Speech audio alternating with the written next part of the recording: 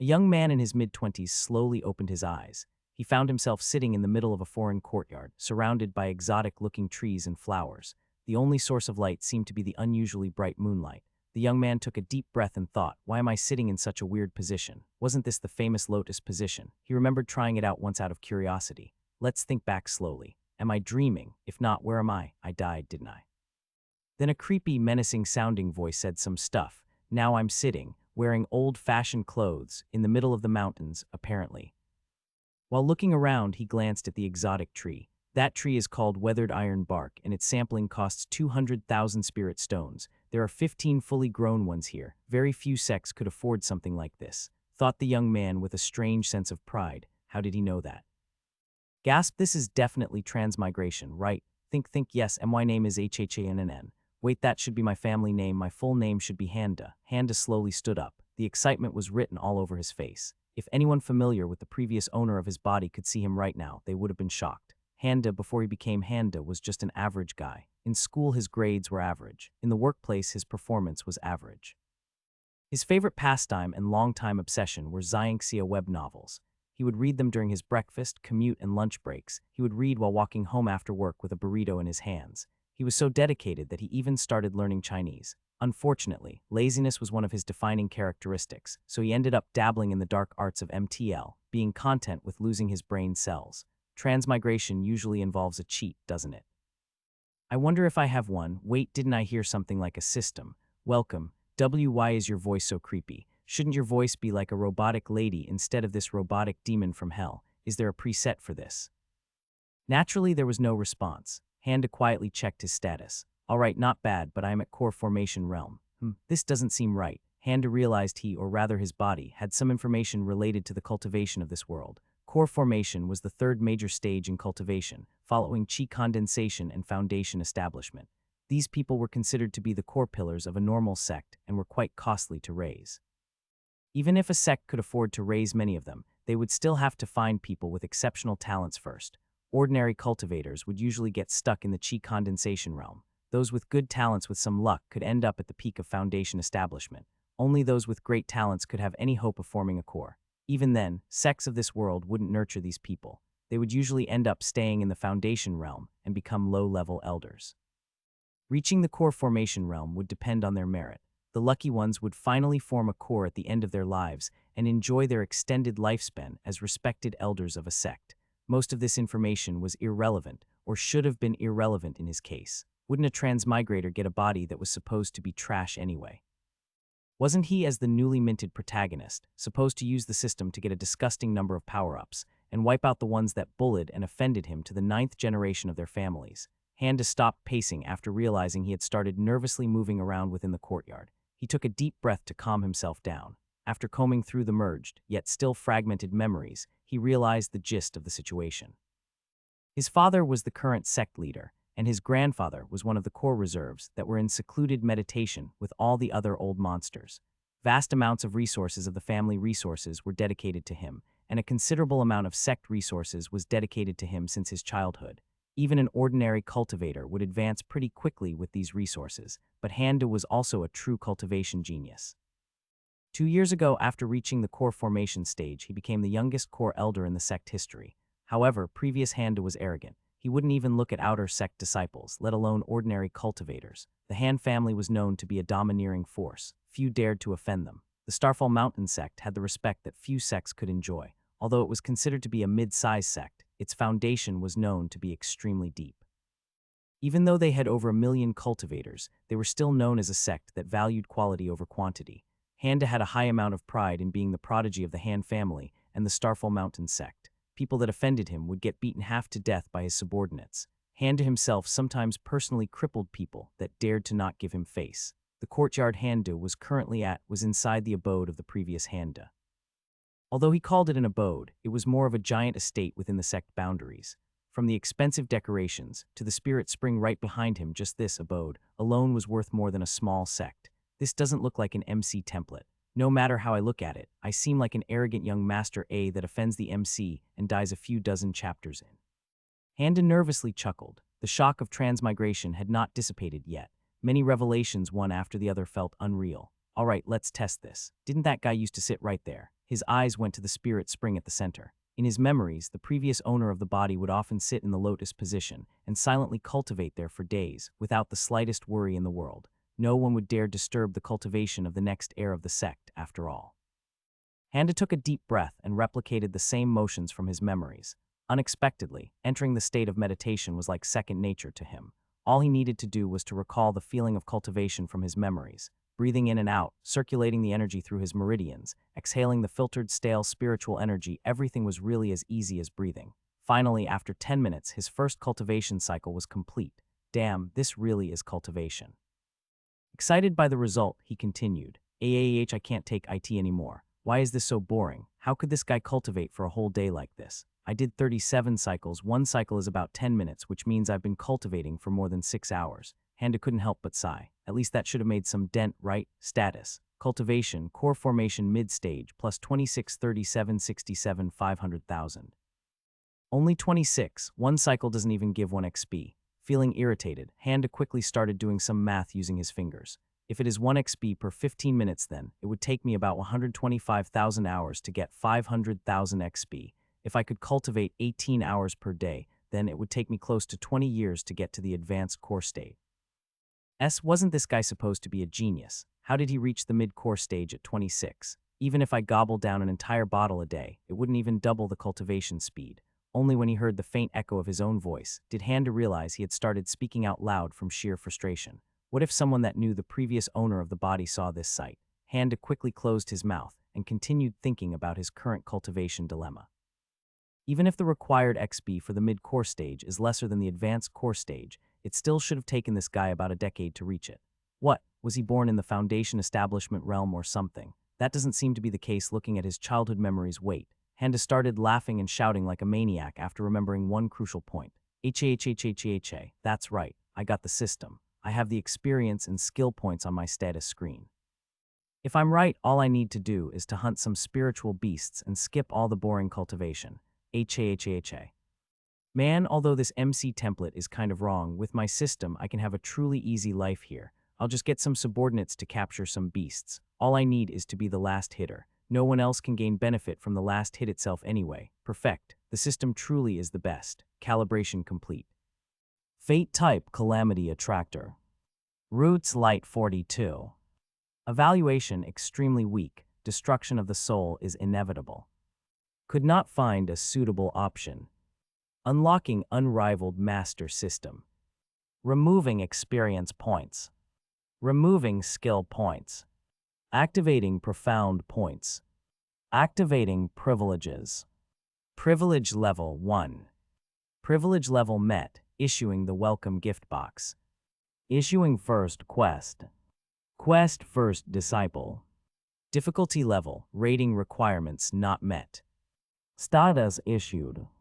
Summary: you are an elder in an extremely minor sect with extremely limited resources.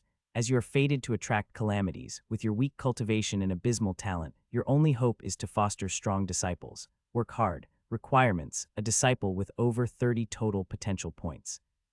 Time remaining 5 days. Success 50 profound points. Failure: removal of the system.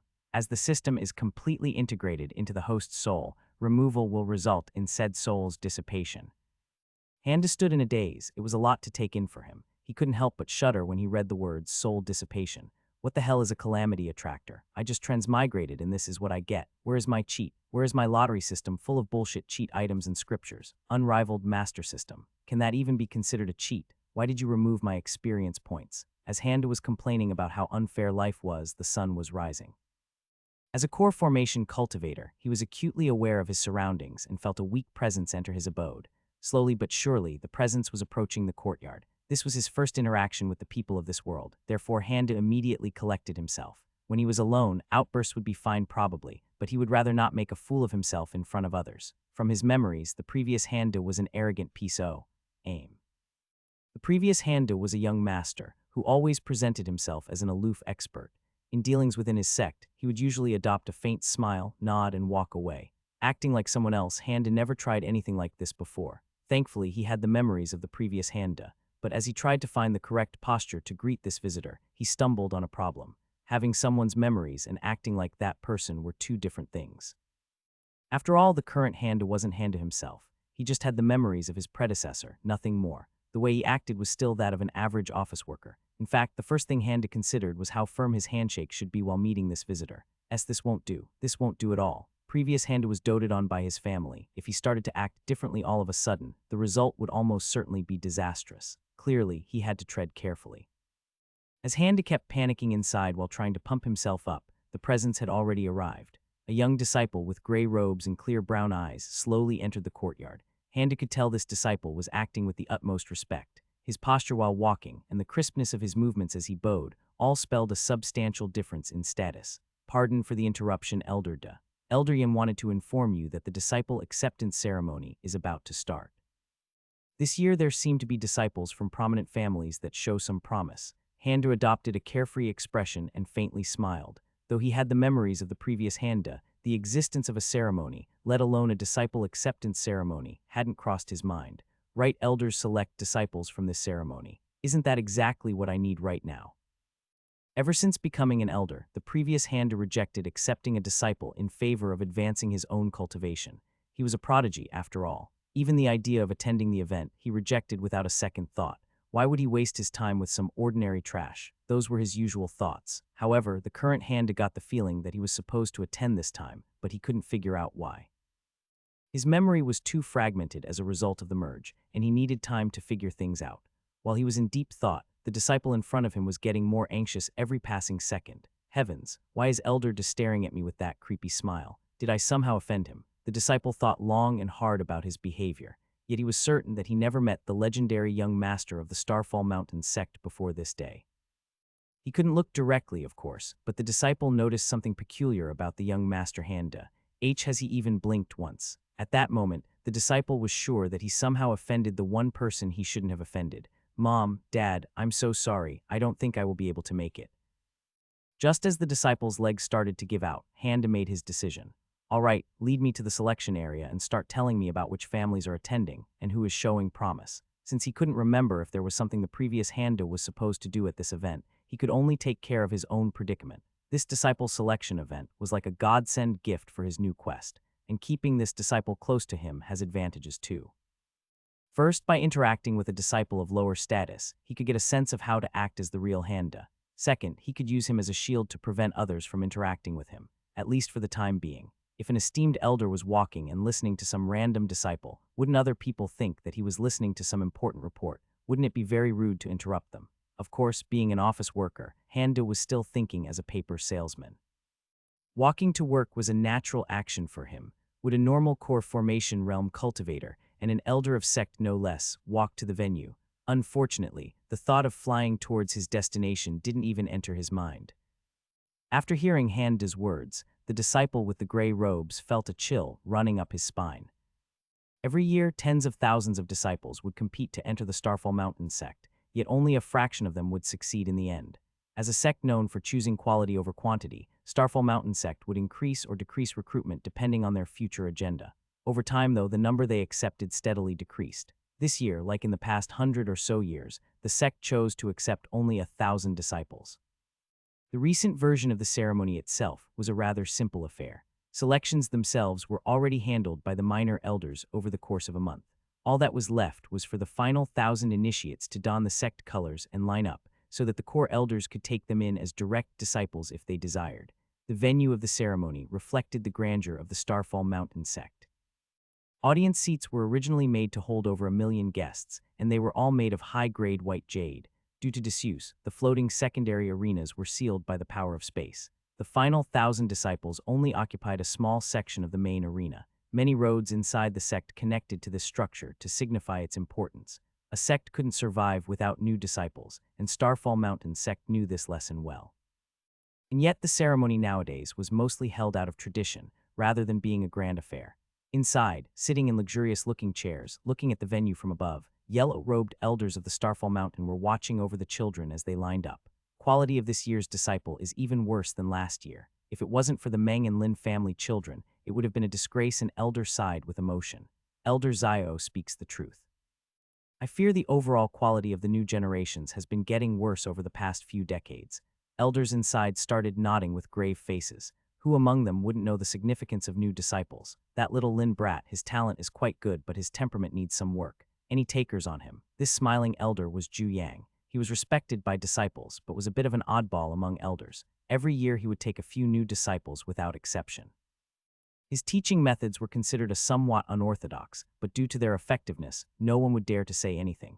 Even as a cultivator, this elder would consider himself a teacher first. Hearing his words, an elder with a magnificent mustache smiled. Elder Yang, are you aiming for his fire roots? I would have thought you would aim for that little guy with the decent contrasting roots instead. Contrasting roots are interesting, Elder Yan, as you said. However, this year I am more interested in special bloodlines. As you know, I specifically didn't select any disciples with special bloodlines for the past 20 years as I have accumulated new ideas. Now I feel the time is ripe for some experiments. Cough cough aim. Elder Yang always has profound ideas, I'm sure. Elder Zio was trying to change the subject until he saw something unexpected outside. An elder of the sect had their own dignity. They would seldom display their emotions or allow them to affect their actions. Him stopping mid-sentence naturally attracted other elders' attention and compelled them to seek the cause of this interruption. What they saw outside, using their spiritual sense, was the youngest elder in their sect history, walking towards the ceremony venue. The son of the current sect master, Elder De, listening to a gray-robed disciple while walking. Though they would never say it out loud, the arrogance of Elder De was well known. Some would even say well-deserved. Why would someone of his stature would deign mingle with the lesser crop? Although as dignified elders they wouldn't listen in on another elder's conversation, they could still hear surrounding outside disciples' whispers with their powerful spiritual senses. Is that Elder De? What is he doing with the gray robe? How could that guy offend him this much? What an idiot. Even if you want to seek death, don't seek it from Elder De. Young Mast, Elder De seems to be heading somewhere. The way they are headed towards is the disciples' ceremony. That can't be right. The disciples near the path of Elder De were trying to retreat as inconspicuously as possible while trying to keep a cautious eye on the two. Knowing Elder De's temperament, no sane disciple would risk walking on the same path. What if they offended Elder De by their very existence? Meanwhile, Handa couldn't figure out the situation he was in. He wasn't using his spiritual sense, as he thought listening to a private conversion without consent would be a serious invasion of privacy, even if the other party was a disciple. This much was obvious to him, the office worker. That didn't prevent him from noticing their gaze, however. Everywhere they went, he felt the eyes of the disciples were following him. Occasionally, he tried to slowly look in the direction of these disciples, only to see them aggressively go about their business. This caused no small amount of frustration. Handa was trying to learn how to act like old Handa, and couldn't make swift head movements in fear of breaking his character and image, and thus he couldn't even catch a glimpse of these disciples with their swift movements. While listening to the gray-robed disciple's voice that was getting faster each passing minute, Handa saw an absent-minded girl walking towards them. Finally, there was someone he could get feedback from. Just as they were about to pass each other, the girl raised her head and made eye contact with Handa. Being in character, Handa faintly smiled and even more faintly nodded to her, then casually walked past while maintaining his normal posture. Success, or so he thought until he caught the girl's expression from the corner of his eye. Not only all blood had drained from her face, but she looked as if she had eaten a bug. What was the appropriate Xianxia reaction to greeting a random disciple? Handa thought there was something wrong with this picture. He searched his memory for any sort of interaction with the girl, but unfortunately he couldn't find any. Then he suddenly realized something. He hadn't looked in a mirror ever since he had arrived in this world. Cultivating for 6 hours straight, he had already done that, but it didn't even occur to him once to inspect his own body. Perhaps because everything about his body felt so natural, Handa had overlooked this, but it still seemed somewhat strange to forget something fundamental like that. Some memories of the original Handa looking into a mirror resurfaced at once. Though it seems he looked rather nice, Handa realized something else. His body was of Asian descent. Back on Earth, he would visit Chinatown every so often since it was close to where he lived. Seeing so many Asian people didn't feel strange. And now that he thought about it, being an Asian in a Xianxia made some sense. Then he made another discovery. I grew up in Pennsylvania as a white dude. Some of these disciples look like they are the same person. Coupled with the fact that this was a completely another world, and fantasy world on top of that, and a Xianxia world on top of that, could it be that his aesthetic senses were skewed? Please don't tell me this Handu is actually a legendary ugly face. Everyone dotes on this guy. Can they even tell him that he looks ugly? At least give an average-looking face. Mother, why did I transmigrate into this guy? I swear to God. Truly, it was a good thing that he was trying to stay in the character of the original Handa, because he looked absolutely peaceful while cursing at his luck with everything he got. Meanwhile, just after Handa passed the unassuming girl, everyone at Ground Zero was holding their breath. Be brother. Yaun. Elder doesn't look at just any passing disciple, let alone smile. Did Elder just? Brother, he did. Heavens, the girl with the pale face dazedly looked at the five boys making a ruckus. She quickly realized they were the infamous Tan family quintuples. They were a sticky bunch she and her friends had suffered from their persistent behavior for a while. The quintuplets flinched once they saw the girl looking at them. S sister, and no, elder sister, how do you do? Elder sister, please forgive these idiots. They are not worth your attention. I will discipline them when we get back. You don't have to worry. Yes, now that Elder declaimed you as his woman, you don't have to worry about being bullied or anything. Yes, fear not, elder sister, for we have the tightest lips in the sect. Of course, who would seek death by angering Elder's woman? The Tan brothers agreed with each other with profound expressions and quickly left. Other disciples near Ground Zero knew that the news would soon be known far and wide. A while after everyone left, the girl finally caught up to the meaning of the Tan brothers' conversion. Her pale blood-drained face was now a deep shade of crimson as she looked towards where Handa went. Elders inside the venue all had dark faces after inadvertently witnessing the commotion made by the disciples. Maybe we should decrease the number of disciples we take. Perhaps 500 would be fine for this year. No, we already made the decision for 1,000. If we went back, we would just lose face. Then we can reduce it starting next year. We should bring the matter forward at the meeting. If it is next year, then I think even 500 is too much. Perhaps 250, maybe a 100. Elder Yan was silent, but his liver was in pain. He knew that Handa didn't wish to take in a disciple, but nevertheless, Handa was the sect leader's only son.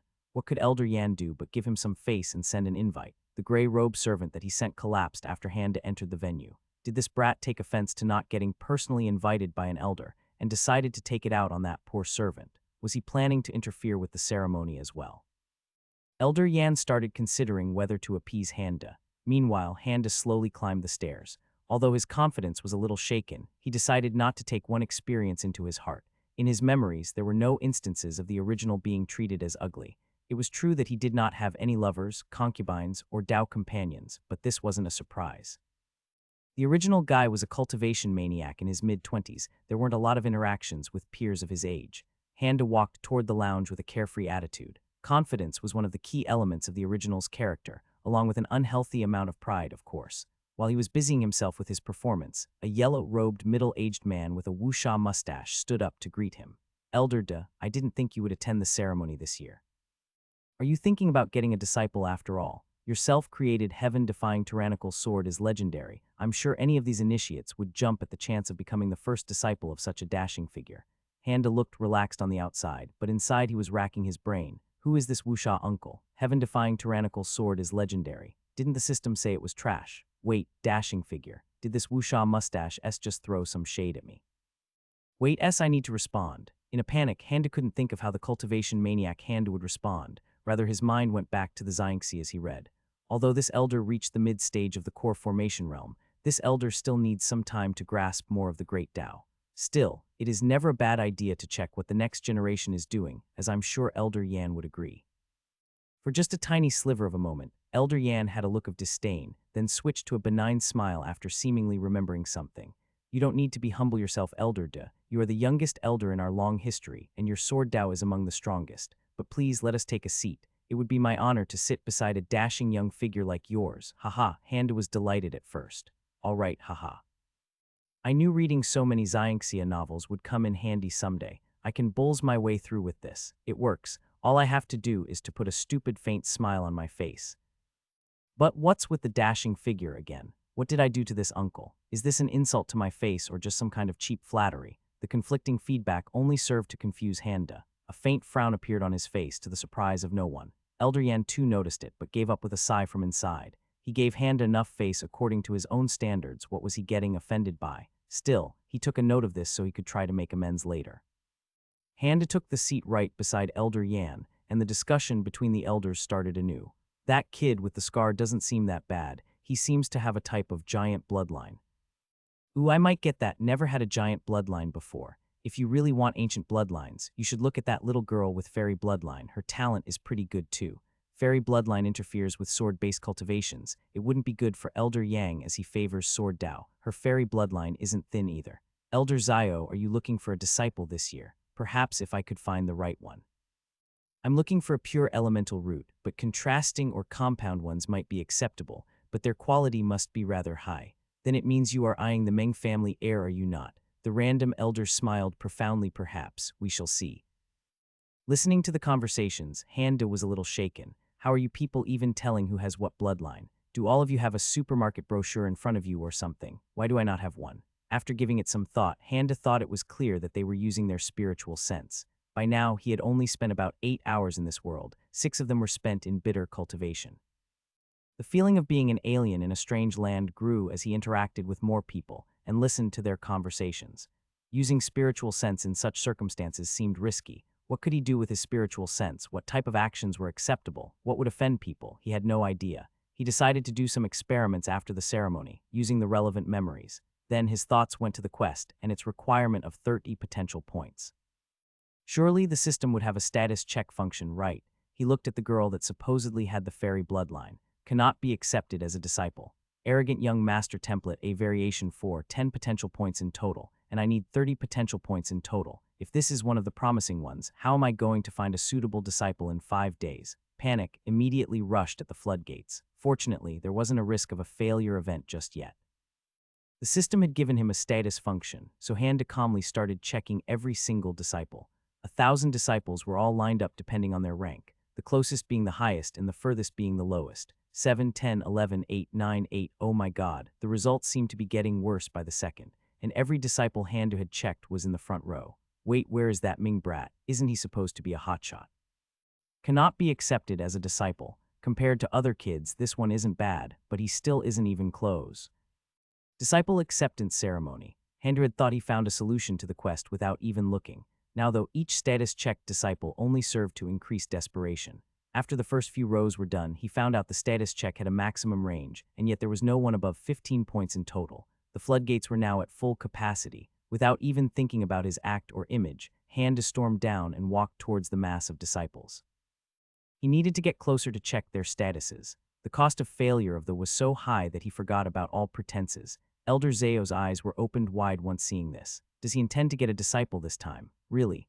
He seems to be going towards Meng family heir. Oh well, that kid is clearly the best of the bunch, probably the best one we've had in the last few years, so it is understandable for him to choose. As Elder Yang was talking, Handa went past Meng Wei without even sparing a glance at him. All elders looked at him wide-eyed. Near the floor, Elder Yan's liver was in immense pain. I should have appeased him more. He really is making a scene, this damn brat. Perhaps he's going for that giant bloodline. Although he ranked in the middle, once his bloodline awakens his talent would incur. He went past him. Handa was getting exceedingly efficient at looking at people's statuses. Opening 20 status windows at once was no problem at all. But as he checked more, the panic in his heart increased, and hairline cracks started appearing on the dam. By far the highest potential he saw was Meng Wei, who now had a confused look on his face. Handa was checking every single person, but a thought suddenly occurred to him, bringing him to a complete stop. Wait, in those Xianxia novels, wouldn't MCs always be trash? They would either start trash or become trash, get treated like trash, but somehow obtain a heaven-defying item, and or a creepy grandpa lowly, and quickly bullshit their way into higher realms. If I'm thinking about this all wrong, I need to find the least talented person with the most tragic backstory, preferably their childhood friend captured raped, or their parents dead tortured raped to death in front of their eyes, etc., etc. Handa had already status-checked more than half the disciples. If he was in the right mind, perhaps looking for a cliché in real-life Xianxia or not would have seemed preposterous, but under the threat of soul dissipation, the dam had already started crashing down. As if suddenly jolted back to life, Handa started walking towards the last spot with purpose. Handa, being just 8 hours old in this world, didn't have any practice in controlling his aura. When he did cultivate, he did so consciously, with full aid of his memories. But now he was a man on a mission, a desperate mission to find the MC. As he frantically searched, his aura started leaking. To be more precise, his mid-stage core formation realm aura started leaking. In an arena full of chi condensation disciples, if he was aware of the problem, perhaps he could quickly figure out a way to stop it using the remnant memories. But between staring at 20 status screens and the ever-growing desperation inside, he had no concept of what was happening. A paper salesman would never need to use aura after all. Handa's one and only martial art being heaven-defying tyrannical sword, the aura he subconsciously naturally belonged to this martial art. Once the elders watching from their comfortable seats understood what was going on, they immediately shifted uncomfortably in their seats. Only Elder Yang rose from his seat. What the hell is this brat doing? Is he seriously testing them with that? Though they were shocked, they couldn't do anything but watch. Handa was not only the son of the sect master, but an unprecedented genius as well. Handa's tyrannical aura immediately knocked out the nearby disciples. Perhaps some of them would never be able to cultivate again due to the nature of the aura. Faraway disciples were luckier, since they passed this hurdle only with their eyes rolling back and foam coming out of their mouths. Sahi only released a tiny bit of aura, and so many collapsed in an instant. Such a drop in quality, said Elder Zio. Elder Yang, being a teacher first and a cultivator second, wanted to rebuke, but he saw Handa kept moving towards the corner. The frown on his face became deeper. On the side, Elder Yan, the organizer of the ceremony for the past 5 decades, and the one that invited Handa, became furious. Although this ceremony was just a tradition, prominent families also attended on occasion if they had promising candidates. This year in particular, Meng, Lin, and Tan families were present. They weren't highly regarded compared to the Starfall Mountain sect, but was there a need to make them lose face for no reason? Just because I didn't personally come to invite you, you are acting against me. You think I will stand for this? Elder Yan started moving towards Handa while gritting his teeth. At the same time, though Handa was searching for the MC, he was still looking at whatever disciple came into his view. Unfortunately, right now his view was obfuscated by dozens of menus, and he couldn't really see what he was status checking. Mercifully, the disciples were neatly ordered before passing out, so he could still status check them even through the obstruction of the system panels. Finally, one particular status screen made him freeze on the spot. Extremely high potential, would be a core pillar in any sect, extremely compatible with Divine Phoenix bloodline. Recommend high stage Divine Fire or Ice constitutions. What a crazy status. This is it. This is MC level. She has max luck and talent. What a cheat. Everything about this girl is a cheat. That grudge skill though, shy it. I am a calamity attractor. If I acted like the previous Handa and offended this girl, wouldn't that be the end of me? With her luck, I'm sure no one here can kill her. She would just flee to a random forest and find some legendary pills, then continue her bullshit power up, and no one would be able to stop her. I'm lucky that I didn't cause an incident. If I had, I don't know what I could have done to salvage the situation. Handa closed all his status check windows to get a good look at this girl. He was 100% sure that he was going to choose her after a small conversation.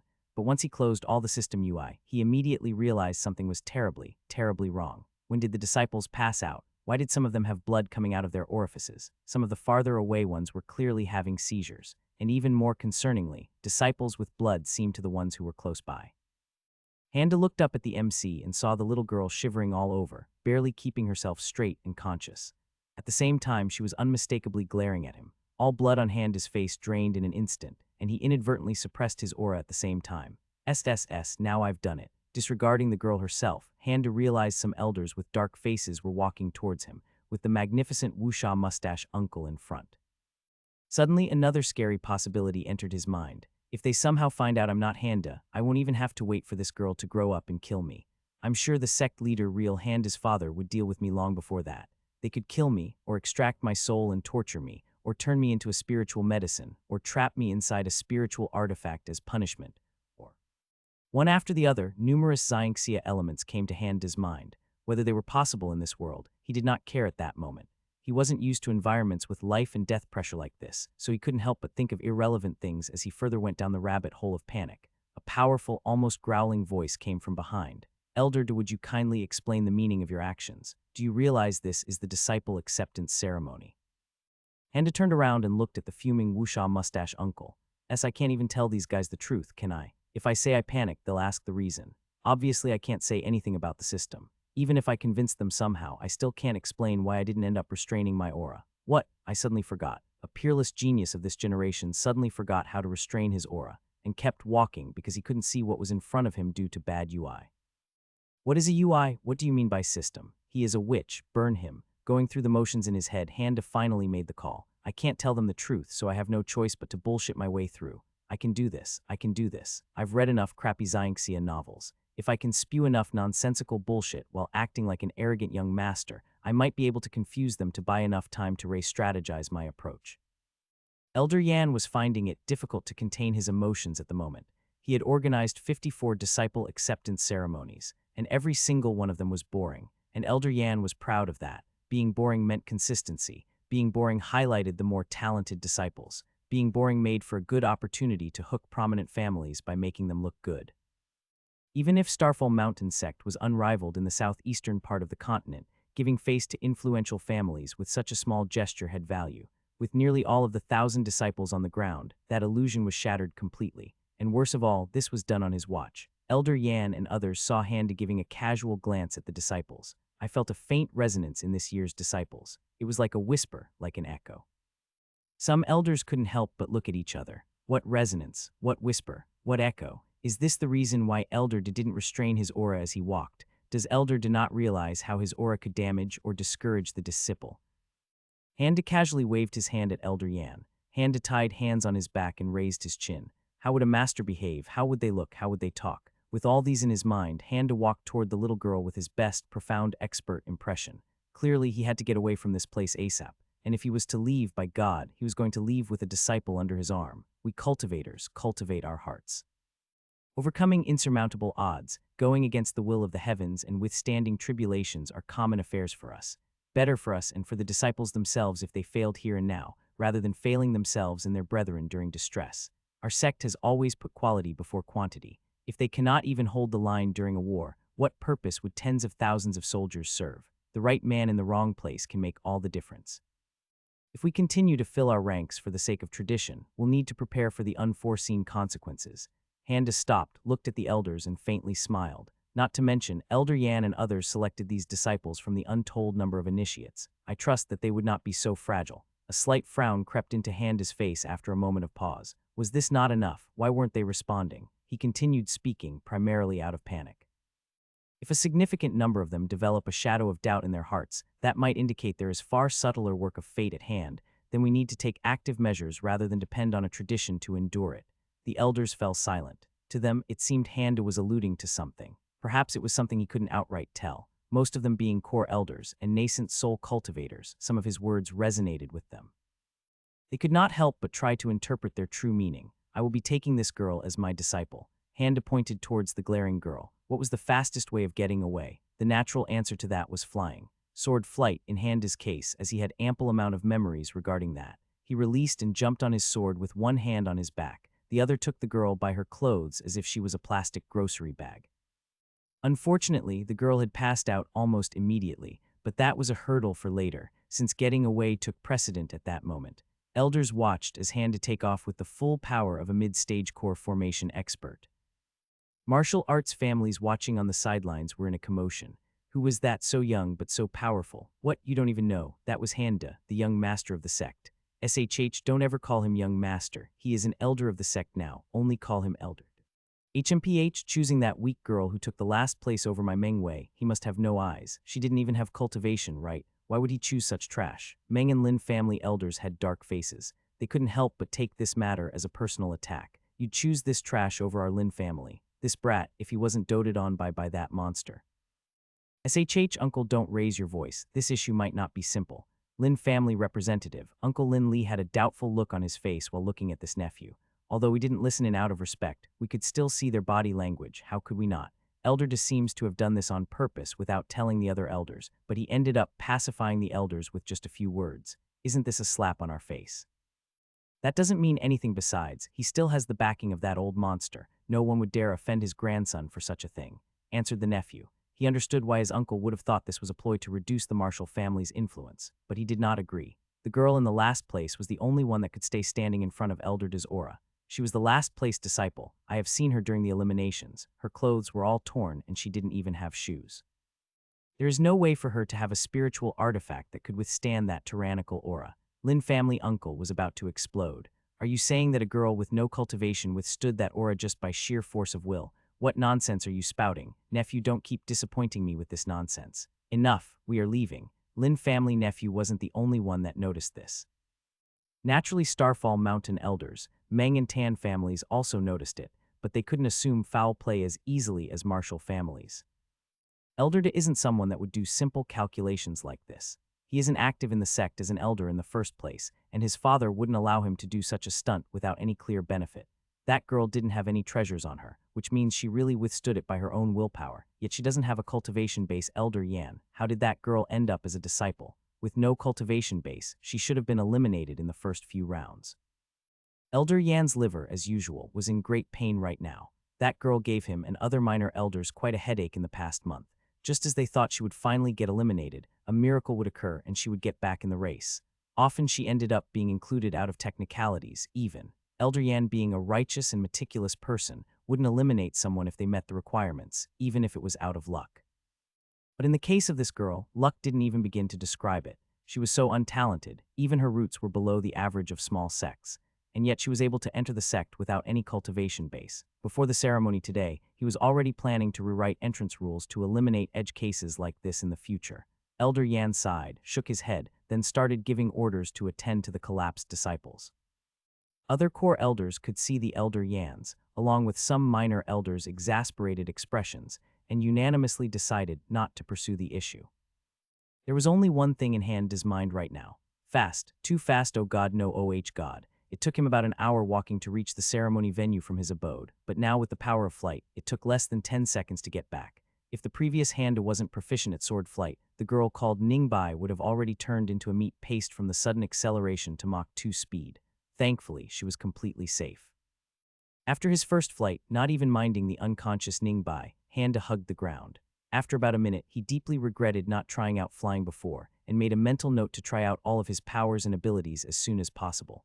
Right, I should probably at least handle her with some care and let her rest. She needs clothes and food at minimum. I remember previous Handa had some servants.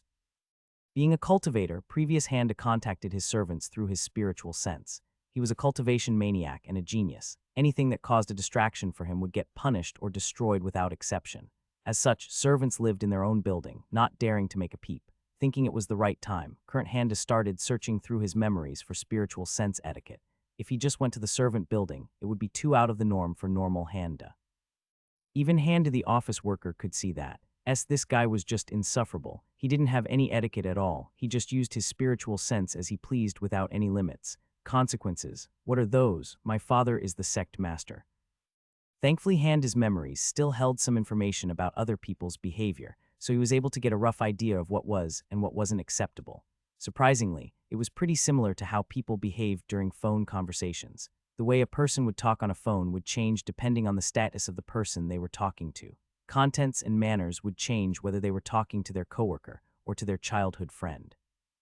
If a person's spouse wasn't answering their phone, calling them many times out of concern was acceptable, but calling one's boss 20 times in half an hour was not. Spiritual sense worked similarly. An extra addition was, of course, no peeping. Spiritual sense, after a certain threshold, could be used for seeing and inspecting entire areas. Although dense spiritual power and the presence of many powerful spiritual senses limited the range inside the sect, it was still possible to use it in unsavory ways, and if caught, would result in severe punishments. The saving grace of previous Handa was that everyone knew he wouldn't bother peeping at others. He was a cultivation genius. Why would he waste his time with such ungentlemanly activities? He could just easily choose any female disciple from the sect as he pleased anyway. Handa quickly instructed his servants to bring clothes and other necessary living supplies for Ningbai to his abode, including chi condensation cultivation resources and a few sets of weapons of each type. Handa didn't want to guide Ningbai. She was already a genius in the truest sense of the word. He simply wanted to let her do as she pleased, let her select her weapon. Handa was just there along for the ride. I haven't even used a sword yet. How could I determine what weapon she might find suitable? She is an MC, her bullshit power-up potential will manifest by itself. After listening to Handa's instructions though, his servants were puzzled. Elder did you say to bring supplies to your abode? Not expecting a response, Handa was puzzled back. And nothing, Elder, we will bring them as soon as possible. Fine, keep up the good work. Voice transmission line was closed, but the servants couldn't believe what they just heard. They stared at each other in disbelief.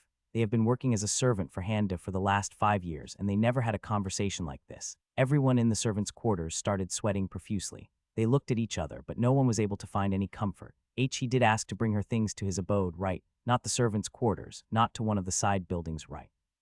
Senior brother, keep up the good work. What did Elder mean that? All servants flinched after hearing that phrase for the second time. Hearing such a thing from any other elder would make their day, but as servants of Elder, they knew better than anyone how he dealt with things. He wouldn't hesitate to kill a guy for blocking his way. He wouldn't hesitate to cripple someone and let them rot if they didn't give him enough respect. Although no servant had suffered such a calamity so far, that was just so far, everyone was adamant about not becoming the first example. In less than half an hour, everything was assembled. Ningbai was assigned to a random room far away from his. If she wanted another one, she could move to that room herself. She was a disciple. Handa didn't care in the least, the house was just too huge. On Earth, an old-timey mansion would have 10 or so bedrooms. This guy's house actually had more than 50. Why would anyone need this many rooms? This goes past a mansion or even a castle at this point. There are even side houses and servant houses too. This guy cultivated all day. Did he have huge harem ambitions or something? Let me see his memories. Zip, nada. Just go be a hermit in a cave if you wanted to cultivate this much. Let's at least complete the quest and find out what profound points could be used for. Status. Gift box, why do I still have 0 profound points? Quest status. Quest, first disciple. Difficulty level, rating requirements not met. Status in progress. Summary, you are an elder in an extremely minor sect with extremely limited resources.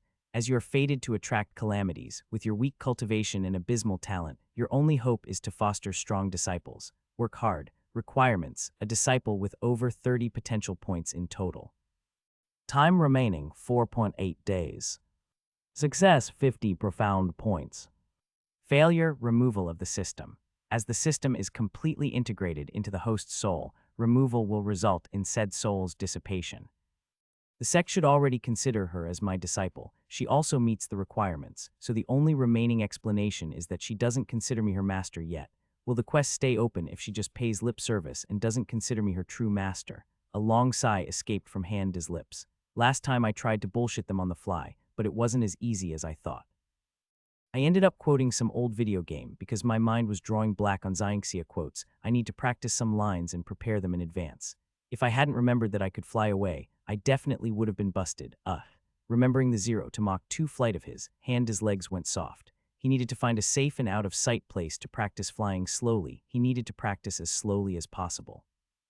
Right, there should be some empty mountains or valleys around here. This is a bona fide sect. There has to be like dozens of empty mountains. But first, the gift box. This wasn't a moment that Handa was looking forward to. So far, his luck was atrociously bad in this world. He was afraid the system might actually gift him a bill for the goods and services that it provided so far. Making a decision, Handa kowtowed. O almighty system, your humble servant humbly begs for you to open the gift box. Opening complimentary gift box 54321. Congratulations, you have received Spiritual Roots Upgrade Token X1.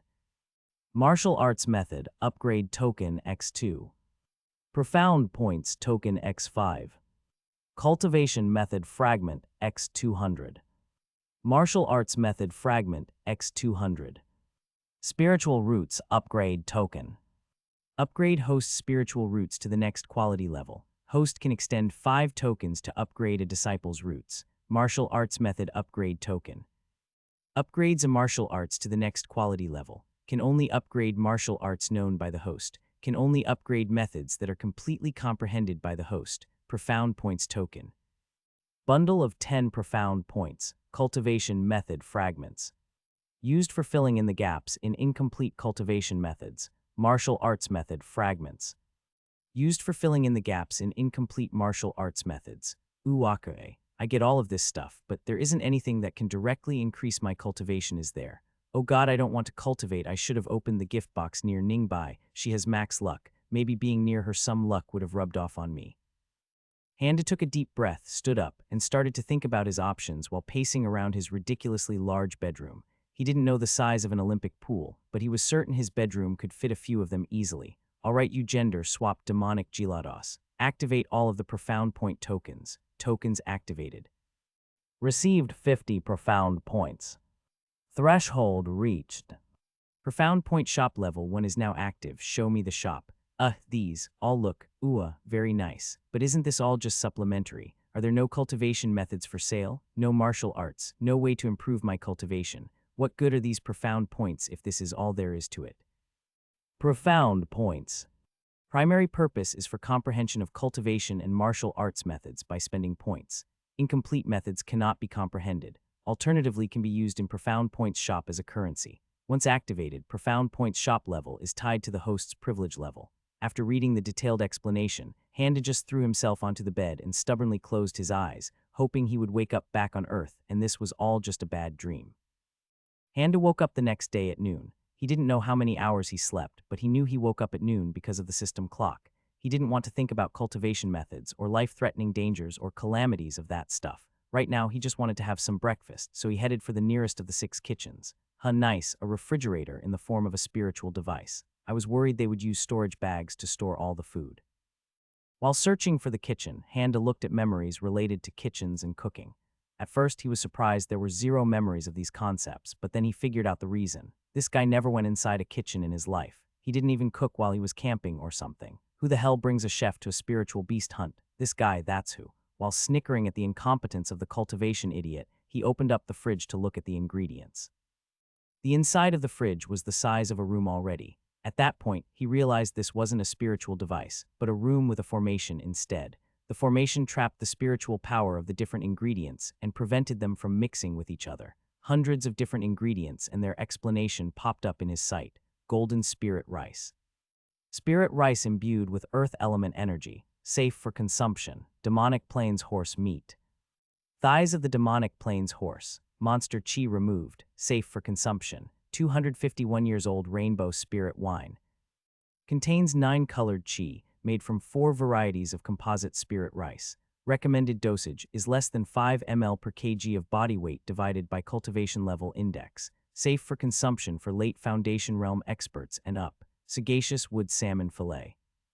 Mutated spirit salmon that live on top of soulstill trees. Contains wood chi and water chi. Minute amount of metal chi was lost during monster chi extraction process. Safe for consumption. I just wanted to make some pancakes. What's with the ridiculous Xianxia ingredients? Are there no normal ingredients? What's this? Soy sauce.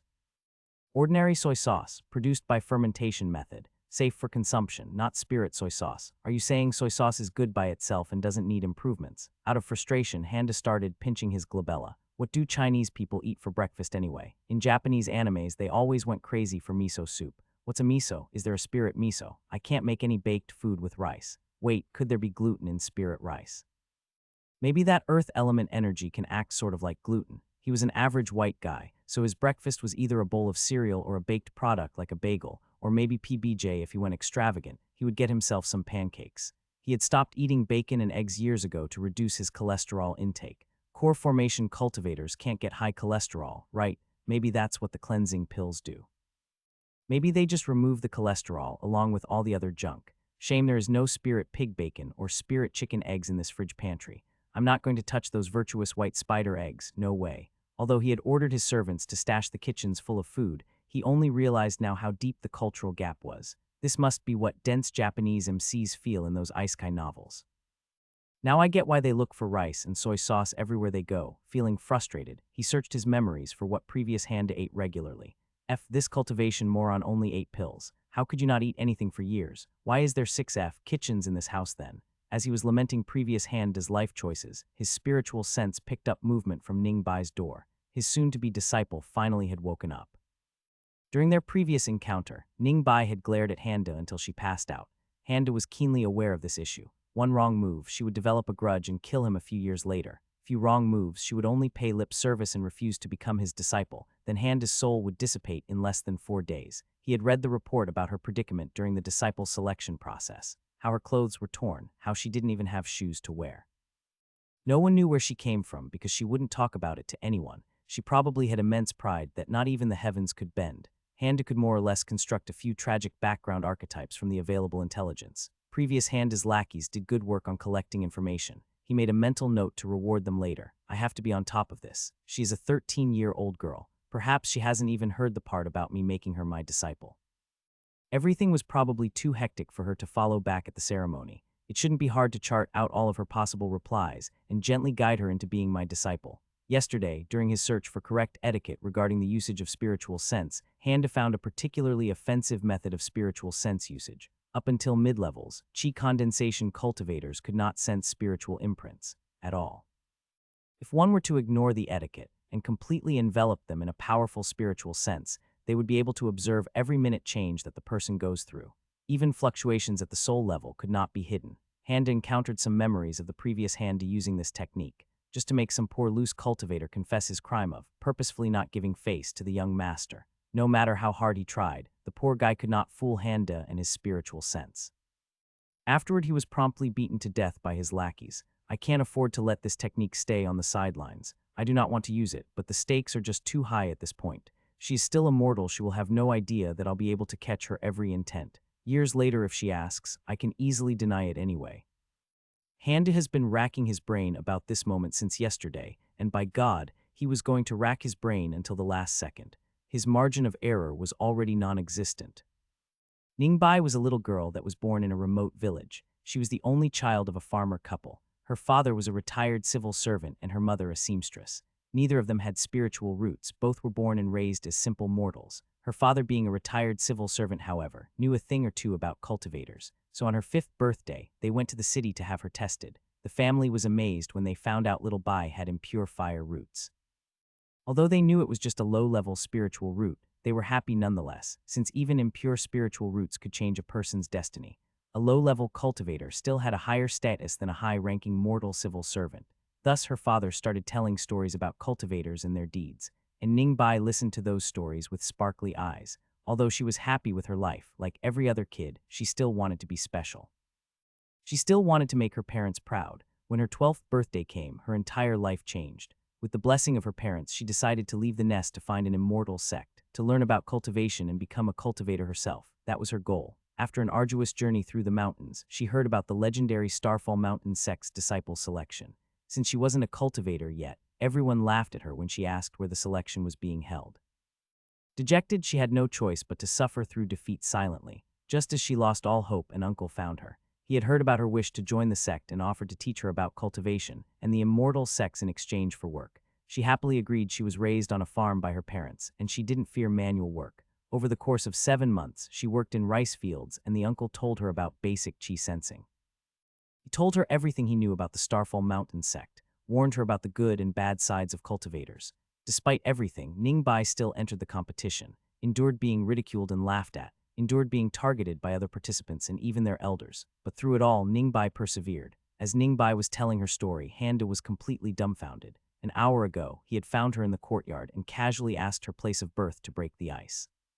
But little did he expect that she would be so forthcoming, not to mention the contents of her story as well. Handa was shocked, but he quickly came to his senses. Well, of course, not leading a life of Xianxia misery is a good thing. Honestly, no one deserves that S. Still, this feels like a completely wrong template. Rather than a Xianxia MC, she feels more like an auto game heroine.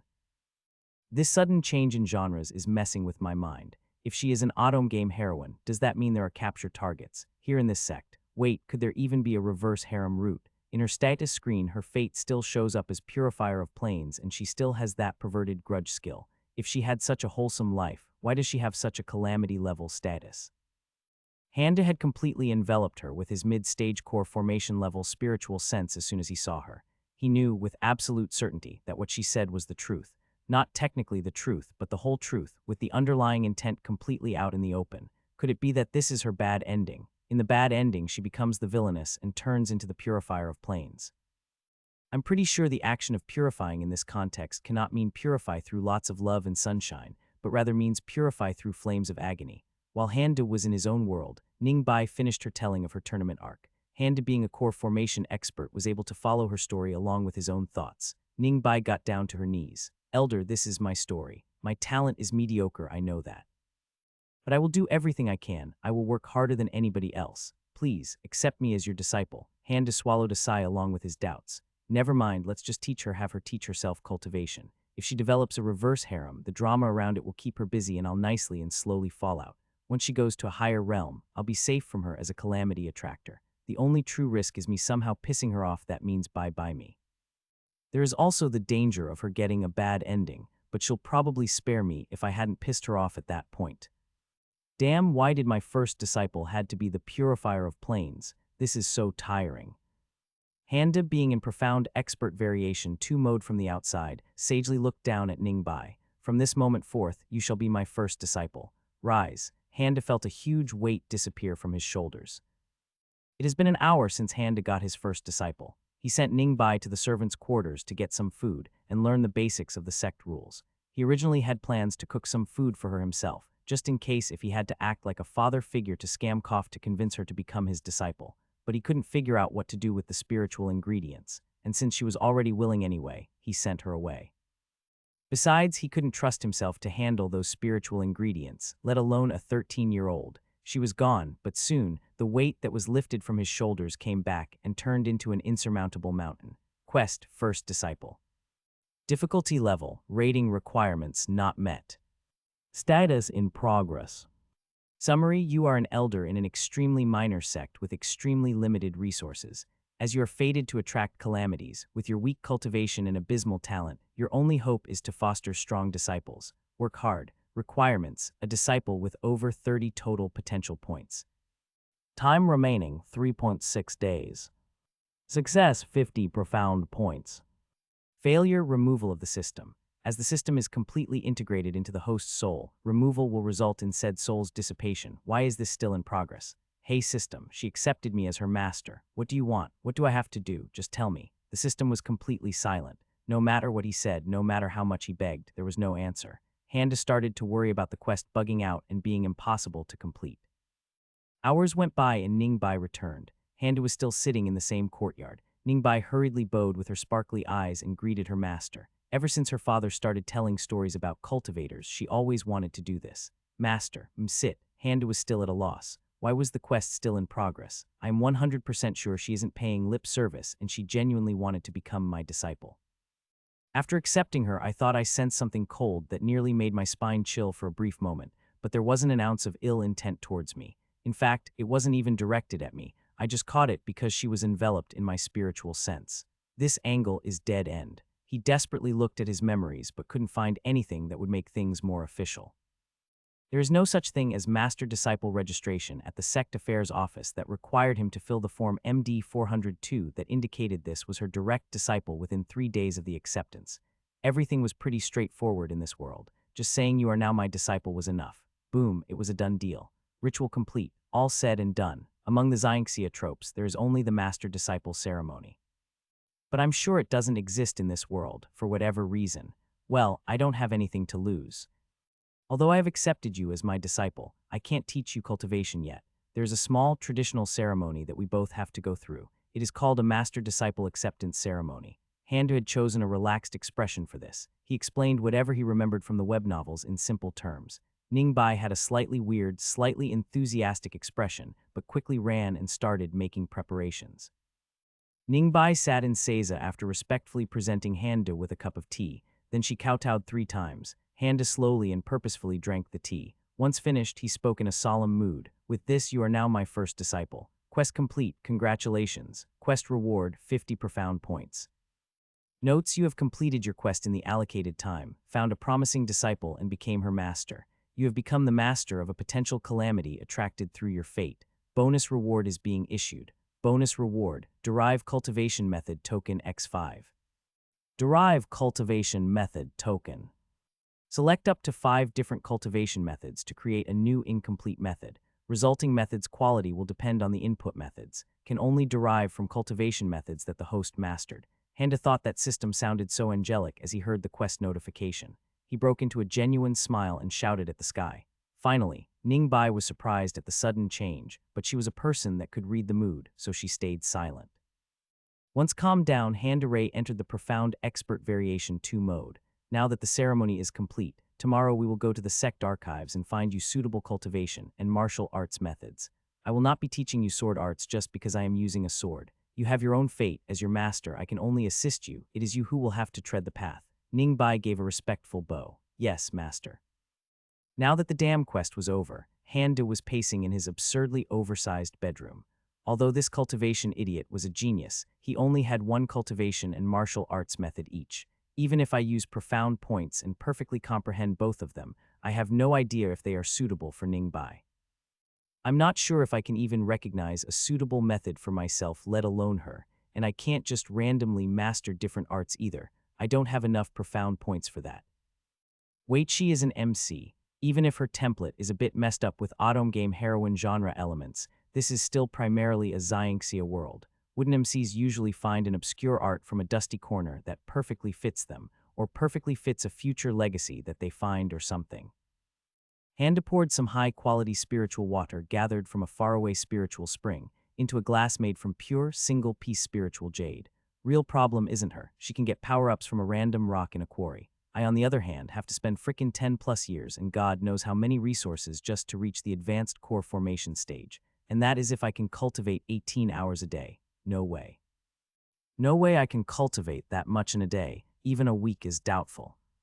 While drinking his spiritual glass of spiritual water, delicious, Handa opened up his inventory. Spiritual Roots Upgrade Token X1. Martial Arts Method Upgrade Token X2. Cultivation Method Fragment X200. Martial Arts Method Fragment X200. Derive Cultivation Method Token X5. Immediately, his mind went to a certain web novel. The MC there had the ability to compile a new method from hundreds of different cultivation methods, with super fast cultivation speed and no flaws. Unfortunately, my system is unexpectedly stingy. It even removed XP and SB after calibration. Feeling a sharp, imaginary pain in his liver, Handa threw himself onto his bed. Core formation cultivators didn't need to sleep. They could just cultivate all night, but Handa had no mood for it. Third day of Handa's transmigration. In the morning, upon waking up, Handa realized he still hadn't eaten anything. Yesterday, he tried to fill himself up with the spiritual water, even. Although the spring water was delicious, it was still just liquid. Obviously, a core formation expert didn't need to eat, drink, or sleep. The cultivation maniac lived that way, but such a life was unacceptable for Handa. Thankfully, he now had a disciple. Considering the memories of the cultivation idiot, this was a good excuse to add some variations to his routines. Small changes like that won't be suspicious at first glance. Probably. I drank an entire pitcher of spiritual water last night. I should at least feel some need to go right. Handa suspiciously looked downwards. As he was questioning his understanding of the laws of physics and cultivator biology, he heard Ningbai approach the courtyard. She entered respectfully while holding a big tray. Master, my father always told me a disciple should serve their master well. I only know how to make peasant dishes. I don't know if it is any good, but I. Her voice kept getting smaller and smaller as she spoke. Handa immediately understood what was going on. He switched to a benign smile. Ningbai stood up and hurriedly left after bowing. In truth, with Handa's senses, he had already caught the smell of the tray as she entered the courtyard. He also could feel the heat and hear the sloshing sounds emanating from the tray. Perhaps due to lack of cultivation yesterday, he started to feel a little hungry on the spot. Dumplings, huh? Yes, that should be a Chinese classic. Wait, dumplings mean flour, flour means wheat. I searched every inch of that kitchen yesterday. Where did you find the flour? Which kitchen was it in? Feeling indignant, Handa cursed at his predecessor. That cultivation psycho truly knew nothing but cultivation. I nearly thought wheat didn't exist in this world. How rich must you be to not even know about the existence of dumplings or noodles? Handa didn't question the lack of memories concerning dumplings, buns, bread, or any other wheat-based dishes. This seemed like a convenient excuse, but Handa didn't have the time, nor the drive to investigate every single inconsistency. After eating his first meal in this world, Handa and Ningbai started walking towards sect archives. It was unfortunate that he didn't have enough time and privacy to practice his sword flight yet, though even if he did, Handa the office worker might have chosen to take a walk anyway. On the way, he couldn't help but think about little things that would barely get discussed in Xiangxia novels. If you are a cultivator, does walking after a meal still help with digestion? I can't believe there is a toilet paper made out of spirit bamboo. Feels good to be rich. But the existence of toilet paper means what goes in must come out. What do poor villages use, though? Do they have S-sticks like ancient people? Or do they just make do with regular bamboo paper? On Earth, toilet paper was invented in China. After all, it should be quite widespread in a Xiangxia world, right? From a story perspective, these daily necessities made little sense to mention. But ever since Handa had transmigrated, they became glaring issues. Hygiene was important. Handa wasn't acting at this moment, as he had completely forgotten about the silent, profound teacher a look that he made up on the spot. He was simply in deep thought about Xiangxia logistics. Walking near her master, Ningbai couldn't help but steal a few glances at him. Why does master look so serious? What could he be thinking? On his first day, Handa walked to the disciple acceptance ceremony. He had no idea of the symbolic meanings of the walking as an elder, nor about the commotion he had caused yesterday. Judging by the random disciples' strange looks, however, he could tell that they were a topic of discussion. Ningbai, still being immortal, was also oblivious to the intense gazes surrounding them. Even if they were at the qi condensation stage, a cultivator was still a cultivator. It wasn't hard for other disciples to avoid Ningbai's notice. Gasp is that the rumored Elder De's woman. She is so young, so rumors were true, so Elder De was a lolican after all. Hey, she doesn't have a cultivation base, that's the disciple, not his woman. Whoa, Yaunkoff Elder De really took in a disciple. Poor girl. Ningbai finally noticed the intense stares just as they arrived at the sect archives. Though she was a village girl and wasn't used to being the center of attention like this, the feeling wasn't unfamiliar. She had gotten similar looks in the city while asking for the Starfall Mountain sect. Handa ignored both Ningbai and the disciples' stares. He knew that simply visiting the archives would have caused a commotion because he had looked into the cultivation idiot's memories. Just as he thought, a yellow-robed elder with abnormally long and shiny hair was already waiting for him at the entrance. Clearly wary of Handa making yet another scene in the archives. Elderda, how very nice to see you. It has been a long time. Handa had already seen him in his memories, but seeing was believing. This walking shampoo commercial of a man was Elder Fu. Using his fake faint smile, Handa gave a casual response. Elder Fu, it certainly has. This is my first disciple, Ningbai. She has a bit of a unique temperament. I came to the archives to find a suitable cultivation method for her. I hope you do not mind. Elder Fu started beaming. Of course not, of course not. As a direct disciple, she can choose one method she wants from the first floor. As a core elder, Elderda can also give her any number of suitable methods. Handa silently nodded to Elder Fu, then took Ningbai to a quiet corner on the first floor. Cultivation methods suitable for the Qi condensation realm were all here, but he did not plan on browsing any of them. Although you are not a cultivator still, you are nearly there. He slowed down his voice to appear more profound. Choosing a cultivation method cannot be done by an inflexible set of rules. Fate plays a role bigger than you can imagine. The first floor holds many methods, but none of them should require you to use spiritual energy. The more compatible you are, the more you'll be drawn to them. This was basic Xianxia. MCs would always be inexplicably drawn to some obscure martial arts. Some of the scrolls might have illusory formations in them. Don't panic and just let things proceed on their own. Go, take a look at different methods. You'll know when you find something good. I'll be on different floors and pick you up after. Thinking of Xianxia tropes and feeling a little bit uncertain of himself, Handa couldn't help but add before leaving. Look for dusty corners especially, that's where the good stuff is. A stiff-faced Ningbai could only answer yes, master. Now that he got rid of the girl, he could finally do what he came here to do. With such a thick MC aura surrounding her, I'm sure she'll find some obscure method that would make her soar through the stages quickly. Only a fool would worry about the MC's cultivation progress. Handa went directly to the third floor, where core formation realm methods were stored. His cultivation method, Starfall Scripture, came from the Han family. Although the sect had some parts of it as well, the archives version was a simplified variant. Starfall Scripture had many different compatible and complementary cultivation methods, from Qi condensation up to nascent soul. His father even once hinted that there might be methods for higher cultivation stages as well. The Starfall Scripture, though, was excruciatingly slow for Handa. He wanted to buy a cultivation method upgrade token desperately, but he was still 100 points short. On top of that, he had no idea how rare the profound points were. What if the earning speed was incredibly slow, and he wasted 100 points on upgrading a useless cultivation method? If only the system was a bit more talkative. Experimentation, that was his only option. One couldn't make an omelet without breaking some eggs. Handa was prepared to sacrifice some points today. Right now he had 5 derived cultivation method tokens from the bonus reward. These tokens weren't even available in the shop. He had no idea how expensive they were, but they seemed to represent the best option to get a better and faster cultivation method. I don't need a complete scripture either. If I can make a new cultivation method with a few tokens, I can use the remaining for the nascent soul realm when the time comes. Here and now is more important than what may happen in 10 years. Somewhat disappointingly, the sect archive wasn't a fantasy-like structure. No floating floors, no illusory corridors, just a simple, to-the-point, multi-floor library, quite similar to the ones you could find on Earth, with the only difference being its size and the content within. There were no books in the archive, it was only scrolls and jade slips. There were no tables either, only rows and rows of shelves. The sect seemed to have no regard for the disciples that wanted to comprehend the methods or spells. Want to learn, want to practice, do it somewhere else.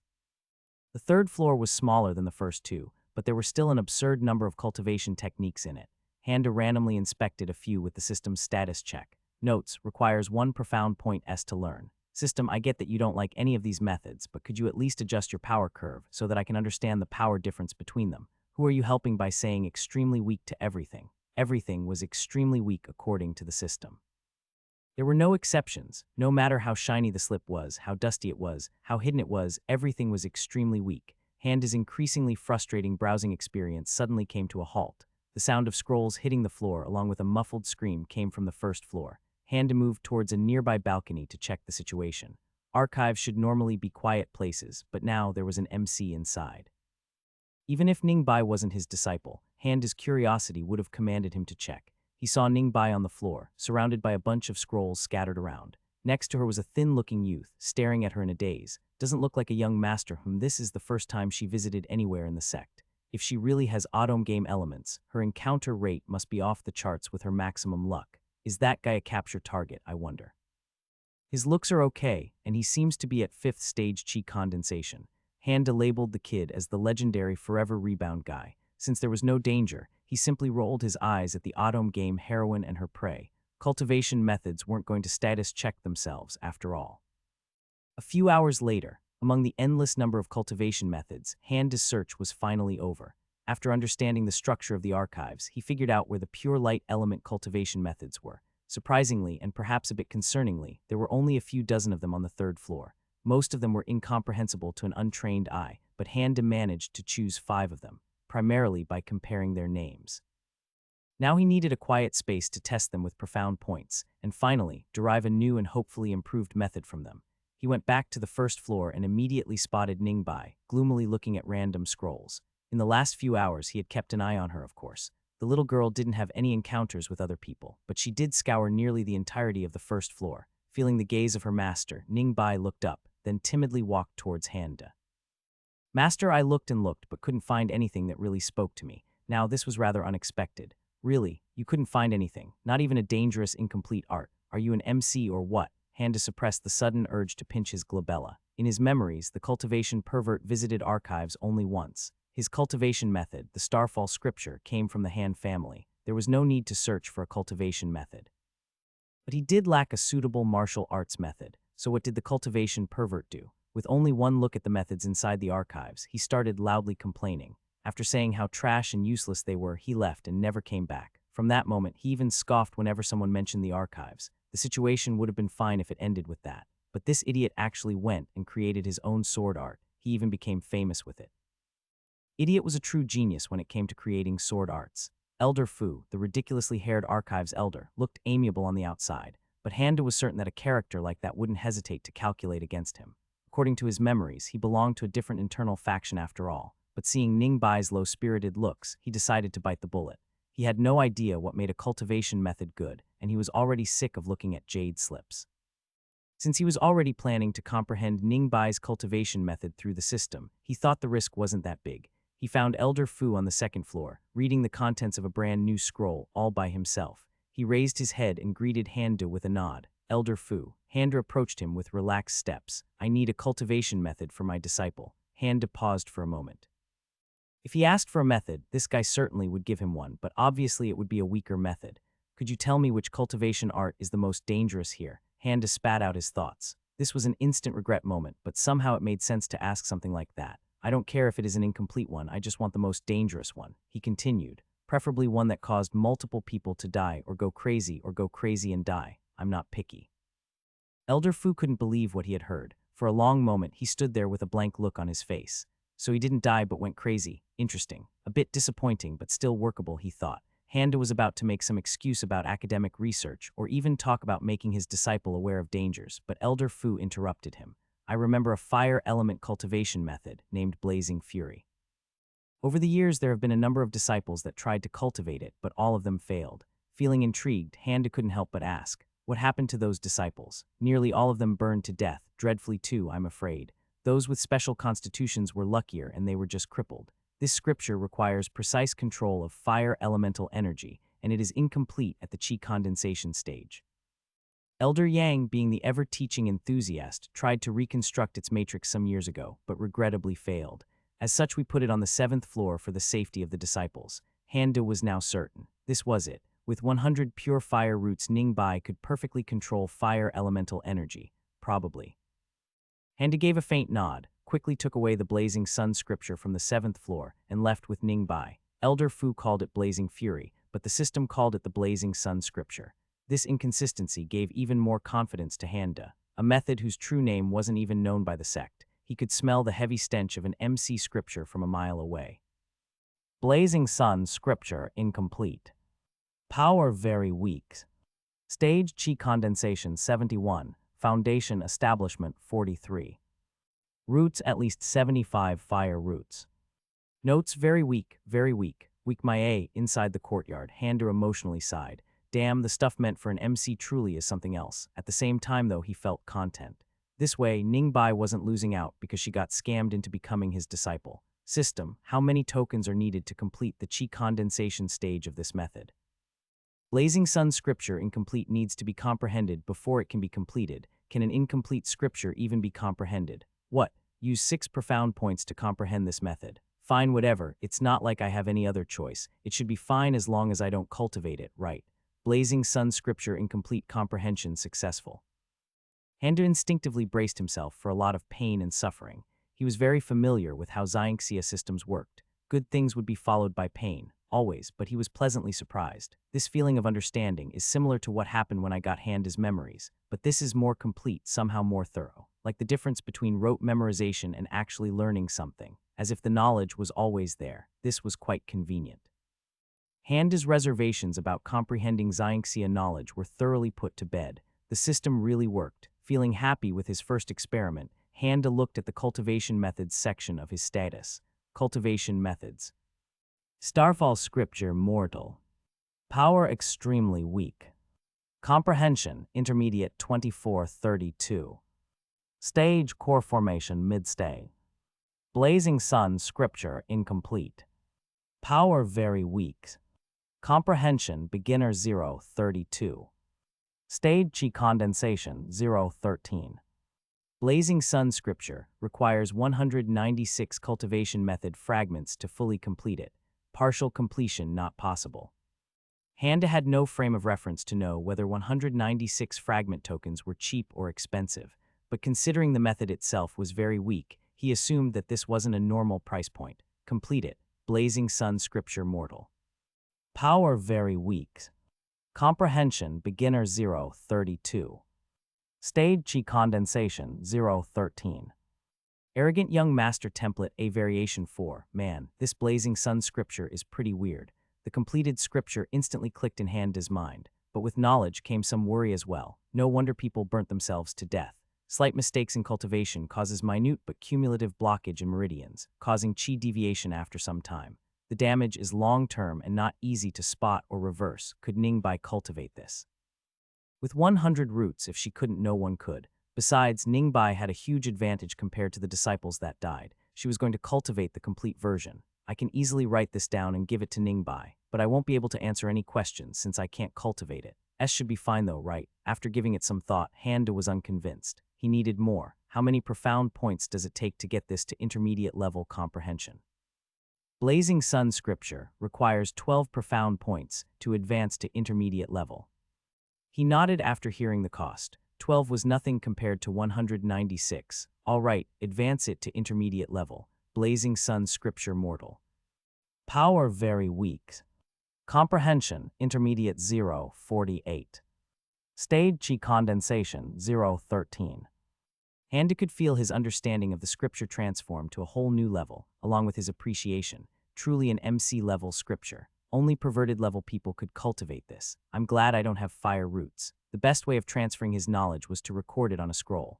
Therefore, Handa immediately entered one of his study rooms and grabbed a brush. He had no memories of a pencil or Xianxia equivalent of a pen, so had to make do with the brush. A good minute of writing later, he realized his mistake. The scroll was filled with the Latin alphabet, using the English language no less. Looks like I can read seamlessly, but writing requires muscle memory and habit. Even with a brush, I'm way more used to writing in English. This wasn't something he had given any thought to before. The unexpected feeling of being suddenly aware caught him off guard. I think I'm thinking in this continent's language when talking to other people or when reading scriptures. A side effect of getting another person's memory, perhaps. Soon he shook his head and grabbed another scroll. This time, he deliberately mulled over every character. A script that looked similar to Chinese started filling the scroll in no time. Thankfully, previous Handa's mother was strict in teaching him calligraphy. It is slow, but I can recall his muscle memory in writing each character. Back on Earth, Handa had tried to learn Chinese but gave up after a few days. It was quite convenient to have the previous Handa's memories. While waiting for the ink to dry, his thoughts switched toward his own cultivation. Making the ink dry faster was possible, of course, by using basic chi-level techniques. Handa didn't want to risk blowing up the scroll after painstakingly filling it. The memory of his 0 to Mach 2 in 0.01 seconds flight was still fresh in his mind. I got 5 light element cultivation techniques. Derived method token only produces an incomplete method. I have 82 profound points and 4 cultivation method fragments. It's nowhere near enough. Comprehending the blazing sun scripture was worth the cost. Handa didn't regret spending those points. But with so many unknowns, he quickly decided not to use the system to comprehend those methods. Saving points through manual learning made sense. Handa grabbed the now dry scroll and headed for Ningbai's quarters, but found her in a nearby courtyard instead. It looked like she was trying to sense chi strands in the lotus position, and she was close. As far as Handa could tell, she just needed a tiny bit more time. Her progress is impressive when you think about it. Her initial exposure to the world of cultivation was through an exiled mortal civil servant, which was her father. That guiding uncle was most likely a first-stage chi condensation disciple and will probably stay that way throughout his entire life. Congratulations. Host's disciple Ningbai successfully reached chi condensation level 1. Issuing 5 profound points as a reward. Just those 2 was enough, huh? Handa broke into a genuine smile and patiently waited for Ningbai to exit her meditation. She had just learned how to manipulate chi strands. Some bit of experimentation due to curiosity was inevitable. Ningbai opened her eyes a few minutes later, and the first thing she saw was Handa, who had equipped the patient teacher Look. As her master, Handa didn't waste any time teaching her the basics of cultivation. How to circulate chi, meridians, danshin, chi deviation, pills, elixirs, formations, cultivation stages, alchemy, and more. What he taught was simply the common sense that every cultivator knew, but it still took some time. Afterward, he patiently answered every question just to make sure Ningbai understood everything.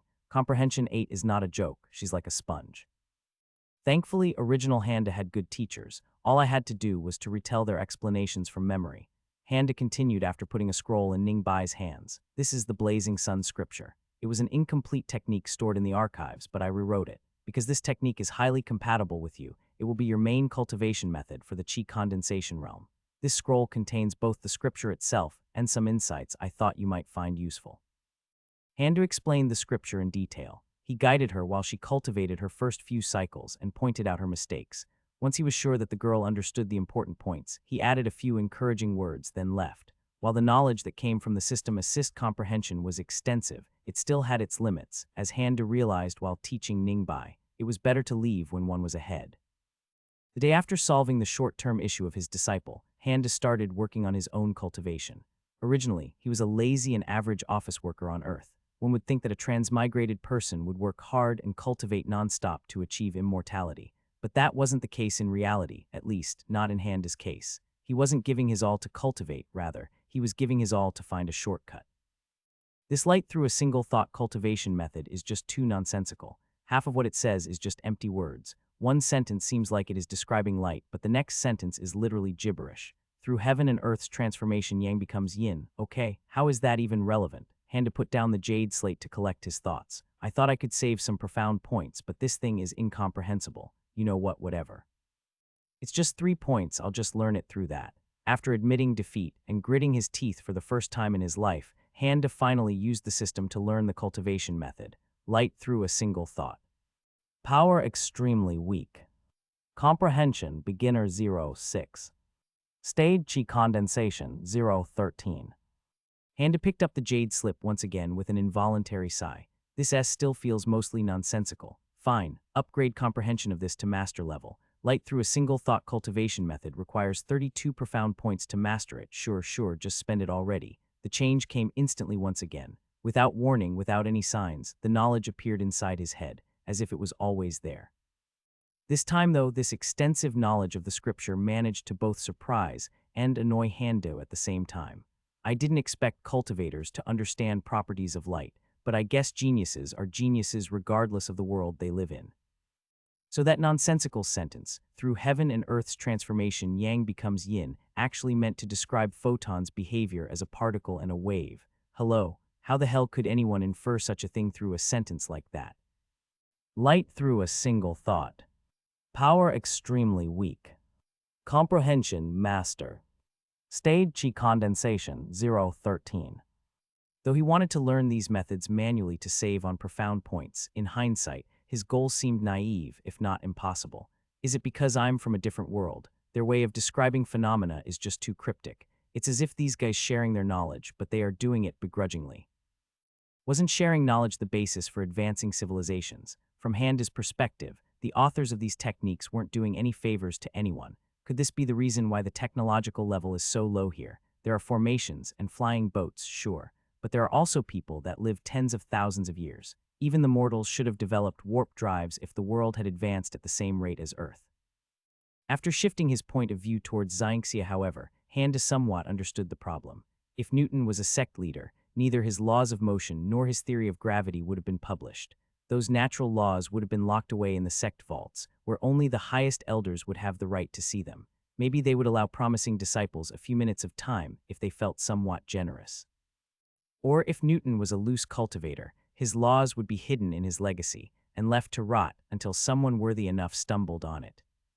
If Einstein was from the Starfall Mountain sect, E=mc2 would be treated as a profound and forbidden scripture. No one would even know of its existence. Well, maybe I would probably. If there was a silver lining to his transmigration, having a rich and influential family was it. Handa shook his head and went back to solving his cultivation problem. Profound points, 52. No way that's enough for 5 methods. Increasing Starfall Scripture's comprehension makes more sense at this point. Starfall Scripture requires 52 profound points to master. Handa felt some regret towards mastering another scripture rather than his original one, but what was done was done. I should get more points when Ningbai advances to the second stage of the Qi condensation realm. Realistically, I need more disciples. But where could I even begin to look for another MC? Handa looked at the cultivation idiot's memories. Being a genius, the idiot's speed was unprecedented. The Starfall scripture was highly compatible with him as well. After sensing his first strand of Qi, it took him only a month to reach the second stage of the Qi condensation realm. A true genius. A month isn't bad. Ningbai being an MC, she probably could do it in 2 weeks. The blazing sun is also highly compatible with her, so let's say a week or 2. Congratulations. Host's disciple Ningbai successfully reached Qi condensation level 2, issuing 15 profound points as a reward. If that wasn't even 24 hours, Handa took a deep breath. He was reminded of the fact that his first disciple's fate was being a purifier of planes. Planes, plural not singular. Without even knowing it, Handa started randomly walking within the house. He didn't have a direction or purpose. The subconscious desire to run away from this high-stress, high-risk environment had manifested itself as randomly pacing around. Being in a different and foreign world, the places he could walk away was limited. Soon he found himself in one of the armories within his abode. Coincidentally, it was the one that stored the weapons he had ordered for Ningbai. He didn't realize he had ordered so many, but the amount made sense, since he had no idea which type of weapon Ningbai may have a talent for. In fact, if Ningbai were to choose a weapon other than the sword, Handa would only be ecstatic. Truthfully, he had no experience with the sword. The memories of the cultivation idiot did exist, but they were like instructional videos, not at all suitable for answering sword-relation questions from an enthusiastic disciple. Among the large number of weapons inside, Handa spotted a pair of double-edged, curved warglaives. There were main pairs, but the ones that caught his attention were excessively ornate. These don't look like Xinxia weapons at all. They are way too weird for this world. I know I had asked for a few sets of each weapon type, but did you have to include these things as well? Does my disciple look like a buff, blind, night elf dude to you? While grumbling inside, Handa, of course, immediately equipped the flashiest-looking pair of warglaives. He could cringe at the name of heaven-defying tyrannical sword art, but he couldn't resist the temptation of swinging around uselessly big pair of blades. This was a man's romance. Time lost its meaning as Handa swung around the huge blades while giggling uncontrollably. He tried a variety of cool offensive and defensive stances. This was an entirely new world for him. He couldn't help but to give a contemplative boss pose, then spoke in a relaxed but mildly disappointed tone. You are not prepared. Handa was truly inside his own world. There was no chance to relax while being under the threat of soul dissipation, or getting refined into a spiritual pill by the sect master, or forming an irreversible grudge with the future purifier of planes. He was under constant pressure ever since he transmigrated. Seeing a real set of gorgeous demon hunter warglaives acted as a pressure valve. He was so focused on his little relaxation activity, he hadn't even noticed Ningbai's arrival. I am sorry, master. Please forgive me. How long was she standing at the armory door? Handa's body immediately became stiff. Simply holding on to the warglaives required tremendous willpower. The more he thought of the situation, the more embarrassed he became. This scene was definitely going to be a part of his dark history in the future. Not only that, but his profound expert impression was completely shattered to bits. He immediately used his spiritual sense to observe Ningbai without turning his back. He didn't need to use a mirror or spiritual sense to tell how deep the shade of red was on his face. Handa the Transmigrator didn't dare face his disciple at this moment. I wanted to report to you that I reached chi condensation level 2 a few hours ago. Ningbai's voice became smaller as she spoke. She was still bowing, perhaps not daring to look up. At that moment, Handa decided to use his ultimate technique. He was going to act as if nothing ever happened. I know you have done well. Said while trying to keep his voice straight. However, you should not be complacent. Your cultivation speed can be considered fast, but you have started quite late. You are catching up, not trailing a new path. Once you reach the 5th stage of the chi condensation realm, you may start training with weapons and choose a suitable type to focus on. You are not to practice with them until the 5th stage. Understood? Ningbai gave a sharp nod in response. You may leave. Continue to work hard in the future. Yes, Master. Handa watched Ningbai with his spiritual sense. The little girl gave a sparkling look at the warglaves before her respectful retreat. The current Handa couldn't figure out what the little girl was thinking and wished he could dig a hole and enter it. Meanwhile, Ningbai couldn't contain her excitement. So cool. Master is so cool. He was even cooler than before. I must reach the 5th stage quickly, thought the little girl. She had to wield those amazing weapons as soon as possible. Finally alone, Handa breathed a sigh of relief. His requirement for the 5th stage of the chi condensation realm was a panic move. There was no such requirement for anyone else. According to the cultivation idiot's memories, that is. Normally most, if not all disciples would train with weapons, even before reaching the chi condensation realm. Apart from a few sects that focus primarily on spiritual mantras, most sects and families would teach martial arts from a young age. Because they were helpful in sensing and controlling chi. Ningbai, enamored by her father's cultivator stories and her master's amazing display at the ceremony, and the profound warglaive art she saw a moment ago, didn't question his teachings. She just wanted to reach the 5th stage with all her being. Handa did not and could not notice this fire burning within her. Let's master the Starfall scripture instead. Yeah, nothing happened. Let's just cultivate. He enthusiastically moved to the closest courtyard with a spiritual spring. It was time to cultivate. Cultivation, core formation, mid-stage, plus 153782, 500,000. Starfall scripture, mortal. Power extremely weak. Comprehension, master. Stage, core formation, mid-stage. To test the effects of increased comprehension, Handa deliberately chose a nice and even number of cycles for testing. Mastering the Starfall scripture reduced the cycle time to 6 minutes and increased the XP per cycle. Not bad, considering the scripture is still the same. Let's see right now, if I could cultivate 10 hours a day like this, I could reach the advanced stage in a little more than 9 years. If I take pills on the side, it might be 7-ish years. Handa thought of his previous cultivation experience and tried to compare them. Looks like the main benefit of the master level comprehension was spiritual energy recharge speed, not cultivation speed. It should take me about a week to reach peak condition again if I exhaust my reserves. Before it would have been a month. The Starfall scripture wasn't his only cultivation method anymore. Handa decided to test the other one he learned as well. Cultivation, core formation, mid-stage, plus 33785, 500,000. Light through a single thought. Power extremely weak. Comprehension, master. Stage chi condensation 713. Yeah, guessed it as much. A true comparison required him to grind the new cultivation method to the core formation stage, but the result was obvious even with a cursory look. The Starfall scripture was faster. Handa quietly went back to his bedroom. Nearly 3 hours of cultivation was enough to completely exhaust him.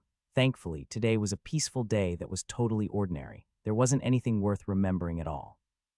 He was sure he would never remember this totally uneventful day in the future. 4 days after his transmigration, Handa reviewed what had happened so far. The quest was over. Ningbai had a cultivation scripture. Even his comprehension of his own cultivation method was improved. So far so good, he thought, while lazily laying on his bed. After non-stop action for the past 4 days, Handa believed he deserved a much-needed break. Therefore, he spent the next week cooped up in his abode.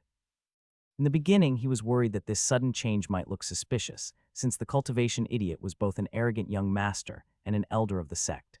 Upon discovering this issue, Handa seriously thought about going out and bullying random people, but when he took an in-depth look at the cultivation freak's memories, he became instantly relaxed. That guy could stay in closed-door seclusion for a year. Why would anyone suspect Handa for not going out for a month? First few days, he divided his time between experimenting with chi control and trying to learn one of the techniques he got from the archives.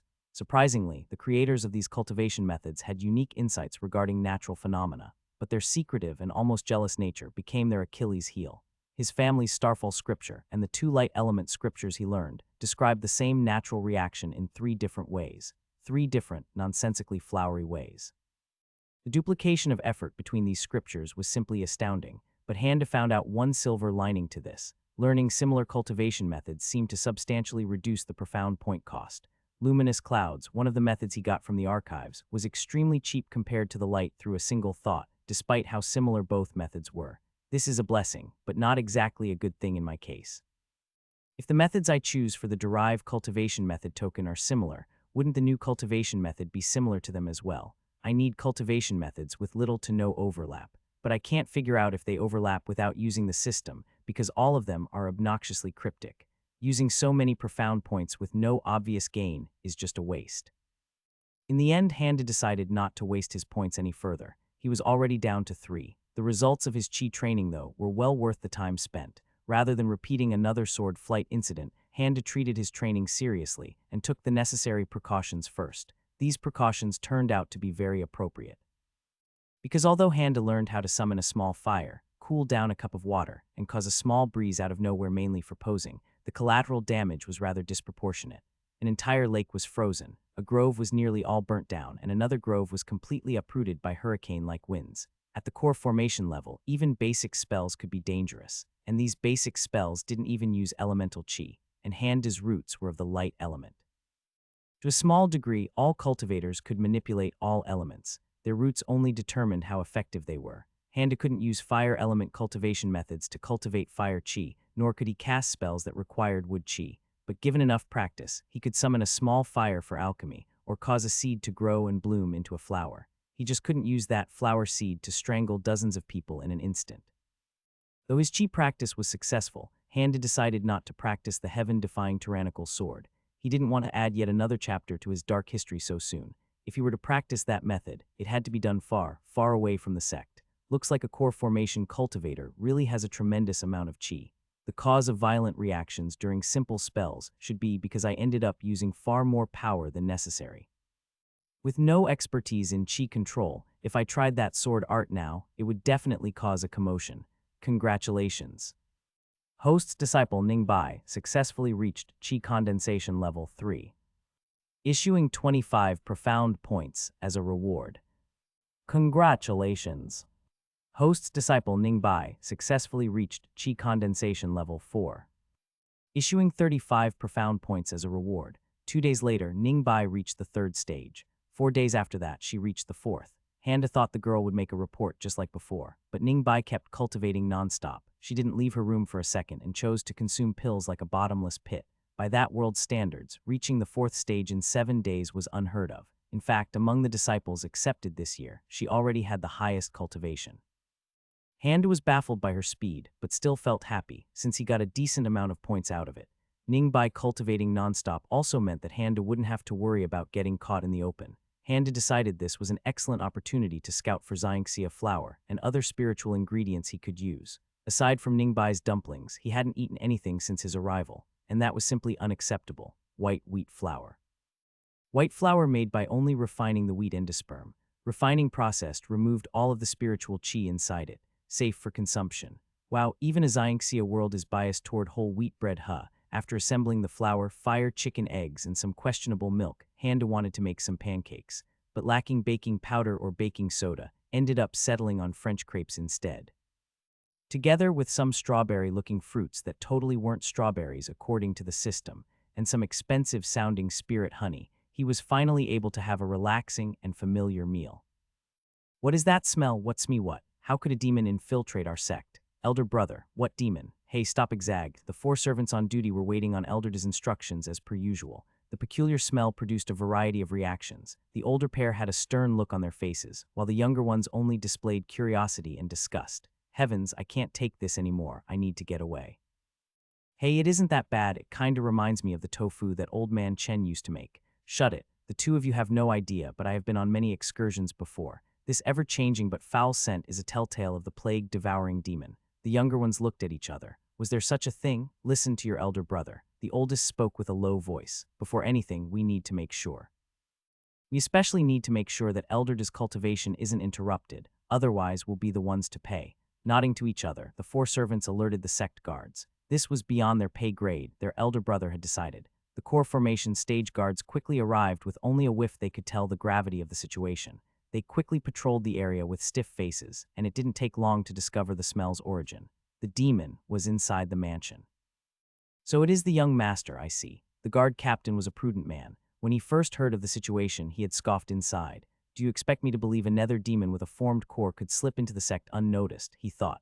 After seeing that reporting servants belonged to the young master, however, he decided to take the safe approach and investigate personally. Nothing to worry about. The guard captain spoke confidently. Your master is probably experimenting. If he was in trouble, the sect would have known. Carry on with your work. As he left, the guard captain decided to report the issue to a Han faction elder just in case. There was no room for error when it came to the Han family's young master. The 4 servants were left alone. Should we contact Elder Da? Contact who you want a beating. You heard the captain. Elder Da is just experimenting. With a plague-devouring demon, the young boy asked unsurely. The elder brother of the servants, the one that participated in many demon hunts, was silent for a while. I might not look like it now, but years ago, before I got crippled and became a servant, I went to a few demon hunts with Elder Yu and heard him explain many things. Although the scent is foul to the extreme, it doesn't contain demonic chi. The captain probably noticed immediately it. Removing demonic chi from a core formation demon is extremely difficult. And removing nether chi from the nether core, even more so. This noxious smell rapidly disappears quickly if the core was damaged in any way. In case of a plague-devouring demon, which melts as you cut it, the difficulty is even worse. Stench without the nether chi is the sign of a perfect removal, so keep your mouth shut if you know what's good for you, and make sure not to become the source of a rumor. Since it was just some crepes, Handa wasn't concerned about other people finding out. Crepes were crepes after all. They were an easy affair to hide. However, he didn't realize the difference between normal ingredients that a mortal would use and spiritual ingredients that a cultivator would use. All spiritual ingredients had spiritual energy inside them. An immortal chef wasn't someone that just removed monster chi and cooked a meal from random ingredients. They would use their impressive chi control to contain, harmonize, and combine chi from different forms of chi. It was not unlike alchemy in a sense. Through meticulous efforts, they would create dishes that had a divine taste and fragrance. Dishes made by proficient chefs would retain their taste and stay at the optimum temperature for a long time. If the chef didn't have enough experience, though, the stability of the fragrance and the taste would soon collapse. Handa didn't know any of this. He didn't have precise measurements. In fact, he didn't have any measurements at all. This feels right, but maybe a little more flour to make it thicker was his approach. As he cooked and ate, everything was all right. He was the eye of the storm, so to speak. Just as he was finishing the cleanup operation, he finally noticed the stench, along with the realization of how crepes after taste seemed to keep changing. A mild panic came at first, but Handa realized the changed flavor was quite familiar. He used to go to Chinatown every so often and had already developed a taste for fried stinky tofu. Still, he found it odd that the aftertaste was still evolving. In any case, he didn't want the kitchen to stink, so he used his small breeze spell to ventilate the area. Truly, his time to master these Xianxia life skills was well spent. Spiritual ingredients were extremely fragrant by nature. The scent, the stench, permeated through the entire valley as Handa ventilated the kitchen. Soon, Handa's servants and lackeys got the whiff of the ever-changing stench. Where is this foul stench coming from? Who dares to release such stench? If I don't beat you to death after finding you, I'll be your mother. Meanwhile, Ningbai exited her first closed-door seclusion. After not eating anything but pills for a week, she was oddly hungry. Plague-devouring demon, the man that listed to the report frowned. He deliberately pronounced every single word. Although the person that was giving the report was a nascent soul cultivation elder, standing in front of this man, he was still susceptible to changes in the man's mood. Yes, Sect Master. Sect Master, who was now thinking with a blank face, looked rather similar to Handa. Or rather, Handa looked rather similar to him, being his son. What is this rascal doing with a plague-devouring demon? Any other demon is fine, but to contain a plague-devouring demon is just an exercise in frustration, even for the experts.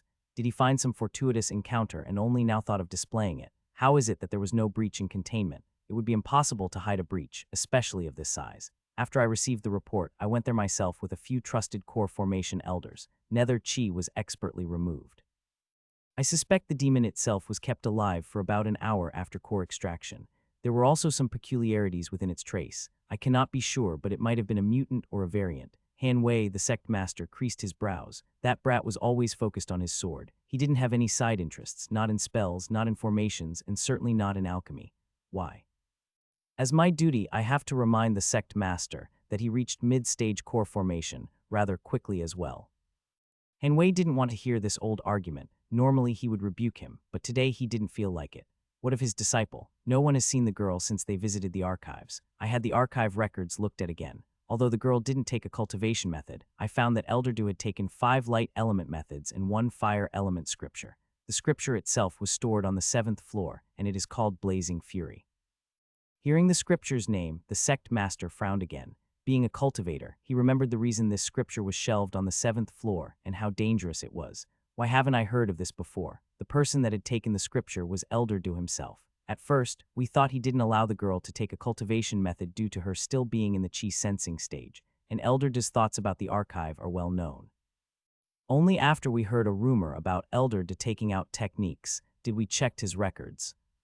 What do you make of this? Elder Yu thought for a while before answering. Someone is influencing him, and the matter with Blazing Fury is serious.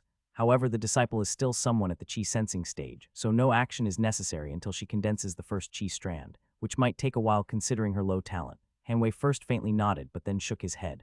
The girl's background is too clean. She shouldn't have made it into the sect, even as the last place. She shouldn't have been able to withstand heaven-defying tyrannical sword's aura. She shouldn't have been selected by Little Da. Too many coincidences. Du himself shouldn't have gone to the archives in the first place.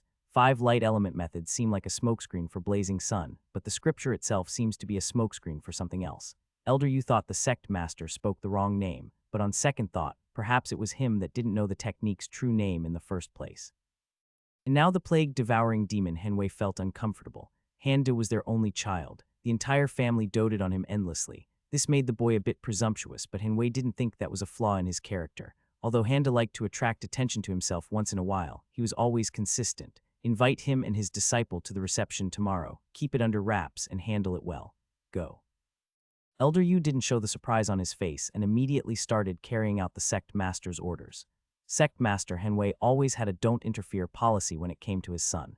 He wanted him to concentrate and increase his cultivation, and that was exactly what Handa was doing. In fact, perhaps he was doing it a bit much, but that was fine too.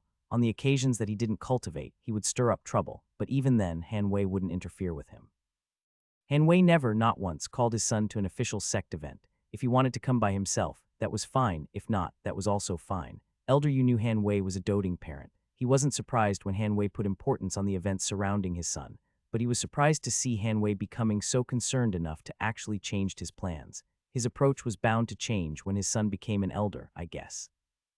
Elder Yu arrived at Handa's abode for the second time today. Although he disliked Handa's antics as a young master, he was supportive of him as a Han faction elder. He shook his head as he walked towards Handa's location. If only he was a bit less like his mother and more like his paternal grandfather, Elder Yu would never dare to speak such thoughts out loud. Even if he knew he was completely alone in a hidden world, he would never speak of it. As a nascent soul cultivator and a Han faction elder, he knew better. Is there a chi condensation level 4 disciple here? Is Handa doing something to that disciple? Although he didn't want to interfere since he was just here to relay an invite, this guy's fire chi was rather pure for his level. He decided to give him a hand if the circumstances were favorable. Strange, I can't sense Handa's direct disciple. Why is she not here? Putting questions back on his mind, Elder Yu entered a small spiritual garden and saw Handa approach him with a faint smile. Greetings, Elder Yu. It is rare for you to visit. To what do I owe this pleasure? Hearing his greeting, Elder Yu grew concerned and secretly started scrutinizing Handa. This elder is just here to extend an invitation from Grand Elder. He wishes for you and your disciple to attend the gathering tomorrow at noon. Nascent soul was a stage where sensitivity to spiritual energy reached a whole new level. A nascent soul cultivator didn't need to use their spiritual sense actively to detect life forms. Even at the heart of the Starfall Mountain sect, where dense spiritual energy limited the effective range, they could still passively sense things that lower realm cultivators could not. Elder Yu wasn't an ordinary nascent soul cultivator either. He frequently participated in demon hunts in his youth.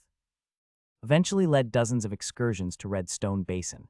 His sensitivity to spiritual energies, especially to that of demonic in nature, was well known to be exceptional. Not a trace of demonic chi anywhere. It is as if it didn't exist in the first place. What is this? What a pure fire chi. He is cult. No, she is cultivating rather profound scripture. Handa's normal behavior frequently resulted in many rumors. Some were true, some were baseless. As long as it wasn't something that could impact Handa's credibility in the future as a successor candidate for the sect leader, rumors would be left alone. Han faction wasn't born yesterday. They knew their actions could give legitimacy to a false rumor if they did not play their hand perfectly. Elder Yu was reminded of a recent rumor that was spread by the Tan family descendants. It wasn't the first time such a rumor had appeared.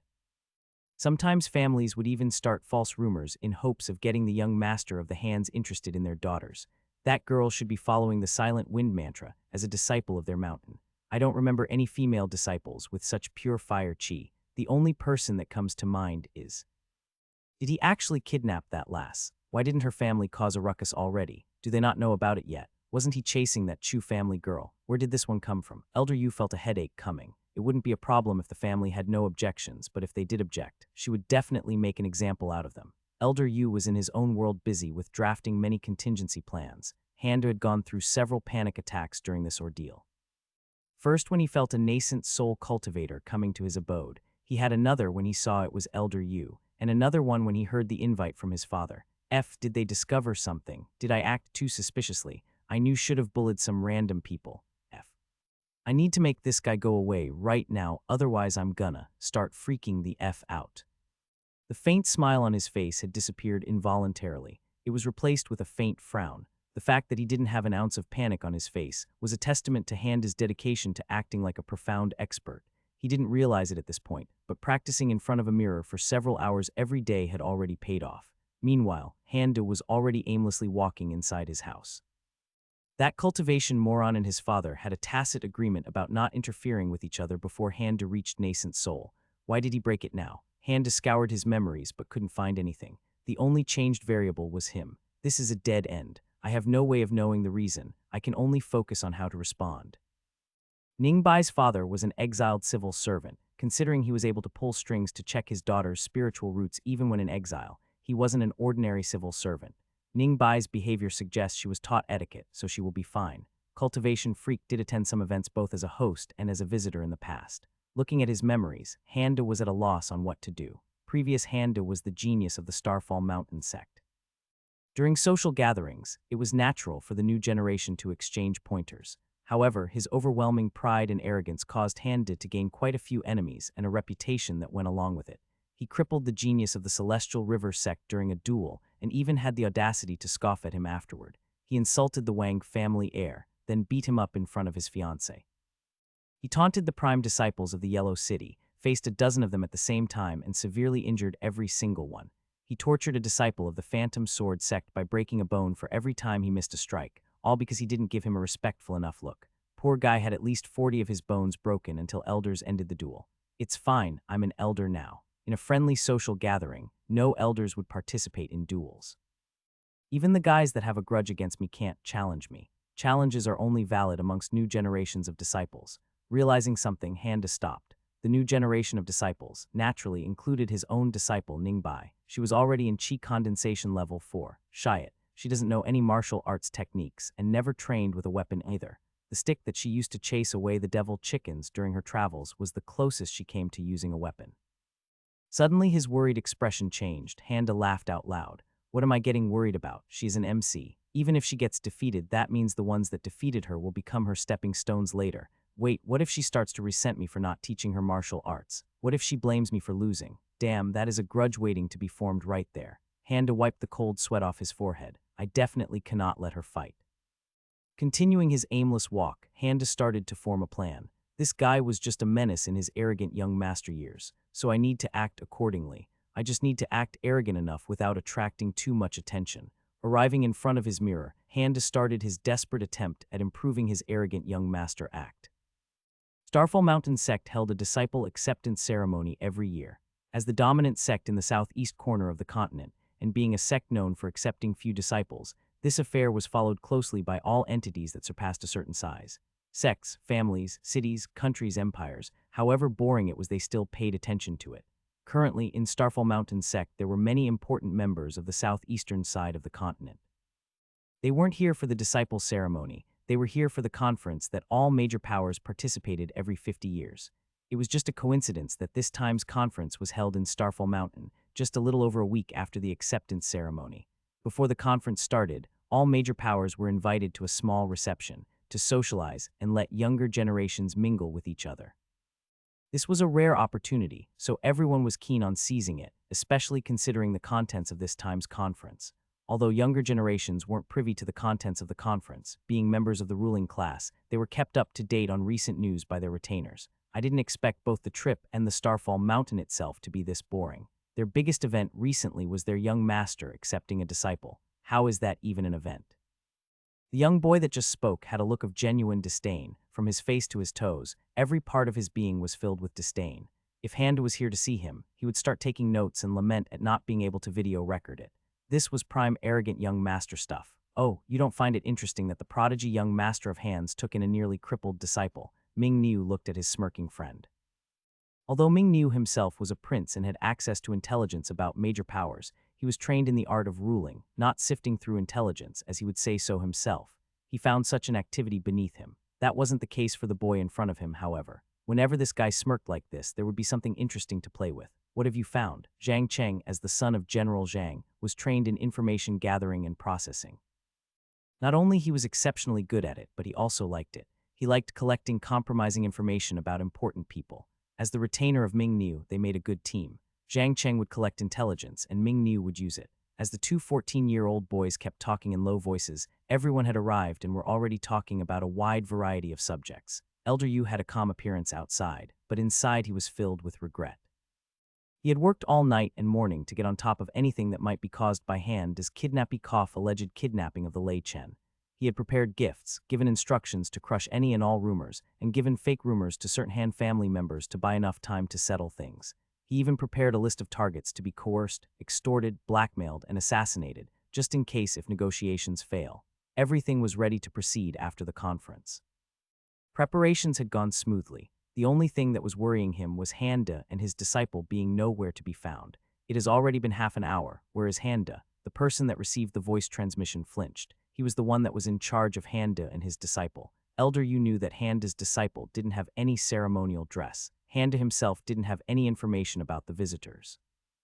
While he was busy with handling potential Lei family fallout, he had instructed some of his subordinates to handle everything on Handa's end. Elder De and his disciple are walking towards the pavilion, Elder Yu. Being an important gathering, no one was allowed to fly above or near the pavilion grounds. Cultivators of core formation and up normally would fly to their destination as close as possible and walk the rest of the way if flying was prohibited. Hearing Yanda was walking, Elder Yu relaxed. They finally arrived. Good, good. Anticipating this conclusion, the poor man explained. He was thankful he wasn't in front of Elder Yu right now. And no, Elder De started walking from his abode, 2 hours. After a few seconds of silence, Elder Yu talked again. Are you saying they're walking all the way towards the pavilion? Why, yes, Elder Yu. Several silent minutes later, Elder Yu finally spotted 2 walking towards the pavilion. It had been a little more than half an hour since guests started socializing. The gathering was already past its midpoint. Seeing 2 figures that clearly dressed for the occasion, guests' interest was naturally aroused. The man in the front had a natural arrogance about him. It wasn't an arrogance that came from family connections or cultivation power. It was an arrogance that came from surviving tribulations, from going against the heavens, from walking one's own path. His ceremonial yellow robes were lazily fluttering around as he walked. He exuded an aura of naturalness as if he wore these robes every day. Every step of his was calm, collected. The demeanor of a true expert. The girl that followed the man wasn't any less eye-catching. With her white skin, pitch-black hair, and matching gray ceremonial robes, she walked behind him with a respectful distance. Although her eyes were looking down as a sign of respect, when she momentarily gazed towards them, everyone could see her bright red eyes with a faint light twinkling within. Her movements also had an aura of familiarity, as if she followed the man all her life. She completed the picture. A disciple and her master. What is this? I didn't notice anyone missing. What are they doing arriving at this hour? Could they be delegates from Southwest? They wouldn't dare to make a scene like this, not today. They wouldn't wear Starfall Mountain ceremonial clothes either. Hearing the last person, everyone realized those robes were indeed Starfall Mountain robes. They were too focused on the people and neglected what was right in front of them. Elder Yu had recognized Handu immediately, also recognized the girl from her chi condensation 4 aura as well. However, she definitely wasn't Lei Chen. She also clearly wasn't Ning Bai either, even ignoring the cultivation difference. Ning Bai's eyes were brown, not bright red like this. Oh no, a third party. But why is she acting like she is his disciple? True experts at the conference were able to things see many could not. Interesting, such a pure fire chi, abundant too, considering her cultivation. Could she be the Lei family princess? She's called fire prodigy, is she not? This one's mantra is extreme. Although Lei family princess is talented in fire cultivation methods, it shouldn't be to this degree. Yes, if she were to practice this same technique, her side effects wouldn't stop at changing eye color. Her roots seem to be impure, but she cultivated a mantra to this degree. How interesting. Brother Han Wei, it seems you have been hiding an interesting disciple, haha. Hanwei was puzzled. Sensing her fire chi, he also thought she was Lei Chen, but quickly threw that idea away. Looking at the purity, density, and the marks on the spiritual waves, he quickly recognized the method she was using. It was very similar to Blazing Sun, but substantially different at the same time. He didn't show it on the outside, but he was vexed. Elder Yang also recognized the signs of Blazing Sun. He was the one that attempted and failed to stabilize the technique. He was also there when Handa chose his disciple and recognized the girl in one look. Ningbai. Although Elder Yang had said her name in a soft voice, as this was a gathering of powerful cultivators, everyone heard him clearly. They were powerful and they were well informed. Handa had chosen his disciple quite publicly. Cheng, you said something about a plague-devouring demon, didn't you? Could it be? Zhang Cheng looked at his friend, the second prince of the Ming dynasty, Ming Niu. Meeting his gaze, Ming Niu was surprised. This was the first time he saw his friend making such a bewildered expression. Plague-devouring demon had already become news while ago. While waiting for the conference, guests couldn't do anything but wait, and powerful people had a habit of compulsively gathering information about their surroundings. Knowledge was power. All the experts had the same thoughts as the Cheng and Niu pair. Unlike their confused expressions, however, experts' gaze was like hungry wolves. Handu had planned to keep a low profile, only interact with a few guests, and silently fade away. He had practiced his arrogant young master act till dawn. He just needed to give off few looks of disdain, few well-timed and well-calibrated scoffs, so that while he would look arrogant, he wouldn't end up offending the recipient too much. Ningbai being at Qi Condensation 4 will catch attention, but that should be limited to internal sect members. Her eyes might arouse some interest, but this is a Xianxia world. After all, different colored eyes shouldn't be that uncommon, right? Handa was trying to comfort himself. He was shocked after seeing his disciple's eyes last night. He hadn't seen her in a week, so when he visited her to give a heads up about the gathering, his profound teacher look nearly slipped. Sieg an MC really is an MC. At least her hair didn't go green or pink or something. Her skin definitely seems more white though. How typical of Xianxia. Looking at the situation, Handa was full of regret. If I had known she would be this eye-catching, I would have left her and made some excuse to that guy's dad. Wait, I should think of him as my dad. Otherwise, I'm definitely going to slip up. Handa didn't want to deceive anyone, but this was a matter of survival. Even if he ran away, his family could use many techniques to easily locate him. He didn't have a choice. It was either act like the cultivation moron or be refined into a husk. After locating his father, Handa ignored everyone and beeline towards him. He respectfully clasped his hands. Grand Elder, greetings. Behind him, Ningbai had also joined him. Disciple Ningbai greets honored Grand Elder. Her words caused a commotion among the new generation. Many couldn't help themselves but talk in whispers. Handa was a core formation cultivator. At this moment, his entire being was also focused at this event, so it was easy for him to hear what everyone was saying. She said her name is Ningbai. Isn't that the name of the Handa's disciple? She can't be her, can she? I heard Ningbai was just a village girl. Where could a girl like that learn to carry herself like this? Wasn't Ningbai just a cripple? Yes, I heard she was a cripple. Handa took her in as pleasure girl. Hearing every single word, Handa himself was furious. Are you out of your mind? The MC, a cripple. Pleasure girl. Do you want me to die that badly? What if she hears you? Even if she doesn't believe it, just a shadow of a doubt is enough to lead towards a grudge. If this was that cultivation weirdo, he definitely wouldn't stand for any of this. These guys probably would have been well on their way to being crippled, younger generation or not. According to Handa's arrogant young master contingency plan, the best way to solve this issue was to release his aura. There were many different targets. He couldn't try to make eye contact with them all of them, which was the first option. Although eye contact unlocked other skills such as giving a slight smile, staring blankly, faintly furrowing brows, squinting eyes, faintly smiling while squinting eyes, and so on. But applying them to this number of individuals would make him look like a clown, surely. My aura is strong enough for little kids, but these are prodigies. Even Ningbai was able to withstand it with no cultivation. System, upgrade heaven-defying tyrannical sword art to maximum comprehension. Quick, completely comprehending heaven-defying tyrannical sword martial arts requires 55 profound points. Initiating upgrade. Upgrade complete. Congratulations. You have fully mastered a self-created martial arts. Issuing bonus 15 profound points. Upgrade was complete, but Handa heard one particular voice. It was just a tiny bit above from others. Perhaps I might take her as my concubine. Playing with her could be fun. You piece of trash. I don't mind if she develops a grudge on you, but don't you involve me in this. Handa felt he had to make a scene. Otherwise, he felt he would eventually be targeted by a certain someone's grudge.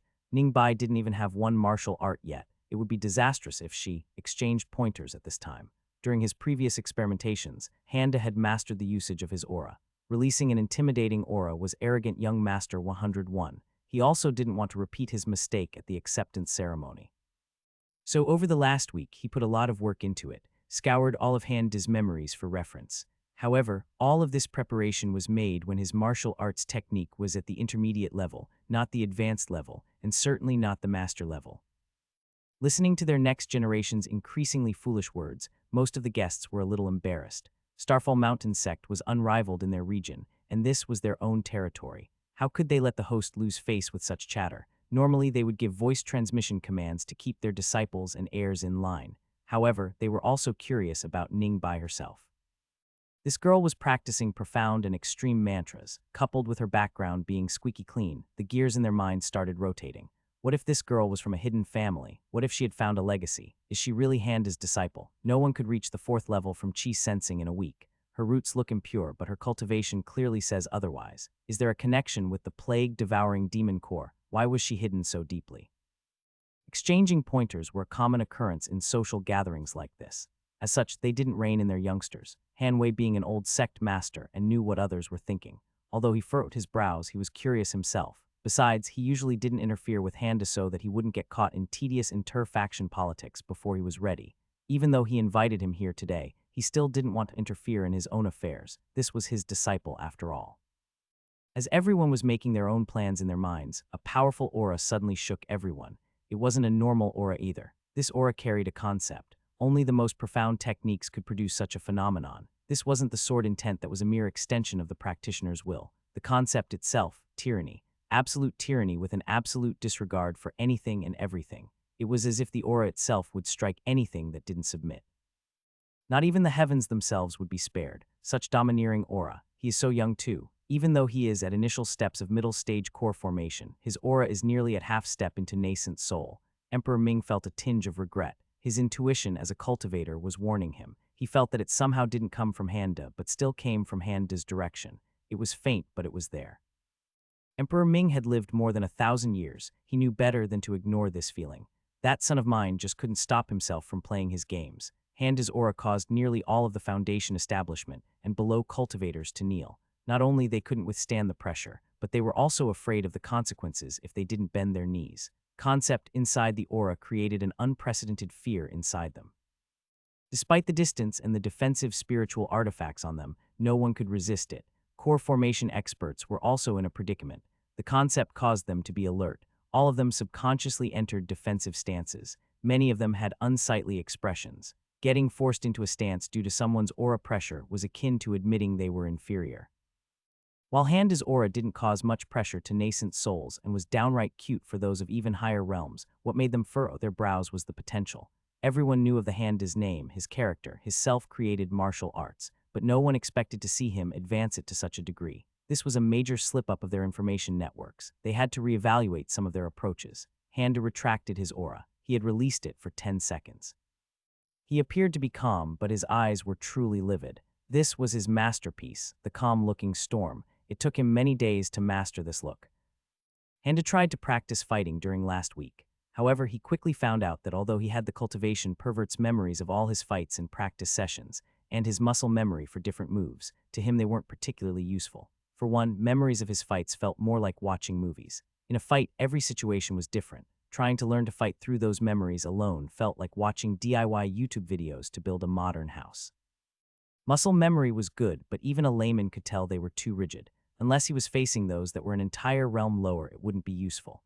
Handa lacked the fighting intuition that was forged from lifelong experiences. It wasn't something that could be filled by watching someone's memories or copying their moves. In fighting games terms, he knew how to execute moves, but had no idea how to combo. Worse, his opponents are pro players, and the consolation prize is death. He thought about learning this by practicing with Ningbai. He could fake it by acting like he was deliberately lowering his fighting intuition to her level, but the troubling thing was, Ningbai was an MC. Her fighting intuition was most likely already off the charts considering how she defended herself against devil chickens with nothing but a stick. Practicing with her was just asking to tear down his profound teacher facade. It was only a matter of when. Therefore, Handa decided to focus on the power of bullshit. If he couldn't fight, he had to play to his strengths.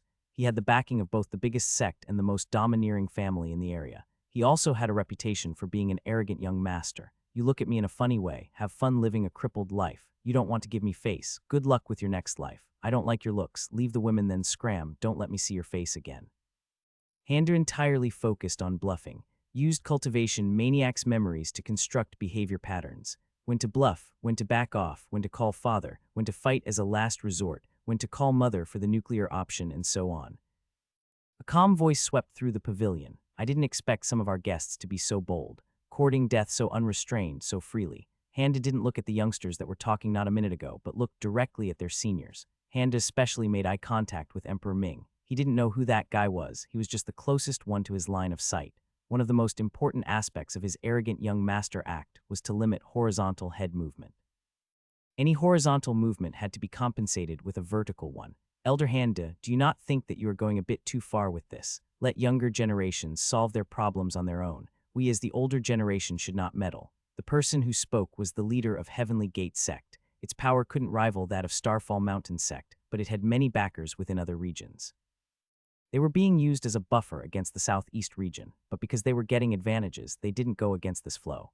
Handa realized this guy was on a bad angle, so he had to do a sweeping horizontal motion if he wanted to meet his eyes. Deciding against this, Handa kept his eyes on the Emperor and talked. Don't walk near the riverside if you are afraid of drowning. The meaning of this was clear. She is my disciple. If you use tools to mess with me, be ready to lose your tools.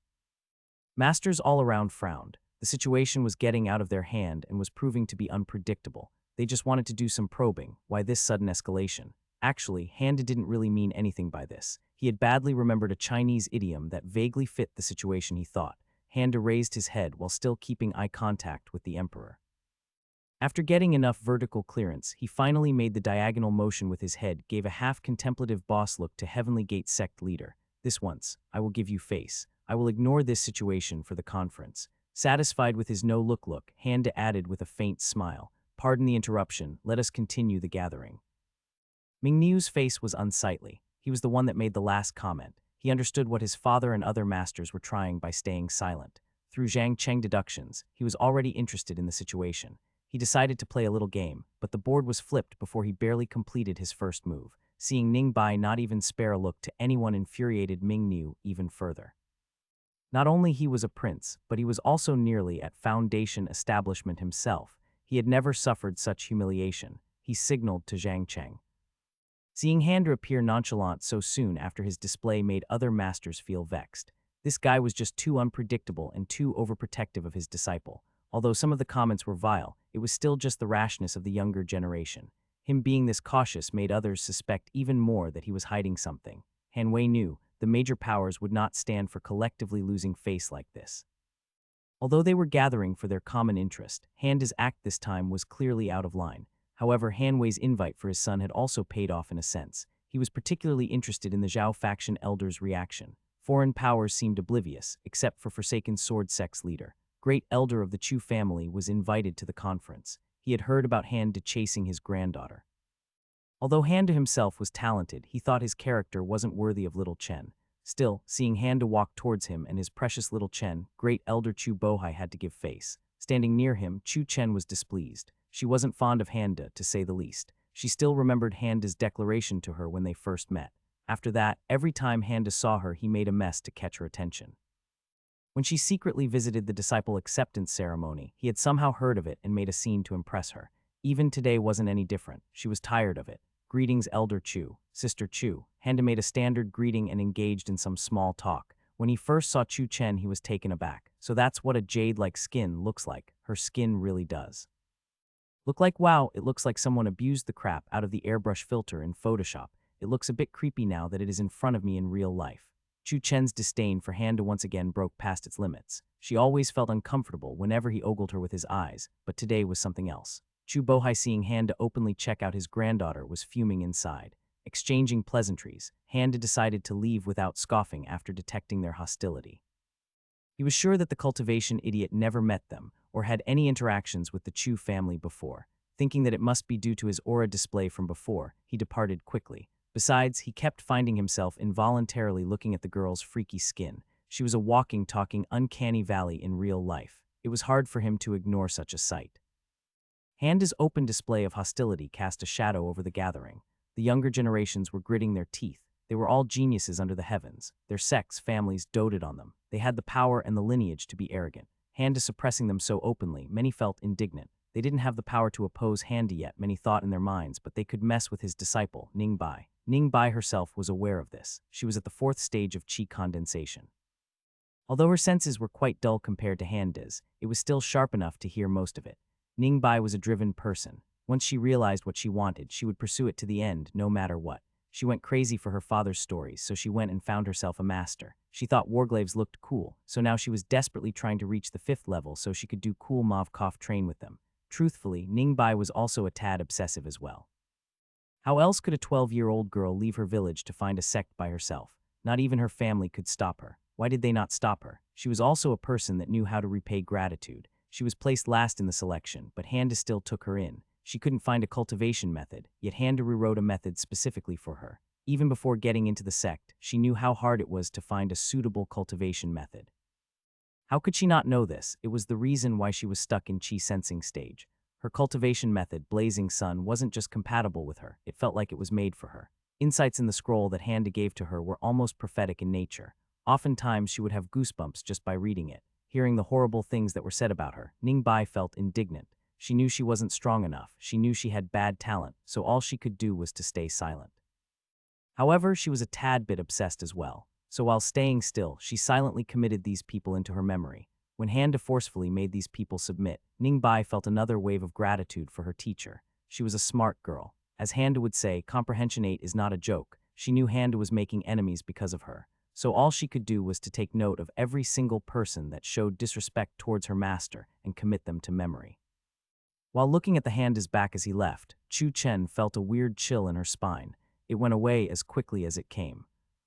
Handa himself was aiming to keep a low profile. He was searching for targets to sneer, show disdain, and scoff at.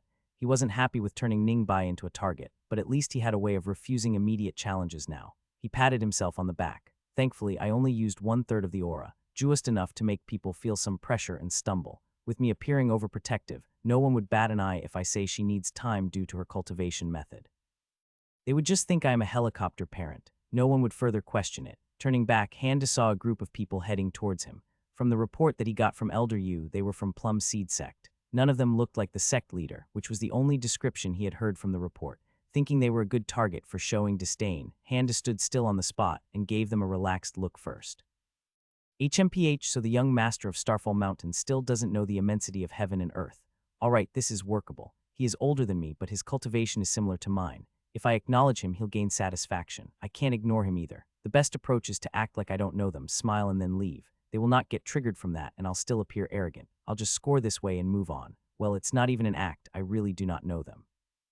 Handa kept his relaxed look. He did not answer him, but slowly looked at their ceremonial robes. There was an ever so slight movement on his eyebrows that suggested he couldn't recognize their sect. Sensing Handa's confusion and lack of recognition on his face, Cao Hai's face went dark.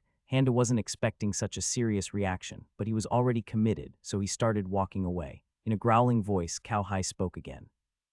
You dare to act like that after what you have done to my nephew? Handa suddenly stopped. He was bewildered. He knew for a fact he didn't have anything to do with Plum Seed Sect. He wouldn't even believe there was a sect with that name if it wasn't in the report. Maybe the report was wrong about the robe colors and patterns. Handa, still in his arrogant young master look, turned and asked, Are you perhaps, what was it, Celestial River Sect members? Of all the things that the cultivation freak had done, the one that left the biggest impression on Handa was the crippling of Celestial River Sect genius. He was an orphan that was picked up by a small martial arts family. He was bullied and ridiculed constantly. The only one that treated him fairly was the youngest daughter. Once he learned that she was entering the Celestial River Sect, he secretly ran away and entered the Proving Grounds. Showing some promise, he was able to join the same sect. Until he met Handa. Upon hearing this story, Handa tricked the genius into a duel over the stepsister that he was in love with. Handa ridiculed and crippled the genius in front of her, then declared that she wasn't even worth playing around with, let alone taking her in as his concubine. Shit, wait, hold up. Why does this sound like an MC backstory all of a sudden? Why didn't I notice this before? He even found-faked an old grandpa supporting him from the shadows. Handa made a mental note to follow up on this. This flag had to be crushed with full force as soon as possible. Of course, Plum Seed Sect members knew about the story of the Celestial River Sect genius all too well.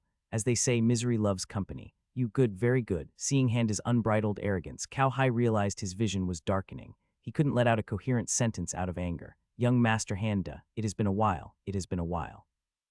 Why is it that the cultivation idiot doesn't have any memories of the plum seed sect, feeling that ignoring or acting too familiar might cause unforeseen issues down the line? Handa chose a neutral greeting. Sect Master Li Honghui, greetings. It seems you have a rather promising disciple. My congratulations to you, young Master Handa. Li Honghui had a neutral look. He didn't seem to be concerned with whatever Cao Hai was bothered about. A sect master naturally wouldn't be a simple person. Looking towards the Ningbai in the distance, Li Honghui continued. Cao Hai, didn't you bring Su Jing with us? Why not ask young Master Handa to have your disciples exchange pointers? Handa didn't miss how Cao Hai regained his composure with the arrival of their sect master.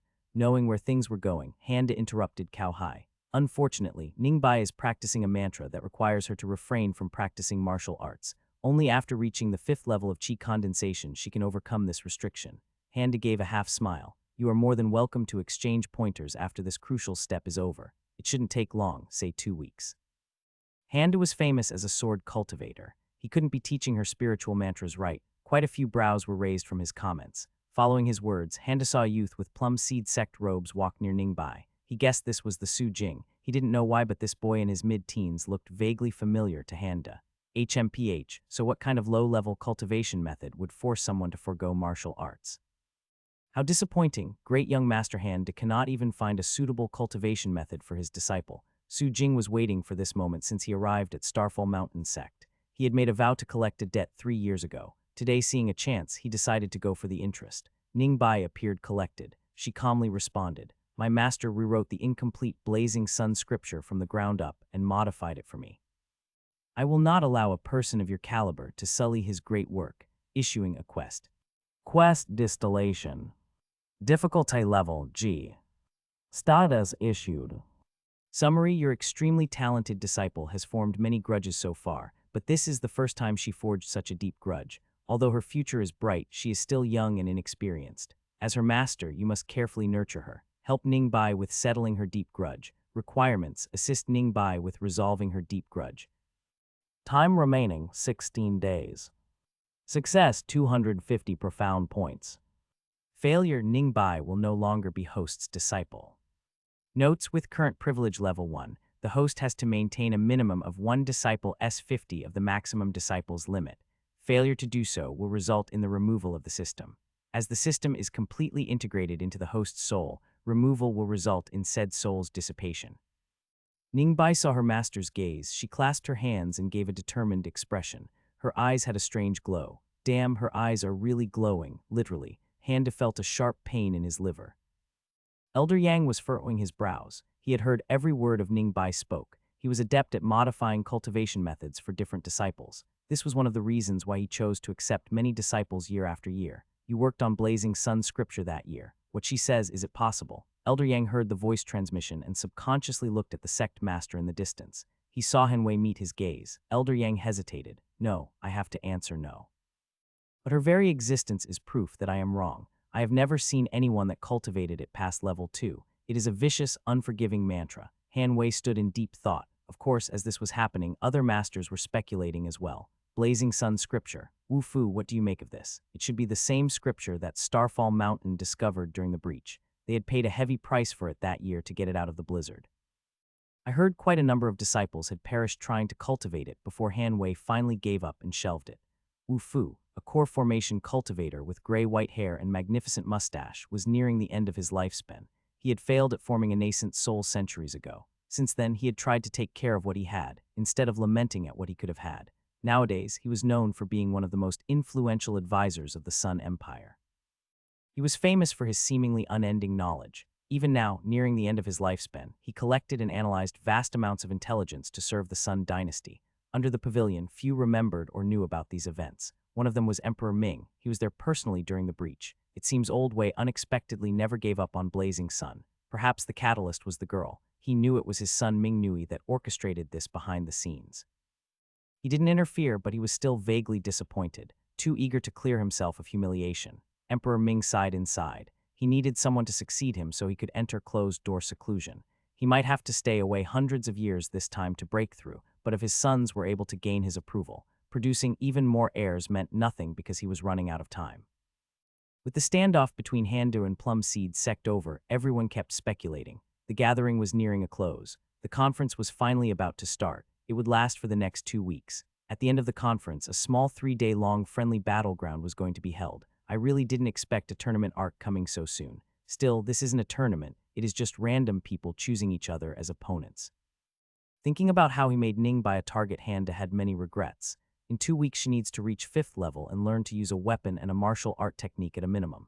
It's all right, she's an MC. She can do it. She can do it. Handa was trying to pump himself up. His mind was too chaotic right now. The matter with potentially missing memories was extremely serious. Plum Seed Sect clearly had a grudge against him, but he had no idea why. He had no memories of them. I have been relying on the cultivation freak's memories. If some of them are missing, I will be at a severe disadvantage. I need to determine the degree, but how? Come to the pond, the conference is about to start, but we need to talk first. Handa steeled his nerves, then started walking. He knew this was going to happen after he received the invitations yesterday. Fairy Ning, I will teach this Sujing a lesson. Do not worry, he won't be able to stand on his 2 legs during the bout. You should stay out of other people's affairs, Su Fan. Fairy Ning challenged Sujing herself. She desires to settle this herself. If not, and if she needs help, that duty would naturally not be trusted to you. Handa saw 2 youths in their mid-teens arguing near Ningbai. He recognized one of them as the boy that collided with her in the archives. Handa could also see a girl looking at Ningbai with contempt. Ningbai herself seems to be confused about the situation. I really can't deal with the dense autumn game, heroine shenanigans right now. Handa saw his father standing near the pond with clasped his hands on his back. He couldn't help but comment in his heart, a natural expert's pose. His father Hanwei's cultivation was much higher than his own. A week ago, Hadra had used his spiritual sense completely envelop Ningbai. He was able to sense any and all fluctuations in her mood, physical body, and the waves of her soul. Hanwei could do the same to him. The only difference was he didn't need to use his spiritual sense, he could just do it passively, Handa being none the wiser. If he wanted to avoid suspicions, Handa had to rely on the truth. You have grown stronger, well done. Hanwei looked at the pond. You've changed, haven't you? You mean me taking in a disciple? That too, but in other ways as well. Hanwei turned to look at his son. He looked at him, how he carried himself, how he stood. Handa knew there wasn't any point in delaying or hiding things now. I went to the acceptance ceremony to get a disciple, provided that the disciple was talented enough. Nearly all of the newcomers there were disappointing, to say the least. That girl was the only exception. She is extremely talented. In fact, her talent is better than mine by a large margin. Hanwei kept staring at his son. He knew Handa was a genius among geniuses, reaching core formation before his mid-20s. He also knew how arrogant he was. He never acknowledged anyone's talent until now. Hanwei squinted his eyes as he asked, "Are you mistaken?" Her roots are Handa interrupted him. Her roots are of extremely high purity. Spiritual waves caused by her roots are weak, not because she has poor roots, but because her roots gave her unparalleled control over spiritual energy. It seems like she has poor roots, but in reality, her roots are of an even higher purity than ours. No one noticed it because no one looked closely enough. Hanwei thought about it for a while. He had a deep accumulation. This conjecture was foreign to him, but he could see that it somewhat made sense. However, if this was true, it would make Ningbai rarer than a phoenix's feather. When I realized this, of course I had to take her in as a disciple. If her talent wasn't satisfactory, why would I even bother? What of the blazing sun? Technique itself is insidious. Only someone like Ningbai could cultivate it. Hanwei conjured a chair out of thin air for both himself and Handa. He asked as he sat down. What I mean is, how was it completed? Handa wasn't sure how to answer this. If he leaked something about the system, it would be all over. He shrugged and spoke. I completed it. After I comprehended it a little, I wrote down some tips for her and gave her some instructions about it. Father Han was speechless. Handa's claims about higher purity roots were out there already. But this, what do you mean you completed it? What do you mean you comprehended it a little? They sat in silence for a while. Handa sat along with his dad, watching the pond. You just completed it, he couldn't help but ask. He was beginning to doubt what he had heard a moment ago, but then saw Handa nod with an expression that meant, that's what I said, why are you asking again? Taking a deep breath, Hanwei asked another question. Who was the person that dissected that plague-devouring demon of yours? It was Handa's turn to be speechless. What demon? Plague-devouring. What would even I do with those disgusting perverted things? Handa wasn't bothering to act like an arrogant young master right now. If he did, it would be seen through and raise more suspicions. So when he was bewildered, he showed it on his face. Hanwei looked at him in a daze. He thought that this son of his was getting better and better at feigning ignorance. If he hadn't known about it beforehand, he would have believed him right now. A smirk crept upon his face. Cut the crap, I know there was a plague-devouring demon that was perfectly dissected, and it was even kept alive for a while. Few hours before Elder Yu visited you. Ring any bells now? Sudden tone change from his father caught him off guard. What was he doing before elder you? He was just making and eating crepes. Lots and lots of crepes. He was practically stress eating. Hanwei caught a small embarrassment on his son. Thinking, got you, he pressed on. You don't have to feign ignorance. We had studied Blazing Sun a long time ago. In those years, we had similar ideas about using demon cores as catalysts, but we could never make it work. Thinking that things were getting out of hand, Handa decided to answer as truthfully as possible. I was alone experimenting with new techniques. Ningbai was in closed-door cultivation in her room. No one but Elder Yu came to my abode since the disciple acceptance ceremony. Han Wei furrowed his brows. You mean it was UWH? I have no idea about this plague-devouring demon you are talking about. I will say that apart from basic qi condensation pills, Ningbai didn't take anything else. She doesn't need a catalyst, certainly not one from a disgusting demon like that. Han Wei thought for a while and decided to drop this for now. He didn't mind letting Han to keep his secrets. Today wasn't an exception. Is that why you won't be teaching her martial arts until the 5th level? Remembering his dark past, Handa's face went dark. He involuntarily facepalmed while trying to think about how to answer this question. He had to keep his dark history hidden, no matter the cost. Father Han watched different expressions appear and disappear on his son's face. He thought about how strict Handa was with himself in the past. He found this sudden change strange, but a relief at the same time. Ningbai really reached 4th level in 8 days. I know people were talking about keeping her cultivation hidden, but she really was just a qi sensing disciple, and she really is now at the 4th level. She's compatible with Blazing Sun. Her cultivation is the fastest I've ever seen, certainly much faster than mine. It doesn't make sense for her to stop and play around with weapons when she could make good progress right now. And no, her foundation is stable, but you've probably seen it yourself already. He knew about this, but only when Handa put it in front of him, he was able to connect the dots. With his immense knowledge, Hanwei made a conjecture. She started cultivating late and stayed at qi sensing for a while. With her high compatibility, it makes sense for her to have a fast start. When some special constitutions and bloodlines are cultivated with a matching method, they too soar through ranks quickly. However, this is only temporary. She will start slowing down soon enough. Hanwei tried to act like an expert in front of his son, but inside he was shocked. 4th level in 8 days. What kind of speed is that? Are you even human? Are you trying to reach nascent soul under a year? Handa nodded. He was quite bummed to hear such news. Without quests, his only income of profound points was Ning by advancing her cultivation. This brat really changed, hasn't he? He really seems to care about this girl. Thinking this was a good thing, Hanwei smiled and nodded. Father, do you know what happened between me and Plum Seed Sect? Seeing his serious look, Hanwei was confused but still answered. I do. You crippled a genius of theirs, that cow's nephew, did you not? Handa nodded while saying, I see, with a faint voice. This was the confirmation. He really did lose some memories, or rather didn't receive them in the first place. It was risky, but he had to bring this in now before it can inevitably cause headaches down the line. At this point, he was banking on the system's ability to completely hide itself. Sensing uneasiness of his son, Hanwei patiently waited for him to gather his thoughts. It seems I am missing some of my memories. I'm not sure how much. Morning of the acceptance ceremony, my memory became fragmented. I have not realized that I might be missing memories until that Li Honghui greeted me. Hanwei lost any expression on his face. He thought for a while, then sent his spiritual sense to him. Handa didn't resist, not that he could do anything even if he did. He waited as his dad scanned him with his spiritual sense. His memory is damaged, but it isn't extensive. It seems to be focused towards a certain time frame or certain people. Although there is damage, there are no signs of alterations, no abnormalities in his soul. Strange, such an attack should have left some minor soul wounds at least. Using his powerful cultivation base and deep knowledge, Hanwei was able to pinpoint the problem areas with impressive accuracy. He wasn't a sect master for nothing. One could not rise to this position with just raw power or scheming. Pondering for a moment, Father Han explained what he found and added, You don't have to worry, recovery of the memories is possible. The affected area is small, but the damage itself is thorough.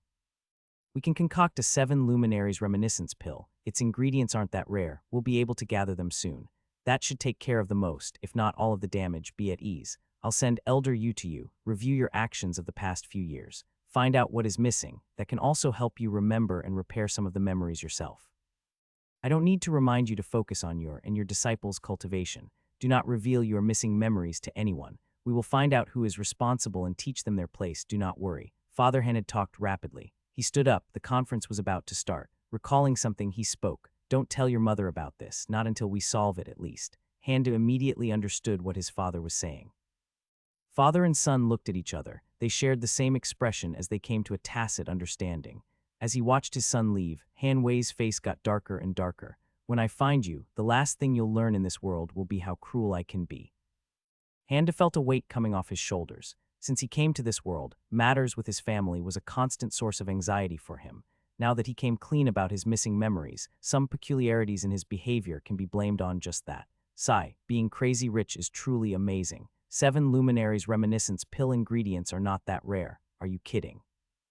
If a normal sect gets their hands on just one of its ingredients, they'll place it in their treasuries and include it in their sect inheritance for generations. Handa felt immense gratitude towards his father just for saying that. Even for Starfall Mountain sect, it was a big matter. And yet, his father just waved his hand and told him not to worry about it. Handa headed for Ningbaibi with a smile on his face. Stay away from Ziobai. Don't even think that you are worthy of being in his presence. Who is Ziobai? Handa heard a furious female voice and his disciple answering her in a baffled tone. Thinking about it, Handa thought this name was familiar. Could it be that kid from the archives? He is Ziobai. You dare to act innocent in front of me. Don't think that I didn't see how you flaunted your body in front of him. You are just a village girl. Know your place. Ziobai only talked to you out of pity. You are nothing but a toad chasing after a swan. Seeing Ningbai's confused look, Handa decided not to speed up the process by telling her who Ziobai was. Perhaps this bullying might increase her MC powers. This poor villainess is rather bad at it though. Being a Xianxia world, I would have expected a more ruthless approach, like threatening her family or something. Could this little villainess be just a side character? Is she a member of the true villainous entourage, I wonder? Saying her piece, the little villainess left with a self-satisfied look. Handa didn't want Ningbai's powers to increase quickly. First, her stats were already a cheat. Even the system was impressed by her. Second, she had that dreadful grudge skill. It was a cheat that rivaled her stats. It even generated a quest. Third, Handa had just learned that he had a disciple quota from the system. Ningbai grows fast and leaves. Where could he find another disciple with 30 potential points? MCs do not grow on trees, but a short-term bullying might be able to help with the duel in 16 days. Maybe. He wasn't worried about her cultivation or her power reserves. He was worried about her fighting experience, which was none. Inexhaustible spiritual power against a grudge doesn't mean anything if her opponent can knock her out in a few moves. I need some cannon fodder, basically. Some stepping stones that could polish her fighting skills fast. 16 days time frame was a difficult nut to crack. He could think of many methods that would force Ningbai to fight with her life on the line, but none of them fit the 16 days limit. Not to mention, she wasn't even at the 5th level yet. If I had time, I could have sent her to the mountains alone for training and leak her destination to that little villainess and her friends. Or I could have sent her to the Zhao faction for training, using faction relationship growth as an excuse and let them beat her up every day. Or, as long as Handa could not be implicated by it, and he could suddenly appear as her lifeline when things got out of line, he was okay with most methods. Only a fool would worry about the MC during her power-up arc. Not knowing what her master was thinking, Ningbai silently followed him back to his abode. Blazing Sun Scripture requires 23 profound points to reach the advanced level. Sai confirm, Blazing Sun Scripture mortal. Power very weak. Comprehension advanced 0, 72. Stage Chi condensation 0, 13. Profound points 0.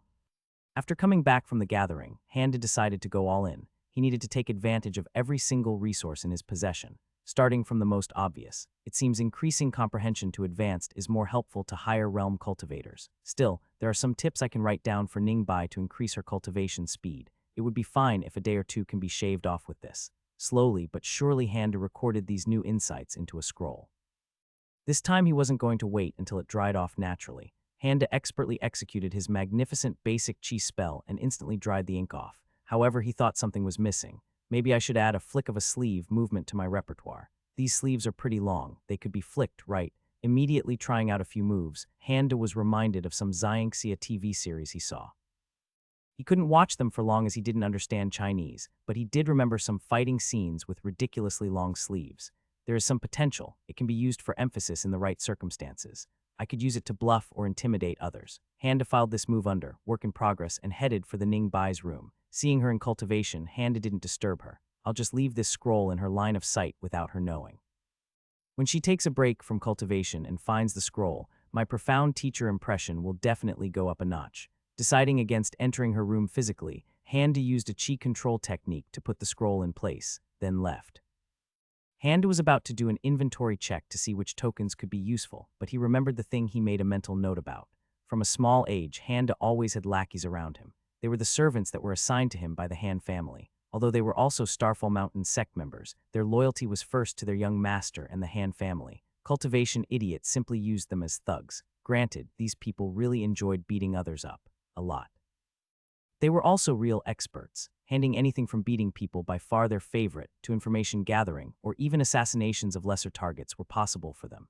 If their numbers weren't enough, or if they lacked a certain type of expertise, they would just get more people from the Han family.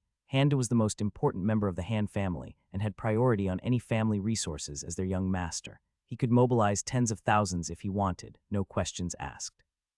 This permission came directly from the family head. No one in the Han family was crazy enough to risk angering her, especially over Handa. Handa had many memories of the cultivation freak's lackeys. This was the first time he was going to use and order them since coming to this world. Peng, yes, Elderda, find out the whereabouts of the celestial river sect genius, the one that I crippled that year. As you order, we will take care of him. Handa felt something wasn't right, he clarified. Just find his whereabouts, don't touch him. Isn't he just a cripple? Elderda doesn't need to dirty his hands with a washed-up genius like him. A frown starting to appear in his face, Handa asked, are you planning to send the guys with the lowest cultivation levels, in groups of 2 or 3? Why yes, Elderda, I was about to send the young Lee brothers. They are a bit inexperienced, but they are eager for beating people up. Handa could see where this was going. Are you out of your mind? You are going to send free XP his way. Do you want to level up the MC that much? Handa realized his slip-up. However, he was also very concerned about sending free XP towards that genius. When Handa left, he had hit rock bottom. It should be about time for him to climb over his past obstacles. Sending thugs after him now would only serve to reignite his fire. Peng was stunned. He didn't dare ask what was an XP or an MC. Also, from now on, you will send people in groups of 10. Everyone in a group of 10 will attack at the same time, no exceptions. If I find out they attacked one by one, I'll cripple them myself. If those 10 can't beat the target, you will quintuple the numbers and increase their cultivation base. I don't care if you have to attack an initial foundation establishment nobody with a core formation expert, just do it. If something happens to those 50, you'll send 250 next and kill everyone involved. You'll quintuple it every time. Got it. Why yes, Elderdo, good. Old Peng broke into a cold sweat. Someone must have pissed off our young master big time, he thought. He had served Handa for the past 20 years. This was the first time he had received such a tyrannical order. One more thing, you'll always send an entire group for each person. If the target is a group of 5 people, send 5 groups. Old Peng felt compelled to light a candle to whoever pissed off the young master. Handa was still worried, but he thought this was fine for now. In the first place, he didn't want to send thugs after people, or kill them. This was just a contingency. What he wanted most was intelligence about potential MCs that the cultivation moron had already pissed off. Peng and his guys like beating up people way too much, but they are still reliable. Probably. Inventory. Spiritual Roots Upgrade Token X1. Martial Arts Method Upgrade Token X2. Cultivation Method Fragment X4. Martial Arts Method Fragment X200. Derive Cultivation Method Token X5. I can use Spiritual Roots Upgrade Token on a disciple if I had 5 of them. That's not going to happen anytime soon. I need 2,000 PP for that. I'm not even sure if Ningbai's roots can be upgraded anyway. None of the other tokens can be used on disciples. Derive Cultivation Method Token is a dud. I have to master all the methods first, and the result is an incomplete method. I only have 4 Cultivation Method fragments left. I haven't even mastered the Blazing Sun scripture. Even if I can find an incomplete martial arts method for Ningbai, I can't use the fragments since I don't have any profound points to learn them. Handa thought about using martial arts method upgrade token. He already had mastered the heaven-defying tyrannical sword to the maximum level, which was a requirement for the token. It was also his primary deterrence tool. He used this method to display his aura. However, there wasn't any immediate benefit from it. Ningbai might not even choose to use a sword. Same with Spiritual Roots Upgrade Token. No immediate benefit for Ningbai. These tokens are also rare so far and expensive. It doesn't make any sense to use them right now. I guess I'll use them anyway. Activate Spiritual Roots Upgrade Token. Spiritual Roots Upgrade Process invoked. Gathering Statistics. Calculating Upgrade Time. Upgrade will take 142 hours and 23 minutes. Initiating final preparations. Not bad. I thought it would upgrade instantly, but 6 days is reasonable, I guess. Preparations are complete. To prevent permanent soul damage, the host will be put in sleep mode. Wait, what? Upgrade started. Time remaining, 1,422,259. Upon returning to her room, Ningbai was fired up. She was determined to make her teacher proud in the upcoming duel. she immediately started cultivating. I must cultivate diligently. Even a second is valuable. I need to reach the 5th level. Chi condensation practitioners usually wouldn't engage in closed-door seclusion. The reason was simple: money. Before the core formation realm, all cultivators had to eat, drink, and sleep. To be able to cultivate nonstop, they had to use absurd amounts of chi pills so that their bodies could function without daily necessities. Even then, as newcomers to the cultivation world, most would find the experience hard to endure. Ningbai was a special case. In her first closed-door seclusion, she spent nearly a week cultivating. Her only breaks were to eat more pills. Cultivation freak would have been proud. Ningbai took another high-quality chi pill and went back to cultivation. She didn't notice the exquisite scroll case that was eye-catchingly placed under the windowsill. All right, these orders come directly from the young master. Our duty is to follow them to the letter. 20 people that were waiting on the courtyard was just briefed by the old Peng. They were confused, but they didn't question it. Young master seemed to have been pissed off enough. Senior brother Peng, if we are not allowed to beat the boy, what are we going to do with the girl? Hearing the question, all of the second group nodded and looked at Peng. Sai, why must you keep disappointing me like this? We are the young master's men. We've been serving him for years. You can't even understand young master's orders. With this, the second group hung their heads. It was true that most of them had served Handa for more than 10 years. One of them remembered about the duel that Handa did with the genius that year. The girl back then was the reason for the duel. Are we to bring the girl back? Old Peng released a deep sigh. Took you long enough. Yes, obviously you will bring the girl back. You will not touch her, but you will bring her back. Time remaining 0. Upgrade complete. Awakening host. Operation successful.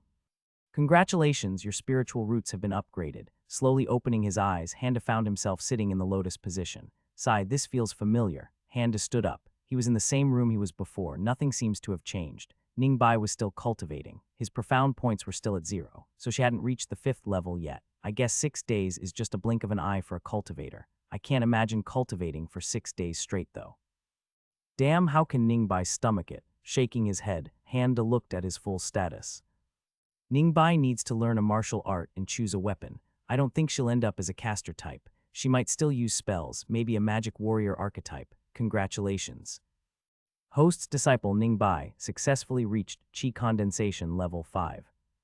Issuing 45 profound points as a reward, a content smile appeared on Handa's face. Finally, those were excruciatingly long. 4 hours, since the dual declaration. I was expecting her to take 8-9 days though. I guess the notes did shave off a couple of days. Handa headed for the nearest courtyard. He wanted to take some fresh air and think about how to let Ningbai gain fighting experience quickly. She should be consolidating her realm, probably will be done in a few hours at most. Sitting in the courtyard, Handa was obviously not meditating or cultivating. If Ningbai had taken a few more hours, I could have made some more crepes. She could end her session at any time. Time for crepes is long gone. Sigh. At first, Handa immediately was angry at the system. 6 days was still a long time in his eyes after all. While thinking about it though, his thoughts changed. If I could have some kind of auto-cultivation mode, that would be amazing. I could just turn myself off for 100 years. It would be only a few seconds from my perspective. Hey system, is there an auto-cultivate function, or something similar? Naturally, there was no response. Handa also didn't think he would get one. It was just a fool's hope. Thinking that it had already been 6 days, Handa decided to check up on Peng. Although the celestial river sect is far away, a cultivator can move very fast when they wanted to. Peng. Yes, Elder Duh. How goes the search for the thing I asked before? He reappeared under a new alias about a month ago as a spiritual beast hunter operating in the Ming Empire. We don't know how, but not only he has regained his cultivation base, but he also increased it. Right now he is in the middle stage of the core formation realm. We have not touched him as per your orders. Handa was cursing his luck. This guy was really an MC. The elusive elder was probably his ploy, orchestrated by an op item. Shit, should I send 100 core cultivators and kill him? Would that cause suspicion from my parents? Handa had never done something like this before, not to mention there might be problems with the Ming dynasty. They would never believe that the Han family would send that many for just a nobody. This guy got crippled by the cultivation freak, but there were no interactions after that. He is also in the Ming Empire territory right now. Maybe there is no need to do anything for now. He might not even want to take revenge, especially if he does a quick bullshit power-up. Thankfully, the cultivation idiot never touched his woman. If he had, this guy wouldn't stop until he came here. Knowing is half the battle. Now that Handa had some intelligence on him, he felt he had a lot more options. We also brought Fairy Zio Lan. She's staying on the side building by the Green Lake. Handa was in his own world. He got caught off guard with the sudden statement from Peng. Who the hell is Zio Lan? Peng had an ominous feeling all of a sudden. He couldn't figure out why, but he did not like it. Fairy Zio Lan is the stepsister of the Zio Ping. Handa was getting impatient. He felt like someone was trying to drip feed him the latest episode of Jersey Shore. And who is this Zio Ping? After a pause, Peng answered. Zio Ping is the exiled genius of the Celestial River sect. Shit. Ningbai opened her eyes. She was successful. She finally reached the 5th level and consolidated her realm. At first, she thought it would take her 10 days to break through. That was the reason why she was cultivating like crazy. She was worried about not having enough time for the duel. Normally, her estimate would have been accurate. Even with her immense talent and the highly compatible scripture, she was still someone that started cultivating a little over a week ago. However, on the 2nd day, she achieved enlightenment. Her enlightenment lasted for 4 days, and she was able to get double the result for half the effort during that period. The last 2 days were just her meditating over her experience. When she was done with one swift motion, she broke through the thin barrier in front of her and reached the 5th stage. Feeling ecstatic, Ningbai stood up. She wanted to find her master, to report her advancement, and seek guidance about her enlightenment. She had many questions about the improvements she had made and the insights she gained about later stages. As she was heading out, she spotted an exquisite scroll case under the closed window. She knew it wasn't there when she started cultivating, but the scroll case even had a layer of dust on it, as if it had been waiting there all along. Curiosity getting the better of her, Ningbai opened it up and started to read. As she read, her eyes opened wide and her jaw became loose. This was a record of notes and comments on her cultivation technique, including a new and improved cultivation matrix.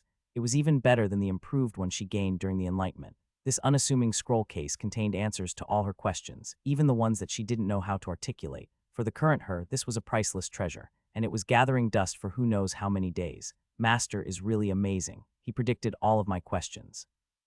Did he even predict that I would achieve enlightenment? Enlightenment was a fickle thing. Even geniuses among geniuses might not achieve it all their lives. Those who achieve it call it fate, those who can't call it luck. Ningbai was covered in goosebumps. Once again, she felt an immense sense of gratitude for her teacher. She vowed to make him proud, then continued to study the scrolls. Su Jing, currently cultivating, felt a terrifying chill penetrate him. If he wasn't a genius and a person dedicated to his craft, he would have suffered from chi deviation at this moment. He frantically stopped cultivating, but that chill was already gone. He stood in a daze, unsure if that was his imagination. Right now, Handa was walking towards the side house Zio Lan was in. After Peng's revelation of the kidnapping, Handa was baffled and could only tell them he would re-educate them at a later date. As the MC, once he figures out the culprit, this guy will start heading here, make a ruckus, and somehow start a fight with me to win his woman back. Let's completely forget the fight with me part. This guy will probably use a bullshit item to kill or cripple me during a fight.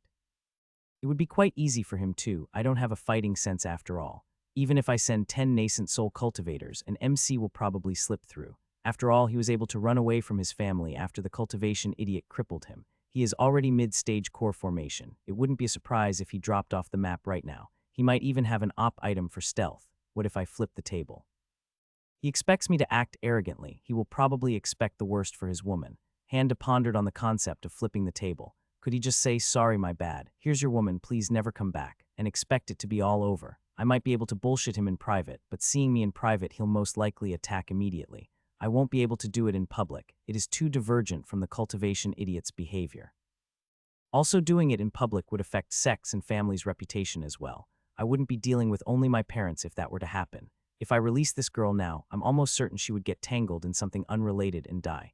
Even if I can convince the MC that I released her, it will be just a delay. MC will come back after finding her corpse and blame me anyway. Handa considered convincing the girl. He might perhaps be able to muddy the waters and convince her that he isn't a threat. Taking a deep breath, Handa entered the room Zio Lan was in. She was inside a lavishly decorated room. Thankfully, Peng hadn't put her in one of the dungeons. Handa already knew what she looked like from his memories. That was nearly a decade ago, though. Current Zio Lan looked a lot more mature. She turned into quite the beauty. Thankfully, she doesn't have that ridiculous jade-like skin. One uncanny valley is enough. Zio Lan turned her to see Handa looking at her. Without restraint, she started talking. So finally you have come. All those years ago you had crippled him and disgraced me. That wasn't enough. Ping had to endure unimaginable pain after what you have done. Even eating or drinking was an ordeal for him. He even left me and ran away from his own for my family. When he was exiled, I left the sect to search for him. I didn't want him to endure alone. When I found him after months of searching, he was changed. He didn't even look me in the eye. As if I was sullied, as if I was nothing more than a dirty piece of rag, yet I endured. He had already miraculously regained his cultivation. I don't know when, but he had done it. I never felt happier in my life. I hoped that things would be different, we would be able to forget and live a happy life. But he turned colder and colder every day. I could tell he only wanted revenge. I could feel he was getting consumed by it. Every step of the way he was getting hungrier for it. I followed him to the Ming Empire, silently hoping he would get better one day. It got even worse. Whenever he talks, it feels like he has contempt for me as well. We fight more than we talk. Before you came, he was so happy. But that was before. He was now different. I tried to accept who he was now. It pained me, but I knew I could do it. I could do it. I wanted to do it. Yet here we are. You kidnapped me again. You taunted him again. Your men even used the same exact words. What wrong did we commit to you? Why are you doing this for us? Didn't you say all those years ago that I wasn't even worthy of playing around? You disgraced me so greatly, you hurt Ping so much, is that not enough? When thou, holy shit. Sister, what the hell, when are you going to stop? While listening to the non-stop exposition, Handa remembered that the cultivation freak always filtered her voice out when she was talking. He now understood why. Handa didn't hold it against her. She was kidnapped twice. The first time she saw her lover get crippled, and the culprit, the cultivation maniac, even insulted her to her face. Now she was kidnapped once again, by the same person no less. Everyone reacted differently to a stressful situation. This last coping mechanism was just talking. She just kept talking. Handa didn't interrupt her. He let her talk and listened to her. At the same time, he tried to extract a few usable pieces of information. This guy never gave up on his revenge. Zio Lan doesn't know how he regained his cultivation. His aura changed, turned colder, perhaps affected his personality as well. Is he ignoring her because of his shame? He is humiliated because he couldn't protect her, perhaps thinking he is unworthy of her. She stays with him, but he remembers his failure when he looks at her. Does he think he needs to kill me to get rid of his shame and be worthy of her? Fits the MC template.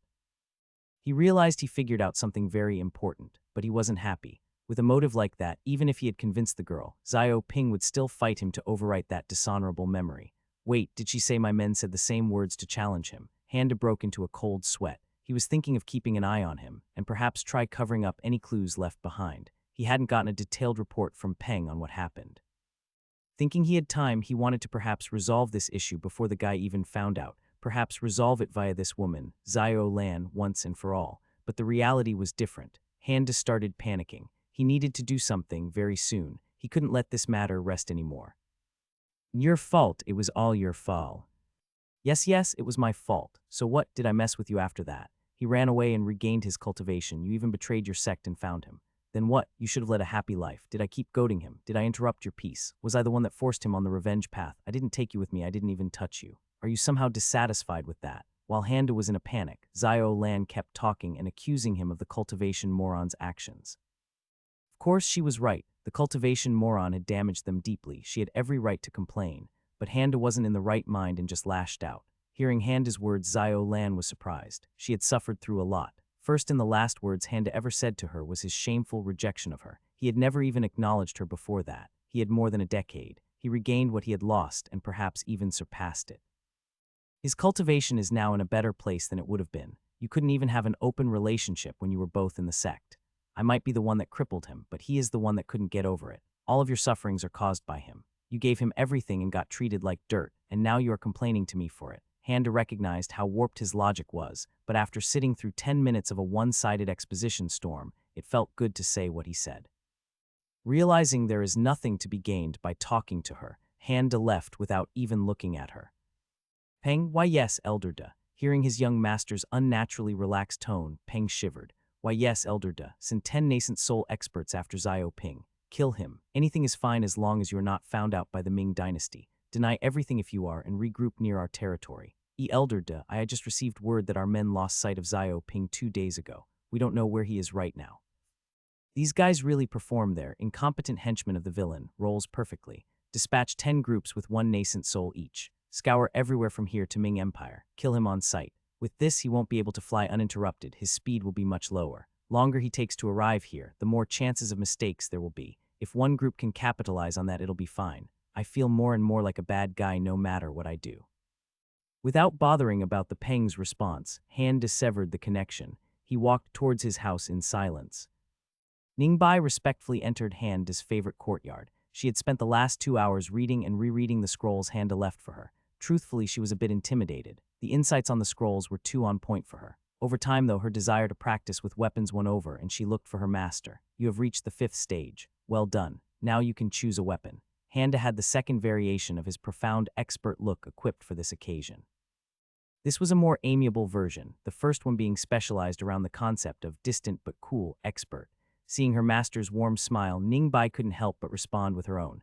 Handa gave a satisfied nod. I know you won't. It is time to select your weapon. This is an important decision that will affect you for the rest of your life. You have to choose carefully. You also need to keep in mind, sometimes not choosing is also a choice. If you can't find something that speaks to you, something that stirs emotions deep within you, then perhaps you might be more suited for a different path.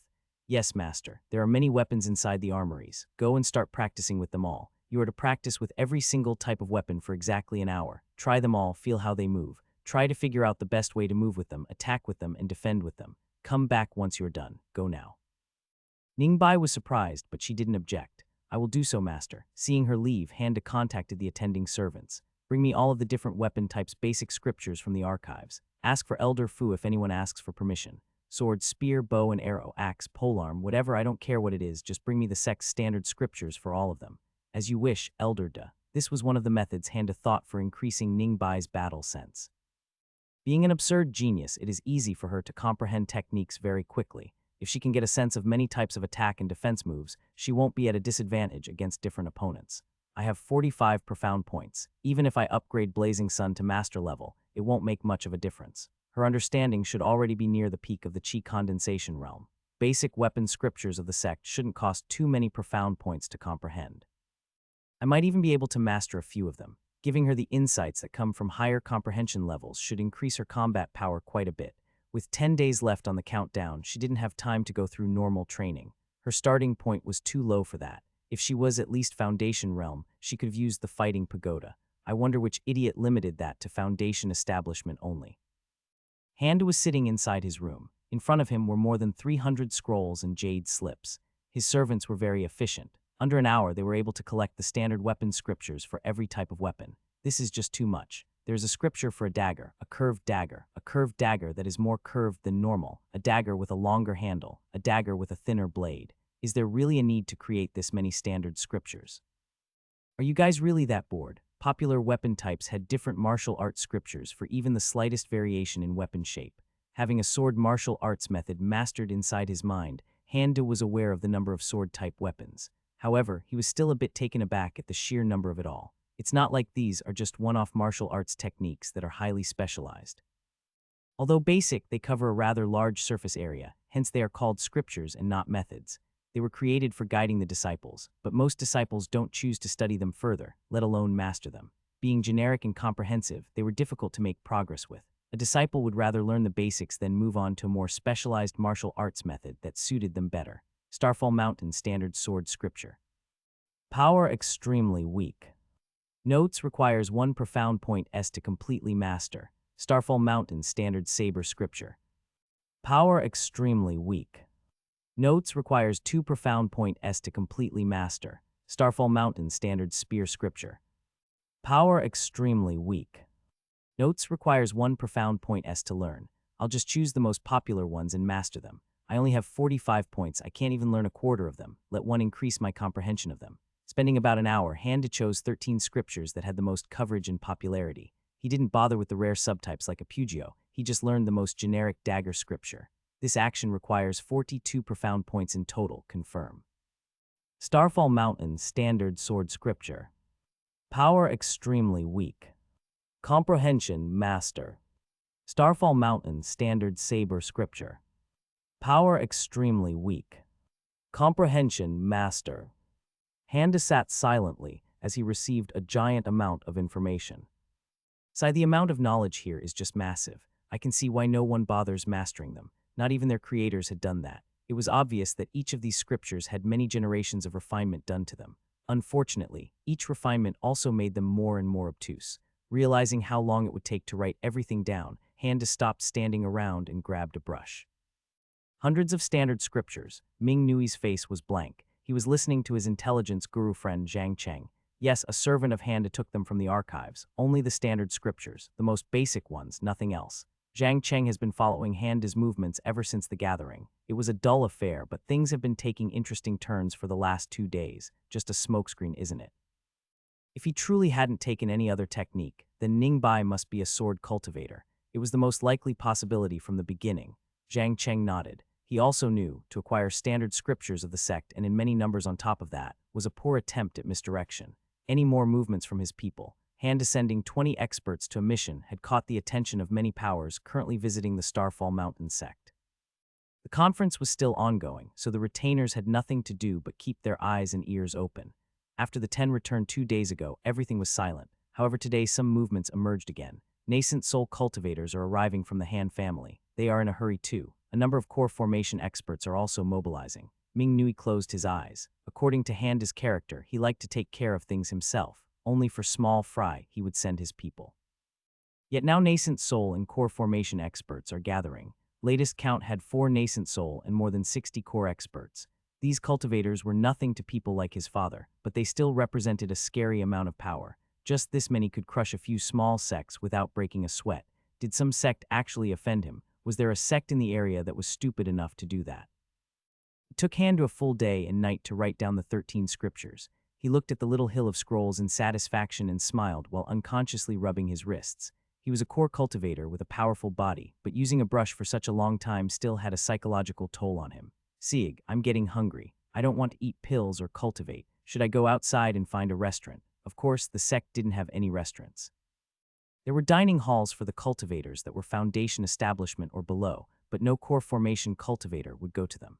Maybe I should hire an immortal chef and open a restaurant inside the core area. Even the inner area might not be a bad idea. Handa realized he hadn't cultivated since his roots were upgraded. Even though it was boring to the extreme, he still had some anticipation about it. While still grumbling inside about the lack of eateries, Handa located Ningbai. She was currently meditating in an armory. When Handa arrived, she opened her eyes and greeted him. Handa could see how tired she was. After all, she was just a chi condensation disciple. She could cultivate for ages if she had enough pills, but the physical effort was different. Even in foundation establishment, a person would need to eat, drink, and sleep regularly if they were going to do extensive training. Ningbai nodded as Handa explained this to her. Her initial plan was to train by the day and cultivate by the night, but Master's words were law for her. It seems you have practiced blindly long enough. In this storage bag, there are some scriptures I have rewritten for you. They are the sect's standard scriptures for different types of weapons. You will study them for the next few days. Right now, you don't need to cultivate for too long. Just an hour a day is enough. Take care of your body. Do not try to exceed your limits. Ningbai took a look inside the bag. After a moment, she asked with a hopeful smile, Teacher, is there no scripture for warglaves? Getting caught off guard, Handa just stared at her for some time. He didn't want to remember that part of his history. Still, he had to keep up appearances, so he steeled himself. There are no warglaive scriptures or methods in the sect. You'd have to go in blind if you want to use them as weapons. Not wanting to stay there for a moment longer, Handa left after giving her a few more random pointers. Cultivation, core formation mid-level plus 40, 38, 49, 500,000. It increased the XP per cycle, but the cycle time is the same. So if I cultivate 6 hours every day for the next 6 years, I'll be able to reach the advanced core level. Handa was, again, devastated. If a nascent soul expert knew about Handa's thoughts, without a doubt they would start puking blood. Only 6 hours of cultivation every day, and it still takes only 6 years. Are you tired of living? Nevertheless, being a modern guy, Handa thought cultivation was simply insufferable. He had never even tried meditating before coming to this world. If it wasn't for that cultivation idiot's memories, he probably wouldn't even be able to enter a meditative state. I really need some kind of entertainment to take my mind off these dreadful events. He couldn't even cook without risking his profound teacher getup with Ningbai. He was blaming himself for the stupid decision to place her in his house. He now understood why the servants had to confirm twice before placing Ningbai in one of the rooms. Wait, I can fly, can't I? Handa suddenly stood straight. Of course, he could fly. I didn't want to use it as a transportation method for the fear of crashing everywhere. But there is no end to the sky, is there? Why would I need to go to a mountain when I can just fly upwards? Damn, why didn't I think of that? Handa was feeling a bit silly for this slip-up. However, he didn't take it to heart. As he headed to a clearing, he giggled nonstop. He didn't want to take off from near his house. He was worried about the sonic boom making a mess. Handa took off his sword from his storage ring. Cultivation Maniac always carried it on his side, but Handa found it extremely awkward. It kept getting in his way, so he had stopped carrying it after his first day. All right, I'll just aim directly upwards. If I don't see the ground, there is no way of knowing how fast I'm going, right? And when I'm high enough, everything will be way smaller anyway. Core formation experts could only rely on spiritual weapons like swords to fly. Although they had rich spiritual energy compared to foundation establishment, they still couldn't just fly through the air. Hovering was possible, just needlessly taxing. Nascent soul cultivators didn't need any spiritual weapons to fly. With their power reserves, brute forcing was much more efficient for them. Handa jumped on his sword. Gathering his spiritual energy and infusing it to the sword via his martial art, he took off. He was already traveling much faster than sound, and he was adamantly just looking up, so he had no way of noticing the crater he had left on the ground. Ha ha ha ha, yes, I can fly. Why does the air feel rather thin here? After getting enough clearance from the ground, he finally started dashing around at full speed. Handa's definition of enough clearance in this context was not being able to see a person's silhouette. He hadn't taken his cultivator eyes into account. You mean Handa left with the 100 cultivators? Zhang Cheng was currently comfortably sitting on his chair and occasionally sipping his tea. He was getting a report from one of his subordinates. Ming Nui was also with him. He raised an eyebrow at this news. Not only that, but his takeoff was extremely fierce. We were so far away, but we still felt an extreme pressure weighing down on us. Ming Nui, having suffered humiliation from that aura before, clicked his tongue in frustration. He was a prince, he had to act princely in front of his subjects, but he was too frustrated to care about that now. Witnessing the Prince Nui's behavior, the intelligence operative hurriedly continued. We also found out Handa's men positioned themselves between Starfall Mountain and the Ming Empire border. They spread themselves around a wide area and are preventing anyone from crossing. Current numbers are 10 nascent soul and 90 core formation experts. Both Ming Nui and Zhang Cheng were frozen when they heard of this. This also explains some of the movements of the Ming dynasty servants on Starfall Mountain. Since they reported to the Emperor, they had access to better resources and had already found this out some time ago. Is he doing a blockade? It's too few for that. Is he trying to destroy a sect? It's too much for that. Ming Nui and Zhang Cheng looked at each other. They were both at a loss. After having his fun for a few hours, Handa made a happy landing.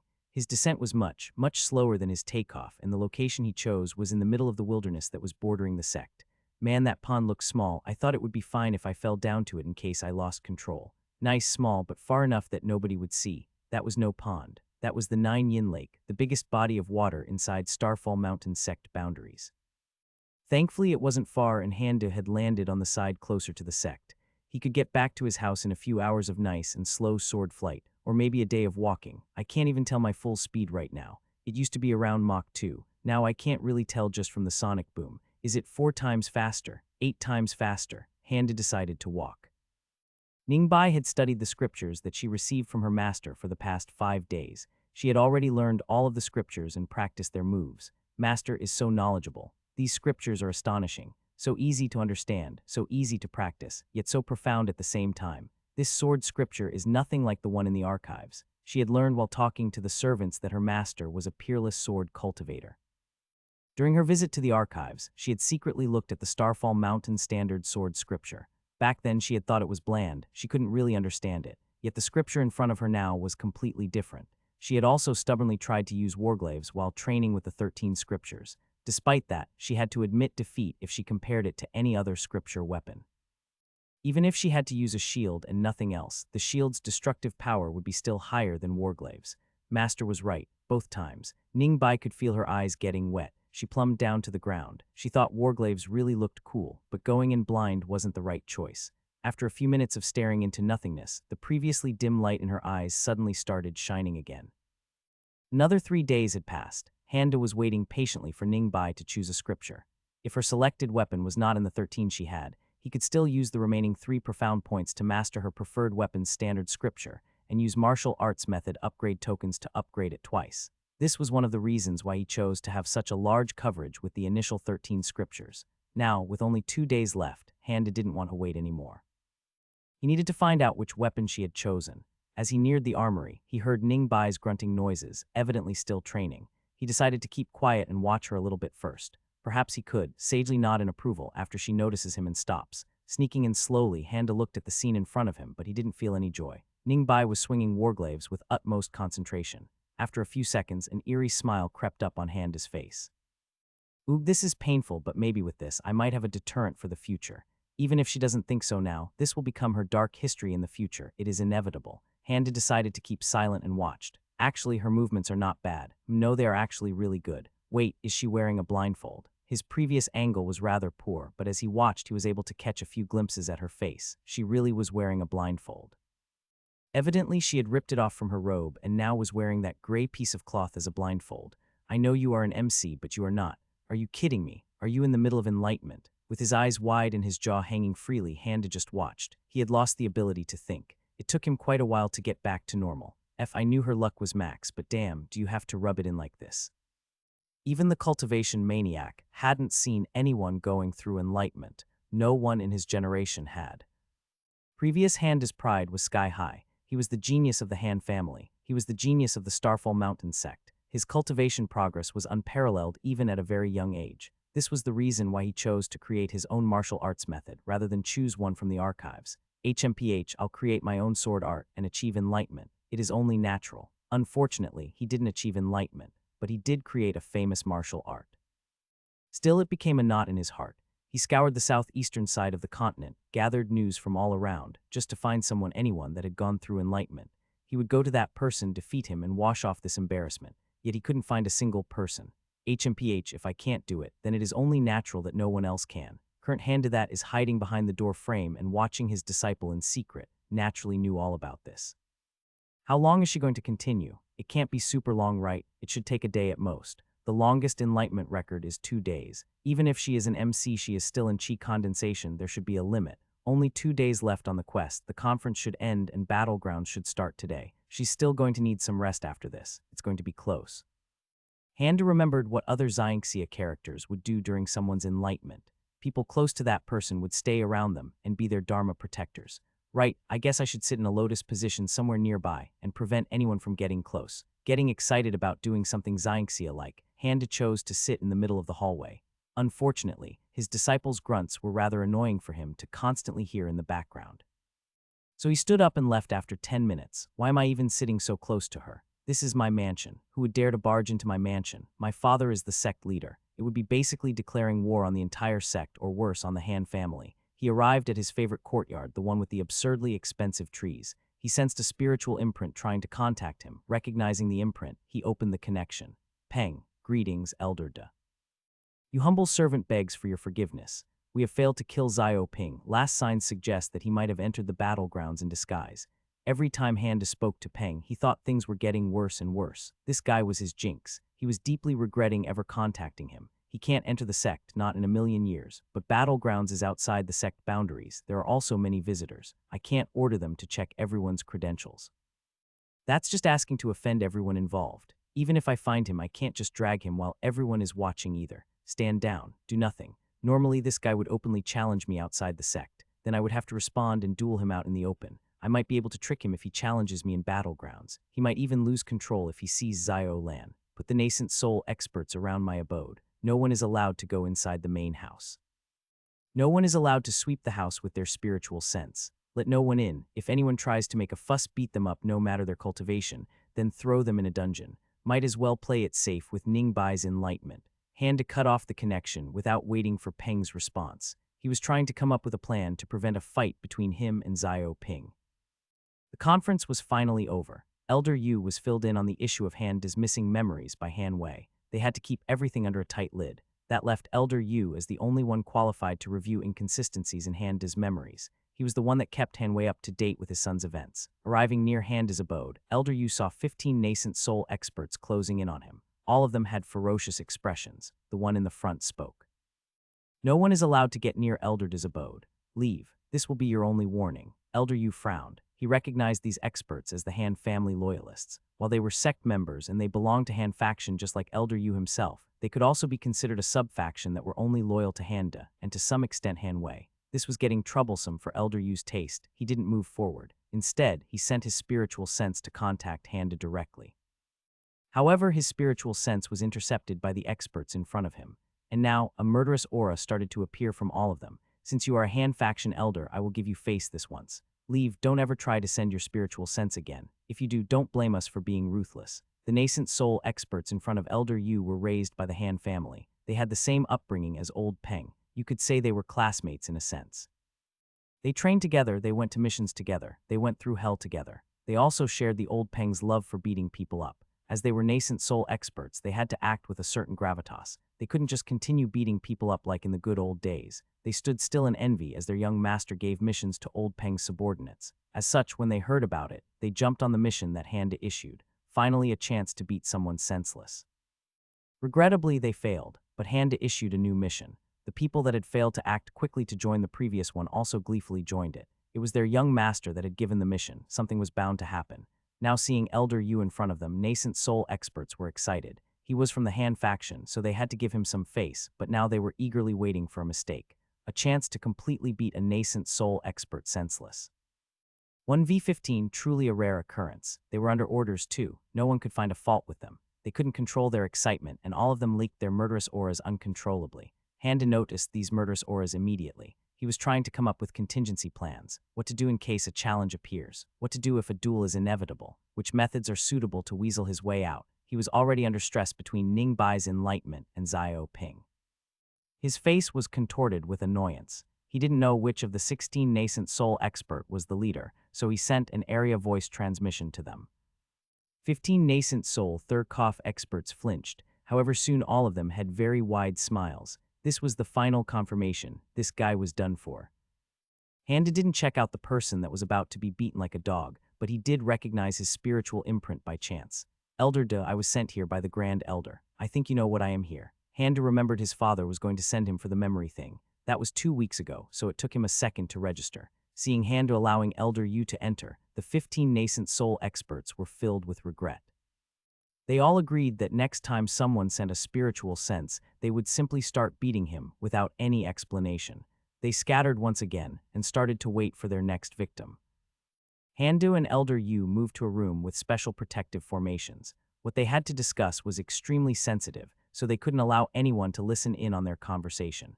They weren't Hanwei that could prevent such a thing with his mere presence. They needed some stacked heavy-duty formations. Elder Yu thought it was strange for Handa to place nascent soul experts along the perimeter.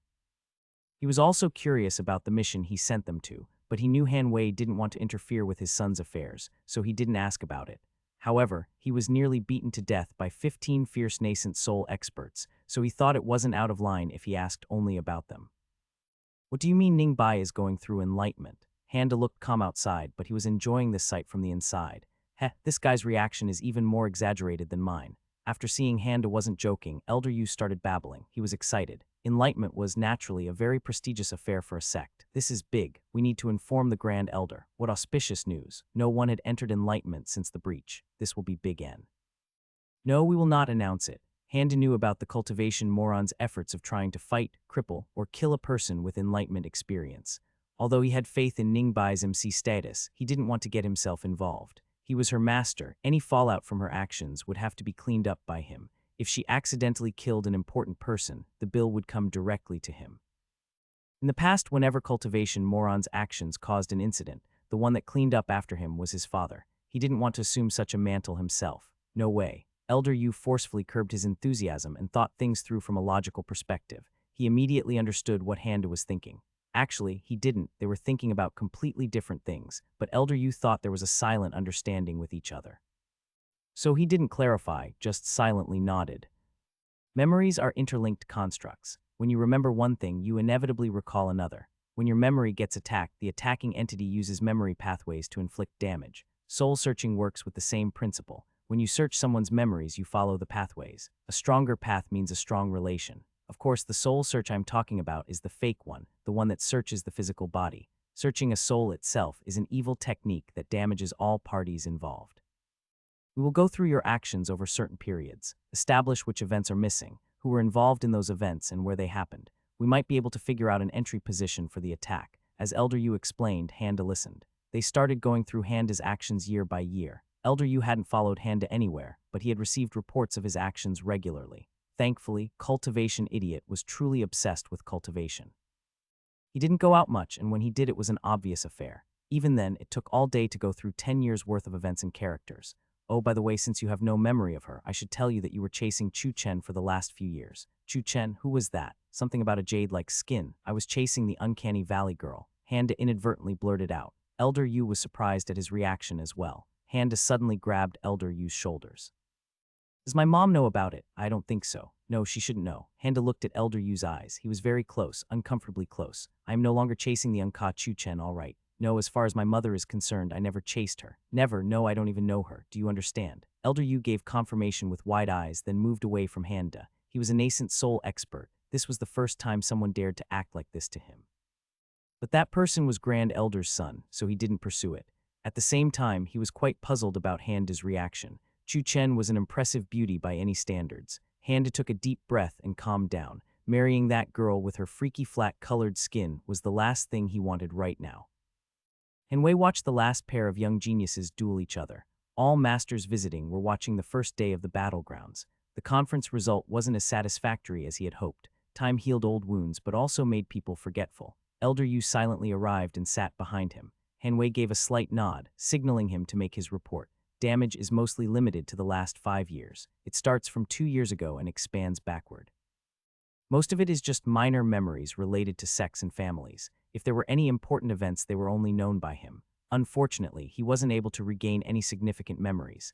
Hanwei gave a slight nod. He didn't expect anything substantial from this, but at least it gave an idea about where to look. Also, Elder De's disciple is going through enlightenment. Elder De himself does not wish to announce it. Hanwei was about to give yet another slight nod, but stopped and directly turned towards Elder Yu with wide eyes. Quest distillation. Difficulty level G. Status ongoing.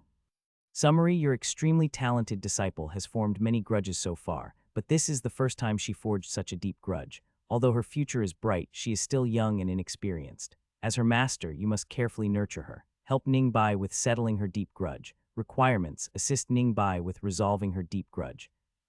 Time remaining 4 hours and 13 minutes. Success 250 profound points. Failure: Ningbai will no longer be host's disciple. Notes: with current privilege level 1, the host has to maintain a minimum of 1 disciple s50 of the maximum disciples limit. Failure to do so will result in the removal of the system. As the system is completely integrated into the host's soul, removal will result in said soul's dissipation. Handa was pacing in the hallway neighboring Ningbai. With only 4 hours left, he was only 4 hours away from death.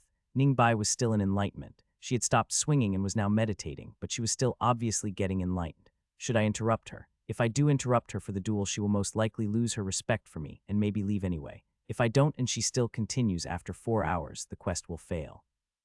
In both cases, my soul will be gone as the system leaves. What kind of chi condensation enlightenment lasts for 2 days anyway? Wait, can she even fight with her current state? What if she collapses out of hunger after the first swing? Can she even swing right now? Handa kept pacing. Congratulations. Your disciple Ningbai has created a new martial arts scripture, issuing 1,000 profound points as a reward. Cosmic Destruction Scripture incomplete. Power weak. Congratulations. Your disciple Ningbai has gained a new skill, issuing 100 profound points as a reward. Breach more. Progress 1. Notes: by blocking the visual senses, the user can tap into a spatial domain to perceive their surroundings. Passively increases relational action processing and prediction speed while active. Further effects are unknown. Seeing the system prompts, Handa took a deep breath. Finally, this little mishap was done getting enlightened. He slowly walked towards Ningbai, assumed his profound teacher form. Ningbai still had the blindfold on, but it didn't matter for her. She was able to perceive her teacher. Even when he walked slowly, she had an inherent understanding of his movements. Still, out of respect, Ningbai removed her blindfold and kowtowed. Silly girl, there is no need for vows.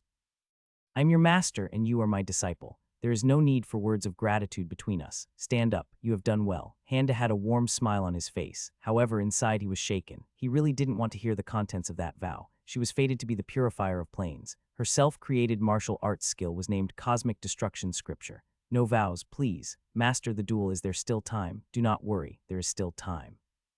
This is the last day of the battlegrounds, but there are still 4 hours left. You need to recuperate. Go to the pill storage hall and take recovery pills. You have 3 hours. Go. Yes, master. Ningbai started running. At first, Handa was worried about her physical state, but it was apparent from the way she stood up that she was all right. Still, he decided to play it safe and gave her some time to recover. He was risking it all. He was even willing to use sword flight at full speed. Thinking about the matter with Xiao Ping, he contacted old Peng. Peng, yes, Elder De, take a few nascent soul cultivators and move Xiao Lan to the battlegrounds. Keep things silent, be inconspicuous. If she tries to struggle, tell her she will see Xiao Ping and neither of them will be harmed. Keep her near common seats. Do not harm her. Treat her as a guest. Yes, Elder De. Handa went through his mental checklist. Even with 1103 profound points, there is nothing in the shop that would be helpful now. If she had exited enlightenment yesterday, I could have asked her to write down her scripture and complete it. Enlightenment or not, 3 hours is still a bit too little for recovery. Handa patiently waited as Ningbai kept eating recovery pills. When she was done, they hopped on his sword. Handa was gritting his teeth. He had decided to use the full speed of his sword flight. They were already fashionably late. It would be better to also make it a flashy entrance at this point. Battlegrounds was a Starfall Mountain sect tradition. Every 5 years, promising disciples would be selected and put inside a battle royale. This battle royale would be held inside a massive caldera outside the sect. The name Battlegrounds came from a bloody battle that was fought many generations ago. As everyone kept referring to the location as Battlegrounds, it became stuck. The conference that was held was a special event. After it was over, younger generations would have friendly battles between them. There weren't any rewards. It was purely for improving relations and improving the disciples. Sometimes there would be grudge duels, but they were rare. Today was one of those rare days. Su Jing had been waiting for the last 2 days for Ning Bai to arrive. Since he took that vow, some years had passed already. He was patient. 2 days was nothing. The only thing he was worried about was Ning Bai not appearing at all. He didn't care about winning or losing. He wasn't here for that today. He wanted to collect the interest on the debt that was long overdue. There was only an hour left until Battleground's closure, but Starfall Mountain people were confident. None of them even thought of the possibility of Handa and his disciple not showing up. Sitting at the seats floating above, Ming Nui was furious. He had organized most of the geniuses to be against Ning Bai. They were saving their strength all day so that they could unleash it against her. He had also leaked her status as a sword cultivator and all the information he could gather about Handa's sword art. Yet they never came to the battlegrounds. Ming Nui didn't participate in the battlegrounds. He thought himself to be above that of the average bunch that was present today. There was no need to prove his supremacy.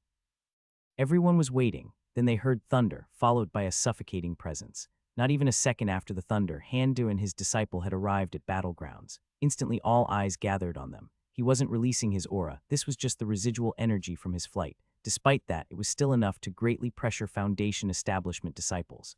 Those that were present on the day of gathering felt that somehow Handa's aura was more brutal. After they both landed, Handa used all of his strength and immediately moved towards other core elders of the Starfall Mountain sect. His confidence was very high. His legs definitely wouldn't give out, not today. He didn't even spare a glance at Ning Bai. He couldn't afford to. Ning Bai, on the other hand, was in a pitiful state. It was the first time she flew, or rather the first time she flew while she was conscious. The entire flight took less than 10 seconds. It took all her strength just to stand still. Thankfully, she only took recovery pills. If she had eaten anything, it would be all over. Su Jing, Ming Nui, and everyone else watched as Handa left and Ning Bai nervously looked around. Her current state caused many of them to sneer. Masters on the VIP seats, on the other hand, accurately diagnosed the issue. They were speechless. Wasn't Handa overly protective of his disciple? Didn't he offend nearly everyone at the gathering because of her? Seeing the opportunity, one of the closer disciples took the initiative to challenge Ning Bai. Disciple Ning Bai, please advise this lowly brother. Ning Bai was rather unsettled inside. Her head was spinning. She wasn't sure if she could walk, yet she didn't want to disappoint her master. She brought out her blindfold without saying another word and bound her eyes. As soon as she had done that, everything became stable. Everything was spinning before I closed my eyes, yet now they are all so clear. I was still too attached to my vision, so Master had already seen through it. He was training me. Masters had noticed this change as well. It was as if she had become a different person with the blindfold. Her movement became sharp, breach mortal. Progress plus 1-2. What happened? Hand appeared nonchalant, but he was somewhat confused. Does the progress increase every time she binds her eyes? Some of the masters looked at Handa, but upon seeing his non-reaction, they figured it was his intent all along. This was a friendly competition, but they were still offended by Handa blatantly treating others as sharpening stones for his disciple. The person that had challenged Ning Bai and the other disciples on the battlegrounds were fuming. They hadn't noticed her demeanor change, which was natural for someone at their level, but seeing her with a blindfold, they felt personally insulted. Ning Bai took out her warglaves from the storage bag. They were the same warglaves that she used for training. They weren't anything special, just standard spiritual equipment for a chi condensation disciple. However, they were rather eye-catching. This was natural as they were made as ornamental weapons originally.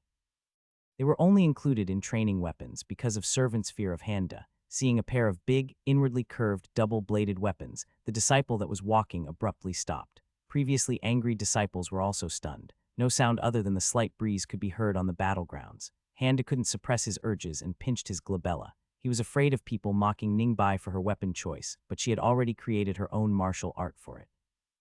In fact, it was the strongest martial art Handa had ever seen. The system had classified it as weak, not extremely weak or even very weak. How could he ask her to use a sword instead? A beginner disciple muttered to his senior brother. It was a very low voice, but it felt loud in the utterly silent battlegrounds. "Senior brother, what kind of weapon is that?" As if that was the cue, a commotion started within the lower realm disciples. "What is that? It looks so fierce." Wasn't she a sword cultivator? Elderdu is a renowned sword cultivator. She should be one. That's not a sword. I should know. I practice star cleansing sword art. What kind of martial art is she going to use with it? Are there any methods for weapons like that in the archives? Does anyone know what are they called? Not caring about the people talking, Ningbai concentrated on her target. He was chi condensation level 5, just like her. Even in a friendly competition, high cultivation levels would still suppress their cultivation to the lower level. Still, the difference in fighting experience would remain. Her current target was the perfect choice for Ningbai. She started running and operated her cosmic destruction art. Her aura started seeping through. Seeing her running towards him, the challenger operated his own mantra and focused his chi on his sword and thrust it towards Ningbai. Iridescent strike. Ningbai used her left warglaive and deflected the colorful ray of light. She focused her fire chi on the edges of her warglaives, causing them and the ground around her to catch on fire. She noticed the strange movements of the boy. She already accurately predicted the trajectory of his first strike, but his current movements suggested that he was frozen. He is deceiving me. He will most likely respond with an overhead slash. I'll just be ready to block it, but I need my all for this first strike. Ningbai had already reached the intermediate grade with the sword scripture of her master. She already knew about the basic sword methods. Fire chi around Ningbai kept increasing. Her weapons were covered in white flames. She reached the boy and swung her warglaive with all her might. Crack. Ningbai had lost the sight of the boy. She tried to perceive him with her all but couldn't find him. In a panic, she removed the blindfold to look around for him, but she couldn't find him. All she could see was blank stares from everyone watching. That loud crack was actually a feature of the battlegrounds. The entire caldera was covered with a formation. This formation used the power of space to save the lives of the disciples when they were about to receive a fatal injury. Of course, Starfall Mountain sect couldn't afford to lose a great many disciples every 5 years. They were already a quality-focused sect instead of quantity. Such a formation was a common feature around the training areas of the sect. Shi-1 shot him. He died just like that. Fairy Ningbai is so fierce, so righteous. Ningbai was frustrated. She wanted to practice her martial art and do cool moves. She bound her eyes again and perceived the other geniuses. She realized she knew quite a few of them. She had committed them to her memory during the gathering. She pointed towards the closest one with a warglaive in her hand. Disciple Ningbai is asking for pointers. Please advise. Handa was watching the entire thing speechless. He recalled how he kept worrying for the past 2 weeks, how he had desperately tried to come up with so many plans. He had learned so many scriptures. Just writing them down had taken him an entire day and night. Crack. Was I worried about nothing? Maybe I should have just locked her in the armory from the very beginning. Disciple Ningbai is asking for pointers. Please advise. Ningbai had one-shotted another genius and was asking for another match. Masters in the VIP area were dumbfounded. They couldn't recognize her martial art at all. They couldn't help but comment. Crack. Such a destructive aura coming from her. Indeed, her movements are a little stiff, but she shows great promise. Disciple Ningbai is asking for pointers. Please advise. By this time, silence reigned over all disciples. They knew what they saw, but they still couldn't believe it. Crack. The geniuses that didn't participate today were secretly relieved. As Ningbai mercilessly kept cutting down geniuses, Handa was starting to break into a cold sweat. This was too eye-catching. Why is this little brat not running out of spiritual energy? Isn't this a bit too much? How efficient is this cosmic destruction scripture? What is it going to be like when it is complete?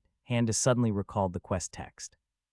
Your extremely talented disciple has formed many grudges so far. Did she really form this many grudges? How? When did she even see all of them? Was it the gathering? Disciple Ningbai is asking for pointers. Please advise. Crack that damned perverted grudge skill. Handa's palm crashed on his face. Disciple Ningbai is asking for pointers. Please advise. I yield. Crack.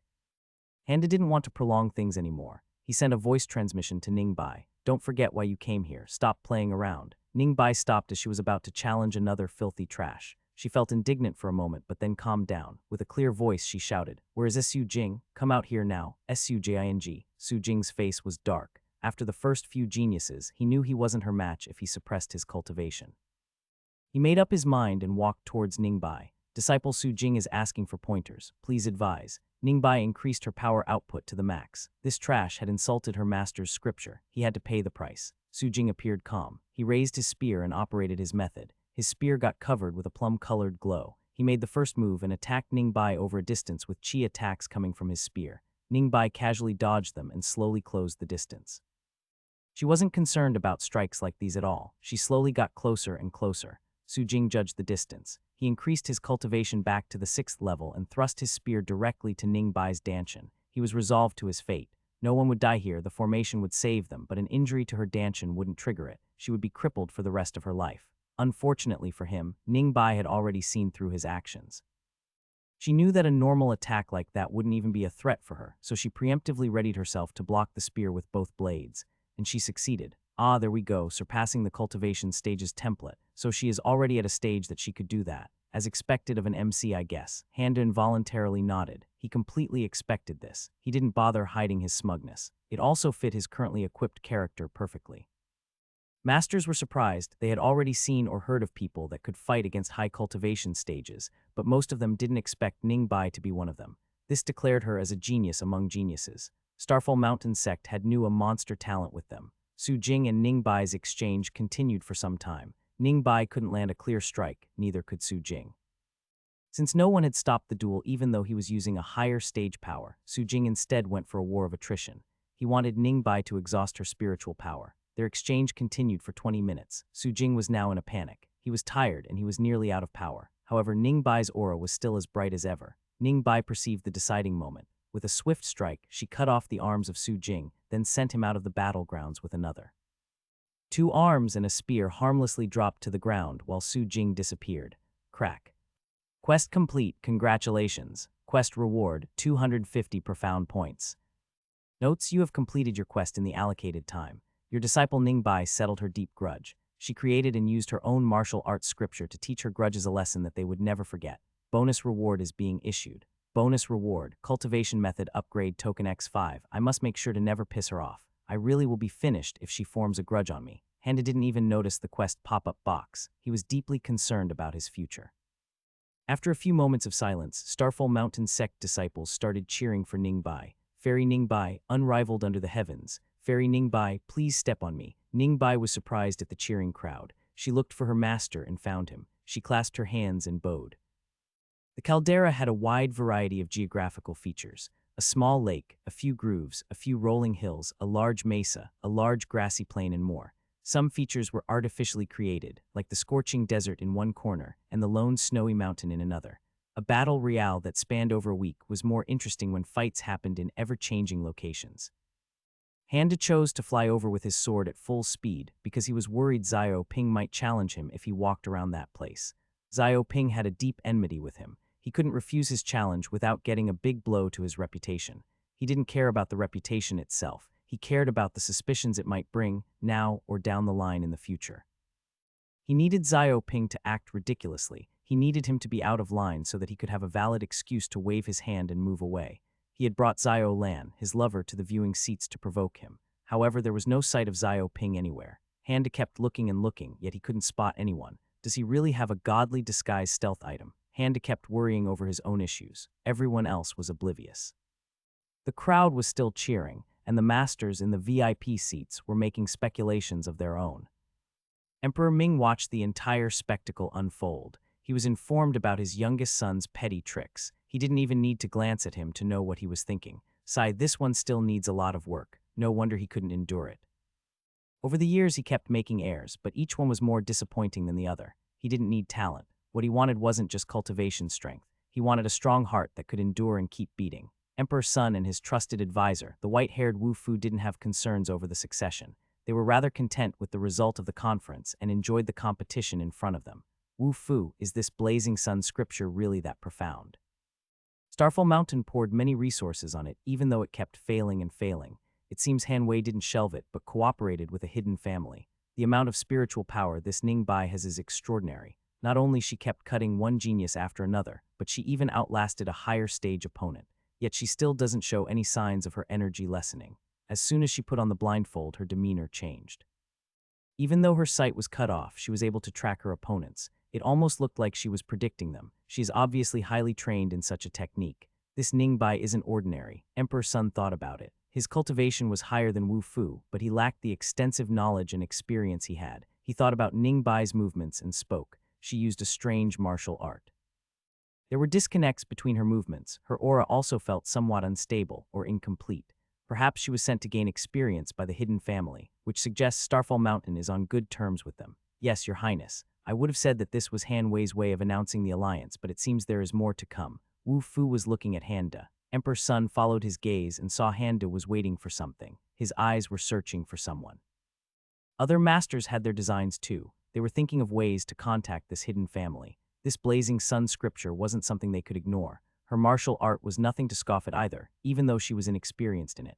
This meant that this hidden family wasn't simple. They didn't think anything of Handa's status as her master. It was clearly a sham to give face towards the hidden family. Starfall Mountain elders had more varying thoughts. Elder Yang looked at Ningbai with a tinge of regret in his eyes. Elder Yan, although displeased at being in the dark, was still glad he didn't eliminate Ningbai with bogus reasons during disciple selection. Zhao Dong, the leader of the Zhao faction inside Starfall Mountain sect, was apprehensive about this whole situation. He glanced at other Zhao elders. They were all having similar thoughts. Fang, when was that man was seen last? Elder Dong, we haven't seen him since that day. He didn't contact us either. We have no clue of his identity. We cannot find him. Zhao Dong was worried. Did that man decide to double-cross them? Was he lying the whole time? If Hans already knew or learned of it later, why haven't they made a move yet? Handu is still alive, but his cultivation stayed stagnant. Have they made a deal that man? Is this Ningbai related to it? Was the man a member of the hidden family? Lacking any information caused Zhao Dong to feel uncertainty for the first time in many years. Handa, you dare! A shout interrupted everyone, a man standing near the stairs. He was shaking, his eyes were bloodshot. He glanced at Zio Lan, then pointed at Handa, sitting far away from him. You will pay for you have done. You will not take her away from me. I Zio Ping will show you. Battlegrounds went silent. The only sound was this man's shouting and his incessant and loud breathing. It was clear he couldn't his emotions at this moment. No one heard the faint whisper from Zio Lan. Where did little Gulian go? Handa was dreading this moment. Still, he had to keep silent. Time wasn't ripe yet. If this guy gets angrier and decides to attack on his own, he is finished. I only need to hold on a bit longer. A young boy's voice cut through the man's breathing. Who are you to dare challenge Elder to this way? You can't even control yourself, yet you think you are worthy. You won't be able to take even a single strike of his. Su Fan looked at Zio Bai at a loss. He wasn't a person that was this rash. Why would he step forward, especially for Handa? Then he saw his sneaky glance at Ning Bai. Su Fan's face went dark. He hastily joined him. A mongrel like you can't even take a single sword from the honored Elder Da. Know your place. With the recent high from Ning Bai's performance, Starfall Mountain disciples started joining them. Who is this trash? Doesn't he know Elder Du is a genius? Even his disciple isn't ordinary, and this guy thinks he can just challenge someone of his caliber. As the crowd started sneering at Zio Ping, Handa had difficulty controlling his emotions. You little shits. If you want to chase Ningbai, chase her. You dare to bring me into it. All I needed was this guy to lash out. Now with these taunts, he'll be able to calm himself. Handa gave a venomous look at Zio Bai. He really wanted to slap this guy to heavens right now. Zio Bai sensed his gaze and responded with a sheepish grin, then turned his attention back to Ningbai and switched to a confident smile. Gears in Handa's mind started turning. He went through his list of contingency plans. There was one thing he could try, but it was a risky one. If he didn't have any tokens, he wouldn't have even considered it. Zio Ping, after hearing all the jeers and taunts, was able to regain his senses. He had heard of Handa's disciples' duel and was waiting for an opportunity to challenge or sneakily attack him. When he had arrived, Ningbai was still dueling with Su Jing. Seeing Handa sitting casually brought all of his bad memories back. The suffering, the agony, the humiliation. He was barely able to hold himself back. He kept waiting and made plans. But then, as he was trying to keep his cool, he saw Zio Lan comfortably sitting in a seat, looking at Ningbai. His reasoning jumped out of the window. No one noticed the Emperor Ming's peculiar look at Zio Ping. Handa made up his mind. Perhaps he could give a few valid reasons to reject him now, but that wouldn't stop him in the future. He needed valid reasoning to kill this guy with his subordinates if he made another peep in the future. He assumed his arrogant young master form and spoke. All right, normally I wouldn't spare a glance for the likes of you, but this appears to be a teachable moment. Handa arrogantly jumped down and slowly walked towards Zio Ping. He displayed a perfect sneer and continued.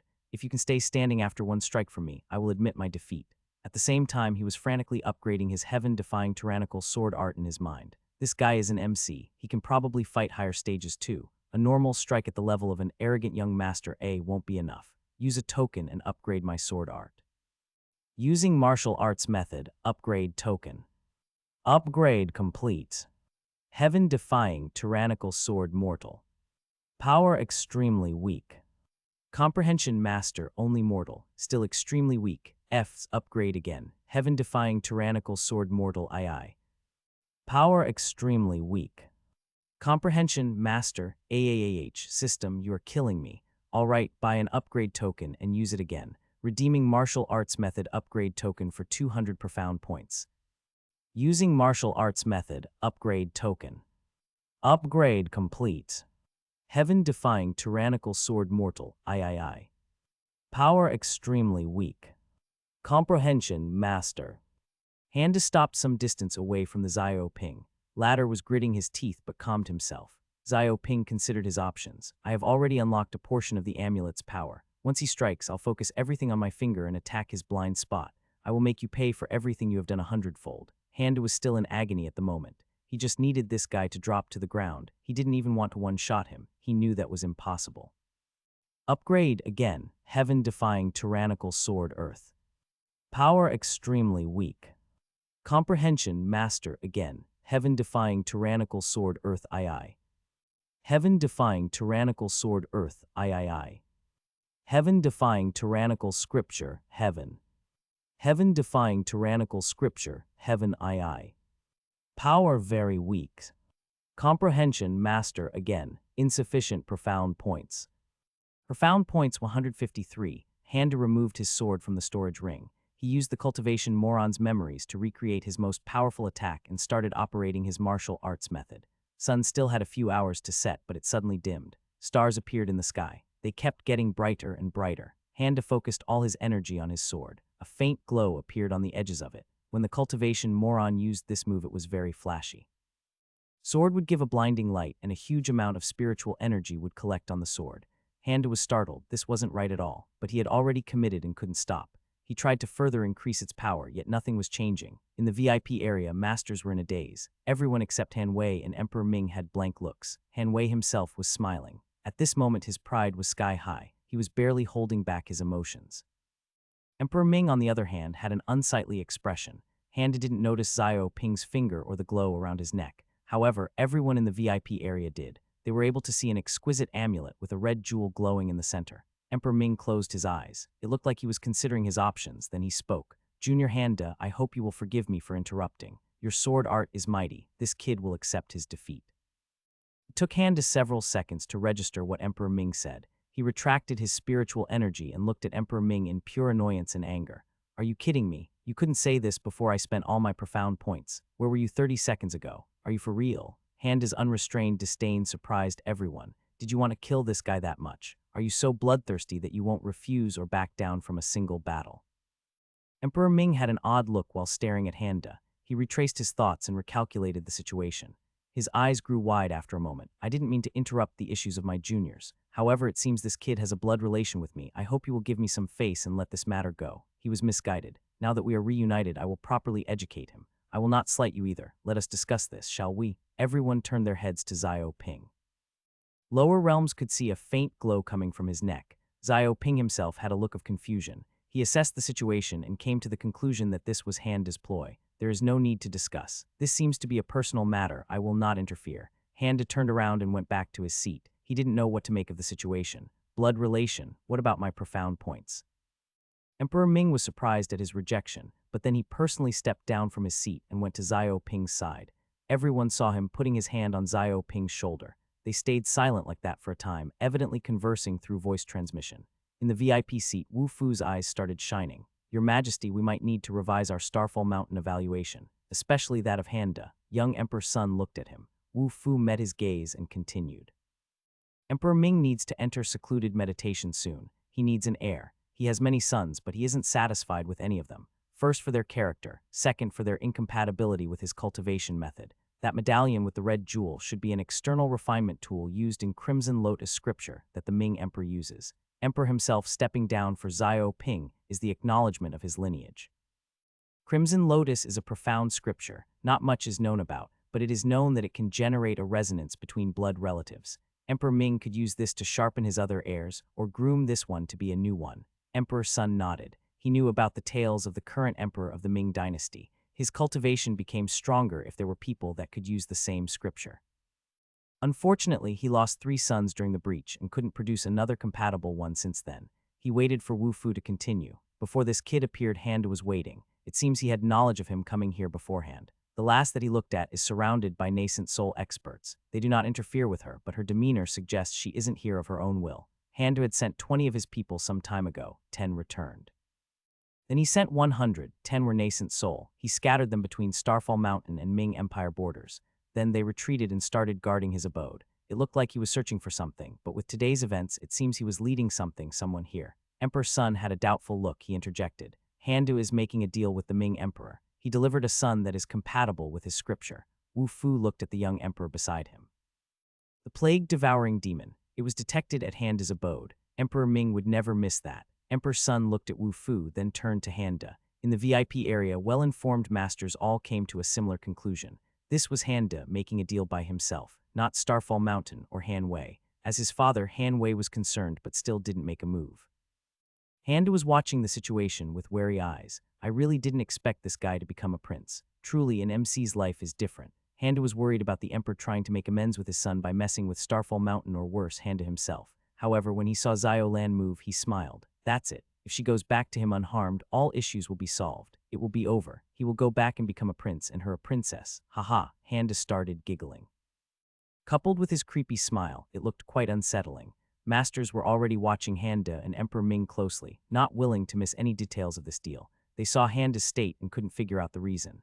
Zio Ping looked at Zio Lan in front of him. Seeing her safe, he felt indescribable relief. Emperor Meng looked at the situation and frowned. Are you reneging on our deal? He looked at Handa and saw him giggling with a creepy smile on his face.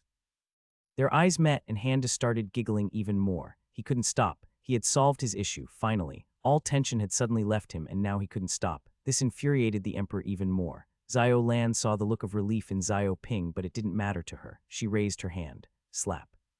She stared at Zio Ping's confused face. That was for little Guliang. She sighed and continued. Handa was right. Zio Ping watched as Zio Lan left. Her words kept repeating and repeating in his mind. The name Guliang filled him with great pain and shame. And the latter part, Handa still had that smile on his face. The slap and the subsequent words had frozen him solid, but he looked like he enjoyed the situation from the outside.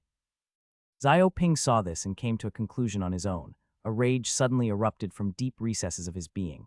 Emperor Ming quickly sealed him. He had a look of approval on him. With this level of pain and rage, he is an excellent candidate, truly a worthy trade. Zio Ping's short-lived outburst shook Handa back to his senses. He barely returned to his expressionless state. It took all his effort to stay that way. His mind was in chaos. Sister, how could you do that? At least keep your mouth shut and don't speak my name. I was right. Right, your sister. This is a huge flag. This Ping guy will definitely come back. He might even come back with a posse of his own. How much more of an MC buildup is this guy going to receive? Handa knew, greater the pain, greater the power. It was Xianxia MC 101. Once I refine this kid completely, I will shave at least 50 years from my breakthrough. Until then, he could also act as a sharpening stone for others. Handa didn't want to stick around after Emperor Ming left. He felt many eyes on himself. It felt like he might accidentally plant many unnecessary flags left and right. He switched to profound expert C stoic variant and slowly walked towards his disciple. Ningbai, seeing her master coming towards her, respectfully bowed. Her master's sword display had left a deep impression on her. She had seen and heard everything. The events left her puzzled, but she knew not to ask about it. You have done well, come let's go back. Ningbai saw her master take out a sword from his storage ring. Before he even let the sword float, she grabbed his arm and started rapid firing. Master, I didn't get to see town outside the caldera. Perhaps we could walk back. I also like to walk. I used to walk a lot. I also like to walk with you, master. Could we walk? Handa didn't show a speck of his massive relief. All right, if you want to walk, let us walk. Not minding the others, both of them headed for the caldera exit. They had left, but the disciples were still on their seats. Officially, there were still 5 minutes left until Battleground's closing time. They started commenting on the incredible events. I didn't expect Elderda to be so cruel. Did you guys see how he laughed when that fairy slapped the guy? There is definitely something going on there. She even whispered Elderda's name. I nearly peed my pants when Elderda used that move. What was that? I couldn't stay still. I was so shaken I started seeing stars. On both the Elder and VIP seats, Zhao faction had gloomy looks. The few that were in the know about Handa were convinced. Put more people in finding that man. Also tie up loose ends. The Elder bowed and left. Zhao Dong looked around him. Handa had offended many in the social gathering more than 2 weeks ago. Today he flaunted his connections with a hidden family and even made an open deal with Emperor of the Ming Empire. Zhao Dong wasn't concerned about the deal. However, the hidden family's connection with Handa and the display of his sword art worried him greatly. This was a near confirmation of his worst fears. The possibility of Handa hiding his abilities this deeply was zero according to him. He stood up and left. The rest of the Zhao faction followed. Wu Fu was still assessing the situation. This Xiao Ping should be the same kid Handa crippled on Celestial River sect. Xiao Ping regained his cultivation. How? Did he have Crimson Lotus scripture with him before? Wu Fu felt that he was missing something crucial. If he had truly planned this 10 years ago, then it makes sense to hide himself this deeply. That also means he is an unpredictable factor. Wu Fu decided to go through any and all intelligence regarding Handa and Starfall Mountain sect. He was going to be very busy once they returned to the Sun Palace. Handa and Ningbai walked around the streets of Battlegrounds town. Unfortunately, they didn't see anything noteworthy. This was a cultivator town. Not only that, a cultivator town of a prestigious sect like Starfall Mountain. Of course, they wouldn't flaunt anything that fulfilled secular desires. This meant that the town was very boring for both Ningbai and Handa. Both of them spent all their lives in the secular world. Both of them started cultivating a few weeks ago. They didn't want to see people cultivating one after the other. This is a serious issue. The lack of entertainment is inexcusable. Handa thought of isekai novels. Could he bring some inventions from Earth and invent them here? He immediately abandoned the idea. Too much work. Both of them were bored, but both of them didn't make a peep about it. Some time later, they felt a wave of spiritual energy cover the entire area. It was coming from Battlegrounds. Master. It's just someone forming a core. Don't worry, you'll form one soon enough. You won't gain anything from watching this either. One should find their own way to form a core. Handa could see Ningbai wanted to go back and watch it, but he didn't want to stick around, so he gave her a generic line that had prepared before. This girl probably won't form a normal core anyway. Golden core, what is that? Here's my destruction core, or void core, or divine flame core. Take your pick. Thinking about her cultivation increasing, Handa was conflicted. On the one hand, he needed profound points. On the other hand, she will surpass me very quickly. So I need a way to increase my cultivation that isn't cultivation. Both of them continued walking. It took them an entire day and night to get back from Battlegrounds. It was oddly fulfilling for them both. Handa spent the next day lazing around. Ningbai alternated between cultivating and training. Inventory. Cultivation method, upgrade token X5. Cultivation method, fragment X4. Martial arts method, fragment X200. Derive cultivation method, token X5. Profound points, 153.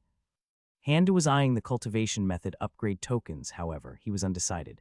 If I upgrade my method and it doesn't get substantially better, it'll be a waste. If I use it to upgrade Ningbai's method, she will turn into a goddess. Probably. Disciple quota was a big, uncomfortable shackle around Handa's neck. His life depended on having at least one disciple. Is there a way to find another MC? How could I be so lucky? Although currently Handa didn't have a pressing quest or another life-threatening situation, Xiao Ping was an unsolved time bomb. Sooner or later it would explode. Let's do what we can do. He stood up and went to find Ningbai. She was currently trying to comprehend more of her martial arts scripture. Handa didn't really care for martial arts, but he could use some profound points to help Ningbai. I want you to write down your cosmic destruction scripture as detailed as you can. I know it is incomplete, but this will also help you with that. Write it as simply as you can, as if a 5-year-old kid is going to read it. If you can't even explain it to a 5-year-old child, you don't understand it yourself. Oh, bring it to me when you are finished. Ningbai watched as her teacher came and went away like a storm. She thought what her teacher said made sense. His scriptures were always so easy to understand. She wanted to have a go at it. Few days had passed. Handa was seriously working on his cultivation. He had increased his daily quota to 2 hours already. He was making steady progress. Ningbai was still writing her scripture. Ah, I forgot about her. Handa wanted to forget about Xiao Ping and Xiao Lan. In fact, he didn't want to remember anyone with the surname Xiao, including that capture target that screwed things up last time. Sighing loudly, Handa reluctantly contacted Peng.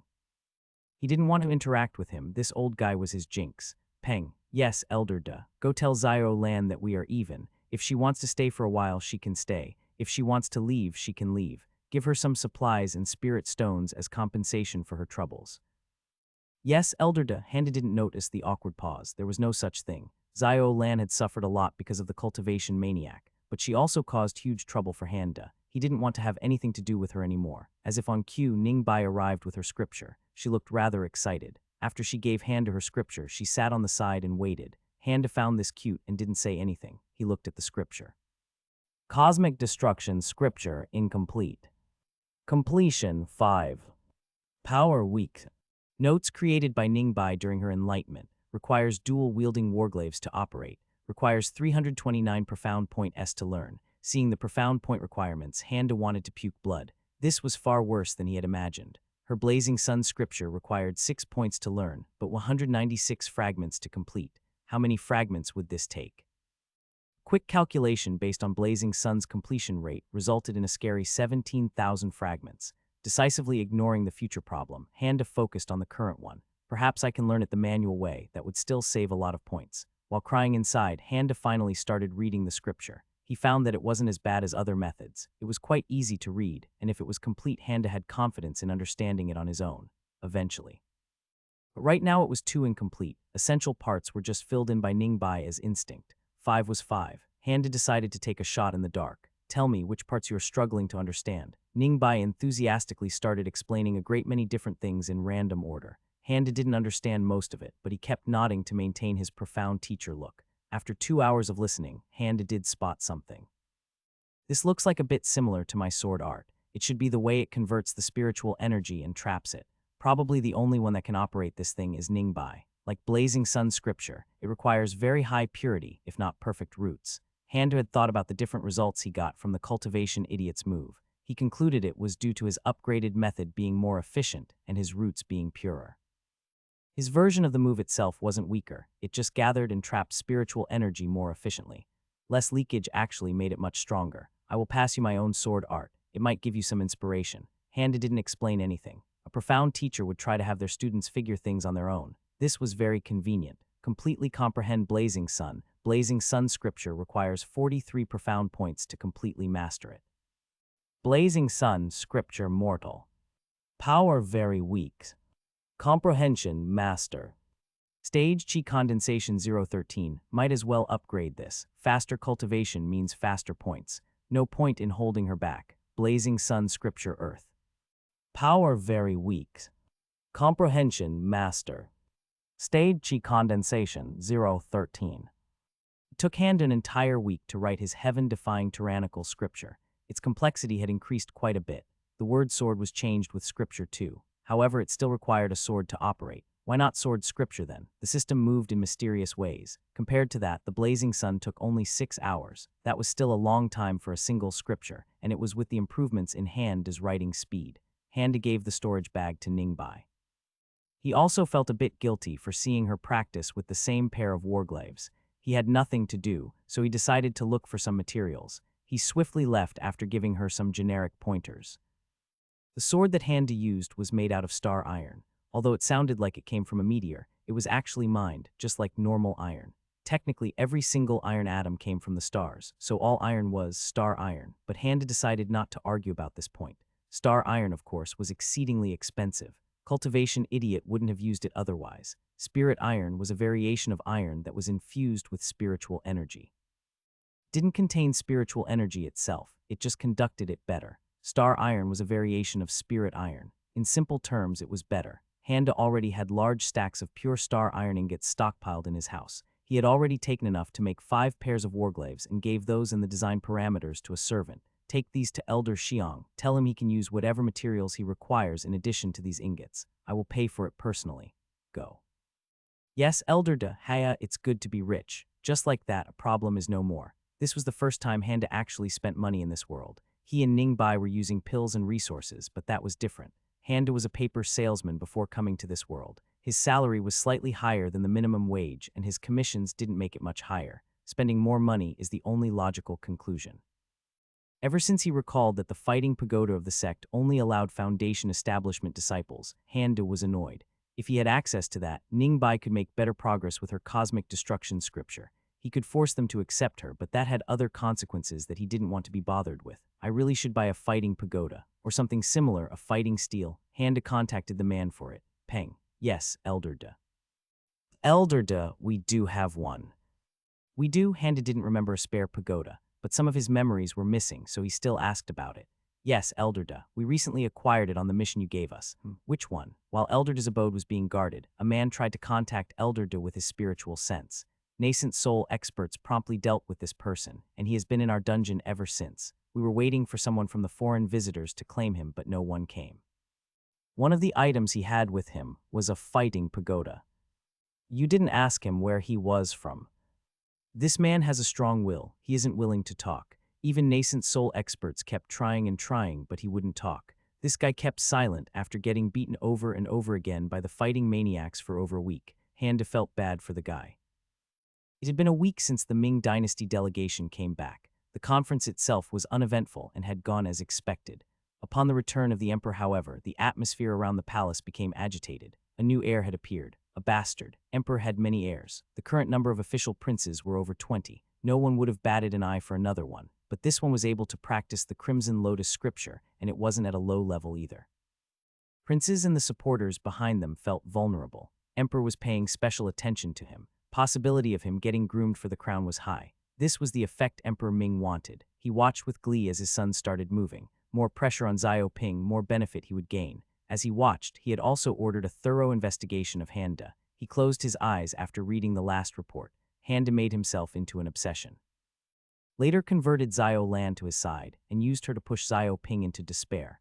The girl formed a core and joined Starfall Mountain as a regular elder. She became an obsession too. From the outside, it looks like a series of minor coincidences spanning over 10 years. This hidden family knows about my scripture. They gave the medallion to Xiaoping just before he entered the sect. They kept him under my nose for years, then presented him to me at the most opportune time.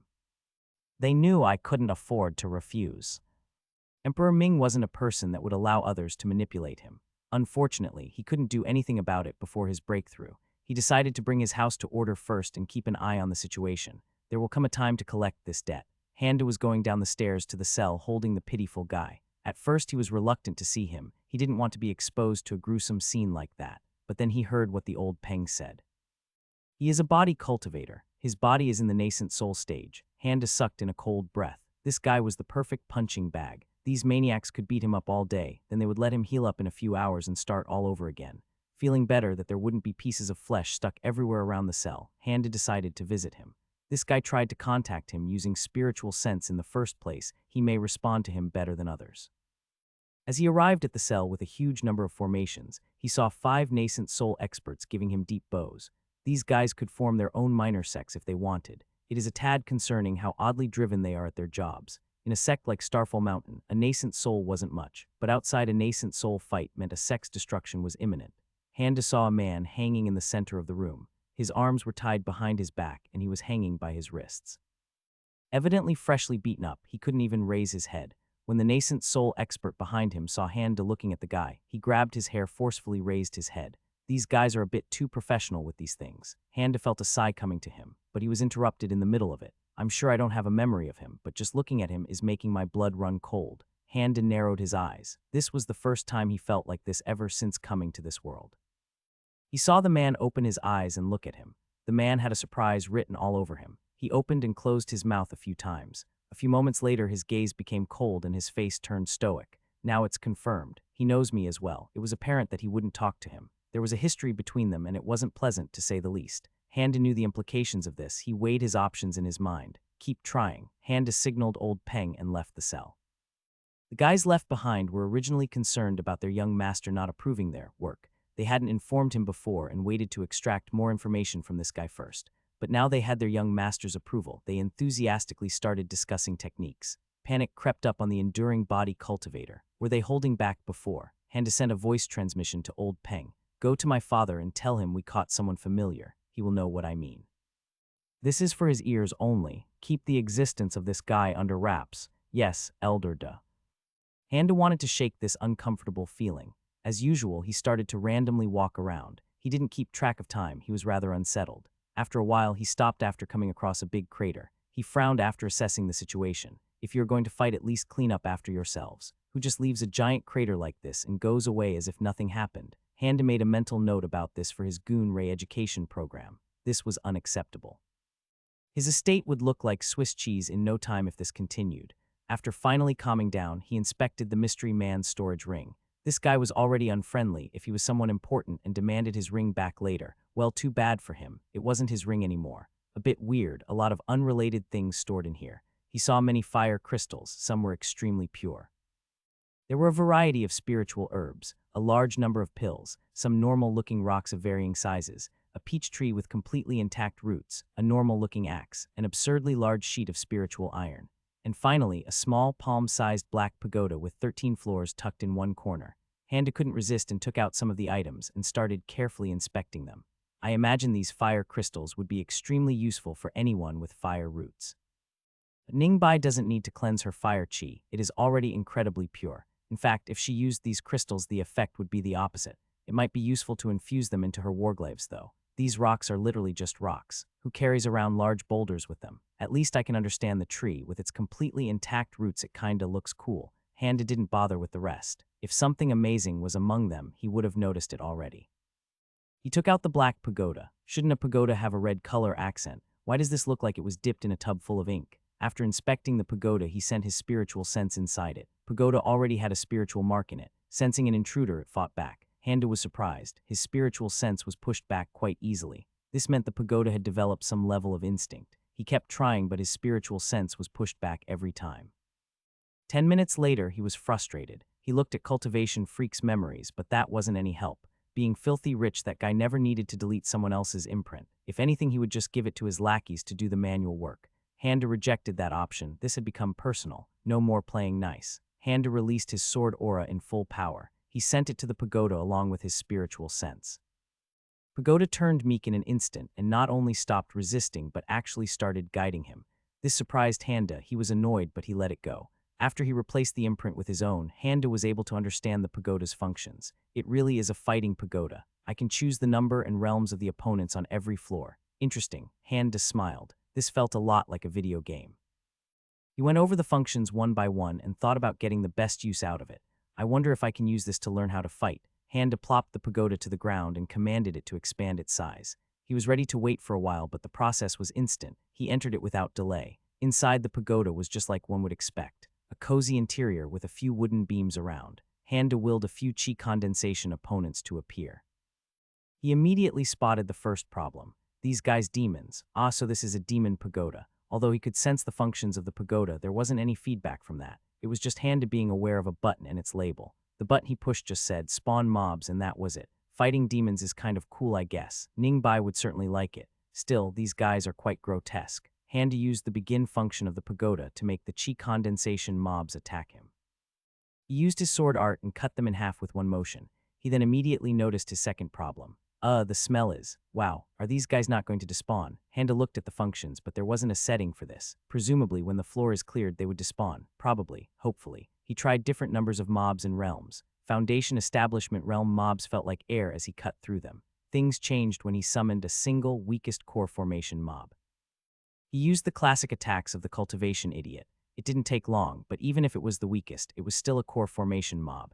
It was able to inflict a deep cut on Handa's forearm before dying. With this, Handa realized the third problem. This isn't a pagoda where your wounds would disappear when you walk out. I guess it is different than the one in the sect. As the owner of the pagoda, Handa felt that this wound wasn't an illusion. This meant people could be injured and potentially die if they don't know their limits. Preventing death is easy. Getting a formation like that and putting it inside the pagoda shouldn't take long. But that still doesn't prevent injuries. Usually fighting pagodas would use an illusory reality formation. Those of lower realms couldn't sense any difference if it was done right. Once you were done with your thing, you would go outside unscathed. A pagoda's function was training after all. It didn't make any sense to injure the trainees. Handa had already taken a recovery pill to heal his wound. He had the memories of the Cultivation Idiot getting injured, but those were just memories. This was the first time he felt real pain. I am definitely not going to train somewhere where I can suffer injuries. No way. I could take it slow and safe, but then the training would take a long time. Ningbai's need is more crucial. I can't let her see me practicing or getting wounded. I would lose all her respect in an instant. Handa wasn't particularly worried about Ningbai getting injured. She already had MC status, and Handa himself could lower the difficulty of the pagoda. The threat to her was negligible. Usually there would be a pagoda arc in Xianxia novels, isn't there? MC would start from the bottom and climb ranks, face-slapping everyone along the way. Since Ningbai entered the sect about a month ago, all she did was to cultivate and practice. She saw other people a grand total of 3 times. Handa was uncomfortable about this. He was already thinking about sending her to open lectures to make some friends. She can't get bullied inside the residence. I can't send her to the mountains anymore. Everyone knows her. They would kidnap her in an instant. The only viable option is to let those villainesses go ham on her. Maybe she could also get bullied by Zhao faction something. I feel like her life as an MC is too wholesome. It is rather unsettling. Handa ignored the ominous feeling he had. It was probably his imagination. Exiting the pagoda, Handa decided to make a sacrifice himself. At first, he wanted to have the pagoda inside his residence. He thought it would be like having an Olympic pool in your house on Earth. but the entire pool would be made out of solid gold. A pagoda was just that expensive. I guess I'll just place this in the middle of the sect after fiddling with its settings and just post a warning about the injuries under the scoreboard. He decided to buy another one later. Handa found an open space in the inner section. He considered the outer section of the sect for a while, but thought it was too far away from his abode.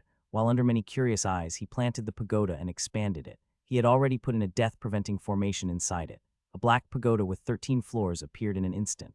Disciples were naturally surprised. They didn't expect such a move from Handa. A few of them gathered their courage and came near the empty scoreboard. Under it there was a scroll, Demon Pagoda. Opponents are relative to the cultivation level. Injuries in it are real, be warned. Everyone that read the sign was confused. They kept staring at the sign in the pagoda. Handa didn't care about scaring disciples away. As long as some people could bully Ningbai, he was fine with it. Elder Da, pardon me for intruding. W, what are the rewards for this pagoda? Handa looked at the disciple that asked the question. He saw every single person in the area staring at him. Their gaze made Handa feel uncomfortable. What rewards? When he thought about it, the question made sense. Normally, pagodas did reward higher-ranking disciples, but Handa's main focus was Ningbai, so the concept of reward didn't even occur to him. After thinking about it for a while, he responded, I guess I can take a look at your cultivation methods or martial arts methods, give you a few pointers. Handa thought giving spirit stones would be bad taste. The easiest thing for him would be to use a few profound points and give some basic pointers. He wasn't the one that was doing that work anyway. Let the system do it. Plus, an MC was already present who could actually stay in one long enough. Hearing his response, all disciples gasped. They had heard about Handa rewriting the Blazing Sun scripture. Although they didn't know the history behind it, they thought it was rather cool. Ningbai's dominance in the battlegrounds was also still fresh. Handa had already left the scene, but a commotion started. Pointers. From Elder Da. Is it really a demonic pagoda? I want it, but I don't want it. Stand back. Isu Sinin will be number 1. I don't think I can stay standing in his presence long enough to get pointers. Handa went back to his abode to find Ningbai. She was still practicing by herself. Seeing this, Handa felt guilty, but also felt better about what he was going to do. Ningbai, you have been cultivating for nearly a month. Since you had just started, it was fine for you to solely concentrate on it. However, we cultivators cultivate our hearts. This cannot be done in isolation. Starting from tomorrow morning, you will attend to the open lectures in the inner sect. Whether you can gain anything from them depends on your ability. In doing this, you will interact with your fellow disciples of the sect. Do not act rashly, but do not bow to anyone either. I have also placed a black pagoda in the inner section. Try to climb on top of it when you have the chance. Now take a break, collect yourself. Yes, master. Seeing Ningbai's obedient attitude, Handa gave an approving nod. He went back to his chambers. In all the Xianxia stories, people usually get stuck in the first few floors of the pagoda, right? No one could get to the top floor. Only MC can get close to it. Handa had made the pagoda pretty much impossible to climb after the 4th floor. Pagoda created mobs relative to the cultivator's realm. Even if someone was to train hard and went back, and it wouldn't mean anything. The only thing that mattered was the martial arts prowess. Ningbai was sitting in an enormous lecture hall. She started attending the open lectures inside the inner sect after her master's orders last night. These lectures were taught by core formation or nascent soul elders. Higher realms would rarely bother teaching foundation establishment or lower. Ningbai was currently attending a lecture on Essence of Natural Laws in Cultivation by a nascent soul elder. It had been going on for the last 5 hours, and she had been listening intently the whole time. Why can't I understand what the elder is talking about? She was confused. This was her first time listening to someone other than her master talk about cultivation. She had asked a few inner sect disciples before choosing to attend this one. This was supposed to be a short and beginner-friendly lecture about improving one's cultivation technique and building a foundation for understanding natural laws. Nearly all disciples here were of the qi condensation stage. Ningbai carefully looked around her in secret. She wanted to see if there were any other disciples in a similar situation. On her immediate left, few boys weren't even paying attention to the elder. They were alternating their gaze between the elder and her, but their attention was obviously on the latter. On her right, a group of girls completely ignored the lecture and were openly sending hostile stares at her. Getting caught out in the open like this, she didn't know what to do. With a tinge of red on her face, she completely focused on the lecture until the end, not daring to divert her attention even for a second. Everyone is so dedicated, yet I couldn't understand anything. I should ask Master about some of the things that seemed important.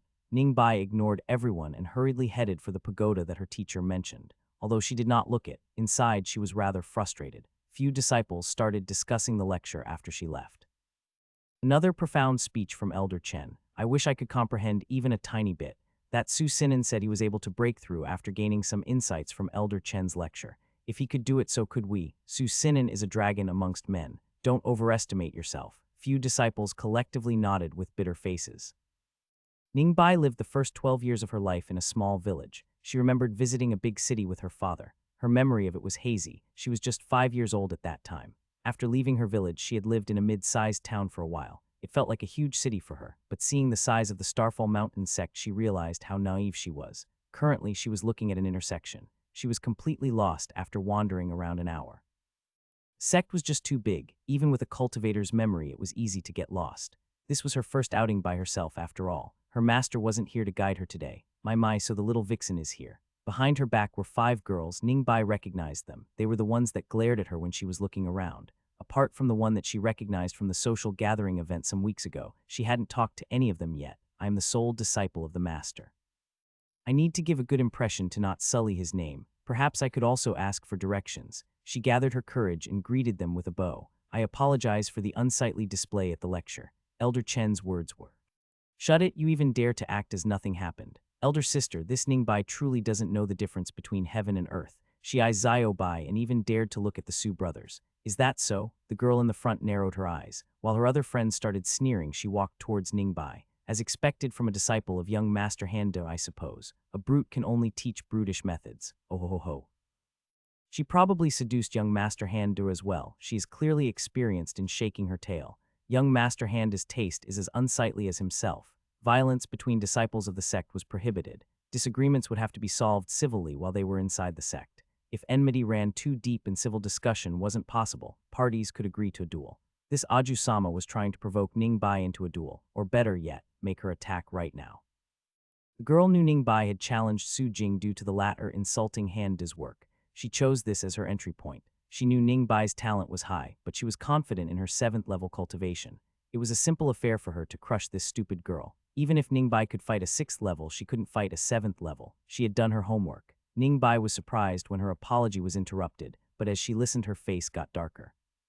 She decided not to listen to these girls anymore. An hour later, Ningbai finally arrived at the pagoda. The scent of blood was heavy in the air. She saw many injured disciples. Some had their clothes torn, some were covered in blood. A few were uninjured, yet they kept staring at nothingness with white faces. So this is what a heavy blood stench is like. The scene reminded her of father's stories. She felt like she was walking in the middle of a battleground during the breach. A feeling of excitement and expectation completely enveloped her. She ignored the disciples and the elders that were looking at her and entered the pagoda. Handa woke up early. It had been a while since he actually ate, well, anything. He was forced to daily cultivation to keep up appearances with his disciple. Since she was no longer here, this was his chance. System says this is safe for consumption, but I still need to cook this, right? He was currently looking at a large slab of meat. Back on Earth, a rare ribeye steak was the first thing he would go for after getting his paycheck. Even when he was swimming in debt, he would still eat one every month. The meat in front of him wasn't from a rib, nor was it beef, but he didn't care as long as it vaguely looked like meat. Right, even a nascent soul would still expel impurities after taking a cleansing pill. It wouldn't be strange if this animal still had bacteria or parasites in its meat. It might even be a spiritual parasite or a spiritual bacteria, like spiritual salmonella. I'm sure those exist, they must exist, right? Not leaving anything to chance, Handa thoroughly cooked the meat. This was a wild animal, not a carefully raised and vaccinated cattle fed with industrially harvested corn. After a satisfying meal, Handa cleaned up and started his daily routine. He practiced his lines in front of a mirror, racked his brain for applicable Xinxia quotes from his memories. In the last few days, he was also looking for movie and video game quotes as well. As they say, preparation is the key to success. He didn't skip on his cultivation as well. Circulating energy through his meridians, filtering it, storing it in his danshin, trying to expand his danshin, expelling stale spiritual energy, it was a dull event. He couldn't even divide his attention and think of something else while cultivating. Doing that would result in chi deviation and could potentially cripple him. It wasn't just dull, it had its own risks too. Should I use the last upgrade tokens on my cultivation method? How much of an increase would that be? If I had one more, I could upgrade Blazing Sun directly to Heaven rank. After his routine, Handa spent the rest of the day lazily thinking about the best way to spend his tokens. Sun had already started to set, and Ningbai had come back. Handa could tell she was headed directly to him. "Greetings, master." Ningbai didn't look any different. She should have visited the pagoda, but she didn't have any injuries. Handa patted his own back while thinking, of course an MC wouldn't get injured in a pagoda. He gave a slight nod towards his side to indicate for her to sit. I heard someone talk about his cultivation insight, by accident, yet I couldn't understand what they were. Ningbai's voice was getting smaller while her face was getting redder as she talked. Handa knew about the obtuseness of cultivation methods all too well. Ningbai never studied anything but his demystified notes on cultivation and martial arts scriptures.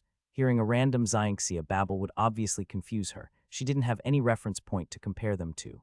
Handa understood the situation and immediately became nervous. Although he had mastered various martial arts and cultivation methods, he hadn't made any effort in comprehending them the normal way. He had only tried that for 2 light element cultivation methods, gave up halfway and completely relied on the system for the rest. Xianxia babble was impenetrable for him. Trying to decode what she heard was just asking for trouble. Before Handa could interrupt, Ningbai spoke again. If Yang is of heaven, then Yin is of earth. That was the phrase. Ningbai looked at her master. He was expressionless, as he usually was. She couldn't speak the truth. She was afraid of disappointing him. So she only asked about one phrase that she kept remembering after the lecture. Handa thought about it for a moment. Yin-yang, heaven, earth again, huh? Nope, complete gibberish. Even if I had the context, there is no way I can deduce the intent. Since he couldn't come up with anything, he decided to bullshit his way by using something vaguely relevant to Ningbai's cultivation. It means hot air rises and cold air sinks. Hot air rises. Looking at Ningbai's puzzled expression, Handa realized once again that he wasn't on Earth. These people didn't have public schools, and the teachers were terrible at their jobs. No wonder this middle school-aged girl didn't even know this elementary grade knowledge. He made a mental note about the possibilities of making education resources for Ningbai. As the air gets hotter, it expands. Expanding lowers its density than the surrounding cold air and causes it to rise. That's why smoke rises up from a fire instead of scattering sideways. Ningbai didn't completely understand what her master said. However, she cultivated fire chi, which gave her great intuition on the behavior of fire and high temperatures. She realized what her teacher said made sense. Thinking back on the lecture, she furrowed her brows. Handa saw Ningbai was going to ask more questions. He was about to change the subject, but received a voice transmission from someone that requested a meeting. Not wasting this chance, he took Ningbai with him to meet this random nascent soul elder. In front of Handa was an elder that looked to be in his mid-40s. According to Cultivation Idiot's memories, this guy was called Elder Chen. His talent wasn't that special compared to other nascent souls, but he was dedicated. Next to this Elder Chen was a girl in her mid-teens, 7th stage of chi condensation. Handa thought she would be a rather gorgeous woman in 10 years or so. However, what attracted Handa's attention wasn't her beauty, but her hairstyle. I can't believe she has drill curls. If only she was blonde, that would have been perfect. It didn't take a cultivator to notice the tension between the Miss Drill Curls and Ningbai. The girl seemed indignant, while Ningbai seemed angry at her. Handa understood the situation in a glance. So not only does she look like one, but she is also the actual villainess as well. Marvelous. This is what Ningbai truly needed. However, why is this guy here? Handa narrowed his eyes and looked at the Elder Chen. He hadn't noticed it before. This elder in front of him was actually rather angry, but he hid it well. Normally, Handa would have found this heartwarming.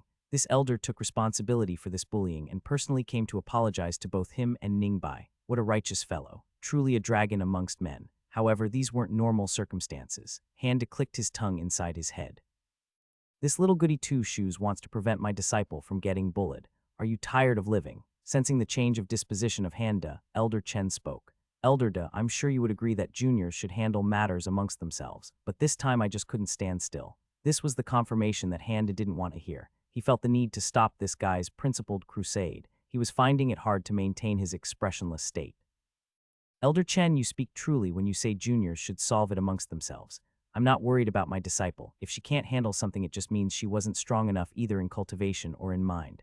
Elder Chen furrowed his brows. This was just outrageous. However, isn't this taking it too far? We have rules, do we not? You cannot just ignore the rules. Handa could tell this guy wasn't going to let things off and was adamant about punishing the villainous. He didn't need such a show of face. He needed Ningbai to get bullied. No pain, no gain. That was the Xianxia 101. He decided to take a forceful approach and didn't bother to hide his anger. The world is full of infinite wonders and infinite dangers. One must face those ordeals with their own power. Elder Chen, I will not let a few rules influence the development of my disciple. I suggest you do the same. Elder Chen was taken aback. His face went red and he couldn't find anything appropriate to say. Near him, the Drill Curl's face was ashen. She just kept looking down, unable to raise her head. Unable to contain himself, Elder Chen took the girl and left. Handa looked at this in satisfaction. This villainess was definitely making some plans. Besides him, Ningbai breathed a sigh of relief. She had beaten those 5 girls to a pulp for nearly half an hour. She didn't expect the girl to recover so fast and even drag an elder here. Her biggest fear was getting scolded by her master, but unexpectedly he defended her, even threatened the elder for her. She felt another wave of gratitude for her master and renewed the vow in her heart.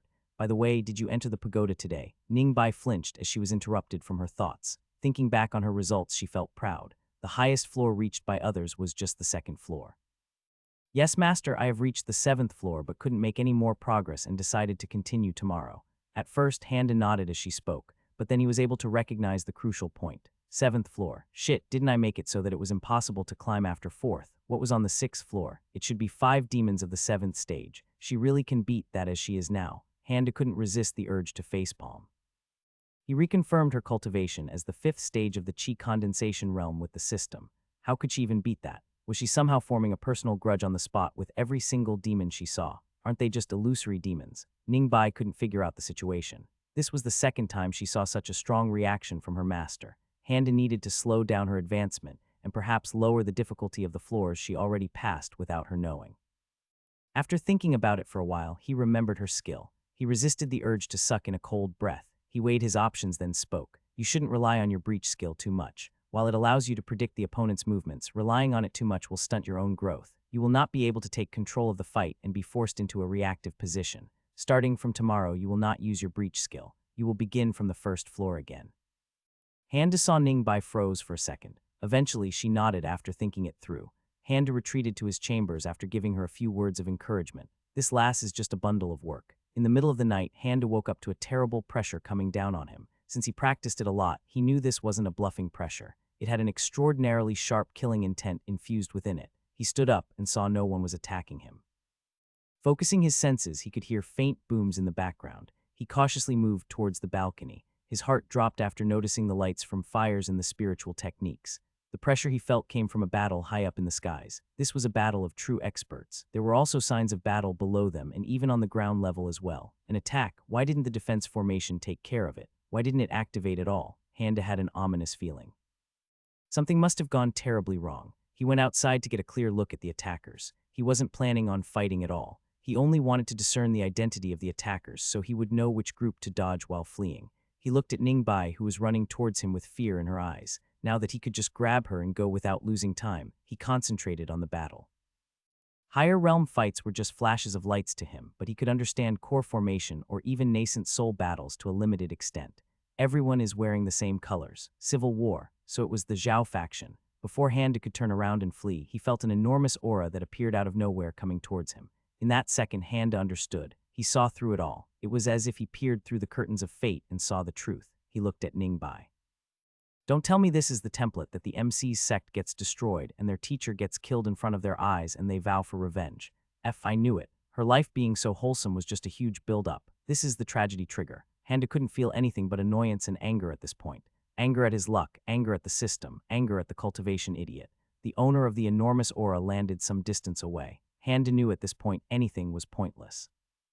This guy's cultivation was clearly at least 3 or 4 realms higher than his. He couldn't fight, he couldn't run. All it would take was a flick of a finger from this guy. Handa stopped all pretenses, dropped all acts. He kept looking at the sky in anger. Young master. Everyone thought that the cultivation idiot was insecure about being called young master after being promoted to an elder. He had punished quite a few people for not calling him elder as they should have. However, that cultivation moron didn't actually care about it. Han family servants kept calling him young master, yet he didn't mind it at all. Handa looked at the man. He had no memory of him. He didn't know if he used young master sarcastically or not. The man had Starfall Mountain robes like anybody else. Unrestrained aura and the unfamiliar face left him with no hope. The head of the family sent me. He shook his head and looked back at the sky. He felt like those side characters on a battle anime, watching the fight not being able to see anything. A slight smile appeared as he recalled those scenes. My task is to keep you safe. Handa gave a tired sigh. So he was to suffer a slow death. He cursed at the cultivation moron for making so many enemies until she handles the situation. What? She, raising an eyebrow, Handa looked at the man that was now standing in front of him. You mean my mother is here? Why is this guy giving out information in installments? Just speak, goddammit. As Handa was getting aggravated, he felt a new presence that dwarfed everything else. When this presence released their aura, a thick killing intent followed. Battle in the sky came to an abrupt stop. The pressure from the aura got bigger and bigger. Those with lower cultivation realms started dropping. Handa saw some of the nascent soul experts spurt out blood as they fell. Ah yes, the head has arrived. Higher realm cultivators started to flee, but Handa knew they were too late. Handa himself didn't expect his mother to arrive so quickly. Perhaps these rebels were banking on that as well. He decided not to think about it. His condition was getting worse. He felt his legs could give out at any moment. Young master was sleeping soundly. I didn't want to disturb. Handa turned his back and waved at him, then told Ningbai to go back to sleep. He slowly walked back to his room and collapsed on the bed. He could vaguely hear screams as his consciousness left him. Zhao Dong was currently on his knees. He and most of the higher realm elders of his family were captured alive. Alive was the operative word. Most of them were crippled, many were missing limbs. On top of that, Zhao Dong knew most of them wouldn't survive till dusk. Han faction elders and Han family loyalists were currently performing soul search on every single Zhao elder alive. The only exceptions were Zhao Dong himself and his 3 trusted subordinates. A fate far worse than death awaited them. Zhao family had supported Starfall Mountain for generations. Zhao Dong couldn't remember when he had started making moves against the Han family. It didn't matter now. Han Wei was already several steps ahead of them. He even had called the Han family to be on standby. It was only a matter of time until they discovered the Zhao family's indirect attempt against Handa. When Long Ziu learned of it, the family would be wiped out. The name Zhao itself would become a taboo in the entire southeast region of the continent.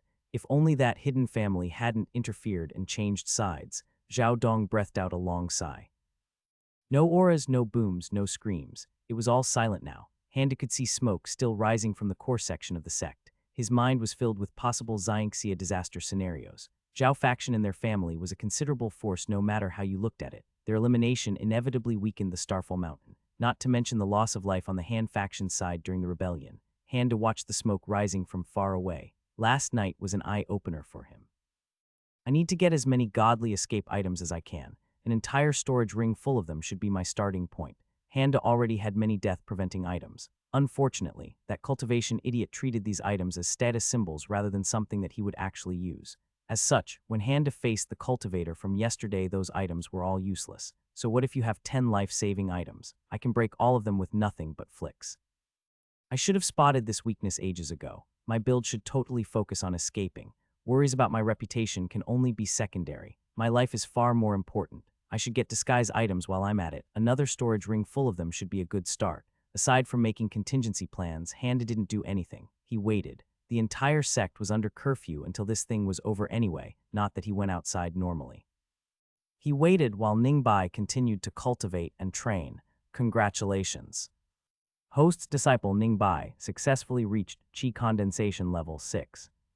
Issuing 55 profound points as a reward, Handa was surprised that he was still getting surprised at this girl's progress. He made a mental calculation. So even when she cut her cultivation time significantly due to martial arts training and sleeping, she could still reach the 6th level in 20 days. Handa tried his hardest to not get depressed. Peaceful thoughts. Yes, peaceful thoughts. A week had passed. The sect had finally stabilized and the curfew was over.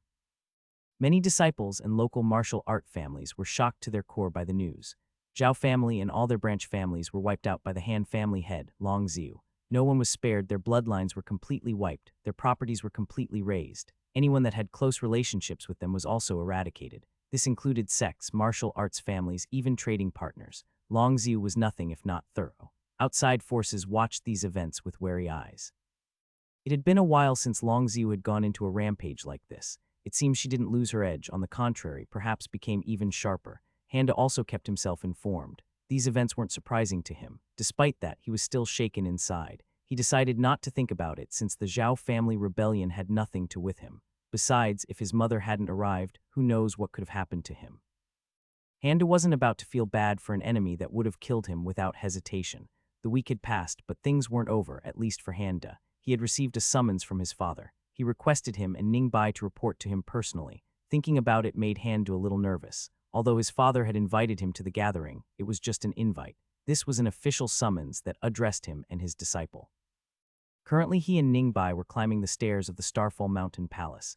As usual, they had walked all the way. Before even mentioning sword flight, Ningbai had insisted on walking. Handa wasn't about to refuse such an offer, so he obliged. I was worried that it would get tedious to climb these absurdly long stairs, but this is rather nice. Very Xianxia-like. Little clouds around the stairs is a nice touch. Definitely gives you an otherworldly feeling. That cultivation idiot had visited this palace in the past, but that was when he was just a kid and he flew over with a higher realm escort.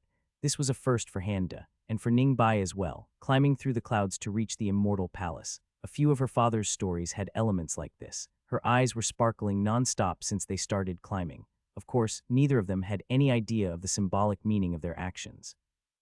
Cultivation Maniac was prideful and wouldn't pay attention to these rituals, while Ningbai had started cultivating a month and a half ago at best. That wasn't the case for the elders in the palace, however. They kept their spiritual senses near the entrance and looked at them from afar. Some of the elders had bewildered expressions. Some of them were sagely nodding, clearly thinking very highly of the Handa's gesture. They had guessed the reason why Handa was summoned.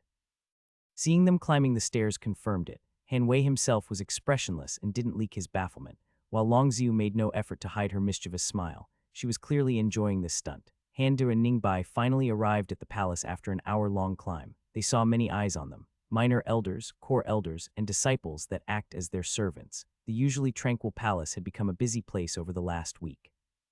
Handa had his profound expert a look equipped while walking towards the inner palace. It was the one that required the least effort from him. He just had to ignore people while staying expressionless. This made it the most suitable one for meeting his parents. He would drop his act when talking to them anyway. If he had used arrogant young master before that, it would just look jarring and suspicious. They arrived at the audience chamber. Hanwei was sitting while listening to a report, while Longziu was resting her head on his shoulders. She didn't care about minor things like etiquette when it came to her family. No one would dare to say anything to her anyway. Hanwei ordered everyone else to leave the hall as his son finally had arrived. Longziu didn't bother to wait and ran to her son and hugged him tightly. "Oh, little duh, how I missed you. Did you miss your mother as well? Are you eating well?" You know, even if you are in the core formation realm, you should still eat. Just gobbling pills all day isn't. Handa was stunned by the never-ending words and the equally never-ending hug of his mother, but soon broke into a slight smile and hugged her back. He couldn't stay expressionless at the sight of this onslaught of motherly love. "Yes, mother, I've missed you as well." Longziu was startled by her son's response. This little rascal would usually act distant on the outside. Delighted by this change, she maintained her hug for a little longer. She wasn't the only one surprised by him. Hanwei was frozen and Ningbai's mouth was open as she watched. A long while later, Longziu finally broke her death hug and looked at her son from head to toe. "Your technique has improved quite a bit. Come, show your aura to your mother. Release it at full power." Seeing his mother's enthusiastic request, Handa had no choice but to oblige. He excluded Ningbai from the aura and released it in full power just as Longziu said. Hallway lights quickly dimmed. Sunlight almost completely disappeared from the entire palace and stars appeared in the sky, shining brightly. "Good, hahaha, good. Your technique includes concepts and natural laws. It even contains some essence as well. As expected of my son. All right, turn it off." Longziu had a look of satisfaction in her face. She had heard of the reports before but wanted to witness her son's advancement for herself. Her mood improved quite a bit. "Little duh, you've used this aura to subdue that pagoda of yours, did you not?" At the unexpected question, Handa just nodded. It wasn't like this was an important thing for him. Longziu quickly turned to her husband and smirked. "See, I told you. It was obvious from the start." Hanwei skillfully held his sigh back and offered no response. Longziu spoke to Handa with a bright smile. "All right, now my dear Handa, could you tell me the location of this hidden family now? Your mommy will pay them a visit and have a little chat with them." While her demeanor didn't change even a bit, Handa had the cultivation idiot's memory and knew this little chat was a thinly veiled prelude to violence. However, he was baffled at this unexpected statement. He also wasn't trying to act like an expert right now, so he instinctively replied. "What hidden family?" Longziu's smile got even wider after seeing his son's perfect act. Since when did this kid could act so perfectly and hide things from her? How dare this little hidden family influence her son like this? "My dear, why are you not answering your mommy clearly? Why are you defending these people? They are bad influences, you know. Be a good boy and tell me where they are right now." Handa saw the dangerous glint in his mother's eyes, but he had no idea what was happening right now. "What hidden family? What's going on? Is this because of this little girl that you are defying your mommy? It seems she is a bad influence on you. It seems I really need to teach some manners to this family." Handa saw his mother's dangerous stare at Ningbai. Latter was just as puzzled as him. Since Ningbai was his lifeline, Handa quickly interjected. "Ooh, mother, what is this hidden family you are talking about? What is their family name? Maybe I've heard about them." Handa looked at his father for help, but he didn't expect to see him completely ignore the situation. "What the hell? Why are you not saying anything? Don't you have a spine?" Oblivious to Handa's concerns, Longziu's face finally showed a change. Her smile slowly disappeared. She kept looking at Ningbai with dead eyes but spoke to Handa. "Did they promise to give you the blazing sun scripture? Are you doing this because of your father?" Do you want to complete it that much that you would make a deal with strangers and ignore your mother? Hanwei, that was successfully ignoring everything up until now, suddenly froze. He didn't want to get involved in this, especially when he was innocent. Handa had already started to panic a little and answered without thinking. Why would I even make a deal for it with someone? I already completed and rewrote the entire thing 3 times already. Long Xiu looked at him and narrowed her eyes. The events went beyond her threshold for tolerance. Her little son was now lying to her outright. Unacceptable, unacceptable. By now Handa had understood that there was a misunderstanding somewhere. If this was his father, Handa wouldn't be worried, but his mother was a person that would slaughter cities first and ask questions later. He had watched enough TV shows and read enough books to know that things were advancing towards a dangerous storyline, and he needed to decisively steer it back on course. If you don't believe me, ask Ningbai and completely envelop her with your spiritual sense. She doesn't have a treasure, and she is only at the 6th level of qi condensation. There is no way for her to keep any secrets from you. You can do the same thing to me as well if you want. Long Xiu was already many realms higher than Handa, and didn't need to envelop someone with her spiritual sense to know whether a qi condensation is lying. However, this was just passive reading and could be falsified with enough effort. Some treasures could hide their presence if they were of high enough quality. There were also techniques to control emotions and spiritual waves at higher realms too. Handa's offer to envelop him with spiritual sense had embarrassed her a little. Doing so was nearly a taboo for family members, but she didn't stand ceremony with Ningbai. Father and son watched as Long Xiu enveloped Ningbai and started questioning her over voice transmission. Both of them broke into a cold sweat and looked at each other. Dad, what hidden family? What did you tell her? Are you out of your mind? You think I can stop her? Han family gathers intelligence too. Do you think your mother would believe Ningbai gained enlightenment? At least try to explain the situation. She's your wife after all. They didn't speak with words, but they perfectly understood each other. His father was a lofty and domineering man, except when it came to his wife. Handa was reminded of some rumors that the cultivation idiot had heard but discarded. In those rumors, Long Xiu saw Hanwei by chance and got infatuated with him. She chased him, but ended up getting rejected. Infuriated, she kept chasing and finally forced herself on him, then commanded him to marry her after completely dominating him. Anyone that tried to prevent the marriage from the Han family side mysteriously disappeared, along with Han Wei's potential fiancé candidates. The cultivation idiot didn't believe this story, because he knew that his father loved his wife dearly. His mother was an otherworldly beauty, and his father was a legendary hunk. They were the perfect fit for each other after all. However, Handa came from Earth and was familiar with the concept of Stockholm Syndrome. He had some doubts. Handa watched as his mother's expression kept changing. At first, she only looked at Ningbai with dead eyes, then furrowed her brows. A surprise replaced that, followed by shock, even more shock, bafflement, pride, relief, even more pride, disbelief, then shock again. Her expression kept changing all the way. Then both Ningbai and Long Xiu started smiling. Both of them looked proud, and both of them started nodding. Father and son duo looked at each other. Neither of them could make sense of the situation. Hanwei already knew about the non-existence of the so-called hidden family. He didn't interfere with his son, but knew a lot about his affairs. He was curious what could shock Long Xiu this much. Haha, good my little da, you got a good disciple here. You really have good eyes, just like your mother. Long Xiu's voice was filled with joy and she was borderline shouting. She hugged Handa again and whispered, I am sorry for doubting you. She quickly released and looked at Handa right in the eyes. However, I will be upset if you hide an important matter from me again. You should have told me immediately when you found out about it. Long Xiu glared at Hanwei, which caused the latter to flinch. They had a nice discussion about this a few days ago already. Those memories weren't pleasant, to say the least. Don't worry, that Zhao Dong will never live another second free of agony, and once I find their tool they will also suffer the same fate. Good job with capturing the tool's apprentice, but from now on don't act your own. You are not alone after all. Eager to earn some points, Hanwei interjected. Since the Zhao family is no more and the sect is lacking elders, you will take an active role in the sect from now on. Long Xiu scoffed at her husband but didn't say anything else. An active role. Ever since coming to this world, Handa lived a life of laziness. He had experienced threats to his life one after the other, but was able to keep himself grounded by relying on his laziness. An active role wasn't appealing to him at all. On the contrary, it would increase his chances of interacting with potential offendees and or already offended people. Of course, you should have had one from the beginning in the first place. Looking at her mother's beaming smile, Handa found it hard to voice his complaints. He had the sneaking suspicion that this was the purpose of the official summons and had already prepared some lines to dodge responsibility, at least for a while. His mother being here was a miscalculation on his part. Hanwei sensed his son's reluctance and continued to press on. Demonic pagoda wasn't a bad idea. It seems to have motivated the inner sect disciples quite a bit. You don't need to have a role that requires you to stay away from your cultivation. Playing an active role to improve the sect in your own way is more than enough. Handa hadn't visited or even asked about the pagoda after he placed it. It had only operated for a day, and a civil war had ensued afterward. He was about to make an attempt at denying, but a sudden thought appeared in his mind. Maybe this way I can finally hire an immortal chef and open an immortal restaurant.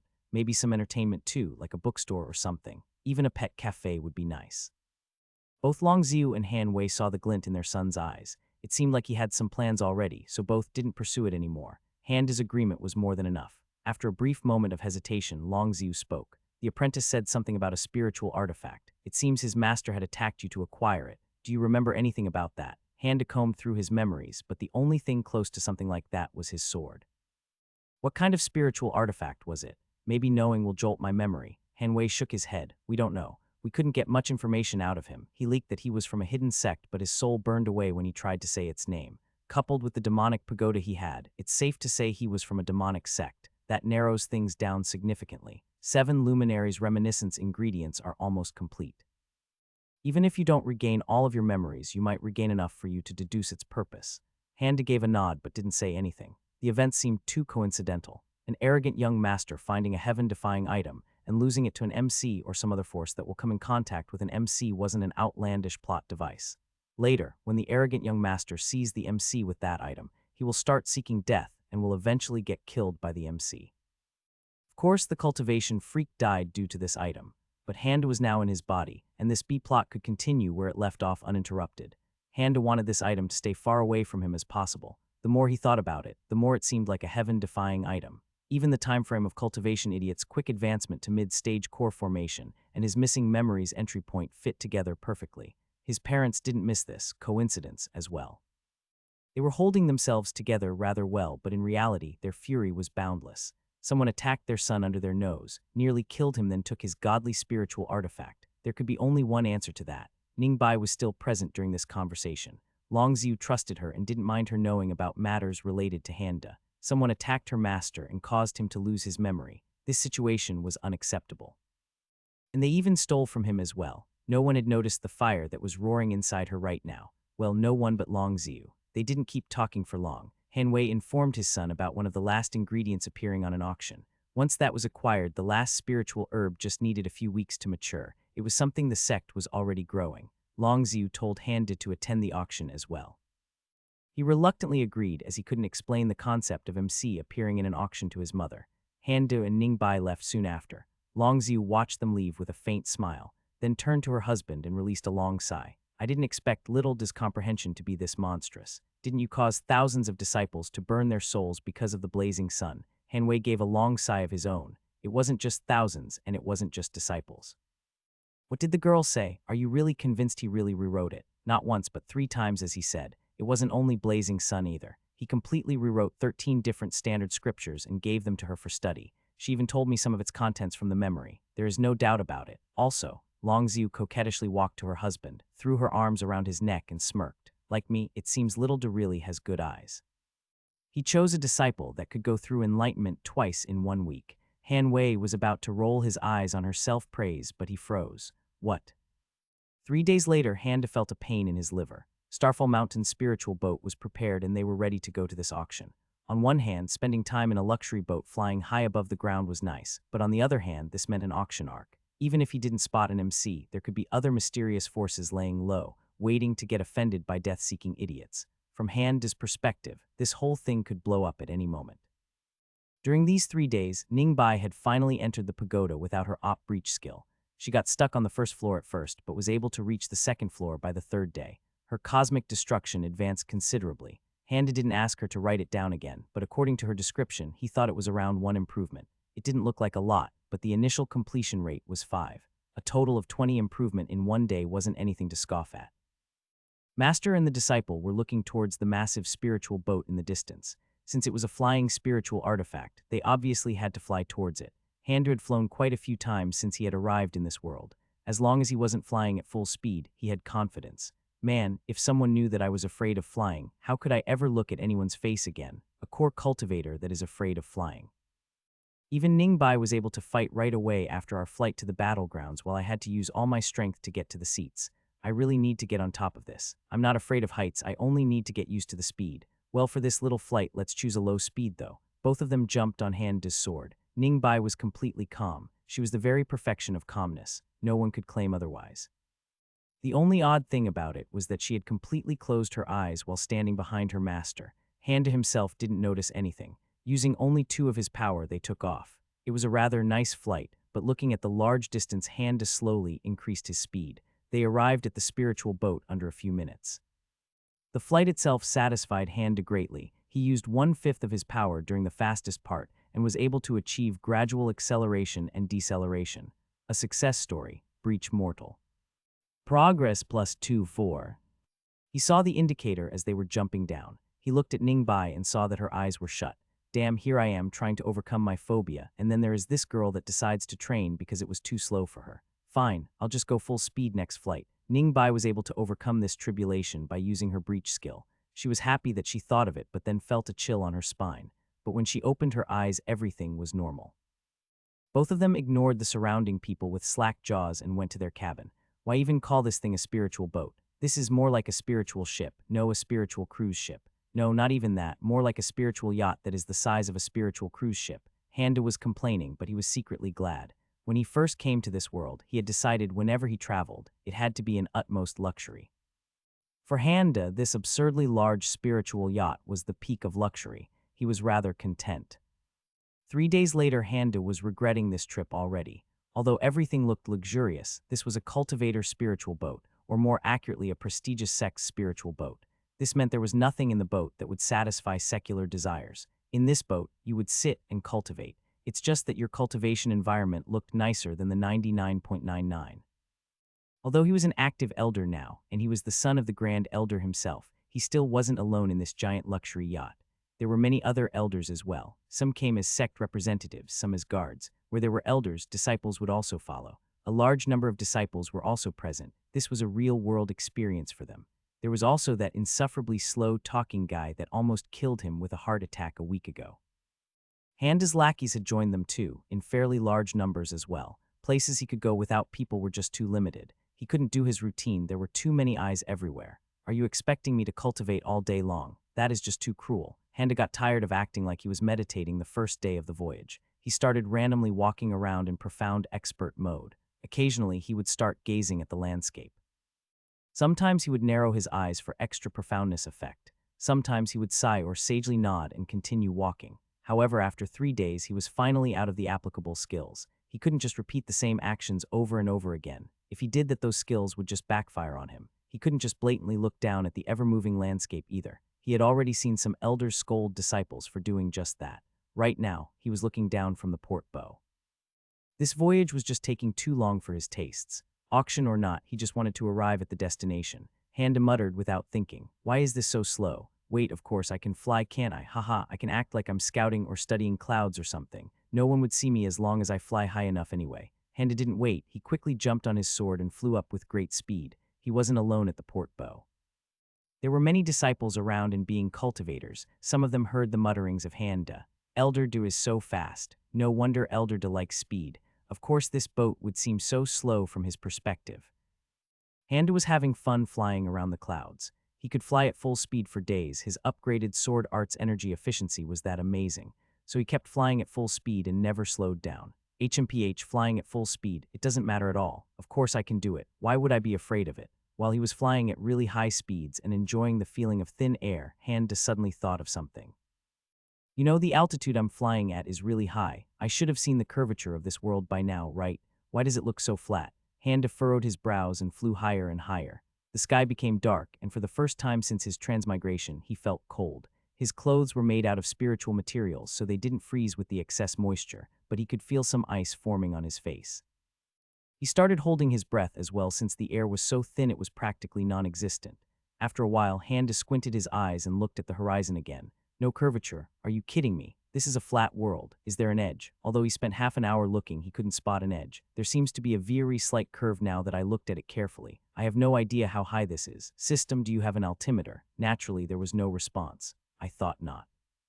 Just thought I'd check. Still, I have clearly left this world's atmosphere. Everything down below is so tiny. Handa's heart dropped. Everything was so tiny. He had no idea where he came from. Where is the spiritual boat? Where is the sect? He had no idea. Maybe that small, tiny, minuscule blotch was the sect, maybe not. Even with his core formation eyes, he had no idea. Far, far away into the void. What is this? What a peculiar echo. The technique is fairly decent, but the power is so weak. So it came from this one. His roots are barely above average, but why is his mastery so high? Oh, there's another one as well, and close too. How entertaining. Arrogant young master template A variation 4. All right, relax, take it easy. All I need to do is to slowly descend on the general direction and keep looking. I have frickin' elf eyes. So long as I keep it slow and steady, I'll eventually be able to spot the spiritual boat. That thing really is huge in the first place, right? Handa started descending after giving himself a pep talk. He had looked at the landscape occasionally when he was on the spiritual boat and knew the general traveling direction was towards the northwest. As time went by, Handa's heart was getting tighter and tighter. He went towards a valley that he thought was familiar, but after getting close to it, he realized he had no memory of this place. Let's just land here, calm down, and think this through. I've only been searching for a few hours. As long as I keep looking, I'll eventually find them. Eventually. Yes, definitely. Handa landed on a slope near the mountain. He took deep breaths while trying to calm down. What a peaceful-looking valley. The river, the trees, the faint breeze. Such a nice location. As Handa was admiring the view, he felt a slight movement near him. He was quite alarmed at first, but relaxed quickly as he spotted a gorgeous fox with orange fur. Handa grew up with cats and dogs, so he loved animals, especially the fluffy ones. Such a gorgeous-looking fox came near him without any reservation. Of course, he had to pet this fox. You think you can escape me? You are just a normal fox, you dare to run away. After forcing his affection on the poor fox for some time and enjoying the look of resignation and resentment it had, Handa released it. This was a wild animal, after all. It had to live in its natural environment. However, once he released the fox, this orange fur ball ran a few meters, then stopped and kept looking back at Handa. You want me to follow you? Handa slowly followed the fox. It was clearly leading him somewhere. Foxes were naturally smart animals on Earth. Perhaps the ones here were even smarter, even if they weren't cultivating creatures. Still, Handa put up his guard up, even though this fox was just a normal animal. Perhaps its mate is wounded or something. Could it be smart enough to seek help from humans? It didn't run away from me. It probably had contact with humans before. Fox eventually led Handa into a large cave entrance.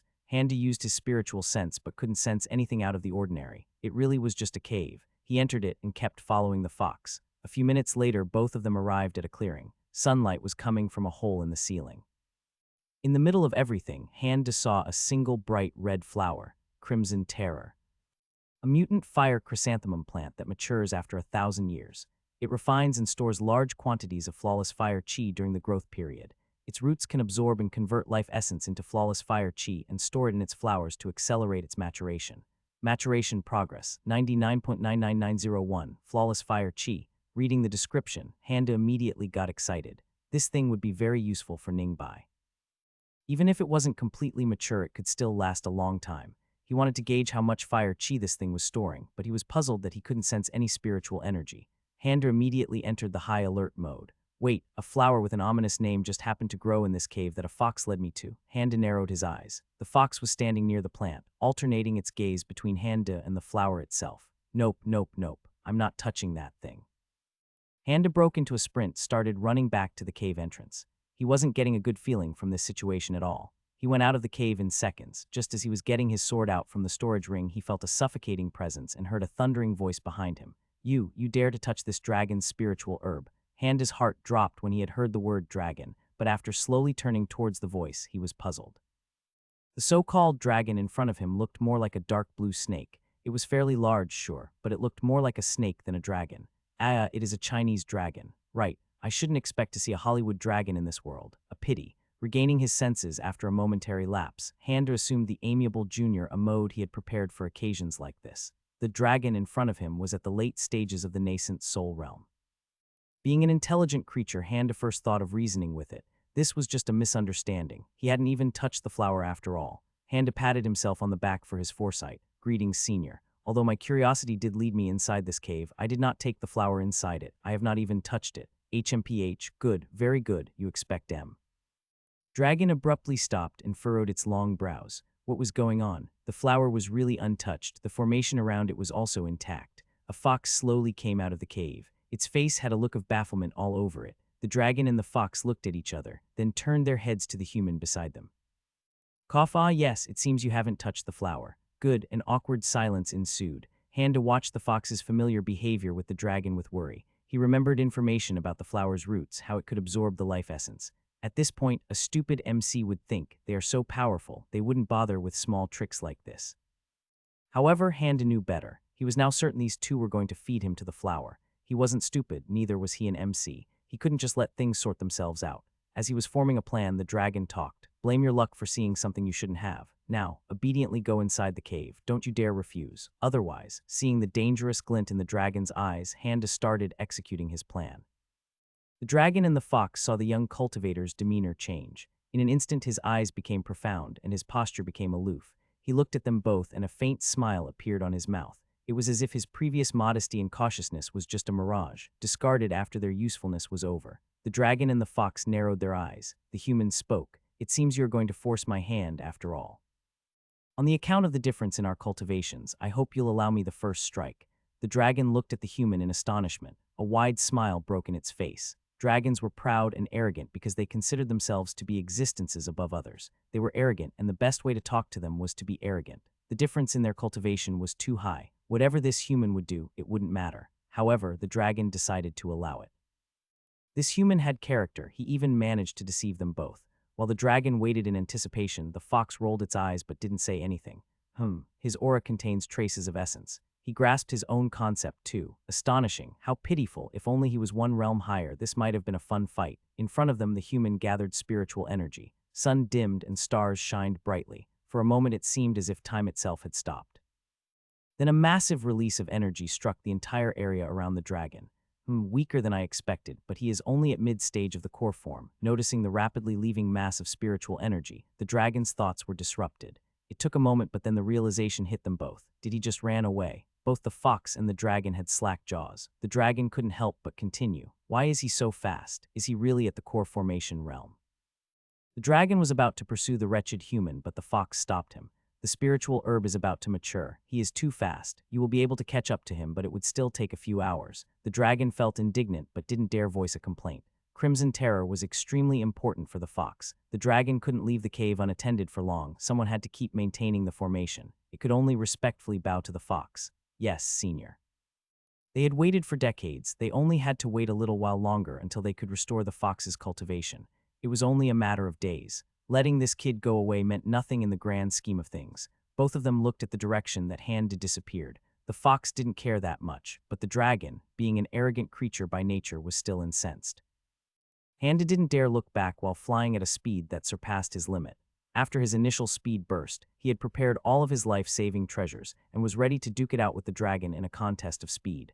Although he knew he was no match to it in terms of speed, he thought this was his best shot. He couldn't even tank one hit from a dragon and had no delusions about penetrating its defenses. Perhaps flying at maximum speed would reduce the power of its attacks and give Handa and his life-saving treasures a chance. However, Handa couldn't feel anything following him. This made him panic even more. Things weren't going according to the script. Don't tell me this guy is going to appear in front of me and stop me with just one hand. He poured even more spiritual energy into his sword. Due to his excess speed, the sword was already in the process of breaking down, and Handa estimated it would disintegrate in half a day. But now it started visibly chipping away. Handa didn't stop. He kept going. Only after an hour he reduced his speed. He had expended a massive amount of energy and was already sweating. His sword was already visibly worn out. Star iron was a highly durable material. The fact that this sword hadn't exploded was a testament to that. A normal spiritual iron sword wouldn't have lasted 10 minutes. Handa still kept flying. He didn't change his sword either. The cultivation idiot had only ordered one sword made out of star iron, not because of its price but because of his arrogance. The idea of losing his sword or something being able to damage, it was unfathomable to him. All the backup swords Handa had was prepared by Peng under his orders. Wait, this area feels familiar. This cliff face and the grove below it, didn't the boat pass around this area yesterday? Handa finally stopped to look around. He was now certain he had seen this place before. He quickly started moving towards the direction that the spiritual boat was traveling. He didn't dare to stand still just in case. As he was about to arrive at the spiritual boat, Handa had thought about bringing his lackeys back to the cave. The flower itself was beneficial for Ningbai. He had already destroyed his sword. Getting the flower could be considered reasonable compensation. Ultimately, he decided against it. Although he could bring dozens of nascent soul-fighting maniacs and even an immortal realm freak with him, He didn't know enough about the strength of the enemy. The dragon was a nascent soul, and the fox didn't seem to have a cultivation base at all, but that was just what he saw. A pureblood dragon might not be alone, and that fox obviously wasn't simple. Handa decided not to seek death. A sword was just a sword, no matter how expensive it was. Besides, he had run away with all his might. He couldn't afford to let this matter leak to anyone. His image would completely shatter even if it was justified. If cultivation moron was in Handa's shoes, he definitely would have touted his young master's status to the dragon and probably would have died as he shouted, "You dare," in disbelief. Better to act as if nothing ever happened. The last 3 days were quite stressful for the disciples. Elder kept appearing and disappearing at unexpected locations around the ship. He seemed to be waiting for something. As time went on, the situation got worse. He would look at the distance with narrow eyes for a while, then shake his head in displeasure. The disciples could feel an invisible pressure was building up. Elder had flown away on his own nearly half a day ago. Most of the disciples were relieved. They were feeling pity for whoever he would encounter. Of course, no one would dare to say this out loud. The spiritual boat was getting closer to the auction. The disciples were excited. Right now, nearly all of them were looking towards the horizon and waiting for the city to finally make its appearance. As they were talking amongst themselves, everyone felt a sudden suffocating presence from behind. When they turned around, they saw their elder standing on the ship casually inspecting his sword. He put it back in his storage ring and went away, presumably to his quarters. Was that Elder's sword? What happened? Wasn't that a super expensive sword? I overheard Elder Xiang talk about it. It is made out of star iron and has a crystal lotus core. Everyone sucked a cold breath. Just the materials alone were more expensive than a few sects combined. Ooh, is it just me? Or did Elder looked kinda refreshed? Did Elder hack someone until his sword was destroyed? Isn't star iron nearly indestructible? How could it break so easily? Maybe he hacked a dragon to death. What else could do that to such a sword? Disciples felt like they should light some candles to the poor victim. Disciples weren't by themselves on the deck. Some of Handa's lackeys were on the lookout for their young master. They also saw the extensive damage on the sword and came to a similar conclusion. Lookouts contacted other lackeys with shining eyes. Handa was preparing to spend an entire day just to recuperate. He was planning to laze around all day and occasionally pop up pills to replenish his spiritual energy. Unexpectedly, they had arrived at the Brass Stallion City, the location of the similarly named Brass Stallion auction. Handa felt gloomy. If he had only waited for a while instead of flying away like an idiot, he would have had a safe journey free of life-threatening dangers. So what if it was boring? Boring was better than running for your life. Never again. They were about to go down to the city. Although there were specially made docks for the spiritual boat, Handa didn't want to waste any time. He was already tired. A few seconds of the flight was still better than an hour-long walk. Out of habit, he first brought out his nearly destroyed sword. It was still possible to fly with it, but the appearance was unsightly. He swiftly replaced it with an ordinary spiritual iron sword. Ningbai didn't miss his mistake and saw the damaged sword. She frowned but didn't ask about it. Both of them jumped on the ordinary spiritual iron sword. Handa felt the sword could only take 1/5 of the spiritual energy he usually used. This meant that its maximum speed was nearly 10 times slower. As he realized this, Handa's face started twitching.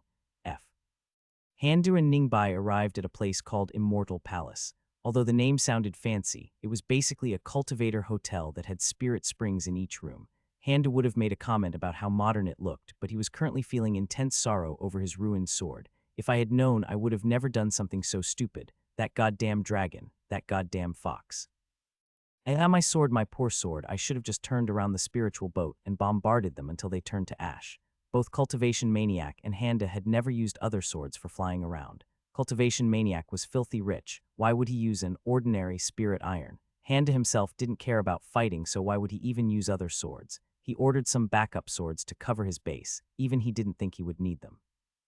His short, ordinary spirit iron flight from docks to the fancy cultivator hotel illustrated his predicament perfectly. Without his star iron sword, he painfully slow. So slow that if he wasn't feeling an immense loss in his bones, he would have been bored with the flight. Even Ningbai kept training her breach skill. I need to buy the most expensive sword at this auction. There is no way I can escape anything with ordinary weapons like these. I need at least a halfway decent placeholder until a new one can be forged. Handa hadn't planned on buying swords. He was thinking about ordering a backup star iron sword just in case, but that wasn't a high priority. Forging spiritual treasures took a lot of time. It wasn't something that could be done in days. A rushed job would take weeks. A work of quality would require months. Why is my luck so abysmal? I just wanted to collect escape items, yet I destroyed the best one that I had myself. If I see that dragon again, I'll skin it alive and make handbags and boots out of its skin while it's still watching. Handa cried himself to sleep. He didn't know how to deal with the monumental loss he had suffered by his own hands. The next day, Handa ordered his lackeys to compile a report on every faction that was attending the auction. He needed to understand the attendees to spot potential MCs and avoid any unnecessary flags. Old guy A sitting by himself in VIP and suddenly starts bidding in millions. Yes, let's not touch that grandpa. Obviously, he is hiding his identity. His cultivation is probably hidden too. Prominent Sect B is bidding for a storyline-related item. Sure, let that go. There is no need to force them to attack us after the auction.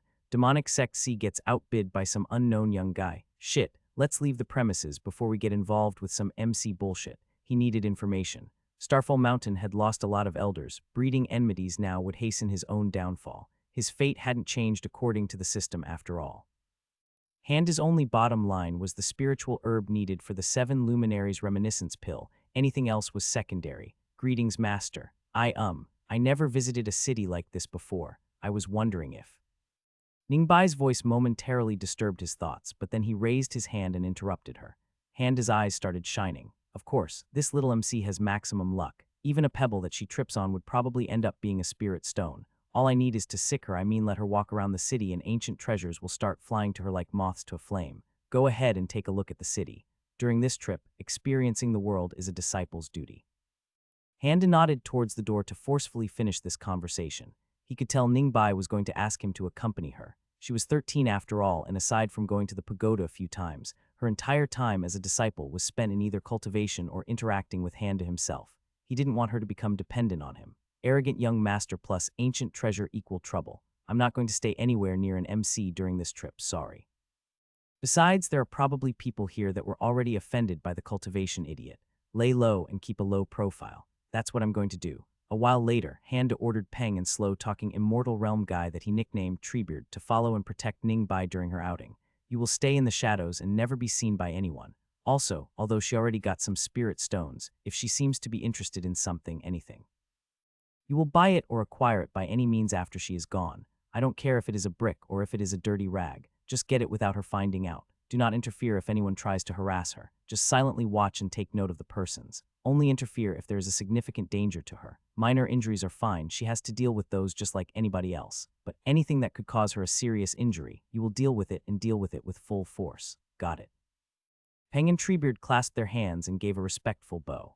Yes, young master. Handa nodded them towards the door. A dozen nascent soul and an immortal freak should be enough to guarantee her safety. At the center of the city, under many hundreds of meters of solid rock, there was the central chamber of the Brass Stallion catacombs. No one knew what these catacombs were originally made for. Even the Tan family who built the Brass Stallion city on top of it had no idea. They only knew that it was big, empty, and ancient. A few generations ago, this was a highly exclusive spot for secluded meditation. The spiritual energy here was rich. The entire structure, and especially the central chamber, had a calming effect on the mind. The most important family elders would be chosen to have their cultivations and breakthroughs here. Ordinary members would not be allowed to go near. About 200 years ago, the Tan family heir of the time had found this spot to be the ideal place for making business plans. Emotions and desires were curbed here. It was the perfect place for making monetary decisions. What was not to love? Since then, the empty central chamber was converted into an office, and side chambers became archives for business records. Sitting on his desk, reading a report inside this grand chamber, was that very same heir, Tan Rensu. Front of him was his youngest grandchild, Tan Enlai, great elder. Preparations are complete. We are only waiting for the attendees to arrive for the reception. It will start 4 hours from now. Tan Rensu's eyes didn't leave the fiscal report that he was inspecting. Although it was minor, just a few hundred spirit stones, there was a discrepancy. The culprit had to be found, the report had to be amended. He had been looking for traces for these last few hours. He was so close he could smell it. There was also something else. Tan Rensu frowned but allowed him to continue. Starfall Mountain Sect's young master Handa violated the no-fly law. He and his disciple used great speed while they were leaving the docks and caused a small commotion. Father chose not to pursue it. However, it seems Starfall Mountain dispatched dozens of nascent soul experts. On the surface, they seem to be following around Handa's disciple, but their current objective is unknown. Father also suspects an even higher realm expert might be following them. He is awaiting Great Elder's orders. Great Elder Tan Rensu finally put down the report and looked at his grandson. I assume that child wanted permission to rebuke the Starfall Mountain. Tan Enlai's eyes showed no emotion. He was a rather timid kid, but right now he looked at his grandfather without blinking. Yes, Great Elder. You seem to agree with your father in this matter. Why do you think your father's course of action is correct? Starfall Mountain sect lost large numbers of elders. Some of their cultivations were extremely high. Their loss of power is evident. We should seize this opportunity to readjust our relations with them. Tan Renshu shook his head. Such a rigid thinking. You interpreted the information to fit your own desires. Only shallow thinkers like your father could come to a conclusion like that. They did not lose elders. They purged their uncertainties, and they did so with ruthless efficiency. Sect's reserves are still intact. We received no news that their grand formation was even activated. Zhao family had already lost their old monsters inside the breach, but the Han family still has more than half remaining. Starfall Mountain is now more powerful than before. What they lost was just fat, nothing more. Tan Renshu explained this to his grandson, first to educate him and second to prevent his musclehead sons and grandsons from needlessly offending the dragon. Tell Tanya to not interfere with Starfall Mountain, and especially with Handa. He is not to offend them even if they destroy half the city. If he does offend, he will be the one apologizing to the Han family head. Tan Renshu was a businessman. He was cut from a different cloth than his father and grandfather. Both of them had lost their lives during the breach. Tan Renshu had turned to commerce to keep the family afloat and let it gradually recover its strength. He wasn't a genius at it, but at least he was good enough in reading the currents and choosing which mountain to lean on. Yes, great elder. Few hours later, Handa finished reading the report on the auction. The report also included a general state of the Brass Stallion city as well. This was something that was missing from Cultivation Idiot's memories. Handa wasn't sure if it was because of the memory loss or if it was caused by the usual arrogance of the Cultivation Idiot. Well, not much to it. Loose cultivators everywhere. Independent meeting ground for different sects and factions. Many independent businesses. A textbook generic Xianxia city. Basically everyone and their dogs are attending this time. Since Brass Stallion itself is calling it the biggest auction of the century, it is safe to say there might be an MC or an old monster or two hiding among the crowd. Handa frowned. He wanted this to be a normal auction, which would have reduced his chances to raise any flags, but reality had something different in mind. There is a reception starting in an hour as well. Normally he wouldn't even consider attending something like that. He would just say, "What a death trap," and continue lazing around. However, Starfall Mountain Sect's position was rather uncertain this time. They had lost a lot of power, and not attending such an event might needlessly offend some parties. Handa took a deep breath and calmed himself down. Then he decisively stood up and changed his natural stoic expression with his profound expert look. Ningbai had been walking around the city for hours. At first, she had wanted to explore the city with her master, but she understood he was busy with the upcoming auction. As she was about to go out alone, a few disciples called out to her. She agreed and went along with them, and that was how she found herself in this situation. "You are courting death." Currently, a Starfall Mountain disciple named Su Fan was shouting at a young boy in his mid-teens. Judging by his attire, this unnamed boy was a member of a sect. Since no one could recognize which sect it was, everyone unanimously decided it was a trash no-name sect. Ningbai herself didn't really mind the clearly outrageous behavior of the young boy. She was educated by her father in court etiquette, but she was still a village girl that didn't mind small stuff. In fact, even with etiquette in mind, she still couldn't understand what was supposed to be outrageous. He had just asked for her name. Su Fan and the young boy were in a standoff. Both had their weapons drawn, both at the same stage of qi condensation. The young boy was alone, but Su Fan had many disciples behind him. Standing a few streets away from them, Handa's mouth was wide open. He had decided to attend the reception to do a minimal show of face as a precautionary measure. While walking, he heard the classic warcry of arrogant young masters everywhere. Intrigued, he used his cultivator senses to observe the situation, only to see Su Fan and his posse cornering a single boy. "Damn it, how can you not grasp the concept of the sect losing power? Why are you acting like you are owning the place? Why is Ning Bai with them?" Handa furrowed his brows. He looked around and sure enough, Treebeard revealed himself. Handa immediately asked for Peng. He didn't have the patience to converse with this ent right now. Peng briefed him on the situation. The young boy stared at Ning Bai for some time, then asked for her name. Su Fan escalated the situation. Boy's sect was unknown. An unknown sect. Handa narrowed his eyes. This was getting too close to an MC-type encounter. Sooner the situation was diffused, the better. He used some spiritual power to enhance his voice. Enough. The powerful voice caused everyone to flinch. When they turned their heads, they saw Handa slowly moving towards them. I really need a footwork technique, one that allows me to travel huge distances with just a few steps. It would have been perfect for a situation like this. Handa made a mental note about acquiring such a footwork technique. Even in a dubious situation like this, his mind still worked on improving his best asset in this world. Seeing Handa, Su Fan's eyes started shining. To him, it was obvious that Ning Bai respected her master greatly. Gaining points with Handa could also mean gaining points with Ning Bai. Eager to please, he gave a bow and started talking. Disciple Su Fan greets respected elder Da. This piece of trash ignored the dignity of the Starfall Mountain sect, even dared to directly talk to the fairy Ningbai. As her senior brother, I couldn't just stand by. I was about to show this trash the difference between heaven and earth. The young boy smirked, then murmured, so her name is Ningbai, and this must be Handa. The young boy looked at the man wearing yellow robes of the Starfall Mountain sect. If it wasn't for the obsession of his master, he wouldn't care at all, but his master kept talking about Handa day and night. So of course he knew about Handa, but this was the first time he had encountered him. He was someone that had survived countless tribulations, persevered through desperate odds, seen the most bloody and brutal wars, traveled through the darkest depths of the void, and lived to tell the tale. However, right now, he felt strangely uncomfortable at the gaze that this insignificant, yellow-robed young man was giving him. Meanwhile, Handa only had one thought in his mind right now, a reincarnated MC template.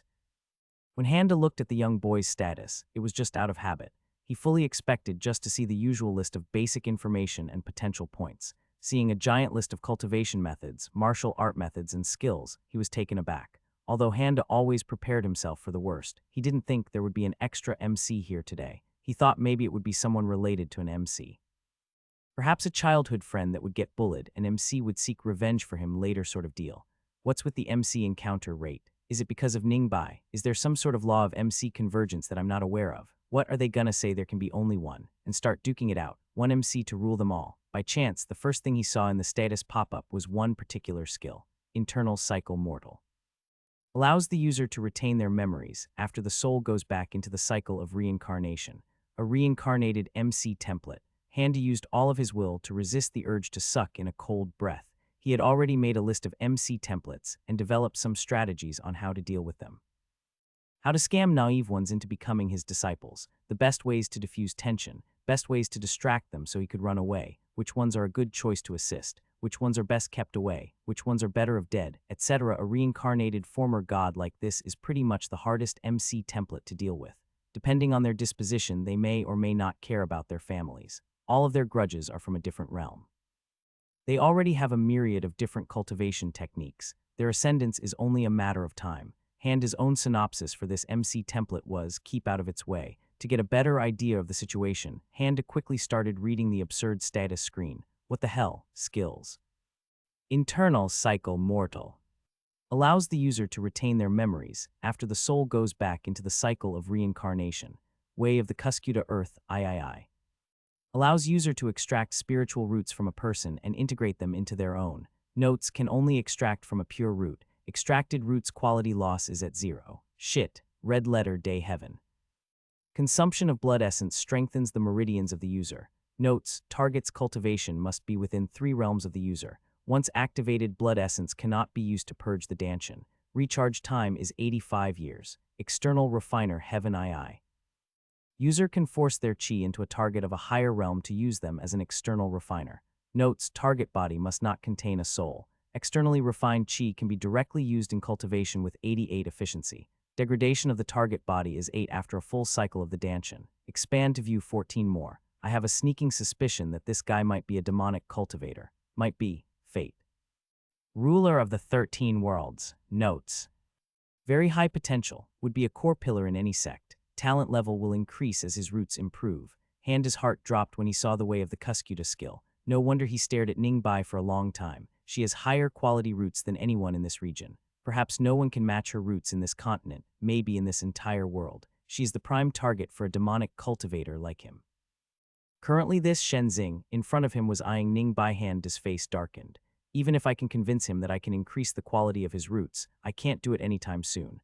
I need 1,000 points to buy 5 tokens, but I only have 160. Even then, seeing how stingy the system is, those 5 tokens would probably only upgrade 20. Handa knew that if he had offered to be this guy's master, he would probably agree on false pretenses and steal Ningbai's roots at the first chance he got. Even worse, with that heaven-defying disguise spell, he probably could get away without any trouble. In fact, this appearance might be a disguise as well. He might be posing as someone to get resources from that sect. This guy was pretty much the worst-case scenario for Ningbai and Handa. If he leaves now, he will only come back at an opportune time to steal Ningbai's roots. He will disguise himself as me and get close to her that way. This guy is too dangerous to be kept alive. While Handa was coming to a conclusion, the air around them turned strange. Handa was intently looking at the young boy, while the young boy was shamelessly looking at Ningbai, and Ningbai was looking calmly at Handa. The boy, Shenzing, had already made his plans. He didn't put Handu in his eyes. This arrogant little guy was just a backwater bumpkin. This Ningbai, however, had the highest quality roots he had ever seen. Ever. Just the thought of it was enough to intoxicate him. As he was about to retreat, he felt a sudden sharp pain in his abdomen. When he looked down, he saw a worn-out sword penetrating his stomach, held by the yellow-robed Handa. Disbelief appeared in Shenzing's eyes. What was going on? He had already made his plan and had accounted for every variation. Why was this guy stabbing him with an old sword? Shenzing had survived the torture of the primordial moon guardians for 100 years. This level of pain meant nothing to him. He also knew healing techniques and could survive such wounds quite easily. His initial shock was entirely due to the unexpected action of that backwater trash. His master was nearby. He sent a short burst message with a secret technique and continued his act. His cultivation was low, so there was no way of breaking off from this core formation trash. He continued his, shocked and in pain, act and patiently waited. Suddenly, utter shock appeared in Shenzing's eyes. Wait, no, you dare. The sword attack didn't contain any spiritual energy and had only relied on physical strength to impale him. But now a massive amount of spiritual energy was gathered inside the blade, and it was directly attacking his soul. Shenzing's face became unsightly. He didn't know how, but he understood immediately that this backwater trash knew about his origin. Perhaps he was an assassin placed by one of his countless enemies. He did not know. It didn't matter now. For the first time in many eons, he felt despair. "No, you are courting." He desperately tried to get away from Handa using his arms, his legs, his spiritual energy, anything. However, he was getting suppressed by Handa, and all his strength amounted to slight twitching of his limbs. His spiritual energy scattered before he could condense it. Knew Shenzing had lived for countless years. He had died many times and was reincarnated many times. In all his lives, this was the first time he felt pure terror. He knew that when he closed his eyes now, he would not be able to open it ever again. Handa increased the power of his attack once more, just to make sure that not even a wisp of this guy's soul survived. He had already enveloped him completely with his spiritual sense. But he was still deathly afraid of Shenzing faking it. As he increased the power, the now dull eyes started to disintegrate. For good measure, he increased the power once more. Shenzing's body started breaking down. In just a few short seconds, half of it turned into ash. Only then Handa stopped. Shenzing had many soul-related skills. Once he had reached the nascent soul level, he would become a cockroach. No one would be able to truly kill him. He only needed to lay low during the early stages of his cultivation. Before attacking, Handa had taken precautions. At first, he wanted Treebeard or Peng to attack him, but he was afraid that his incompetent lackeys might screw things up again. It always seemed like there was a translation error between his orders and these guys' execution of it. Instead, he placed all of his lackeys around the perimeter to prevent Shenzing or his soul from escaping. After getting confirmation from Treebeard and Peng, he breathed a sigh of relief.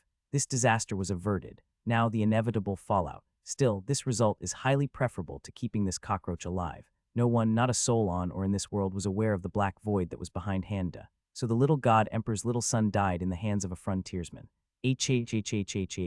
What a delicious face he must be making after hearing his son's soul shard shatter.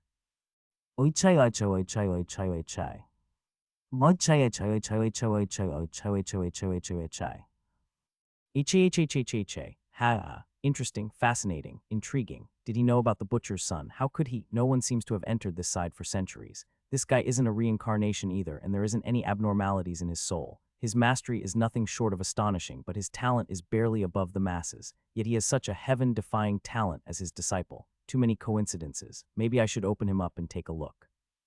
Fallout arrived sooner than expected. As Shenzing's ashes were getting swept away, a nascent soul expert arrived. He was wearing the official robes of the Brass Stallion City, a rather imaginative dark blue robe that had a prancing stallion crest and brass-colored accents all over it. What's with the gaudy robes? Even though Handa had just committed first-degree murder for the first time, these robes were able to overwhelm his senses. The person with the imaginative robes quickly came near Handa and politely greeted him. Elder Du of the Starfall Mountain. Greetings. This humble person is called Tanziotin. I apologize for the unsightly display. Brass Stallion City is popular amongst loose cultivators and small sects. I have already given orders that no one but the auction attendees are allowed in the city by tonight. You will not have to dirty your hands with insignificant fellows like these.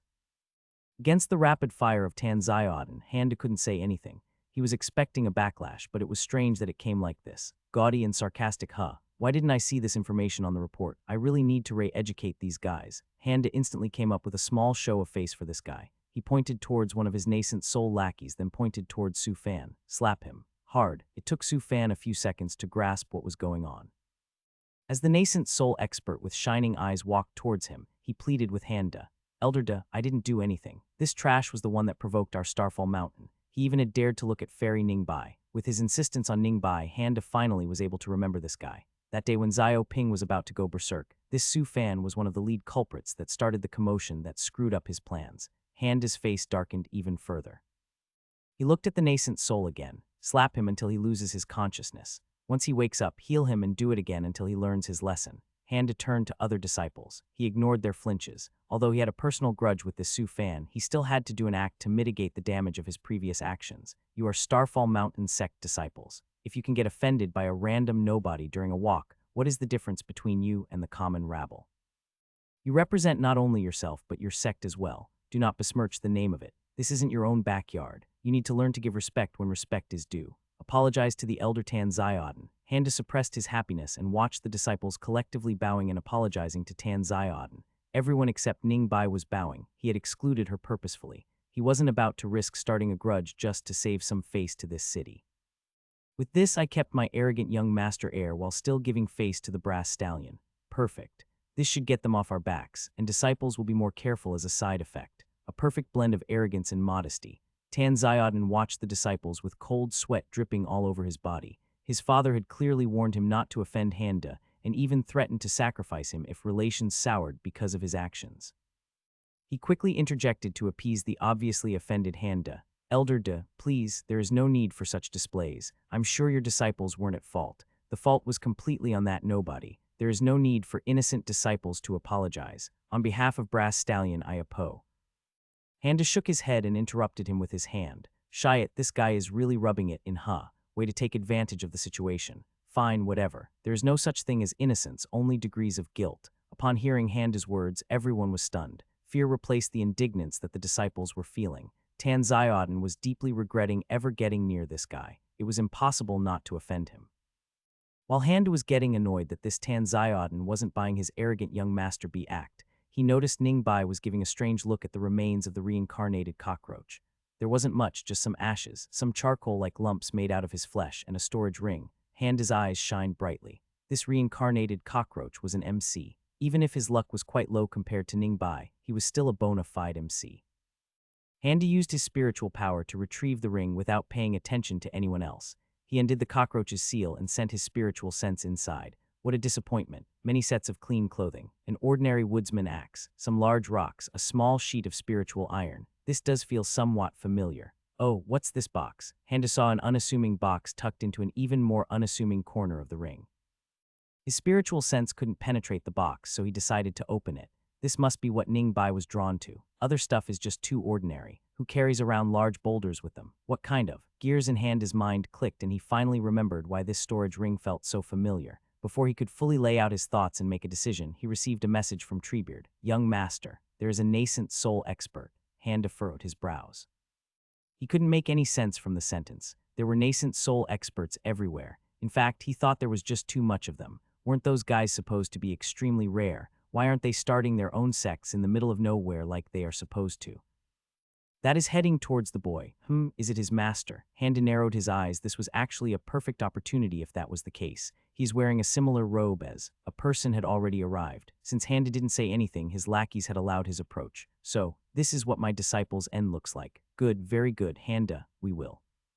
The boy who just died. Handa didn't wait for the guy to finish his monologue, nor did he wait for Treebeard to finish his report. He sent an area voice transmission to the 20-something nascent soul lackeys. A commotion broke out. Many auras suddenly burst forward to the cockroach's master. Although he was an expert at the very peak of nascent soul, there was nothing he could have done to prevent so many of them. These shameless guys attacked all at once too. Were these guys even proper nascent soul experts? Why were they acting like a group of thugs? The nameless master of the cockroach felt indignant. After a brief struggle, the nameless master was crippled. In the fleeting moment he had struggled, he even tried to bring tribulation down to at least kill some of these shameless thugs, but alas, he failed. Tan Zioden watched this sight with horror. More than 25 nascent soul experts suddenly attacked this poor guy at the same time. This was too much for his poor heart. He bowed to Handa, used the reception as an excuse, then ran away without looking back. Handa's twitched as he was reminded of the reception. Shit, now I really can't afford to ignore it. This guy is already pissed. Well, whatever, what's done is done. This was worth offending these guys. Starfall Mountain disciples were knocked out from the aura burst. Su Fan had already lost consciousness before with a pig-like face, while Ningbai was still standing as if nothing ever happened. His lackeys brought the man to him. Just a few seconds ago, this man was a peak-level nascent soul expert, ready to transcend his tribulation at a moment's notice. Now his meridians were crushed, and his dantian was nearly completely destroyed. He had spent hundreds of years cultivating, but it was all gone in a few seconds, just like that. The shock was evidently too much for him. Even with the mind of a nascent soul, such a loss could still break a person. Peng, yes, young master, choose 10 nascent soul experts and rush this guy back with full speed to my father. He is from the hidden demonic sect. My father will know what I mean. This is for his ears only. Yes, young master. Handa nodded in satisfaction. A lot of incidents happened in a short time. He was glad that at least he got something back this time. Perhaps this MC encounter was a blessing in disguise. No loose ends. He quickly went over his mental checklist, then removed the unassuming box from the storage ring. Apart from blocking my spiritual sense completely, it really looks like an ordinary box. I wouldn't have looked at it twice if it wasn't in the storage ring of the cockroach. Definitely not something that a normal chi condensation guy should have. He slowly raised the lid of the box. The moment a small gap appeared on it, a dense cloud of fire chi surged from the inside. Handa wasn't fazed, but his expression was a little off. He fully opened it and stared at the spiritual herb sitting inside the box. Since he had narrowly escaped becoming fertilizer just a day ago, he had a deep impression of this herb, Crimson Terror. Handa kept looking at the Crimson Terror with a complex expression.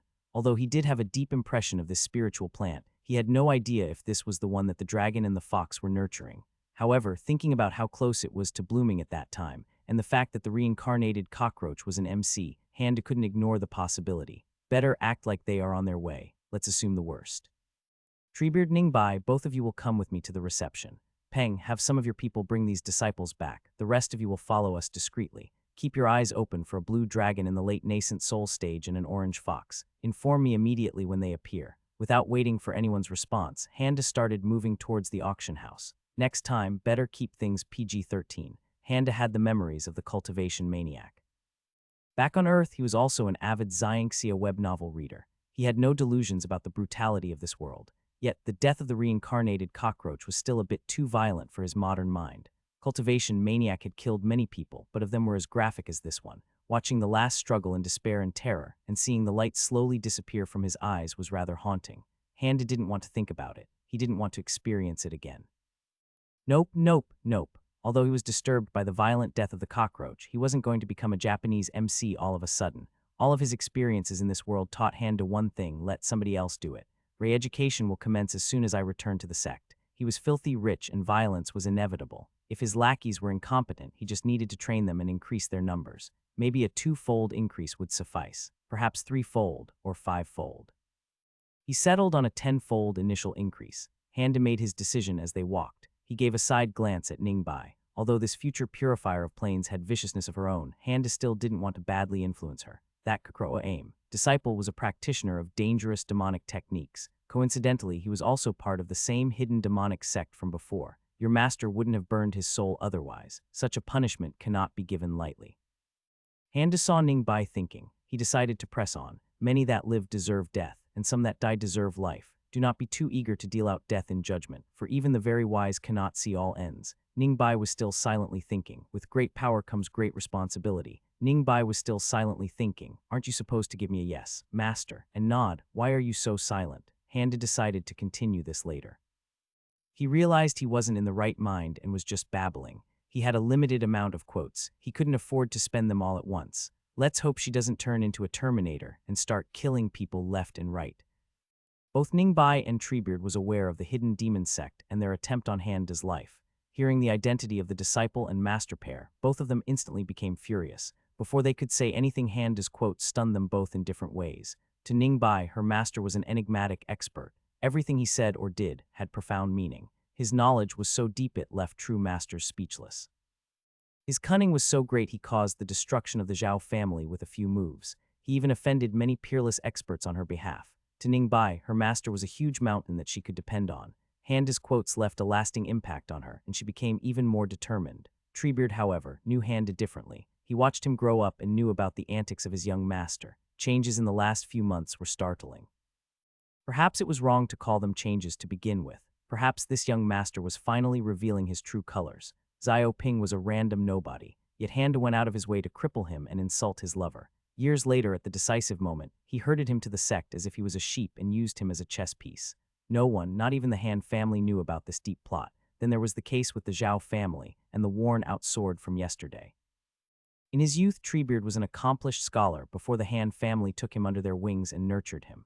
Throughout his life, he studied many schools of thought, yet Handa's simple words stunned him. Profound wisdom was hidden within, familiar yet so alien at the same time. Treebeard gave a deep look at Handa. This young master was becoming more unfathomable by the day. Treebeard was now certain that Handa was waiting for the disciple-master duo. To what end, he did not know, but he knew it was part of something. It seemed like this young master's actions always had a profound reason. Treebeard started to view Handa's past in a different light. Handa's group arrived at the auction house. Reception had started already. Tan Xiaodan spotted them immediately. At first, when Starfall Mountain elders arrived, he was relieved that Handa wasn't there. He was relieved but still a bit nervous. Thankfully, Starfall Mountain elders didn't mention anything. Perhaps that was them silently implying that the issue was dropped. But right now, Handa had arrived, with his disciple and that immortal freak no less. Tan Xiaodan broke into a cold sweat. This is it, they are really going to make a scene. He even brought the immortal freak. Before he could do anything, he heard his son Tan Enlai, that was loitering around the entrance, greet them. Elder De, greetings. It is an honor that you've joined us. Handa was able to collect his thoughts and assume his arrogant young master a pose during the walk. He knew about the sarcasm of the brass stallion and had expected such a greeting. He just gave a slight nod and arrogantly walked away. Tan Enlai was anticipating this reaction and didn't disturb him further. This reception was just a social event, but it also exhibited some of the auction items. Of course, Brass Stallion didn't put any of the expensive items in the exhibition. These items were just rarities, although they were rather peculiar, and seeing them all at once like this was impressive. Ultimately, they were all cheap items individually. The term cheap was relative. This was supposed to be the biggest auction of the century. Participants of this reception were obviously the heavyweights of the region. Even a relatively normal item here could cause a small sect elder to salivate. Small sects have it really tough, huh? Handa was looking at the items with disinterest. It wasn't that the items were uninteresting. It's just that Handa chose these items as his medium for the arrogant young Master A act. Last time he tried to show disdain and do a few well-timed scoffs, he ended up forcing a duel on Ningbai. If it wasn't for the OP-ness of that little Miss MC, he would have died already. Literally. This time Handa truly didn't want any accidents. Just let me act arrogant in peace. Please. As Handa was showing a variety of disinterested expressions, he was also keeping an eye on Ningbai. Even if he showed disdain, he was still going to buy anything that she found remotely interesting, as long as it didn't involve a storyline. Elder De, greetings. A middle-aged man and a stunning beauty had launched a sneak attack greeting at Handa, who was too absorbed between displaying his disdain skills and watching Ningbai's reaction to the items at the same time. He was in full character and gave them both a casual nod. What the hell? What a beauty. Amazing proportions, a smooth skin, tender lips, gorgeous reddish-brown eyes. Thankfully, Handa was fully immersed in his character, otherwise he would have openly gawked at this unnamed beauty. Just a fleeting glance was able to impress him enough that he had to depend on his training to prevent a double take. Handa immediately pulled his guard up. A Xianxia world was full of dangers. Some were obvious, some were hidden. Handa had used his extensive web novel knowledge to weigh the pros and cons of different tropes some time ago. He didn't rank them all, but if he did, peerless beauties would be very high up in the tropes to avoid list. Seeing Handa's casual nod, the middle-aged man was a bit surprised. But just doing what he was doing meant that he had to have a certain amount of shamelessness in his blood, so he did not take it to heart and pushed forward. This is my niece, Xin Qiang. Although she may be young, her cultivation is rather good. She had heard of your unequaled talent and was hoping to meet you for some time. Meeting here at this auction, it must be fate. Oh, pardon me, I must pay my respects to the Tan Patriarch. I am sorry for the trouble. I hope I can leave little Qiang to your care, Elder De. The shameless middle-aged man didn't even wait for a response and left. Handa was rather impressed. Even though he was so bad at it, he completed everything with practiced ease. He was about to feel bad for this girl, but he noticed her cultivation. Are you serious? Nascent soul. Again, Handa looked at Xin Qiang. He was speechless. Even this stupidly gorgeous woman in front of him was in nascent soul. Feeling dejected, he didn't bother with her and continued looking at the exhibit items. There weren't many items left. He was still checking them one by one with the system just in case. On the last item, he had to stop. Auction provided item information listed it as mysterious bead. The only known function was that it purified qi during cultivation. System pop-up, however, told a different story: crystallized tenacity. External use purifies Qi 0.012 of the user's Qi during a cycle. Ingesting and absorbing, it has a chance to unlock the potential of a target. Chance of acquiring a skill 2.1. Chance of improving on cultivation method 3.41. Chance of improving an existing skill 5.75. Chance of unlocking potential gets reduced by 15 for every major realm above Qi condensation. Notes: manifestation of a transcendent expert's tenacity. Infused within is the will to survive. Approximate age is 9.52617 million years. Handa sneakily looked at Ningbai, but this item actually didn't catch her attention.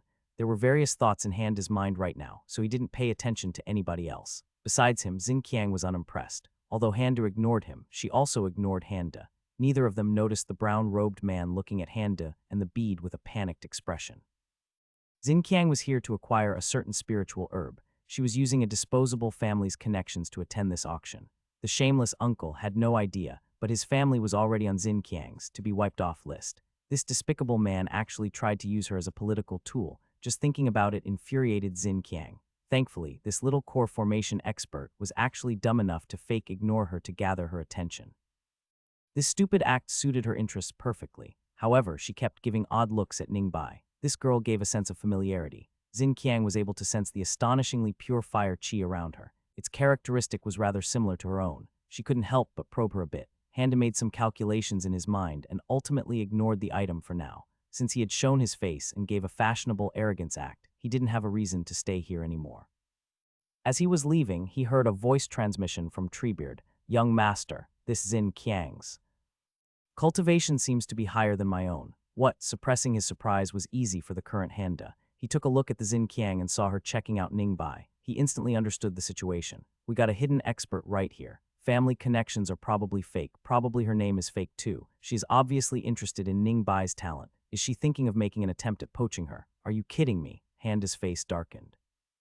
This was a situation that he predicted long ago and had made plans for, yet it still pissed him off greatly. He continued his conversation with Treebeard. "Can you sense anything else about her? Does she have a particular element, perhaps fire?"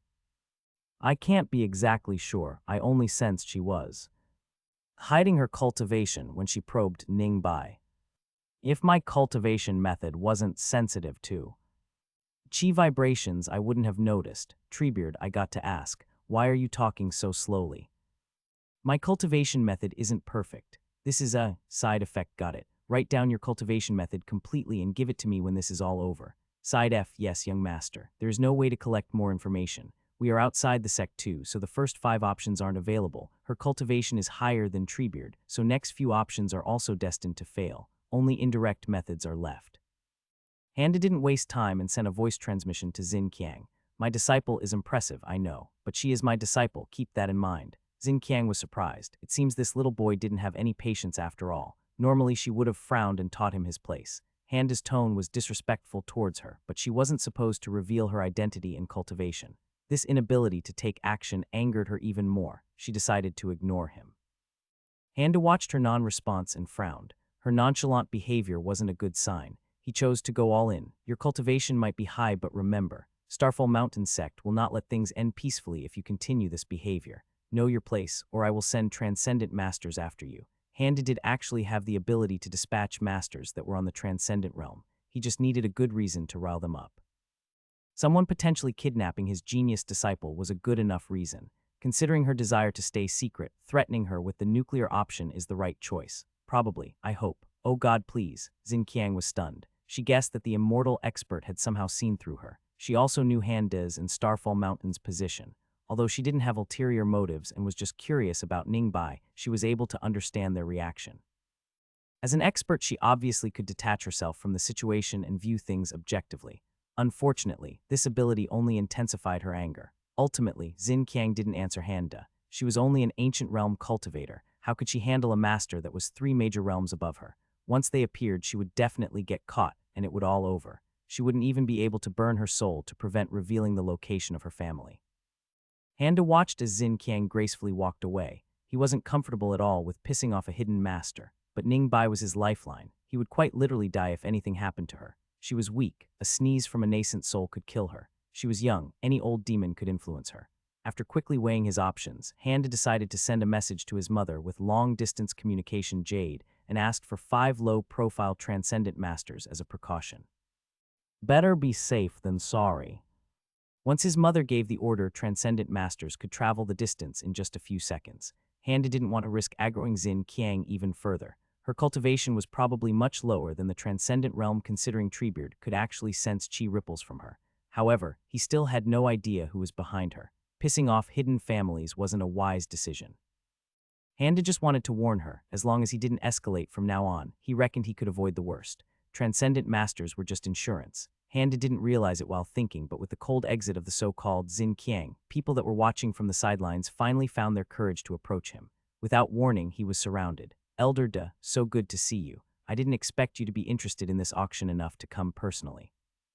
It seems Brass Stallion really does have some heaven-defying items this time. Haha, yes, that old Tan Rensu wouldn't call this auction of the century if he wasn't confident. I am rather conflicted though. With Starfall Mountain and Elder De here, I fear we may not be able to get our hands on anything truly interesting.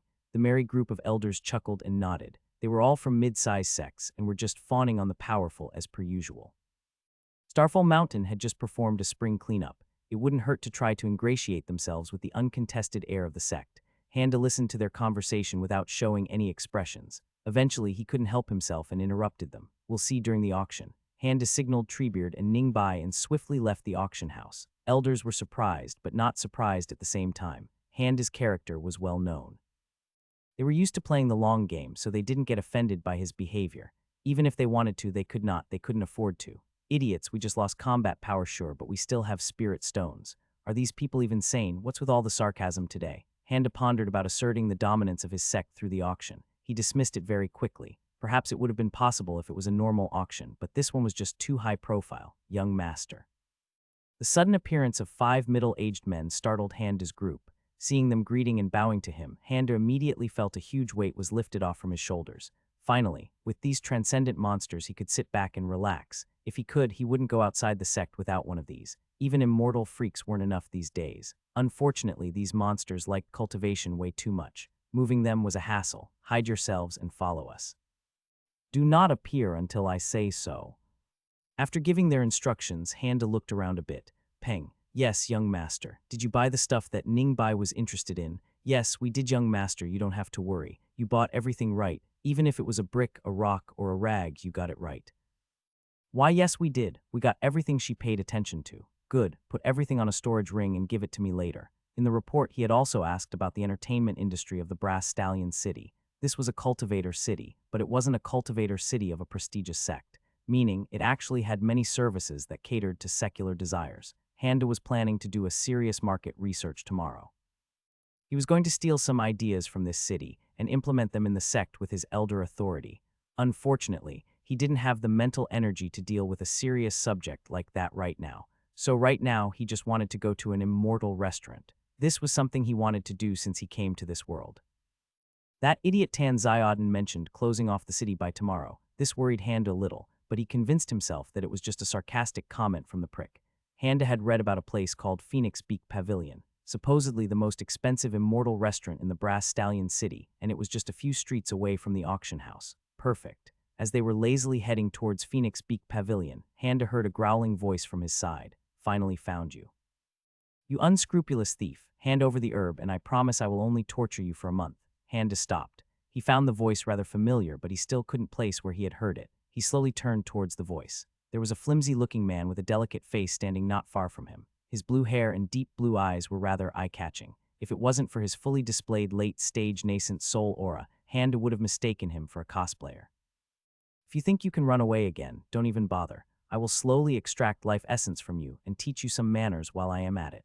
The young man was slowly moving towards Handa. Although he was using a low voice and talking through his teeth, with the content of the conversation, Handa made a guess. His face instantly darkened. Are you that snake-like dragon from yesterday? All dragons had the ability to shapeshift into humans after reaching the core formation realm. All non-humanoid cultivators could assume humanoid shape after reach the same realm, but there would be flaws in their transformations. Those flaws would usually disappear after the nascent soul realm. Why you dare to call M? I really hate this city. I really do. Treebeard, slap this thing and look for a fox. Keep it alive. Don't let it talk. Handa waited as Treebeard used his full power to slap the dragon unconscious. At first, the dragon tried to act arrogantly, but the moment Treebeard revealed his aura, Handa was able to see the brief shock and indignance on its face. Although he was slow talking, he worked very fast. Treebeard was able to locate the fox under a minute and brought it to Handa. Handa looked at the fox, saw the surprise on its face, followed by a shit-eating grin. "You guys ruined my sword and even kept harassing me after seeing me. Don't think you're going to live easy lives from now on. What was it your dragon master said? Torture me for a month." Seeing the dark look of Handa and the immortal freak following his orders, the fox truly felt regret for the first time. This wasn't how the script was supposed to go. Why did this immortal freak follow that core formation trash's orders? Handa signaled Peng and his nascent soul lackeys to carry these animals. He strictly instructed them to knock them out if they regained consciousness. He didn't want these little shits to reveal his grand escape to anyone. He gave permission to cut their tongues and cripple their cultivations if they tried to talk. As long as he didn't do it, he was okay with any kind of violence. These two tried to kill him after all. Mercy wasn't necessary. After he was sure his instructions were properly understood by his incompetent lackeys, Handa continued towards his promised spiritual ribeye steaks. Unfortunately, he heard another voice. This time it was a female. "Young master, I apologize for my brother and his junior's behavior. I hope you could forgive them this time and give me some face." Handa stopped again after hearing the voice. "Mother, what is with this city? Or is it me? Is this the power of calamity attractor?" After calming down, Handa turned towards the voice. What he saw was unexpected, a voluptuous beauty with orange hair. She was wearing a black robe that further enhanced her curves. This woman was truly on the same level as Xin Qiang. It was hard for Handa to take his eyes off her. Although she was hot, Handa wasn't looking at her curves. He wasn't even looking at her face. He was looking at her fox ears that were on top of her head. He also could see many foxtails behind her. He couldn't count from this angle, but he was sure it was more than 6 or 7. Hell, why does a Xianxia have fox girls? Wait, she should be a demon that evolved from a fox. Her cultivation should be higher than nascent soul since I can't sense anything. Is she purposely displaying her ears? Cultivation idiot didn't know, but the fox demon tribe had their own pride and frequently displayed their fox features to outsiders. Their display of animal features served as a sort of deterrent to humans. For females, it was similar to wearing a veil. For males, it was a tool for intimidation. Although they were traditionally called demons, they were obviously different from the demons that appeared during the breach. The fox woman didn't know why his brother and his servant were getting carried by nascent soul experts. She had followed their smell after catching a whiff of them by chance. But she didn't worry, she was an immortal expert after all. Dealing with such low-realm cultivators was easy for her. She slowly released her aura. Obviously, she recognized the robes of the people in front of her. Although they were a reclusive tribe, they couldn't possibly be ignorant about the big powers of the continent. She could forcefully save her kin, but she didn't want to needlessly offend an ancient sect without sufficient cause. That didn't mean she had to bow to them, however. Fox tribe was elusive, and they could even dodge a calamity if they put their minds into it. For a while now, the young master in front of her was looking at her ears and tails with a tired expression. She was used to the gaze of the males from any species, but this was the first time someone had only exclusively looked at her ears and tails. She released her aura a bit more. Finally, the young master looked directly at her. Strangely, his face was contorted by anger. "Give you some face. You really expect me to give you face after your brother tried to feed me to a flower?" She was taken aback by his response. It seems they did offend this little boy after all, and they succeeded in cultivating that flower. That idiot is nothing if not patient. The fox woman assessed the situation in her mind. Starfall Mountain is protective of their disciples. It seems this little boy escaped the idiot's trap and dragged his elders with him to collect the flower afterward. Good, they probably still have it. I'll deal with that idiot dragon later. What kind of a moron do you have to be to tell the Crimson Terror's secret, then let that person escape? Since you have knocked them unconscious, we could consider the matter settled. I will also take the flower away from you, if you can't benefit from it anyway. The fox woman wasn't sure if Starfall Mountain would pursue this matter, but she had confidence that they wouldn't. While Crimson Terror would display some fire chi when it was close to maturation, it wouldn't look any different from a regular spiritual herb before fully blooming. It was also quite rare, an ancient spiritual herb too. She was sure of the nascent soul experts could properly identify it. She watched as the young master in front of her looked at the little girl beside him. Then he looked back at her again. Fox woman had an imperceptible frown appear on her face. She could tell that the little girl cultivated fire chi, and it was really pure too. She started to have a bad feeling about this affair. You even have the gall to say no one can benefit from it. The boy in front of her looked both speechless and infuriated at the same time. Fox woman now knew something was definitely wrong. Her intuition that she previously ignored was now screaming. Knock her out, seal her cultivation, and move her and the others to a dungeon inside my estate. Before she could say or do anything, the fox woman felt an insurmountable pressure push her to the floor. Within a second, consciousness left her. Congratulations! Host's disciple Ningbai successfully reached Qi condensation level 7. Issuing 65 profound points as a reward, Handa woke up to the system notification. Yesterday, he had closed the Phoenix Beak Pavilion and had a sumptuous feast with Ningbai and all of his lackeys. Besides the dumplings Ningbai had prepared for him nearly 2 months ago, this was his first proper meal. Sigh at this point, returning to sect without an immortal chef is impossible. Maybe I should buy the restaurant from last night. Handa ignored his conflicted feelings from seeing Ningbai's advancement. During this trip, she couldn't practice her martial arts, so she kept cultivating. The result was as expected. If only that cockroach was a righteous cultivator instead of a perverted demonic one. Let's not think about that. Handa stood up and checked the time. The auction was going to start at noon. He still had a few more hours. Taking a page from his disciple's book, he decided to cultivate. Cultivation, core formation mid-level plus 32, 55, 61, 500,000. Handa's cultivation started as usual, but as he continued, he realized completing cycles was getting harder and harder. It seems I am getting influenced by the events of the last few days. Probably better to take some time off. Let's not risk Qi deviation. He still had a few hours until the auction, so Handa thought about his options. I can't just summon transcendent experts every time something happens. Ningbai's status is too important to the sect, both as being my disciple and being someone that went through enlightenment. Despite that, I can't just call them willy-nilly. The more Handa thought about it, the more he became anxious. He could get a bodyguard above the immortal realm, but the situation would get complicated when he went outside the sect, not to mention the issues of loyalty. Although Handa had his mother as a pillar, it wouldn't do him any good if he abused his position too much. Higher realm experts still had their pride after all. I'll have to think about it later. What I can do is try to increase the cultivation of my current lackeys. At least if they can keep up with me, I could be sure of their loyalty. More or less, Handa didn't waste any time and called for Treebeard and Peng. Both of them arrived within a minute. Handa looked at Treebeard and spoke. I told you to write down your cultivation method yesterday. Write down your primary martial art method too. Peng, you and everyone else in the nascent soul realm will do so as well. Collect the methods and bring them to me, go. Peng bowed and quickly ran away. Treebeard, as a diligent lackey, had already done as Handa asked. He quietly put down a few big scroll cases that he retrieved from his storage ring. Handa didn't stand ceremony and immediately looked at the methods. He pretended to read them to avoid any suspicion. Still mind scripture incomplete. Power extremely weak. Realm up to Tao seed. Roots any. Notes requires 1 profound point S to learn. Serene debate mortal. Power extremely weak. Notes requires 1 profound point S to learn. Handa muttered when he saw the methods. Figures it was an incomplete scripture. All right, learn both of them. Still mind scripture incomplete comprehension successful. Serene debate mortal comprehension successful. Still mind scripture incomplete. Requires 28 cultivation method fragments to fully complete it. Partial completion not possible. Still mind scripture mortal. Requires 41 profound points to advance to master level.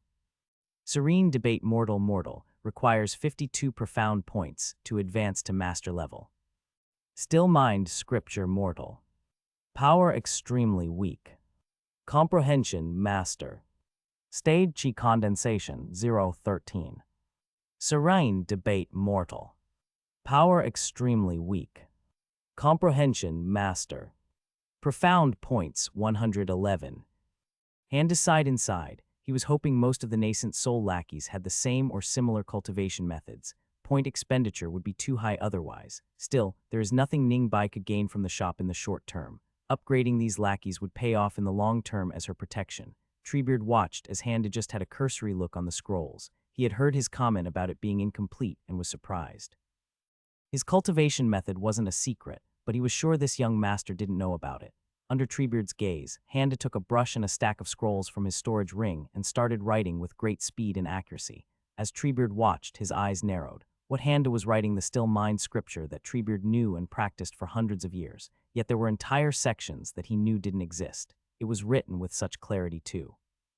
He kept watching with a dumbfounded expression for an hour. Once Handa had finished, he asked, "Your slow talking was a side effect, but the side effect wasn't slow talking itself. You were talking too fast instead of too slow. If you keep practicing this, you won't be able to utter normal sentences until you reach the Tao sovereign realm. Are you really sure you want to continue cultivating this? Treebeard didn't even think about it and immediately kowtowed. Yes, I wish to practice this scripture. Please allow me. Handa couldn't hold back his long sigh after hearing that. Well, I guess it shouldn't be a problem if I take Peng along with him. I already spent the points, he might as well use it. Seriously, what a bullshit cultivation method. The system itself didn't provide any information about which method would be suitable for a person. In fact, it didn't even show the status of people higher than the chi condensation realm. So Handa had no idea what method would be more suitable for Treebeard. He could only eyeball it if he tried. Handa gave the scrolls to Treebeard and headed to the auction house with Ningbai and his lackeys. He wanted to get things over with and run back to the sect as quickly as he could. Under the curious gazes of other Starfall Mountain elders, Handa and Ningbai were now sitting in the VIP balcony at the auction house. Ningbai's advancement to the 7th stage naturally resulted in waves of congratulations from disciples and elders. Handa had just brushed them away and sat on the front row seat. He just wanted to buy the 2 items as soon as possible and get the F away from the city. Crystallized tenacity, it can't actually be a crystallization of sweat, right? Well, whatever, it's not like I'm the one that is going to swallow it.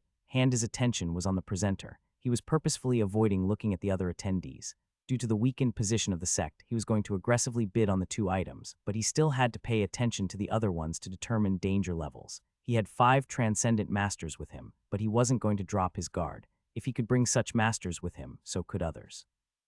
With the clear sounding bell, the auction had finally started. The first item was getting presented. This sword is determined to be an artifact from the Moonstone Sage era. It can channel metal chi and is made out of gold essence. More knowledgeable masters probably have already recognized it. Yes, this is the legendary Unbending Visage, the sword of the Moonstone Sage's disciple, Joyous Tiger. Bidding starts from 20,000 spirit stones. Minimum increment is 1,000. Damn, should have just sat down in the front row instead. Shit. 50,000, 55,000, 100,000, 150,000 spirit stones. Please give my Lin family some face. Ah, it already started. Handa looked at the Lin family representative and the other now red-faced bidders. The Lin family was a rather small family compared to the Han family. Apparently it still had some pull within their small circle though. No one else was bidding after what he said. 150,000 spirit stones going once, going twice. Handa thought about it and increased the bid. 151,000. This is an auction. If your face is going to drop because you can't afford something, then either sit silently or just go back. Don't bring your antics here. Handa could see the Lin family representative's face go white. He listened to the murmurings of the entire auction house but didn't say anything else. He had stepped on too many toes recently. This act of bullying Lin family was just giving Brass Stallion City some face. Which auction house would be happy if attendees used their powers to suppress other bids? Plus, Handa had always found Xianxia auctions way too obnoxious, so this was a double-win situation for him. The person that made the first bid looked at Handa. After seeing his indifference and the Lin family representative's face, he tentatively chose to increase the bid. 160,000. Of course, Handa didn't bother. It was a metal chi sword and practically useless for him. Seeing that he wasn't going to bid anymore, everyone else continued. 170,000, 190,000, 195,000. The Lin family gritted their teeth and placed the highest bid so far, 300,000. Watching the situation from his seat of honor, Tan Rensu narrowed his eyes. His son Tan Xiaodin rolled his eyes. See, father, I told you. It is impossible to not offend this guy. It's not my fault. Tan Rensu didn't hide his disappointment in his son. This brat didn't have any business sense whatsoever. His only saving grace was that his cultivation was relatively high. He turned his gaze towards his grandson. Explain. Yes, great elder. Tan Enlai was the son of Tan Xiaodin. However, unlike his father and his bigger siblings, he actually did have some business sense and was silently getting groomed by his grandfather. It seems Elder Du of the Starfall Mountain wishes to cooperate with us in something. Tan Renshu nodded while Tan Xiaodin's eyes grew big. What nonsense are you spouting? Cooperate? What cooperation? How dare you say something so obscene?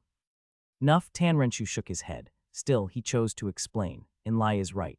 In the first place, Handa had only ever come to an auction once, and that was a decade ago. His actions from what you described were designed to explicitly give face to our family. Perhaps his purpose isn't the auction or a transaction, but he is already here and he is already giving us a signal.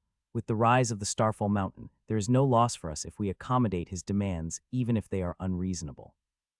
Two behind his back were in deep thought, albeit they were thinking about completely different things. Tan Renshu continued, I will meet him after the auction. Make sure to give priority to them in anything they demand. Yes, great elder.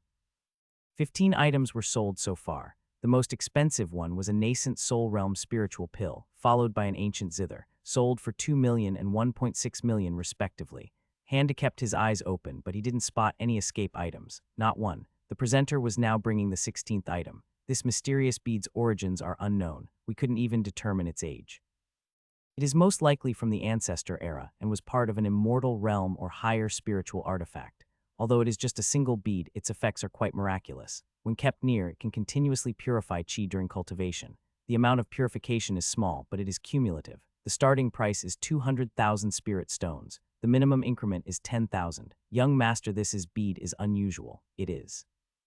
Crystallized tenacity. I know, don't worry. Handa cut off transcendent master. He swiftly made a bid, 2 million. Amongst the surprise of the entire floor, Handa thought about something. He asked the same master that talked before, "Do you know how crystallized tenacity or similar things manifest themselves?" Silence followed his question. On the floor, the auctioneer was in an awkward situation. 2 million from Starfall Mountain sect Elder De.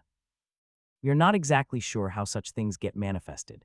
This one should have manifested during a prolonged life and death situation, perhaps during a tribulation. Ancient texts refer to them as recognition of heaven and earth's will. Unfortunately, this one is too small and useless. 2 million going twice. Handa nodded but didn't say anything else. Mysterious bead sold for 2 million spirit stones to Elder De of the Starfall Mountain. Congratulations. One down, one to go.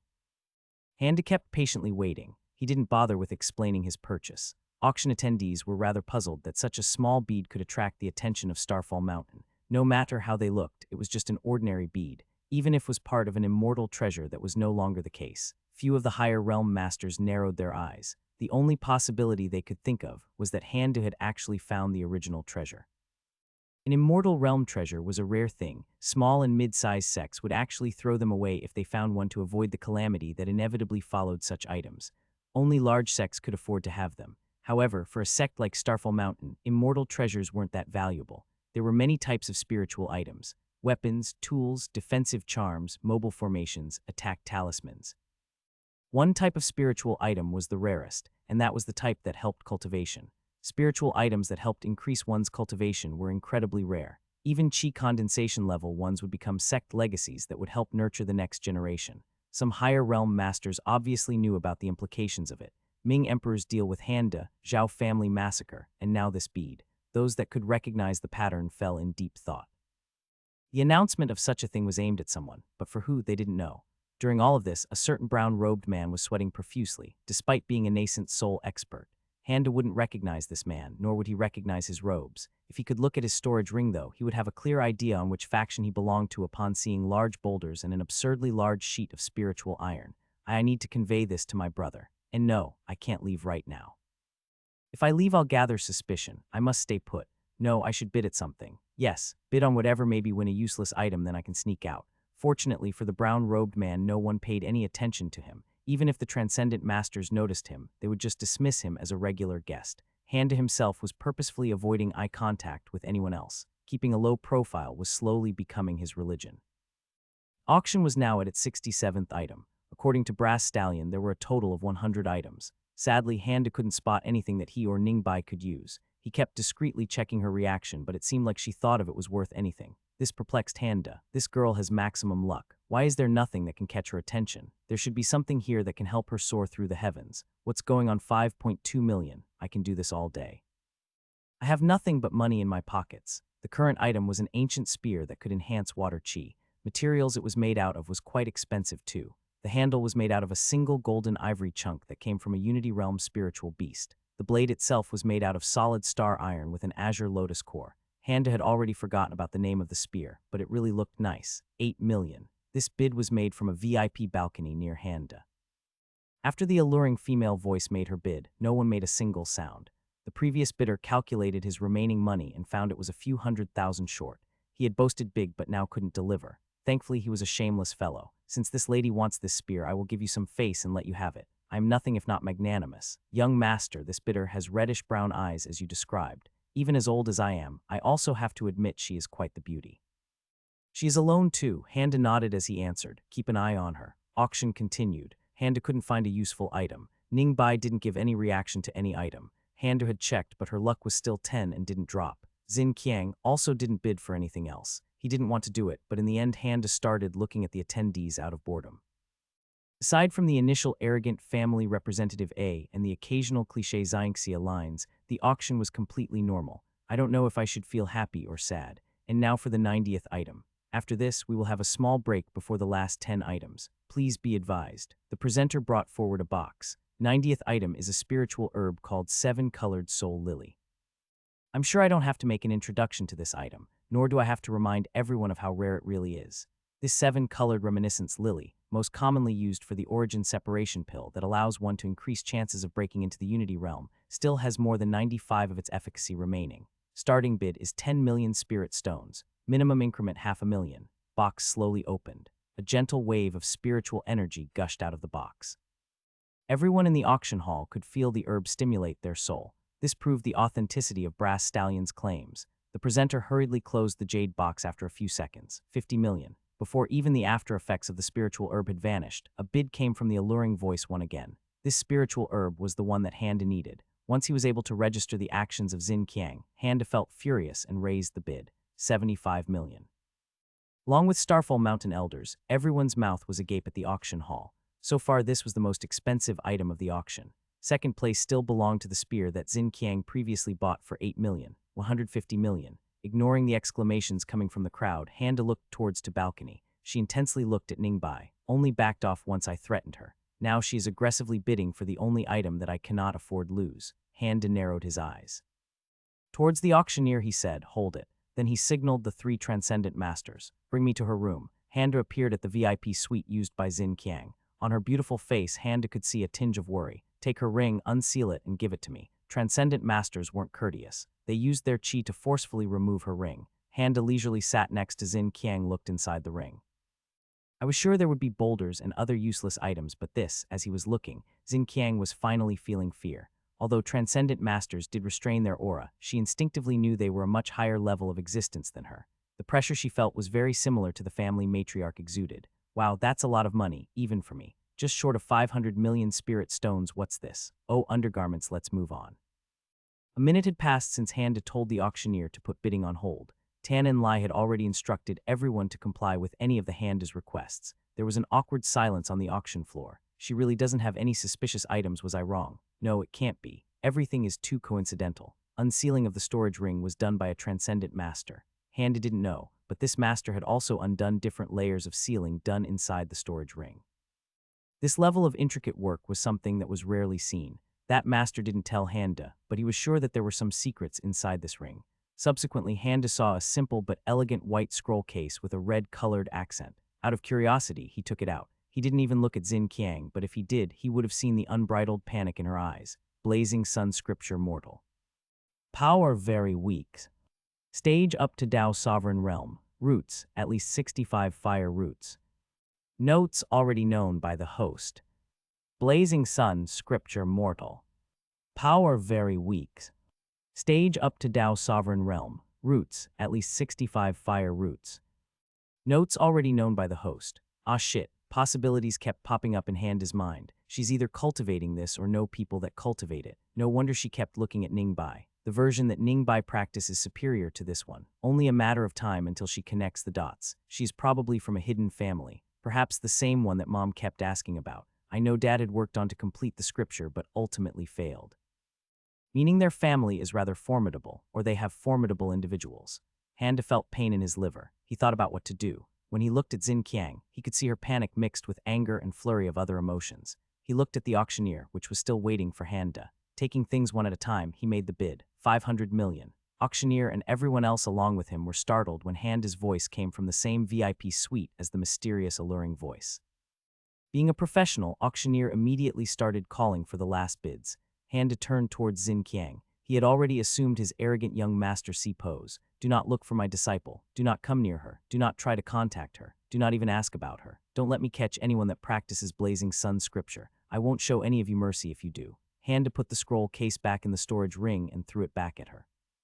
He didn't use the power of space through the hidden experts, but walked out of the VIP suite to enhance his act. Sold for 500 million to Elder Du of the Starfall Mountain sect. Congratulations. Hammer's sound from the auction startled Xin Qiang.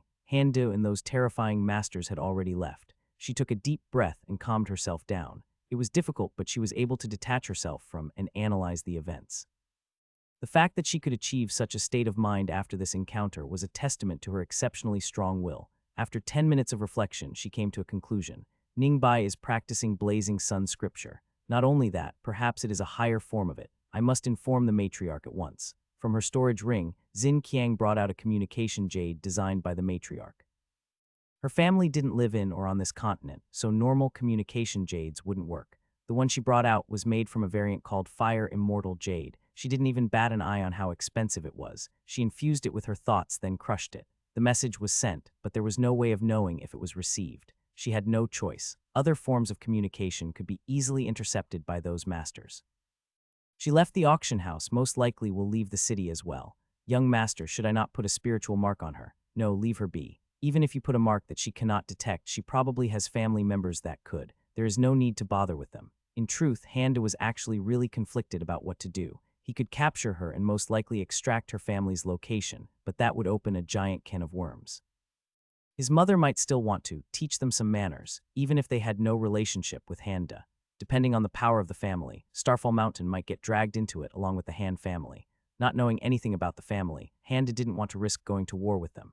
If the hidden family wanted to stay hidden, it was possible that they would ignore Handa's behavior. He purposefully chose to bid 500 million to leave no room for future complaints. He also didn't look inside the scroll case. Thankfully, the system could recognize a cultivation method without Handa reading it. At the end of the day, Handa hadn't touched Xin Qiang, he only threatened her, and most of it was on behalf of his disciple. If future problems arise, he probably could muddle things by using a few clever misdirections. On the other hand, she or her family could target Ningbai depending on their current xenophobia levels. One had to have a healthy amount of xenophobia to become a hidden family in the first place. It was a risk either way. I'm not going to visit this city ever again. The auction was on a break. Bidding for the last 10 items would only start after an hour. Handa, along with Ningbai and Treebeard, was heading towards the exit of the venue. He didn't know what the last 10 items were, but he didn't want to stay any longer. If any of them was a really good thing, other Starfall Mountain elders could buy them anyway. Elder De, what a surprise. Handa and his group stopped. Although he did not look it, Handa was swearing furiously inside his mind. I am Tan Renshu, patriarch of the Tan family. I was hoping if we could have a discussion. Handa finally turned around to look at this man. He had read his description from the report, all of which was boiled down to an imposing man with scary abilities. Yet Handa was rather surprised when looking at the man in front of him, since when accountants could be described as imposing, this guy literally looks like an accountant. There isn't anything imposing about him. Thinking back, their excessive use of sarcasm was missing from the report as well. If the report about the patriarch is wrong, then the legitimacy of the entire report is dubious. You lot, wait till we return to the sect.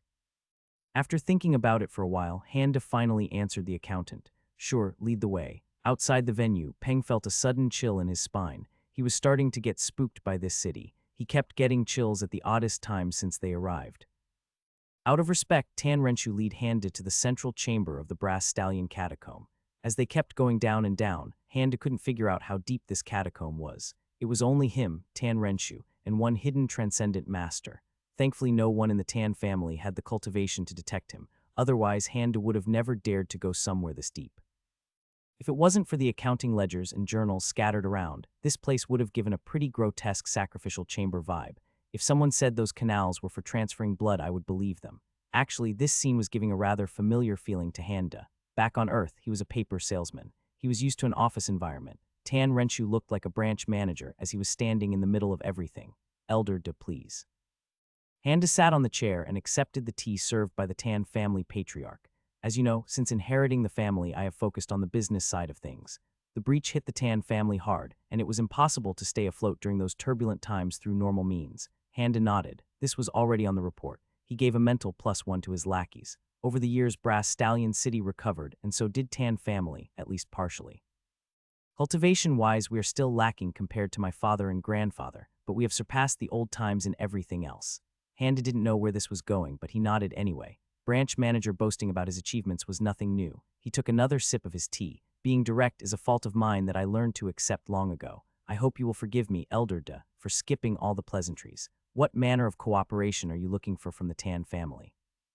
Although we are a business-oriented family, we are willing to assist you as best as we can. What? I'm looking for cooperation. Handa stayed silent. Gears in his mind were starting to turn. Perhaps cooperation was a good idea after all. He wanted to research the entertainment services anyway, but he was worried about how much work it would require to set some things up in the sect. This was a rather nice opportunity. With the recent events, I became an active elder in the sect.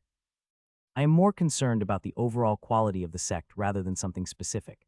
My current concern is the lack of entertainment.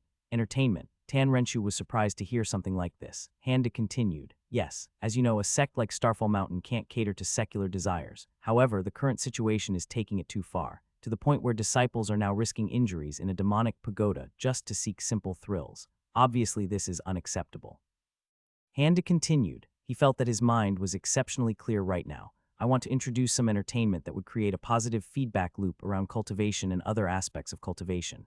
An example would be competitive pill refining. Competitive pill refining. Yes, we already do competitions between disciples. Inside the sect, it is the way of life. Competition is everywhere. Unfortunately, no one had capitalized on it so far. Competition can obviously be a form of entertainment. It can encourage both the competitors and the spectators to increase their skills. It can also serve as a safety net to the disciples that were overlooked by others and let them rise through their own skills. Not just pill refining, it could be anything. Competitive formations, fighting with those formations, competitive forging, dueling, spell casting.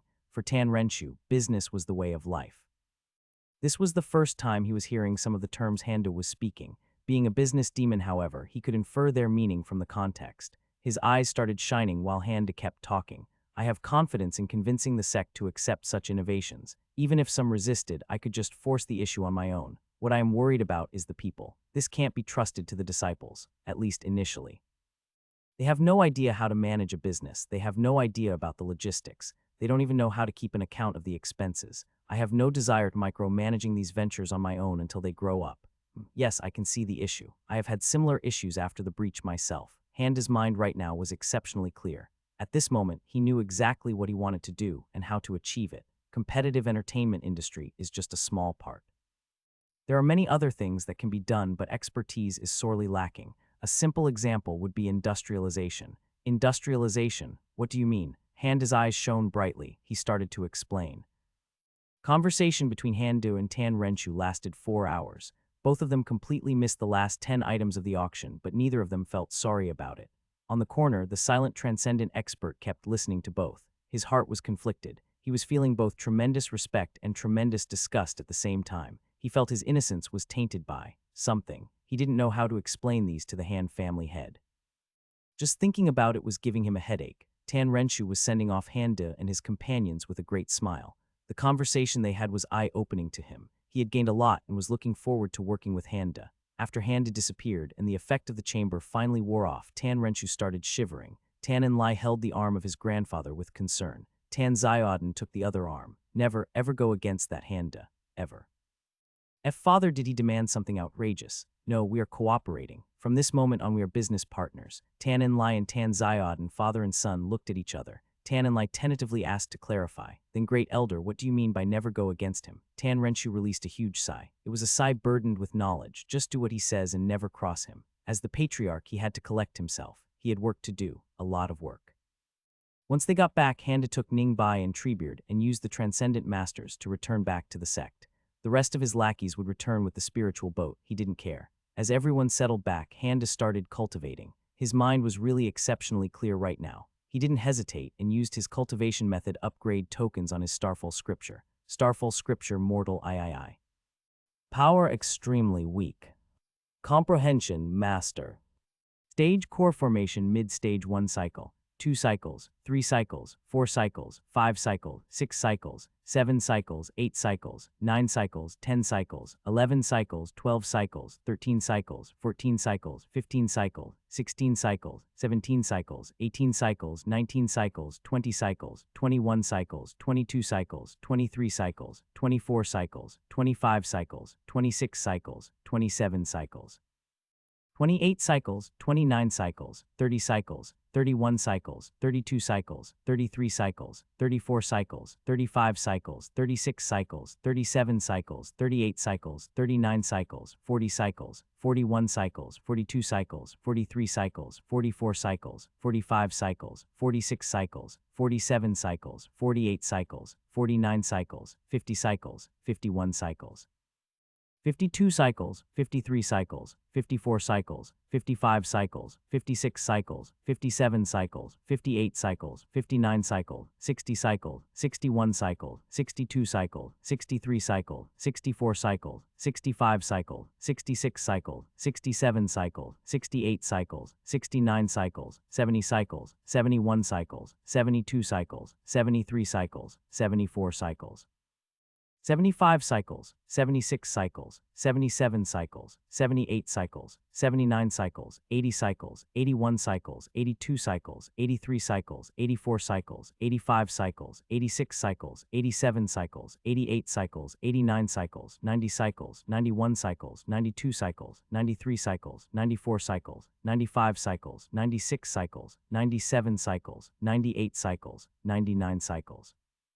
100 cycles, 101 cycles, 102 cycles, 103 cycles, 104 cycles, 105 cycles, 106 cycles, 107 cycles, 108 cycles, 109 cycles, 110 cycles, 111 cycles, 112 cycles, 113 cycles, 114 cycles, 115 cycles, 116 cycles. 117 cycles, 118 cycles, 119 cycles, 120 cycles, 121 cycles, 122 cycles, 123 cycles, 124 cycles, 125 cycles, 126 cycles, 127 cycles, 128 cycles, 129 cycles, 130 cycles. 131 cycles, 132 cycles, 133 cycles, 134 cycles, 135 cycles, 136 cycles, 137 cycles, 138 cycles, 139 cycles, 140 cycles, 141 cycles, 142 cycles, 143 cycles, 144 cycles. 145 cycles, 146 cycles, 147 cycles, 148 cycles, 149 cycles, 150 cycles, 151 cycles, 152 cycles, 153 cycles, 154 cycles, 155 cycles, 156 cycles, 157 cycles, 158 cycles. 159 cycles, 160 cycles, 161 cycles, 162 cycles, 163 cycles, 164 cycles, 165 cycles, 166 cycles, 167 cycles, 168 cycles, 169 cycles, 170 cycles, 171 cycles, 172 cycles. 173 cycles, 174 cycles, 175 cycles, 176 cycles, 177 cycles, 178 cycles, 179 cycles, 180 cycles. Cultivation, core formation mid-level plus 1080 66 41 500,000 12 hours later, Hand had done cultivating. He was in a daze. He couldn't understand what had happened to him. Hand didn't know, but the central chamber had a strong calming effect. Tan Renshu was used to it after doing his business for nearly 200 years at those chambers, but the effect lasted a long while on Handa since it was his first time. He didn't have any tolerance. Oh God, what have I done? What have I done? His conversation with Tan Renshu yesterday started to come back to him. The more he remembered, the more horrified he became. Inside the Red Desert, near the Red Stone Basin, there was the Red Mountain. Aside from its location and its inauspicious reputation, the only remarkable thing about this mountain was that it was split in two. A deep chasm separated the two sides of the mountain. Around the perimeter, there were powerful illusory formations that even a transcendent master couldn't see through. This was the location of the Silent Silhouette sect. At the west side of the chasm, inside a completely black palace, was a man sitting alone with simple-looking prayer beads in his right hand. After nearly 2 months of secluded meditation, the man finally opened his eyes. He had finally finished healing his soul. With his black eyes, he gave a deep look at the unassuming prayer beads, then carefully stored it inside his storage ring. It was time to initiate the final stage of his plan. Outside cultivation chambers, a disciple was nervously pacing near the door. While his master was in seclusion, he was the one in charge of the preparations for the next stage. Unfortunately for him, ever since his master entered seclusion, it was one setback after the other. While lamenting the uselessness of his juniors, he noticed a change in the air. Spiritual waves that were chaotic for a long time suddenly became still. His master was finally coming out of the seclusion. Disciple didn't dare wait and respectfully requested an audience. He entered the simple but elegant-looking chambers. His master was still sitting in the middle of the room with his back facing the door. If Handa were here, he would have given at least 8 points for the Xianxia contemplative boss pose. How goes the search? Disciple reflexively gulped. We found 4, there were setbacks with 3, and we lost 1.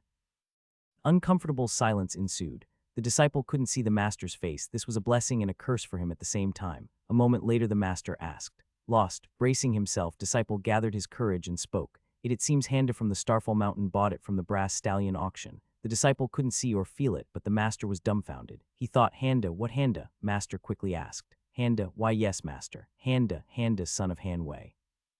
Why yes, master. That Handa, the heir of the Starfall Mountain and the Han family, the one I killed, that Handa. As the conversation continued, the air became more and more oppressive. This wasn't aura, neither was it killing intent. Spiritual energy was just responding to the palace master's mood. Even though the disciple was at the spirit origin realm, he was still getting suppressed. Why yes, master. We confirmed that He somehow didn't die.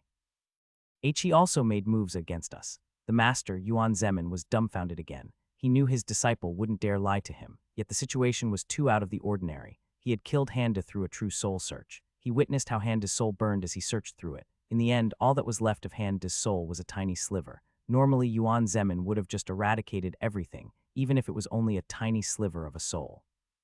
But during the true soul search, his own soul was deeply wounded. Therefore, he didn't bother with the remains and hastily left along with his apprentice to heal himself. Wounds in his soul weren't normal. He was an ancient realm expert. There were 6 major realms between him and Handa. True soul search would always damage both parties, but the difference in their cultivation was just too huge. At the time, Yuan Zemin thought it was due to the residual effect of the prayer beads.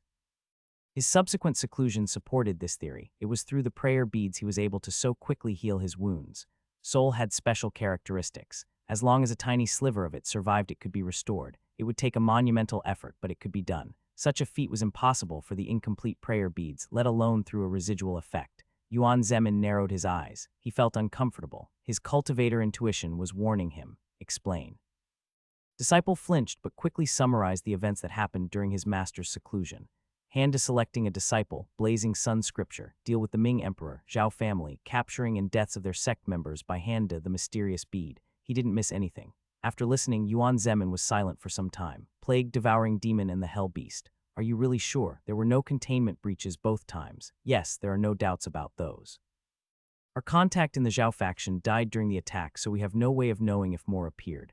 Yuan Zemin closed his eyes. His knowledge about souls and demons was nearly unmatched save for the few monsters of his sect. If at this point he didn't recognize what was going on, he wouldn't be worthy of being an elder of silent silhouette sect. They dared to calculate against me, how did they know? Blazing Sun was the Void Flame sect scripture. Only Xin family left from it now, stuck in that hidden realm. Ming Empire holds the few remaining weak spots, if they made a deal. Yuan Zemin came to the inevitable conclusion and sucked in a cold breath. That damn brother of mine, how could you do this? Silent Silhouette sect was a demonic sect. Betrayal was a fact of life for them. Yuan Zemin wasn't angry about his own brother betraying him. How could he? He was about to betray that brother of his in the first place. How much of an idiot can you be to cause a new intersection? He couldn't trust the sect anymore. Yuan Zemin was certain that he was isolated. He was a decisive man. After understanding the situation, he didn't hesitate.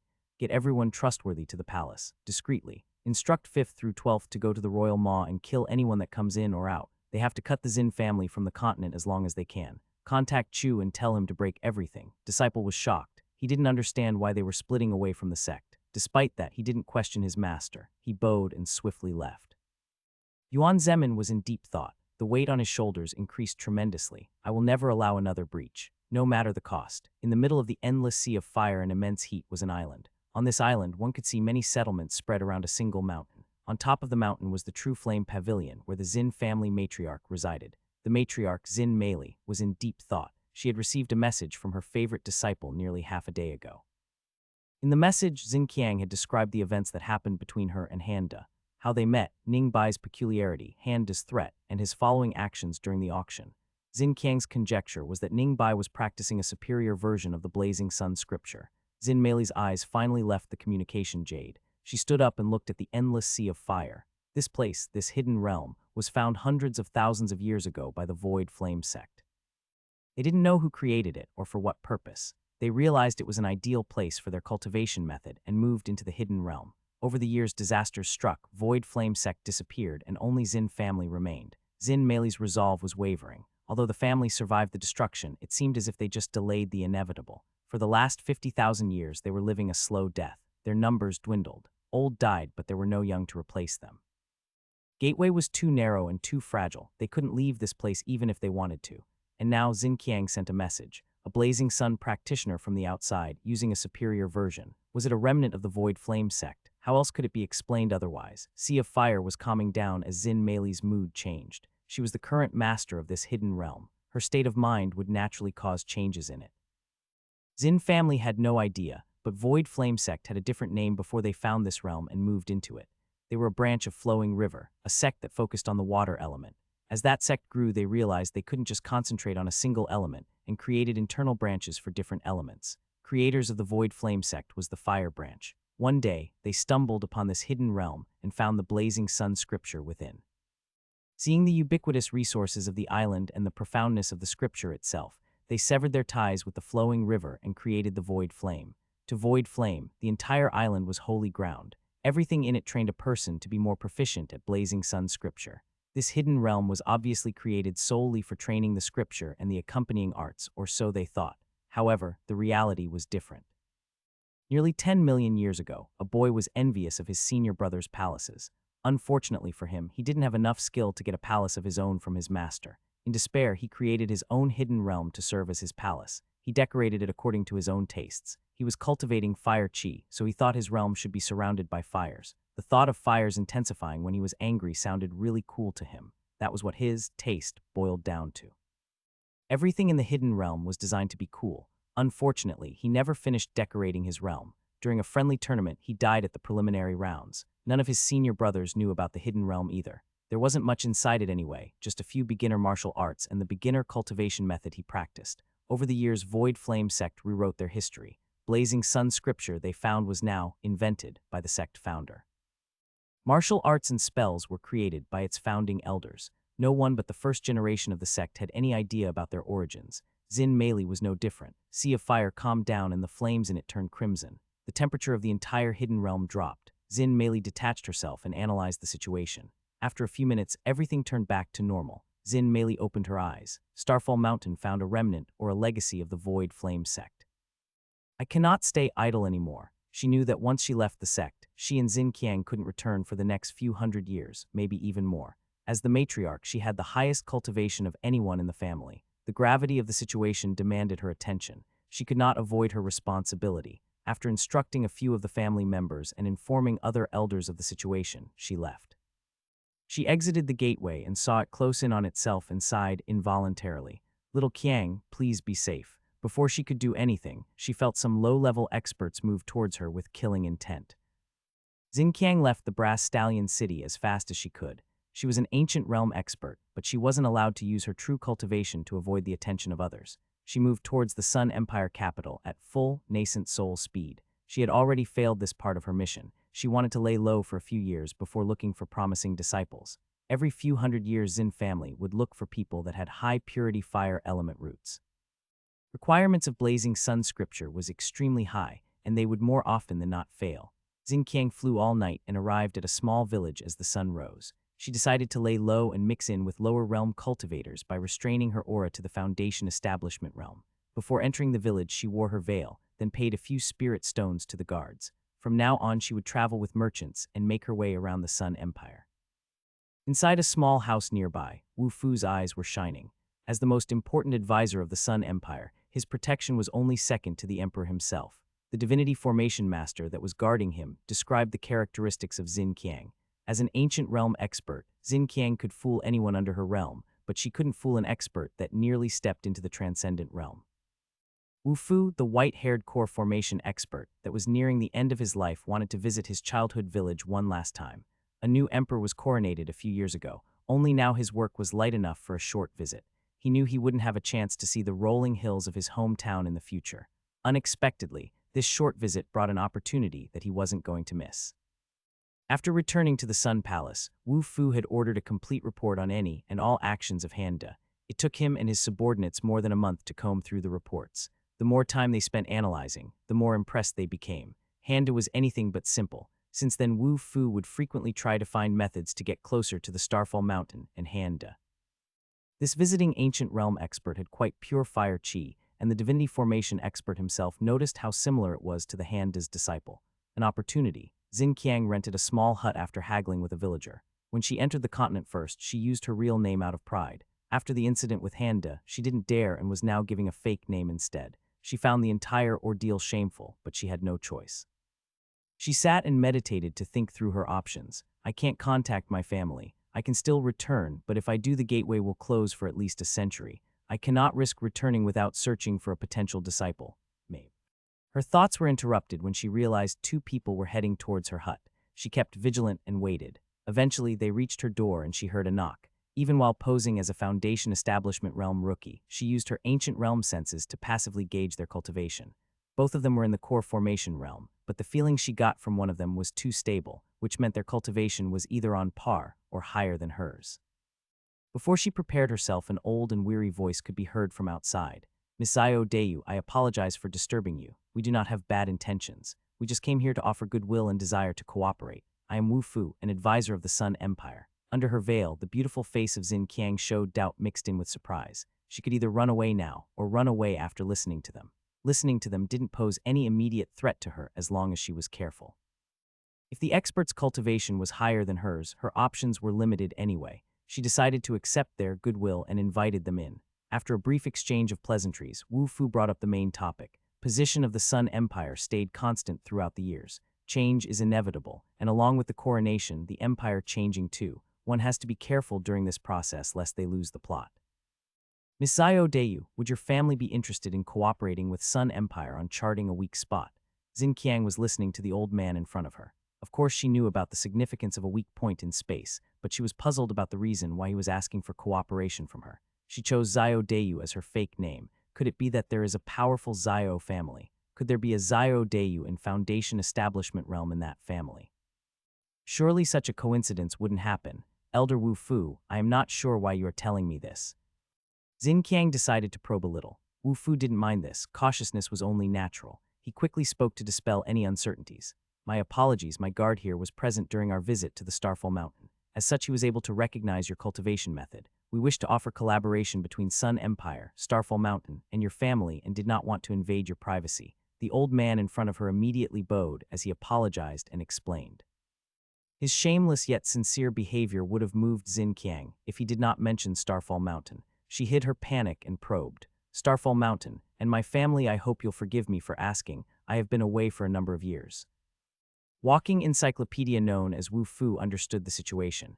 Either this lass was reluctant and didn't want to acknowledge it, or she truly didn't know. Both options were possible. This was a hidden family, and hidden families wouldn't come out in the open often. Wu Fu didn't doubt her authenticity as a member of the Blazing Sun Scripture hidden family. His knowledge was extensive, and he was sure that no one but the Starfall Mountain possessed the scripture, and even then they failed spectacularly at cultivating it. Odds of a third party appearing with the same cultivation method was 0. Wu Fu had already extended their goodwill. It didn't matter if it was accepted or rejected. As long as it reached higher-ups in the hidden family, his objective would be complete. I apologize since the Starfall Mountain and your family cooperated openly. I thought it would be perhaps I was too hasty. We will take our leave. We just wanted to extend our sincere desire to collaborate. As Wu Fu and his guard left, he took out a sealed scroll he had prepared earlier. One had to have a certain amount of shameless if they wanted to obtain results in diplomacy. After they left the perimeter of the hut, Xin Qiang looked at the scroll Wu Fu left. It was marked and sealed with the Sun Dynasty characters. The Xin family was isolated, but every 100 years they would send a family member to gather items, disciples, and information. According to Xin Qiang's knowledge that she got from her family and the information she collected after coming to the continent a few years ago, this seal looked accurate. Whether if it was fake or not was something she could not determine. The implications of this conversation were huge. She sat in a lotus position and calmed down. Taking deep breaths, she detached herself and reviewed the information available to her. Matriarch always wanted to lead the Xin family into the continent. If this man was truly Wu Fu, the chief advisor of the Sun Empire, then Matriarch really did establish relations with Starfall Mountain after I left. If that is the case, Ning Bai was the fruition of Matriarch's efforts. No one else could produce a superior version of the blazing sun. Hanok was now slowly creeping into Xin Qiang. Looking at the events from Handa's perspective, she, an ancient realm expert that hid her cultivation, kept probing his disciple. If Handa didn't have transcendent masters with him, who knows what this Xin family expert would have done. Handa's worries about his disciples were justifiable from his perspective. Xin Qiang's actions could mean the Xin family regioning on their deal. Xin Qiang broke into a cold sweat. She couldn't believe how naive she was. How could she encounter blazing sun in the continent, and a superior version of it at that, and not even think about its relation to the Xin family matriarch? Xin family had extensive records of their history. Chances of leaking their scripture were zero. Xin Qiang decided that she had to remedy this situation. Although she had sent a message to the matriarch already, she had no idea if the message was successfully received. The situation was too serious to leave it on its own. She had to salvage this, no matter the cost. Hand was still in a daze in his favorite courtyard. He remembered the contents of his conversation with Tan Renshu. He could not believe it. He could not believe what he had done. No, it's not over yet. I will not yield so easily. After the Zhao family incident, Handa had reevaluated many things, one of which was his role in this world. As an arrogant young master character, his future was bleak. While Starfall Mountain and Han family were powerful, for the right MC this level of power didn't matter. Even his disciple Ningbai was the future purifier of plains. His sex and family's power didn't mean anything in front of such monstrosity. Therefore, Handa made a plan. He was currently an arrogant young master. He needed to break away from that template, completely. Unfortunately, his change couldn't be too fast either, otherwise he would alert his family. As such, his plan was to gradually change his character into a profound expert first. Once that was done, he would initiate the second stage and transition into a hidden expert. As long as his plan was successful, he would fade away from the public eye and be able to act unreservedly. He wouldn't have to take offense from the small stuff. He wouldn't have to constantly scoff at people of lower social status. Hidden experts were patient people. They wouldn't make a move easily. Their default response was to ignore the people around them. They also had their own character quirks and weren't afraid to display them. It was the perfect template for Handa, a match made in heaven. How could I have made such a big mistake that would endanger my lazy life? It doesn't make any sense. Handa suspected there was some foul play. He distinctly remembered his own enthusiasm during the discussions. Under normal circumstances, Handa would never find office-related work engaging. He wouldn't make plans to overhaul the economy of the continent. Even his 12-hour cultivation session was beyond abnormal. The tea. How dare you spike my tea? Mother. Handa stood up and started pacing between weathered iron bark trees. Why didn't that transcendent freak do anything? Was the drug in the tea that sneaky? No way. Could that freak be in cahoots with Tan Renshu? No. Wait, I did cultivate for 12 hours after drinking that tea. Is it some type of socially accepted cultivator drug? Cultivation idiot was always enthusiastic about cultivation. Handa couldn't find any memories of him doing drugs. In fact, cultivation moron's knowledge of drugs was so clean, he only heard about the existence of aphrodisiacs from a merchant. After getting tortured by cultivation idiot due to his mistake of not giving him face, the poor guy offered to give him all of his premium products. Once he learned their functions, cultivation idiot promptly burned them along with the merchant. I can't believe I have to watch for drugs in this world too. Still, the effect was pretty good. 12 hours of uninterrupted cultivation in one go. If I could take a little of it before a session shit. Wait. No, first one is always free. Handa took a deep breath and tried to reorganize his thoughts. His mind was too chaotic at the moment. As he was trying to calm down, he noticed a mass of spiritual energy headed towards his abode. Judging by its great speed and massive size of it, this person should be Little Da. Oh, how I missed you. Long Xiu, Handa's mother, had already arrived. She didn't waste time and tightly hugged him. Did you miss me? How was your trip? Did you eat well? You should take care of yourself and Ningbai. Don't forget she is only at the Qi condensation realm. I was surprised when you contacted me. Everything is okay now, right? Should I have sent 20 instead of 5? Your father prevented me from sending more than 5, you know. Yes, Mom, I missed you too. Don't worry, it was just a precaution anyway. Long Xiu reluctantly released Handa from her death hug. She looked at her son from head to toe. She gave an exaggerated, satisfied nod and spoke. I came earlier, but you were cultivating. You are always so diligent, as expected of my son. Over the years, Long Xiu kept thinking that Handa was a bit too obsessed with cultivation. She didn't say anything so far because cultivation was the basis for everything. Instead, she chose to gently guide Handa to experience what life had to offer. She just wanted him to have a full life, that was all. Unfortunately, her attempts kept failing, but she kept trying anyway. Since Handa was so talented at it, and combined with the fact that he liked it, she kept praising him too. Long Xiu was both proud and concerned at the same time. So I heard that you were planning something big with that Tan Ren, something. Handa couldn't help but tense up after hearing that. It was already too fresh in his mind and he didn't have a good solution to the problem. Well, aim, it was just a passing thought. I obviously don't want to involve myself with such concerns on a daily basis. I don't have the time for that. Obviously, I won't let such things affect my cultivation. You don't have to worry, Mom. Cultivation idiot was a genius. He spent most of his time cultivating, but he was still aware of many things going on within his family and the sect. He knew how much effort his mother exerted to convince the rest of the family to give him all the resources he needed. Han family wasn't a small family. Cultivation Idiot had many cousins, nieces, nephews, uncles, aunts, and so on.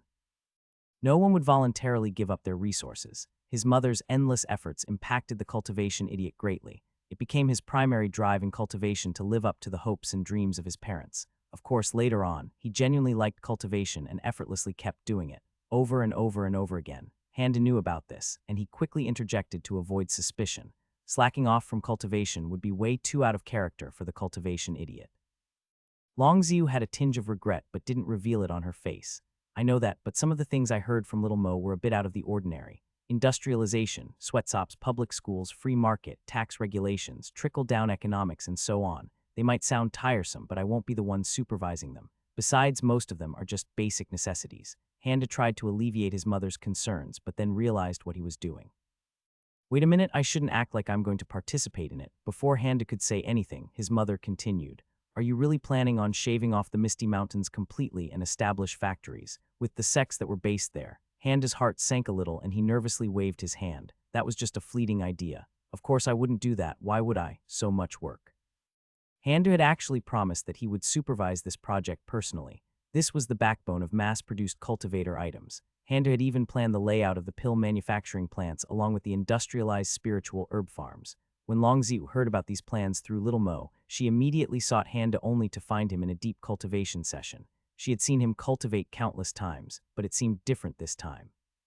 She didn't dare interrupt him and left along with her thoughts. Cultivators were individualistic by nature. How could they not be? They pursued immortality. Even sect or family leaders had this quality in spades. A natural result of this was that cultivators rarely cared about the masses beneath them. Big sects didn't care about small sects unless their interests clashed. Powerful cultivators didn't have any interest in weak ones. At most, they would be servants. Perhaps in time they could increase their cultivation, perhaps not. There wasn't any reason to care. Mortals themselves were even more useless. Trash was trash and trash was useless. Starfall Mountain was even more apathetic than others. They were a quality over quantity sect. They did not rely on branch sects to get disciples, nor were they a demonic sect where they used the weak as cultivation vessels. Handa's ideas were naturally alien to cultivators. His ideas also included 200 years of refinement that Earth had gone through. Longziu's knee-jerk reaction was to stop Handa. As his mother, she had to steer her son back into the path. However, as she waited for him, she thought things through once more. Longziu had a reputation for being tyrannical and ruthless, but she wasn't just bronze. She couldn't stay as the head of the Han family otherwise. If Handa could really tap into this previously unimportant resource and produce results, it would eventually change the structure of the society, and he would be at the center of it. All right, do as you like. I like your idea of using the Han family instead of Starfall Mountain. Let's keep this a secret for a while. Don't tell your father. I'll send someone to Tan Ren whatever later. Wait. Don't worry, he is a smart one. As long as he knows where the lines are, he will never cross them. Longziu looked energized while Handa was baffled. He strongly wanted to reject, but at this point didn't know how to proceed. While Handa had the cultivation idiot's memories, he didn't have his thoughts. Handa himself grew up with capitalism. He believed that industrialization would only increase the quality of life for the vast majority of the population. Who wouldn't want cheaper spirit bamboo toilet paper? Who wouldn't want free public schools? Back on Earth, he mostly worked for minimum wage, but in this world, he was a part of the 0.000001. He wasn't even sure how many zeros was that, so he didn't have any qualms about redistributing the wealth of the continent. Bad sides of capitalism would only be beneficial for him in this world. That wasn't the reason he opposed this. Handa just didn't want to be buried in paperwork. He was a paper salesman. He knew how much paper his local government consumed in a month. It was a scary amount. Even scarier was the potential for attracting calamities. Just how many MCs would Handa piss off by restructuring the small sects into manufacturing plants? Handa didn't even want to think about it. Besides, he was already filthy rich. What would he do with even more money? Even his ruined sword was worth 2-3 secs. He was at the point he would use secs as the valuation method. His next few swords would probably be worth 15 to 20 secs. By the way, I interrogated the crippled old man that you sent over. He was after that bead you bought. You interrogated him. Longziu had successfully distracted Handa. She talked with both pride and disdain, of course.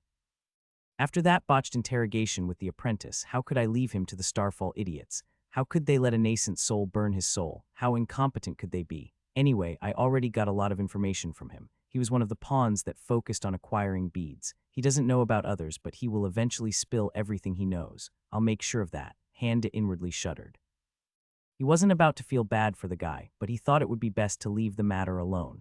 Longziu continued. His disciple was also despicable. That chi condensation guy invented a new and more efficient cultivation method by using soulless bodies. Tusk, truly a disgusting method. It's good that you extinguished his soul. That sect truly deserves to be wiped off. Handa remembered the cockroach did have a skill like that. He wasn't surprised he taught that to others. Cockroach's spiritual roots were abysmal. If he didn't have a leverage like that, he wouldn't have been able to enter a hidden sect like that in the first place. How did you know they were part of the hidden demonic sect? Handa didn't feel a need to keep this part a secret. That guy wanted to steal Ningbai's roots. It was better to deal with him then and there. After he died, I found the same boulders and other useless items in his storage ring. Really baffling that they carry those things around.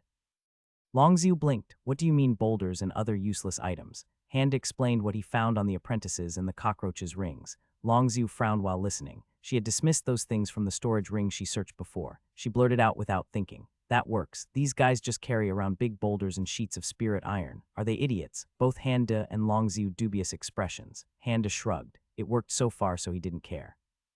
He thought he had heard a crucial piece of information. He wanted to get back on track. He removed the crystallized tenacity from his storage ring and showed it to his mother. He was after this one, and there were more of these. Yes, apparently these were part of a larger treasure that got scattered who knows how long ago. It really is the crystallization of tenacity. Shame it is such a small piece. Did this jolt your memory? You remember anything else? Handa suddenly got a bad feeling from this bead. No, not really. I see, perhaps you are not aware of it consciously, but was still drawn towards it. Longziu fell into deep thought as she narrowed her eyes. Handa broke into a cold sweat after connecting the dots. Shit, is this the part of the item that killed the cultivation idiot?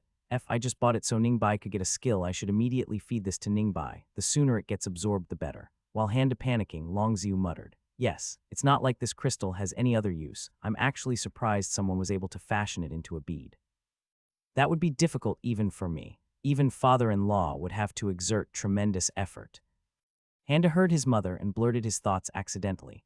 Wait, this thing is that hard. How could one absorb it then? It would be impossible for a transcendent expert to scratch it, let alone absorb it. Crystals like this are extremely rare, but they have little use. Making prayer beads out of them is an interesting idea, though. It would be good for lower realm cultivators. Longziu narrowed her eyes. She wasn't able to stop her killing intent from leaking as she talked. They will get there just deserts. Both Longziu and Handa were furious. If any ordinary elder from the Starfall Mountains saw them right now, they would immediately pass out from anxiety. If even a transcendent expert can't absorb it, why did I even buy it in the first place? Shouldn't this crucial piece of information be in the item description? System. Handa felt angry at the system for misleading him, but he concluded it didn't matter in the end. First, he was filthy rich, so the spirit stones he had spent had no meaning. Second, even if that bead was related to the item that killed Cultivation Idiot, him buying it was better than leaving it to the hidden demonic sect. All he needed to do now was to ignore it completely and maybe hide it somewhere. Perhaps he could give it to Ningbai anyway. Her MC powers might shield it from other MCs. Maybe. Longziu dispelled her killing intent. She remembered one of the reasons for her visit. Her eyes started shining as she tried to act casual while asking the big question. How is Lei Chen? Is she doing okay? Lei Chen, who is that? Handa saw through her mother's intentions. It wasn't hard, she was nearly fidgeting. However, he really didn't know who this Lei Chen was. He was hoping she wasn't someone from his missing memories. Oh, you're getting playful again. You know, the Lei family princess. They even call her Princess of Fire. Wasn't she here during the conference? Didn't little you make preparations for her? No one but me and Ningbai was here during the conference. Did elder you made some arrangements without my consent? Seeing Handa's dark expression, Longziu fell into doubt. She had heard Handa kidnap this princess, and little you even made preparations with the Lei family to accept her as Handa's concubine. Longzui made a mental note to start an investigation on this. Well, never mind about that. What about Chu Chen? She really is quite the beauty, isn't she? She has such smooth skin, even I am jealous. Nope, her flat-colored skin is way too creepy. She's like a freak show. I mean, it is probably a physical ailment, so I know I shouldn't be judgmental, but still, I can't stand looking at it. She has a bad character, too. Certainly not someone I would want to interact with.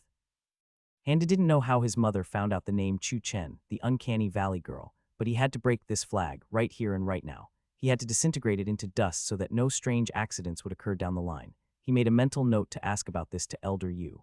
Upon Handa's strong rejection, Longziu didn't know what to do. She wasn't trying to marry her son. These girls' status and cultivations were too low for that. As long as they distracted Handa from cultivation, it would be fine. She couldn't even bring Zio Lan into the conversation since she might have a part in Handa's plans.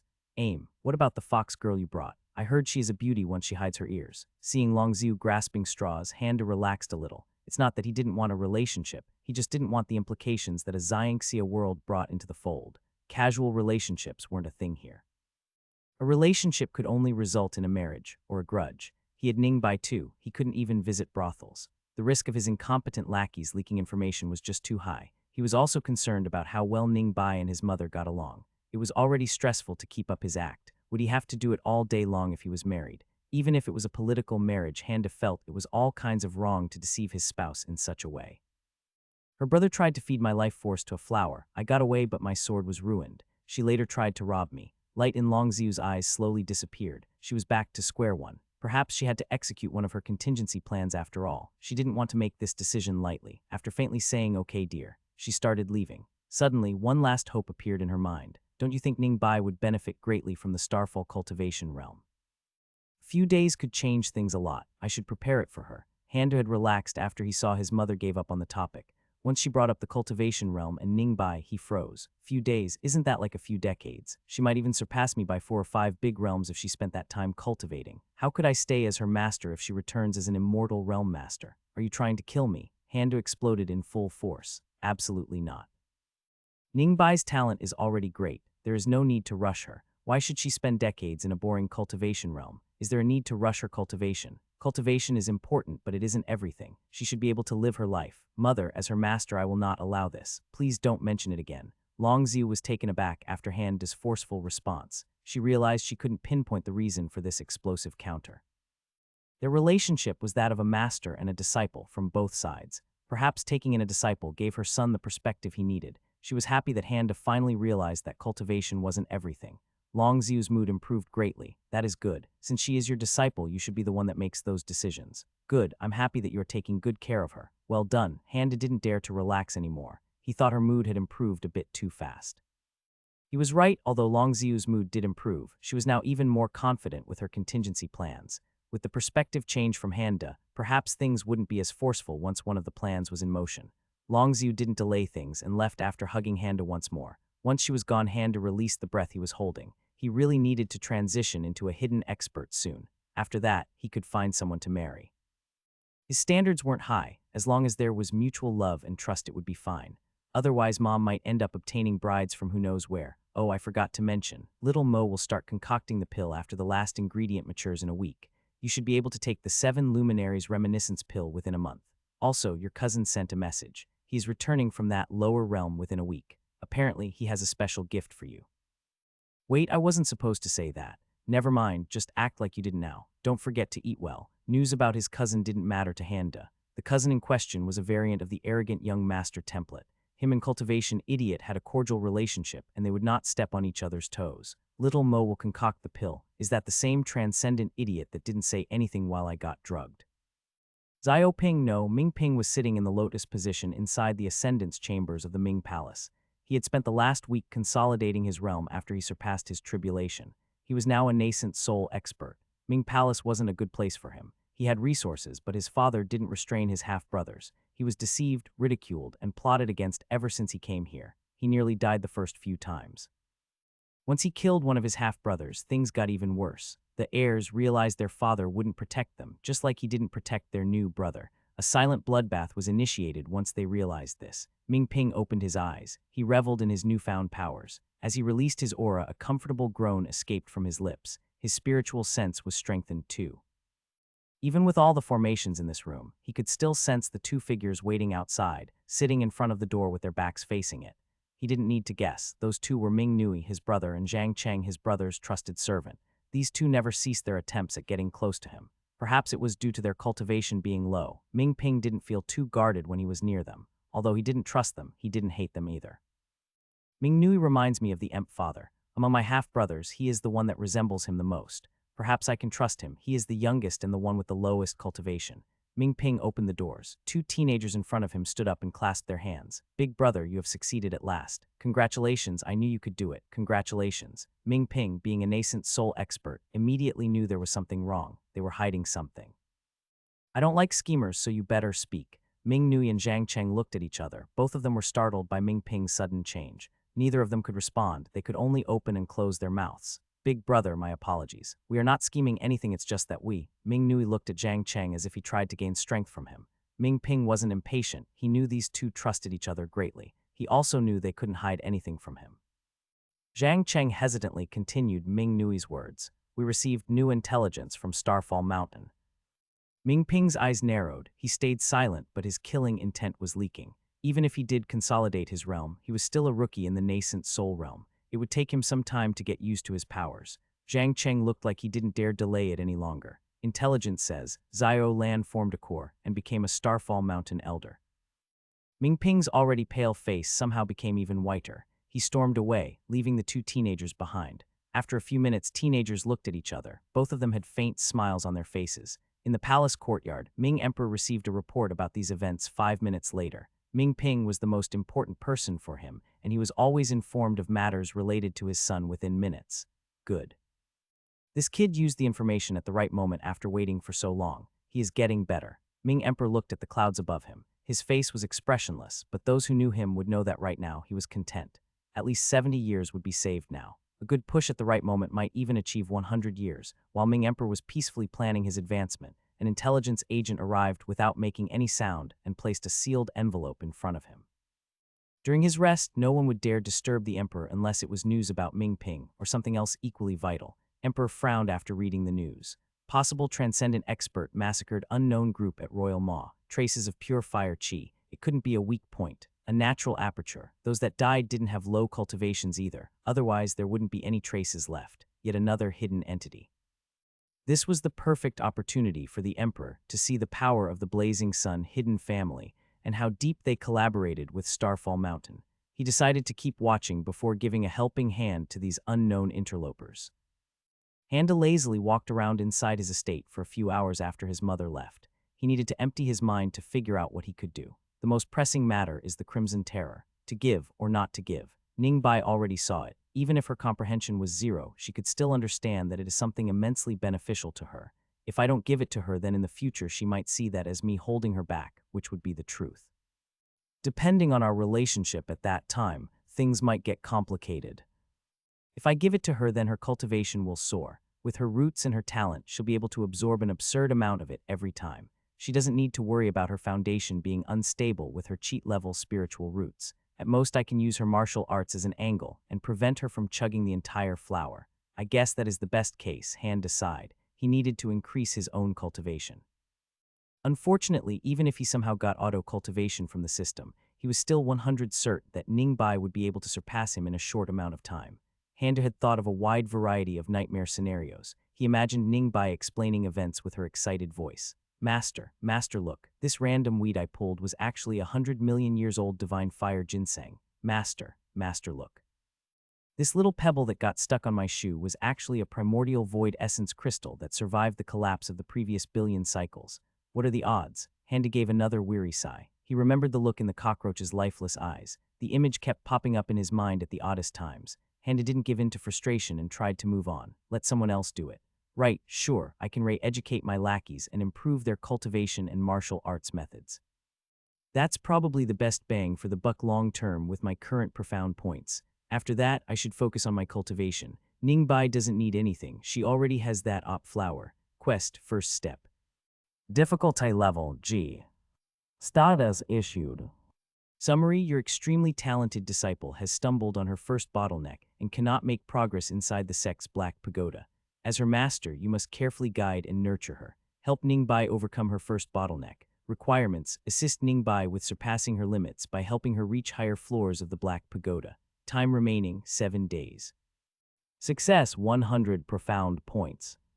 Notes, bonus profound points will be issued depending on the maximum floor Ningbai can reach. This is surprisingly reasonable. No fail conditions. I won't die if this quest fails. Handa looked at the system pop-up. He read it over and over again. He even asked the system no response. It really seems like this is a no-loss situation for me. Is the system embarrassed about the crystallized tenacity? Still, issuing a quest for a bottleneck. Isn't that a bit too biased?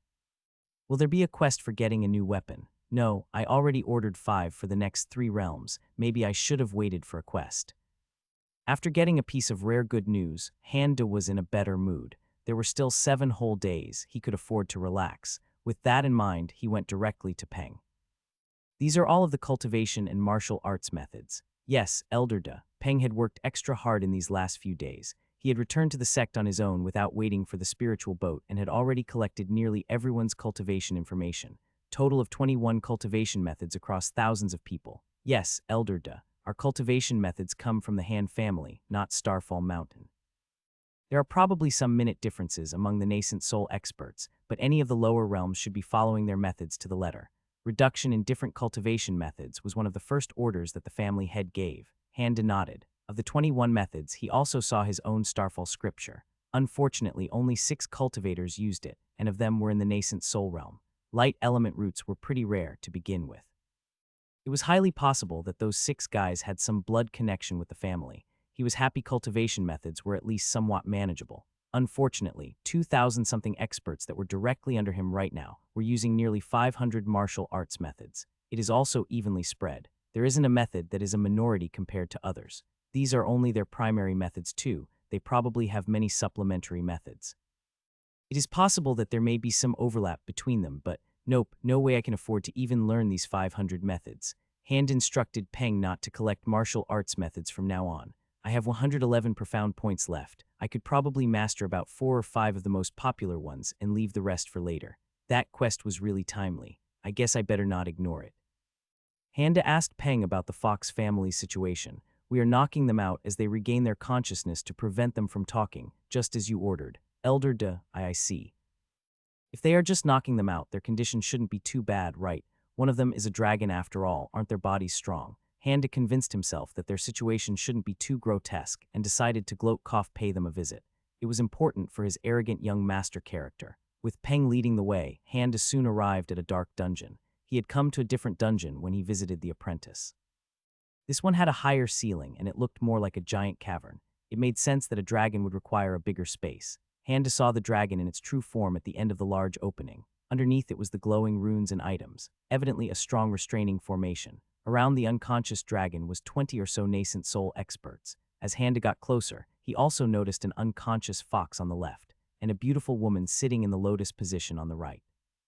Both had restraining formations underneath them, with exceptionally dense and powerful ones under the fox woman. All 3 were very close to each other. They could see each other and hear each other if they even whispered. Handa gave a mental +1 to his lackeys. He didn't forget how he almost became a fertilizer just a few days ago. This treatment was pretty good for psychological pressure. Handa ordered experts to wake them up. As they came to their senses, both immediately covered in a pathetic pose. The dragon was openly shivering, the fox was drooling. Both went through this countless times in the last 24 hours and they no longer paid any attention to their dignity. Handa spoke loudly. You've done a good job, they are not physically damaged. Well done. Hearing Handa's voice, both fox and the dragon slowly opened their eyes. Handa was surprised that a day could inflict so much psychological damage to these two, but considering the tendencies of these fighting maniacs, it was more surprising that he was getting surprised at this point. After a few moments of silence, both the fox and the dragon regained some of their composure. Handa was purposefully ignoring the fox woman. She was a bit too beautiful normally, and her fox ears and fox tails were rather distracting. Handa removed his extensively damaged sword from his storage ring and stabbed it into the stone ground. Peng, this sword is ruined, don't you think? What would be the market price of this thing? I never bothered to learn. Give me an estimate based on average small sect size. With its solid star iron body, weathered iron bark handle, and the crystal lotus core, its materials alone are worth more than 2.4 average small sects. Elder Xiong forged this sword over the course of 5 months and used numerous secret techniques during the process. A pristine version is worth no less than 10 average small sects. Even Handa was surprised at the number. 10 sects, I thought it was only 2 or 3. Is this accurate? Is he just playing his role? Shit, 5 months. I forgot about that. Peng looked all over the dragon's body. He didn't want to make a mistake with his valuation. As he looked at the dragon from head to tail, the dragon felt his blood go cold. Within a few moments, Peng was done with a rough calculation. Its scales, leather, meat, bones, and other materials should be worth about 0.6 sects conservatively. Handa nodded. A dragon was indeed valuable, but it seemed it wasn't as valuable as he thought. Perhaps the problem was this dragon itself. Handa was too lazy to think about it. Alright, since its body is barely above half a sect, we should just farm it, rather than turn it directly into money. From now on you will remove all of its scales one by one. Collect them and keep a record of them. Once all of his scales are removed, heal it, and don't forget to record the cost of the medicine used for healing it. Collect the scales again once they regrow naturally. You'll gather scales until the sales price of them reaches 10 times the cost of this sword, 100 seks in other words. Oh, don't forget to account for the drop in sales price after flooding the market with these scales. Handa nodded for a while thinking things over, then shook his head. No, still not enough. I guess we can use it as a sparring partner for you guys as you wait for its scales to grow back. The dragon couldn't stand it anymore and sold itself. According to dragon standards, he became an adult not too long ago. This situation was too much for him. Handa ignored that and looked at the fox. Since this thing doesn't have cultivation, you probably can't collect its leather without killing it, right? Why yes, Elderda. There isn't really anything valuable with it right now. It seems it had lost its cultivation long ago and there is no way to restore it. Handa nodded while muttering, I see. He finally turned towards the fox woman.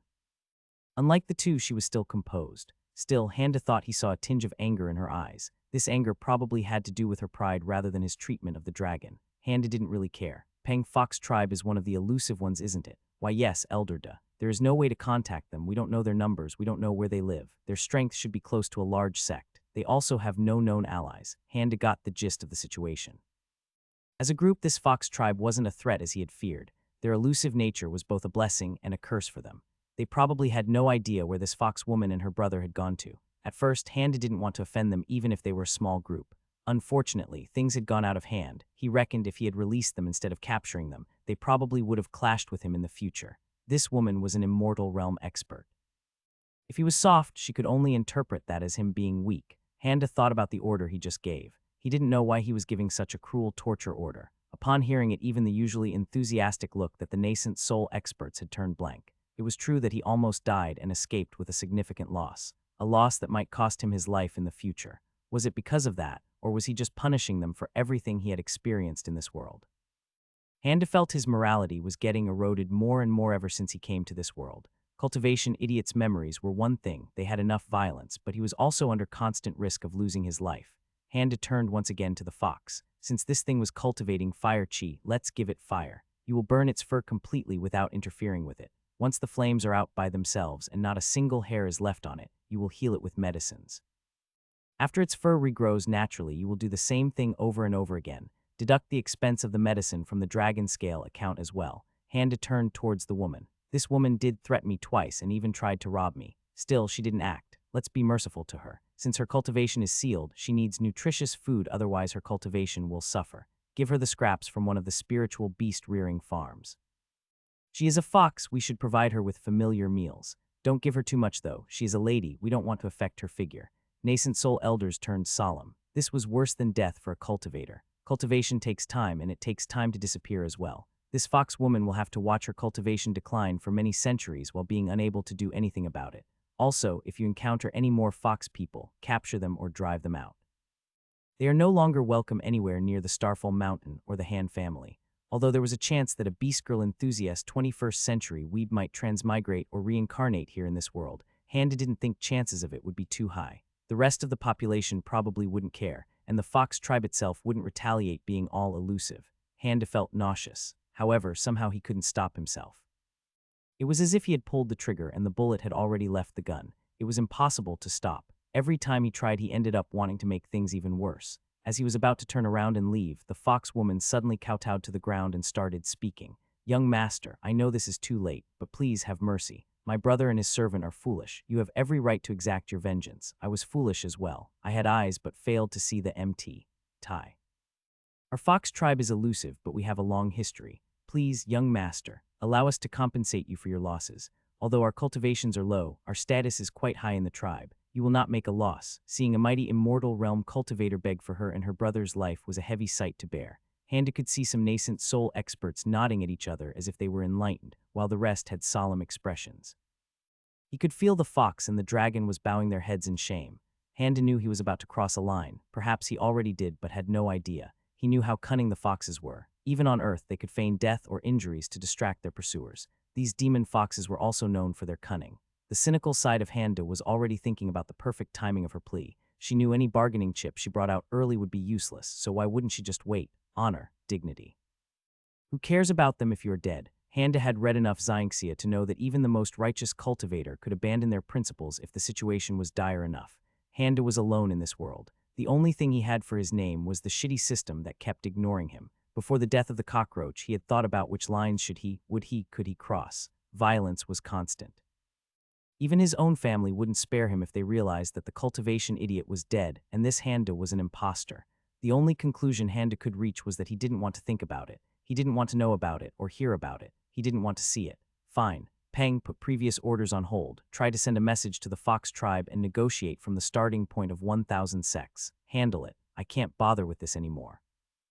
Handa left with swift steps. Everyone in the dungeon had blank expressions. Fox woman was still kowtowing. Her mind was racing. Was she successful? Was it a ploy? She actually did calculate the best timing for her plea, but seeing how ruthless Handa really was, she remembered the stories of the Han family head. By the time she kowtowed, her words were genuine. But now, witnessing how fast Handa came to a decision, doubt filled her. Was he always going to say that? Did I play myself? Fox woman went through the events in her mind. She realized Handa saw through her and purposefully steered the events towards this direction. She, a proud fox, was conned by a human. She felt angry, but at the same time she didn't dare show it. What would have happened if she hadn't begged? She didn't want to know the answer to that. Few experts had already seen through the charade and wore smug expressions. They couldn't wait and started boasting to others with voice transmissions as soon as Handa left. Meanwhile, Handa was feeling a huge weight was finally off his shoulders. The important thing is to act like an arrogant young master, not become one. If there is danger, I can just cripple or kill culprits. Wait, no, have them crippled or killed. Yep, much better. There is no point in me giving violent torture orders. Keep it simple, keep it safe. Handa returned to his humble abode and started a draft for his Goon Ray education program. As he was working, he kept thinking that he missed something important. He couldn't figure out what it was, but the feeling was definitely there. It kept bothering him. He frequently found himself thinking about his encounter with his mother. Conversation with mom was normal, or it was as normal as it could be. What did I miss? He noticed Ningbai was coming towards him and shelved this train of thought for now. Whatever it was, since he couldn't remember it with his cultivator memory, it was probably unimportant. Ningbai bowed respectfully as always. Handa nodded at her. Although he had used plenty of profound expert impressions on Ningbai, this was the first time he was using hidden expert. So far it wasn't that different. Master, I reached the 7th floor without using my skill. But now I can't seem to be able to overcome this floor. I even tried with my breach skill, but I couldn't. Handa didn't say anything. Inside he was disturbed. Shit, I was going to say use your op skill. How could you fail even while using that? Handa didn't know what was going on. He tried to remember his setup for the pagoda. He had done the settings haphazardly. There were too many options and copy-paste wasn't available. He just wanted it to be impossible. How could he know the system would issue a quest about it? 7th floor should be minor realm +2 for her. She's at the 7th stage of the chi condensation realm now, so the mobs are at the 9th stage. Back then she was at the 5th stage, mobs were at the 7th stage. If their skill also increase according to their cultivation, then higher realms would naturally encounter more difficulties. From memory, the 8th floor should be minor realm +3, next one +4. The 13th floor should be +8 minor realms, which means, for her current cultivation it would be mid-stage foundation establishment. Handa used all his will to prevent himself from whistling. Damn, what bullshit setup is that? So if I enter the pagoda now, the 13th floor for me would be Unity Realm initial level. Not nascent soul, not spirit origin, but jumps directly to Unity Realm. I highly doubt it would count half-step stages. Handa was speechless, but he recovered quickly. Well, it was designed for chi condensation anyway. Why would a core formation expert enter the pagoda?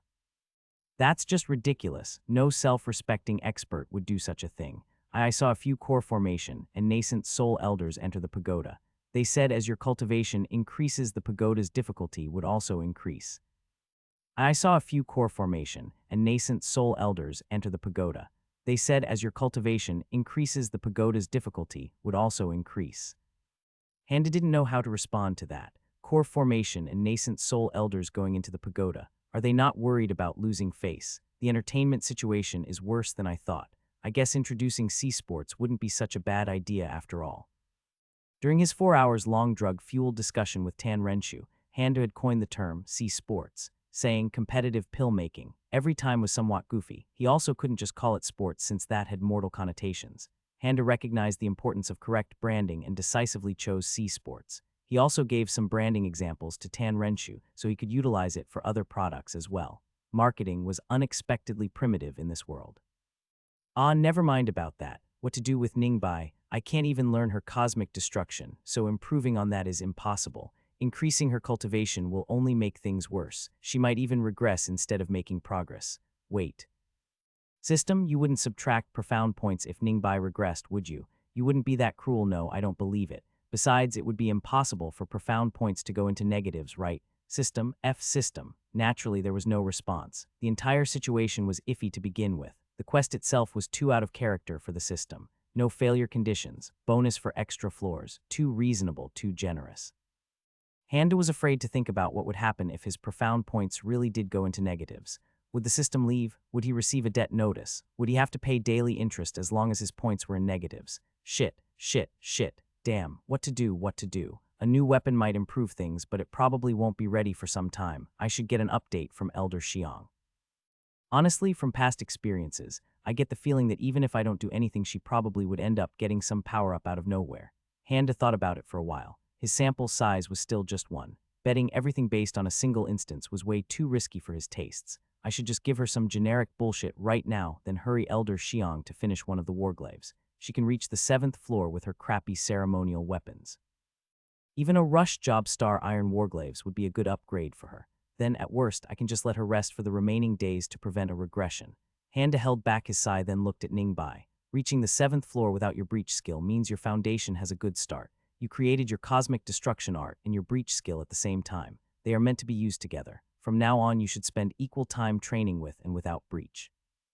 Breach allows you to perceive your surroundings, but do you know what you are perceiving? Is it light, spiritual energies, or something else? Handa stared at Ningbai. He switched into Profound Expert once again. Hidden and Profound Experts had a lot of overlap anyway. The important thing was to use the right tool for the job. When you look at me, what do you think you're seeing? After a momentary pause, Handa closed his eyes for increased effect. Your eyes can only perceive light.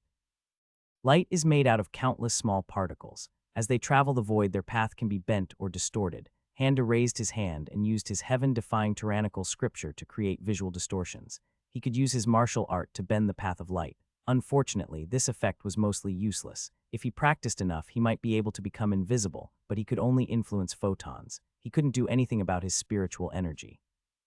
Ningbai watched and listened to her master as optical distortions around his hand kept changing. In front of her master, a single chrysanthemum flower bloomed, then disappeared without a trace after a few seconds. If she wasn't watching everything so intently, she would have thought she imagined it. What do you perceive when you close your eyes? Handa slowly and dramatically opened his eyes, then looked at Ningbai. Free your mind. Hopefully this act will keep her busy until her weapons arrive. The next morning, Handa went over his drafts. He was deeply concerned about the events he encountered ever since he came to this world. One commonality in all of them was that Handa himself was always in a reactive position. It felt as if he didn't have any control over his life. He felt that this re-education might be a good opportunity to try something different. Truthfully, he didn't have high hopes for his lackeys. As long as they could be used for intelligence gathering and some other simple tasks without causing side effects, he would consider it a success. He decided to delay the improvements in the cultivation methods. Using any amount of profound points was a risky endeavor right now. His buffer of 111 points was already too close for comfort. Handa made a mental note to keep a sizable amount of points to prevent future accidents. Only in a true emergency would he deplete his reserves. Alright, at least initially, this is a good start. It covers the basics. Obviously, re-education has to be an ongoing effort. Rome wasn't built in a day. Handa burned all of his drafts. He didn't want anyone to see the terms MC or Xiangxi on his notes. He had also used the Latin alphabet instead of the Chinese characters. Even if the risk of leaking this draft was nearly non-existent, he still wasn't going to take the risk of exposing himself as a transmigrator. If I do get exposed someday, my best option would be to pose as a reincarnator. Maybe I should start dropping some hints about that to prepare for the worst-case scenario. Actually, I could use 7 Luminaries' reminiscence as a cover and pretend that I recovered some memories from my past lives or something. That might work. He made a mental note about exploring the possibilities. This plan was feasible as long as no one could prove his soul was different than the cultivation idiots. Handa started writing on a new scroll. This time he used a brush instead of a quill and used Chinese characters. He wasn't sure if they were actually the Chinese characters of Earth, but they looked pretty similar to him. After a satisfied nod, he contacted his lead lackey. Peng. Yes, Elder De. Go to my father and tell him to give Elder Xiang access to the Starfall cultivation realm. He needs to finish both Ningbai's and my weapons urgently. I left specifications for my weapons in the main courtyard. Take it to Elder Xiang. He should already have specifications for Ningbai's weapons. He can use any and all materials he desires. Go. Yes, Elder De. Handa had asked for 5 swords. His previous sword could be called balanced. It wasn't focused on speed or combat. Now he asked for one sword designed entirely for speed, one for combat, and a balanced one like his previous one. The last two were speed and combat-focused swords for the nascent Soul Realm. They weren't suitable for core formation experts, but at the right time they could serve as trump cards. A burst of speed from a speed-focused nascent soul sword could save Handa's life, even if it wasn't sustainable. With the equipment required for forging, the time dilation effect of the cultivation realm would lose some of its effectiveness. He should still be able to finish everything in a week. First set of warglaives should be done within a day.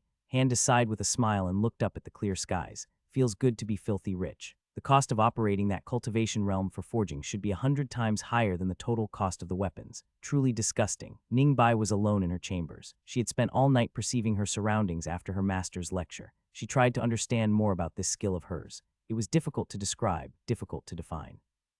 She didn't know how she was using it, but she was somehow using it. After a while, she felt shackled. It was as if something was silently inhibiting her progress, restraining her from taking that last step to gain a new understanding.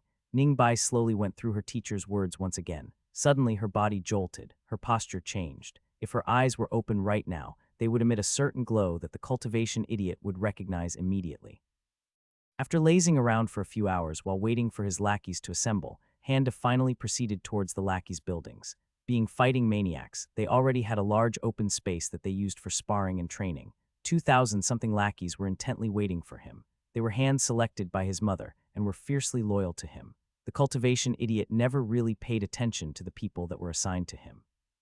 He would usually cultivate, and on his rare outings, he would only take Peng and a few others with him. Nearly all of his lackeys stayed on Han family estate. This was the first time all of them were gathered inside the sect. Handa looked around. He realized he didn't bring a blackboard with him, and fighting maniacs obviously wouldn't have one. Although he had no fantasies about acting like a teacher, he still needed something to draw on to illustrate his points. After thinking for a while, he removed the absurdly large sheet of spiritual iron he got from the apprentice and embedded it halfway to the ground.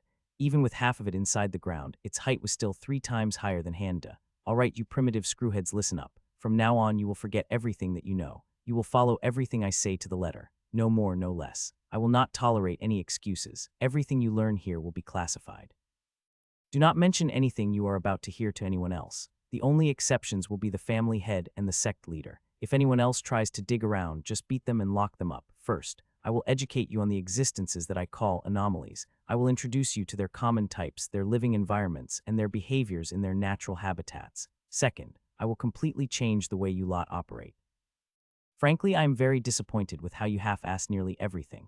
No more. I will teach you how to behave and how not to leave any loose ends. Third, right now there are no crisis protocols in place. I will go over a few worst-case scenarios and give you some general outlines on what to do during a crisis. As time goes on, more and more specific scenarios will be introduced. This lecture will be held every week. Every 4 weeks there will be an exam. Every 3 months there will be crisis drills. Attendance to all of that is mandatory. Those that fail to meet my expectations will wish that they were dead. Handa looked at the experts. Most of them had a look of anticipation. Some had solemn faces, some were nervous. Seeing that no one had any questions, he finally started. All right. First, what is an anomaly? An anomaly is. Since this was the first lecture, Handa had covered many concepts. It took him more than 6 hours to go through everything he planned on his draft. Thankfully, his audience was made entirely out of cultivators. The lowest realm was the late-stage foundation establishment, and there were only a few dozen of them. No one had any trouble understanding the lecture. Handa had specifically saved the questions to the last bit. These concepts were alien to them. It was better to let them have the whole picture before letting them ask questions. In the future, a database will be established for known anomalies. We might have to eliminate those that have malicious intentions or contain them if elimination is not possible due to other reasons. The lecture is now over. We are moving to the questions-answers session. Anyone that has any questions, just raise your hands. A hesitant hand was raised near the front row. Handa gave him a nod, and the spirit origin expert started asking his question. Elder De, these anomalies, how rare are they? Handa nodded. He expected such a question. About their rareness, right now I do not know. There are varying factors here that we need to verify first. Just in the last 2 months alone, I have encountered 3. Handa could sense quite a few voice transmissions started upon this answer. He didn't mind since everyone here could follow a few different conversations concurrently with perfect clarity if they wanted. He continued. Codename Cockroach was encountered at the Brass Stallion City, a reincarnated type. He had memories from his previous life. How much, I have no idea. He used his previous knowledge to enter the hidden demonic sect by providing them with an advanced method of external cultivation using soulless bodies. He was too dangerous to be kept alive, as such I extinguished his soul. Real name Zio Ping, an item and or a cultivation method-based type, overcame insurmountable odds to become a genius of his sect. After I crippled him 10 years ago, he was able to regain his cultivation through unknown methods. He is the son of the Ming Emperor, and right now his cultivation probably surpasses mine. Third one will not be named. You better make sure you never piss off this entity. Ever. Less you know about it, the better. These three anomalies came in contact with each other. Some anomalies might have the ability to attract or repel others. More research is required on this subject. It is hard to interpret who might become an anomaly by receiving the blessings of the heavens, so to speak. Heavens move in mysterious ways. The spirit origin expert nodded and sat down. Handa chose a burly nascent soul expert on the back row. Elder De, can anomalies appear in non-humans? Excellent question. Most anomalies are humans, but there are many types of anomalies. Established demon tribes might have anomalies. In fact, even a spider or an ant might become an anomaly. However, these types should be extremely rare, if not impossible in our world. Handa kept answering questions for a few hours more. By the time he was done, stars were already shining brightly in the sky. The Han family was one of the oldest and strongest families of the southeastern continent. They had no shortage of resources and groomed many talents from a young age. The training these talents went through was brutal. Only the most exceptional and the most loyal would survive. Survivors would be carefully nurtured by the family and experience explosive growth. Serving the Han family young master was the greatest honor for these survivors. This meant that the family head personally trusted them to serve and protect the most important member of the family. Not even the guards of the family head had such a strict selection process. Previously, their young master was mostly focused on cultivation and didn't give them many orders. The situation started to change about 2 months ago. Their young master gave out big missions that involved many experts in quick succession. Although the results were terrible, those that participated didn't miss the sequence of events that lead to Zhao family cleansing. These missions weren't simple. Unknowingly, expectations started to build up. Then came the summons to all of the young master's people. Over 2,000 experts, the most loyal of the Han family, was to report to him inside Starfall Mountain. When they arrived, they heard about the Ray Education Initiative. Their puzzlement turned into shock as the lecture went on. The concept of anomalies was hard to believe at first. The specificity of the examples they heard was baffling. Complete restructuring of the way they operated gave them an ominous feeling. Finally, the crisis protocols that the young master introduced made their blood run cold. These protocols involved contingency plans against many different parties: traitors, netherworld demons, outer factions, internal factions, other realms, hidden organizations. The list went on and on. Most of the plans involved some form of calamity that befell the Starfall Mountain sect and the Han family. What if the traitors could gain control of the Grand Array and wipe out the Han faction?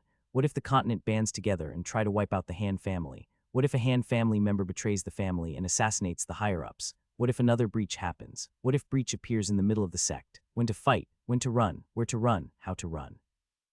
On the spot, their young master made comprehensive simulations of many more nightmare scenarios. The conclusion that everyone arrived was extremely bleak. Destruction was inevitable in almost every scenario. If anyone else had come up with these stories, they would have beaten them to death long ago. However, this was the Han family's young master. The fact that he was talking about taking precautions to such an extent was both eye-opening and extremely concerning. The ominous feeling they already had grew even stronger. Many of these scenarios also included anomalies to some extent. At first, they couldn't understand the reason why the young master was paying so much attention to anomalies. Only after listening to the crisis protocols, they realized the gravity of the situation. All of the experts gathered around Old Peng after the QA session. None of them were willing to wait. Old Peng, being the de facto organizer of the group, quickly implemented Handa's restructuring instructions and sent large amounts of experts to gather intelligence about the potential anomalies.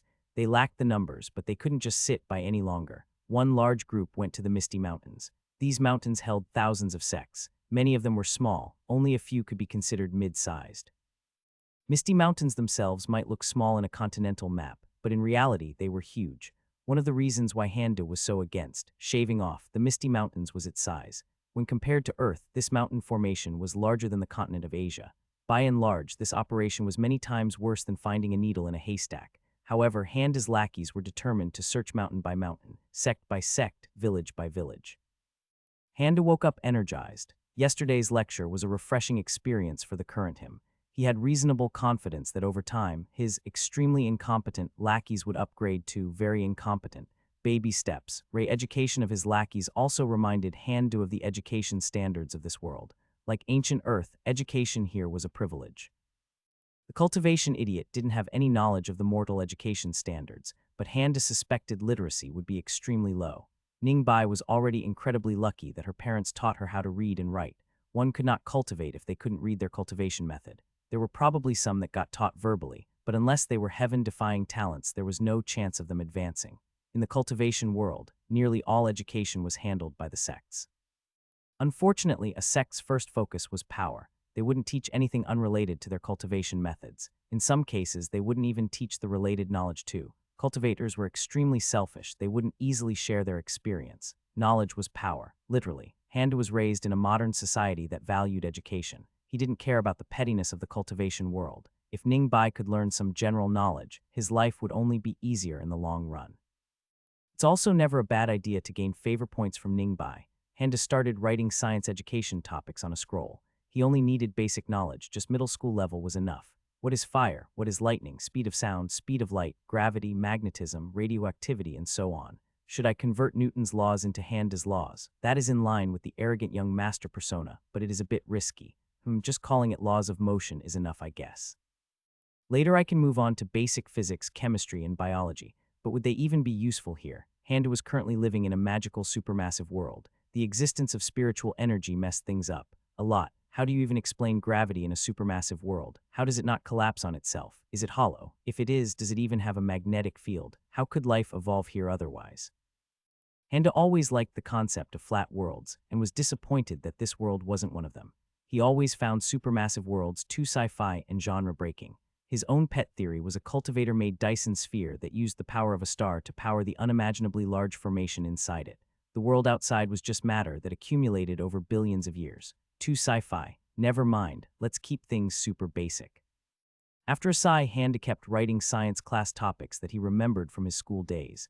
He kept refining it over and over again, and only after an hour he was satisfied. A bitter smile appeared on his face while looking at the list from start to finish. Even though I trimmed a lot, it's still too much. This is basically a year-long private tutor work. Handa decisively chose to write everything down to a book and give it to Ningbai instead. He would only do some basic demonstrations that would allow him to reinforce his profound teacher image. Let Comprehension 8 figure it out. He spent the rest of the day writing and editing. By the end of it, he couldn't even be bothered with compiling it into a book and just stuffed everything into several scroll cases. Once Ningbai was done with her quest, he would give the scrolls to her at an appropriate time. Iron Blood Sect founder had a habit of occasionally cultivating in a random cave. Before establishing his own sect in the Misty Mountains nearly 100 years ago, he used to be a loose cultivator and frequently had to hide from his pursuers. Over time, he started enjoying the solitude and kept entering caves out of habit. The white-haired man walked out of the cave. It took him more than 100 years, but he had finally broken through to the mid-stage of the nascent soul realm. The Misty Mountains was big, but it also had many sects. With his advancement, his own Iron Blood sect's place was now secure. No one would try to mess with them anymore. Once they had a third core formation elder, they would be unrivaled in their area. Iron Blood founder slowly walked down the mountain. His cultivation was too low to notice the treebeard and two nascent soul experts that were intently watching the Iron Blood sect. Nascent soul realm experts were originally supposed to take one sect each and gather information about them, while keeping a lookout for any anomalies.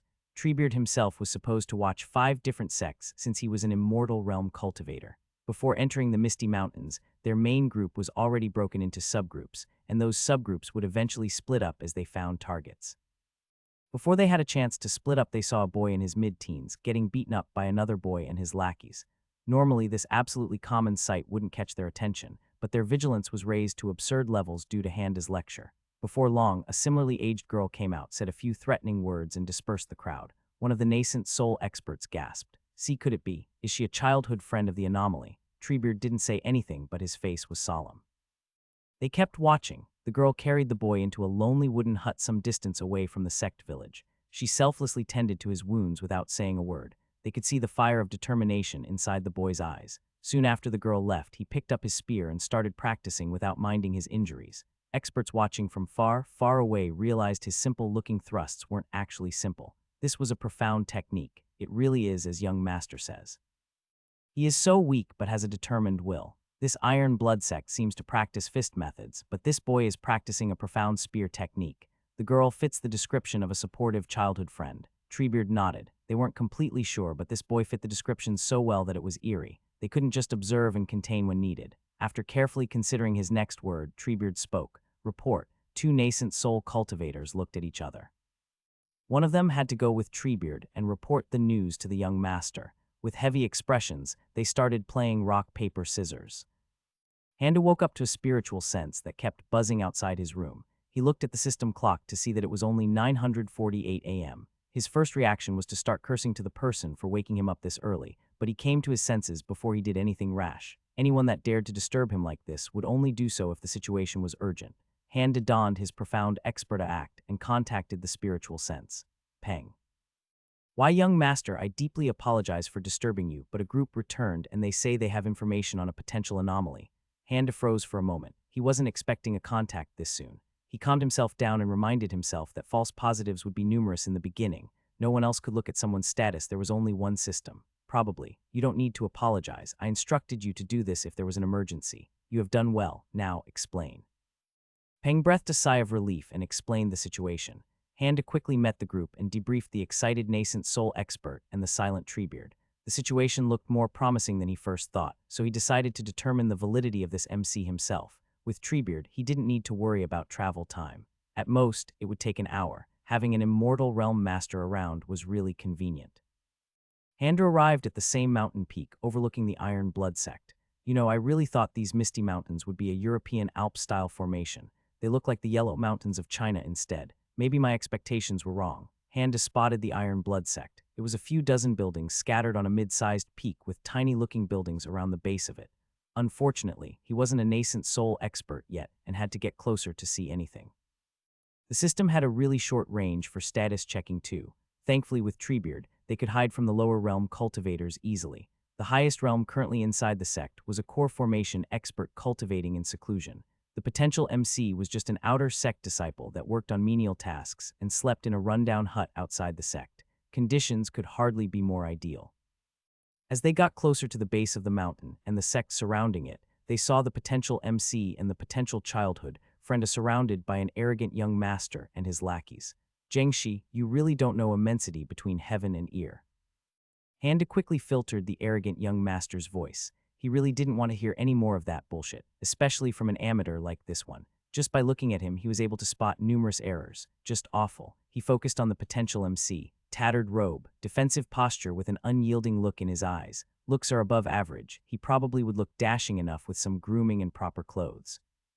His posture with the spear isn't anything special, but it shouldn't be known by an amateur in his mid-teens. Either he has exceptional talent or someone taught him. He doesn't seem to have an item on him, but he still might have a guiding grandpa loli. It really fits. The girl behind him looks concerned, but there seems to be deep confidence inside. Is there an unspoken trust between them? Maybe. Handa nodded to himself. A textbook generic MC was waiting for his scheduled beating, so he could earn his inevitable bullshit power-up. Handa decided to watch for now. Once the potential MC got beaten to a pulp, he could get near and do a status check. If the girl gets captured right now, and this boy turns out to be an MC, I could offer him my help as a mysterious expert to get on the good side of him early on. Handa watched as the potential MC heroically struggled against his 5 opponents. He valiantly tried, but he was no match to even one of them, let alone 5. Surprisingly, the girl didn't get captured. The arrogant young master of this sect really did have some intentions, but he left her alone after she stared at him for a few seconds. Tusk, what an amateur wait, what am I even thinking? Handa was baffled by his own thought process. He thought maybe he had worked on his arrogant young master act a little too much. Just like yesterday, the girl carried the boy to his remote wooden hut and left after tending to his wounds. Although Handa didn't have any concealment techniques, the difference in cultivation was too huge, and he could rely on his superior senses to get close to the potential MC without getting noticed. The guy was barely conscious anyway. Name, Zhengxi. Race, human 100. Gender, male. Age, 15.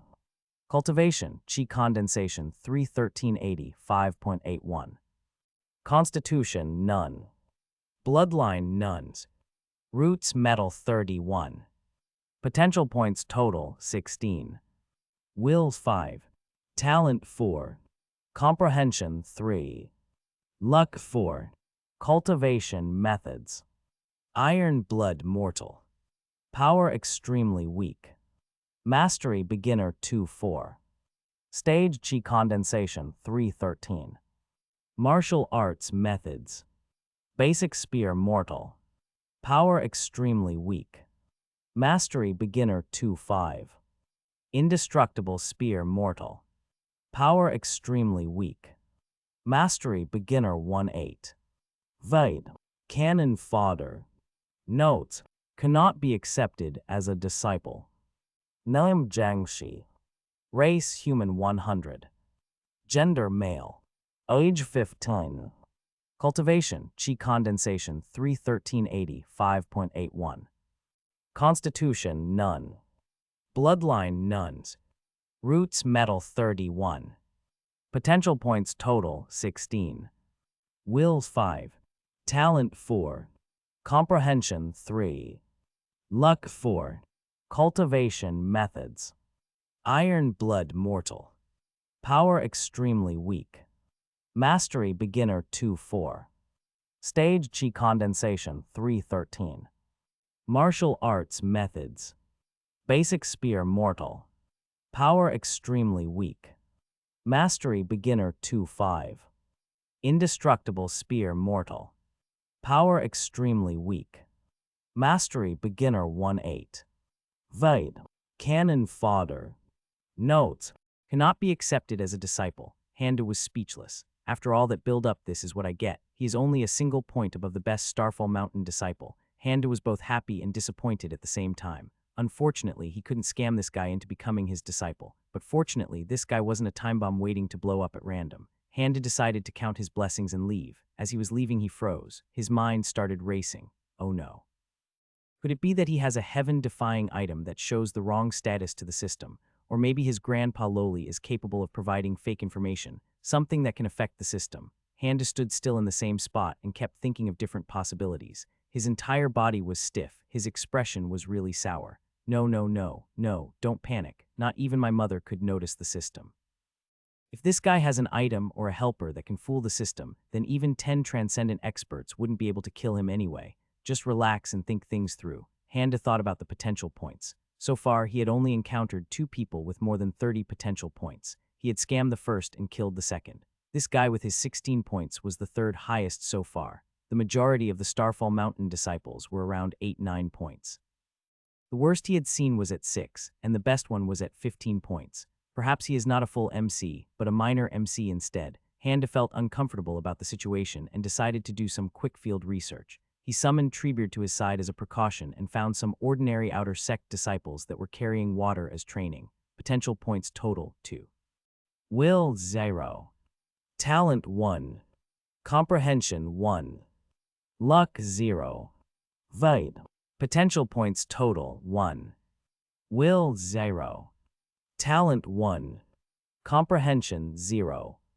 Luck 0. Vaid. Potential points total 3. Will 1.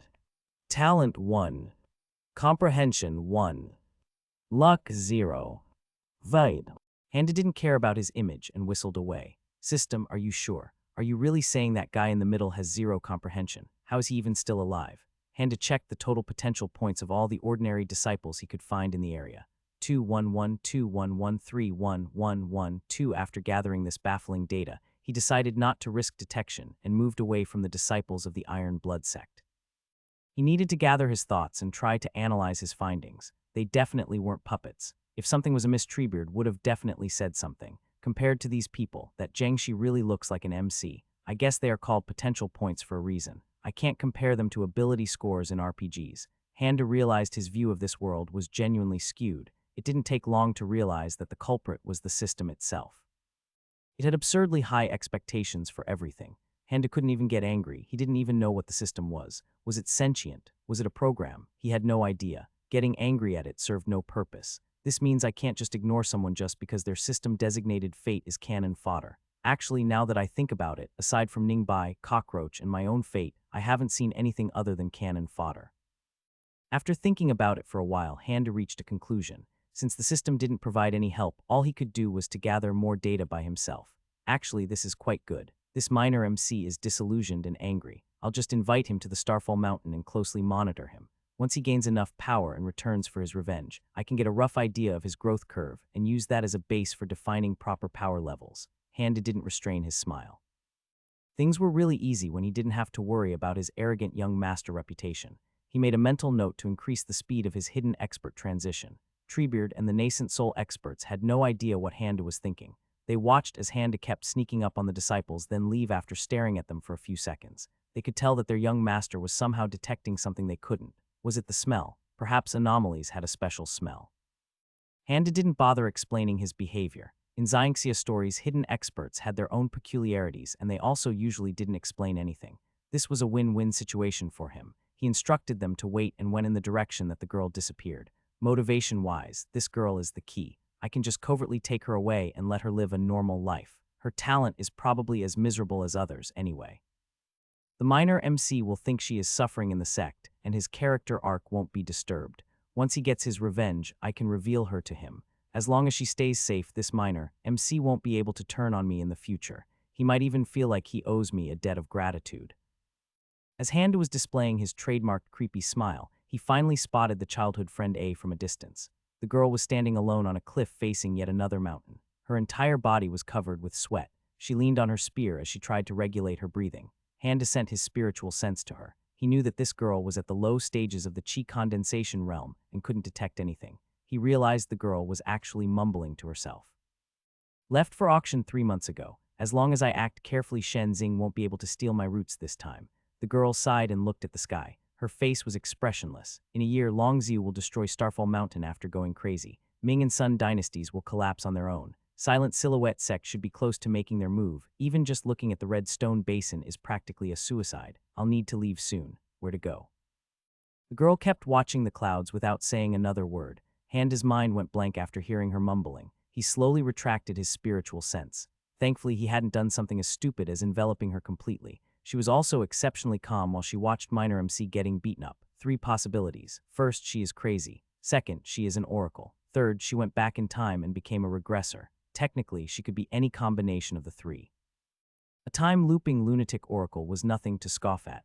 Handa was about to deny the possibility. The odds of that happening should be non-existent, surely. But then he remembered his fate as the Calamity Attractor. He decided to play it safe and look at her status first. He very carefully moved closer to her while spamming the status check function. He wasn't going to risk getting any closer than needed. Name, Yao Qing. Race, human 100. Gender, female. Age, 15. Cultivation, chi condensation, 41397.1. Constitution, none. Bloodline, nuns. Roots, lightning, 82. Potential points total, 30. Will, 9. Talent, 7. Comprehension, 8. Luck, 6. Cultivation, methods. Celestial storm, scripture, mortal. Power, very weak. Mastery, intermediate, 3842. Stage, chi condensation, 313. Expand to view 9 inactive methods, martial arts methods. Basic spear, mortal. Power, extremely weak. Mastery, advanced, 912. Azure lightning spear, mortal. Power, very weak. Mastery, advanced, 3164. Expand to view 34 inactive methods. Expand to view more. Fate. Usurper of heavens. Notes. Very high potential. Would be a core pillar in any sect. Okay. Cool. So she is not crazy. That's cool. Probably a regressor template. That's more in line with Xianxia. She's probably working on the basic spear to establish a foundation and rebuild her muscle memory. Handa quietly returned to Treebeard's location. He looked calm and collected to others, but his mind was in turmoil. If this girl, Yao Qing, was really a regressor, then what she said about Longzhu going crazy should be the truth. My mother wouldn't turn crazy unless it involved me or my father. The cultivation idiot did die 2 months ago, but I replaced him. Either she is talking about an event yet to come, or her timeline is all wrong. The 4th stage of chi condensation, she shouldn't have the ability to detect my presence no matter what technique she uses.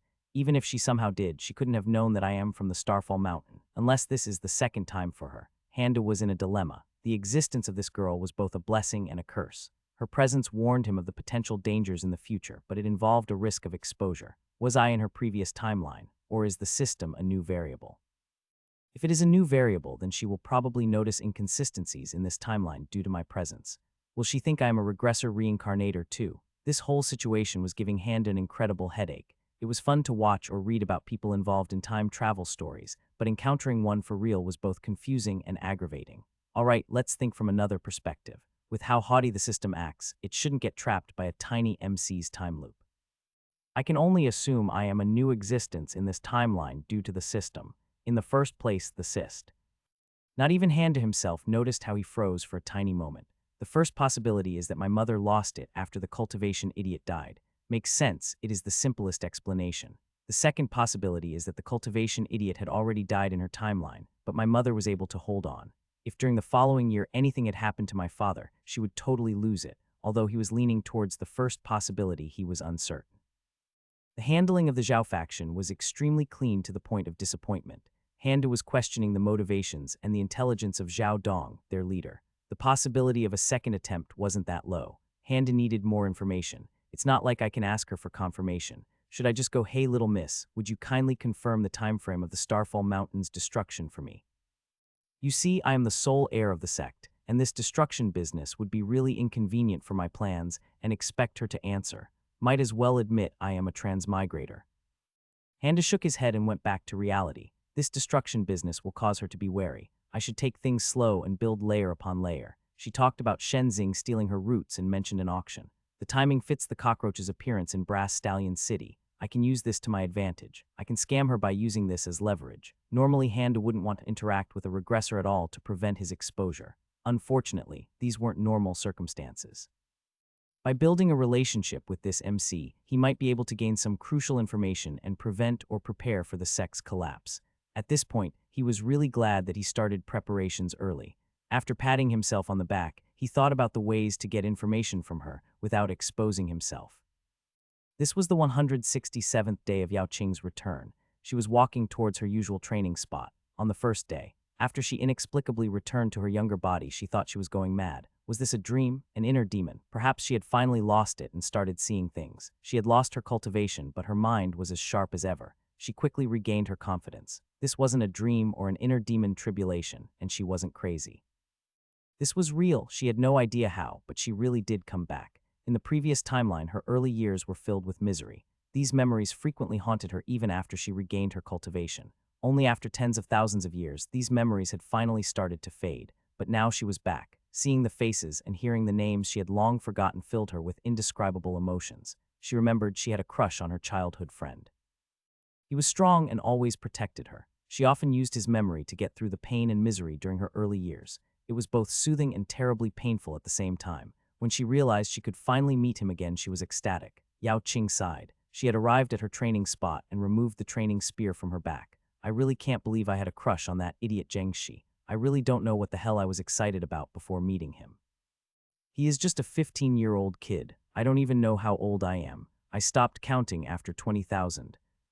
Young Yao Qing really did have a crush on Zheng Shi, but for the current Yao Qing, he was only a nuisance. He was the complete opposite of what she remembered. His talent was poor, his attitude was poor, his strength was poor, his looks were poor. Yao Qing realized he was just an idea for her psyche to hold on to. However, she still helped him for the sake of her younger self. During the original timeline, the idiot probably died not long after I left. Just in these last 2 months alone, he nearly died 5 times. Maybe I should knock some sense into him instead of teaching spear arts. Yao Qing started her routine. In the original timeline, she had already lost her spiritual roots by now. She didn't need to suffer through that hardship once again. Therefore, she kept training. Her current body didn't possess her old body's muscle memory. She could only build it back up day by day through hard training. She repeated the basic spear method over and over again. With each thrust, she remembered her old moves and tried to overlay her memories to her current body. First move, second move, third move, fourth move. She kept going through the same motions she repeated for the last 167 days. Glab, glab, glab. Yao Qing immediately assumed a defensive stance after hearing clapping from behind her. She calmly analyzed the situation while looking at the young man with yellow robes. High cultivation, at least core formation. Unknown sect, not affiliated with Silent Silhouette. She hadn't set foot on this world for she didn't know how long actually. It was only natural to forget the sects that inhabited it. She only remembered the Silent Silhouette because of her intense hatred. Not bad.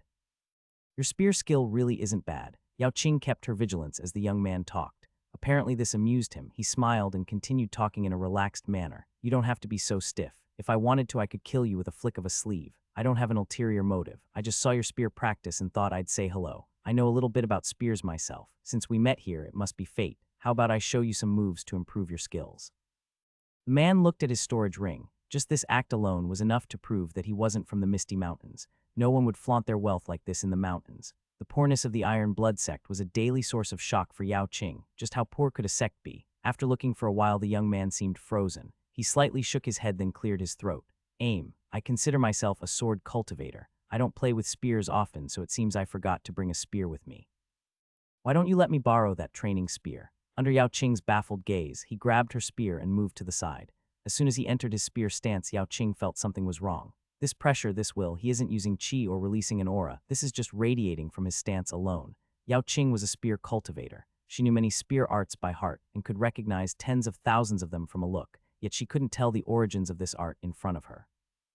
The man started thrusting the spear. He displayed dozens of moves in succession. Yao Qing knew he was slowing things down purposefully for her. Each move looked exceedingly simple, but carried profound power. Finally, the man infused his spiritual power to the spear and released his aura. Yao Qing used her iron will to resist the concept released by the aura. She couldn't exactly tell what was infused within it. She could only feel how ancient it was.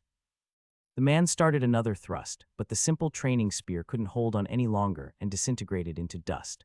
Both Yao Qing and the man watched the dust that was getting scattered by a breeze. The man exited the stance and looked at Yao Qing. It seems I am a bit rusty, and poured more qi than the poor thing could handle.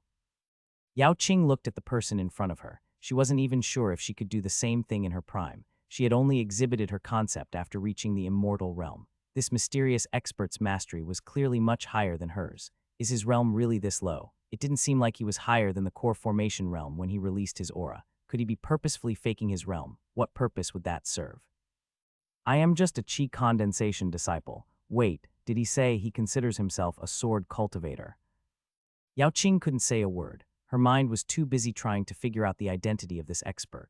Although it was a long time ago, from her perspective, good or bad, she had spent a part of her life in this world. She was confident in her knowledge of the big shots, yet she could only draw blank when she tried to determine his identity. He might be one of those hidden experts. They come and go as they please and rarely take the limelight. She also noticed he wasn't looking at her with lust. His gaze was remarkably clear, and it was apparent that he was only interested in the spear art she displayed, just like he said. This improved Yao Qing's confidence at her deduction. The young man in front of her smiled and continued with his relaxed tone. I will not slight you, don't worry. Since it is my mistake, naturally I will compensate you for the spear. I'll be back. Yao Qing was curious about this expert in front of her. Now that she had a good grasp of the situation, she decided to abuse her qi condensation status to do some probing. Surely a friendly hidden expert wouldn't harm a lowly disciple just for asking a few questions. Before the man left, Yao Qing clasped her hands and swiftly bowed. Senior, I apologize for my rude behavior. I was too surprised by your profound spear art.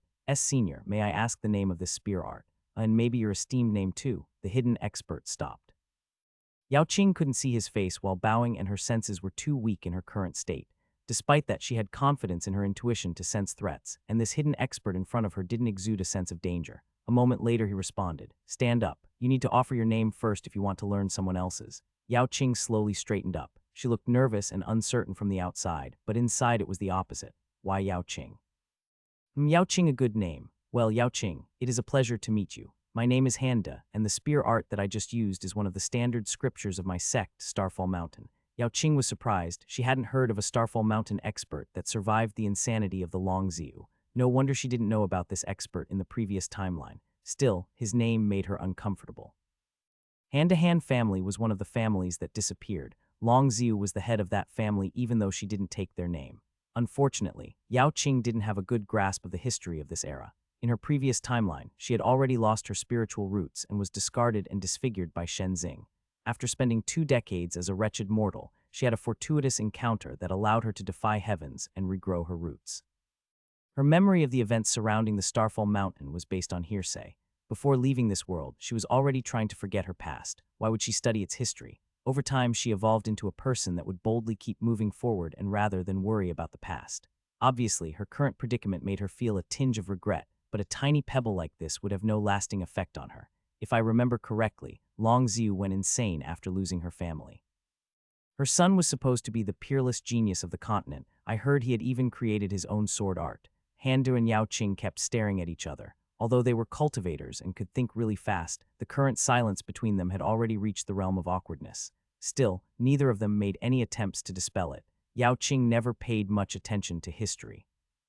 Her experience in her youth showed that butchers would become saints, tyrants would become saviors given enough time and embellishment. Perhaps a rare case of history being right. No, this goes beyond a peerless genius. I can't even imagine what he would have achieved if he had lived. Yao Qing had lived a long time and seen many masters, many geniuses. This was the first time she was truly impressed. She thought of the future, she knew. Apart from vague ideas of revenge, she had no delusions of grandeur. This world wasn't worth caring about. Only two people were worth paying attention to in this world. One was Shen Xing and the other. Yao Qing suppressed her shudder. This Handa was the third. Before she knew it, she had already made her decision. He needs to be protected at all costs. This was Yao Qing's character. She would consider pros and cons, but once the decision was made, she would see it through to the end.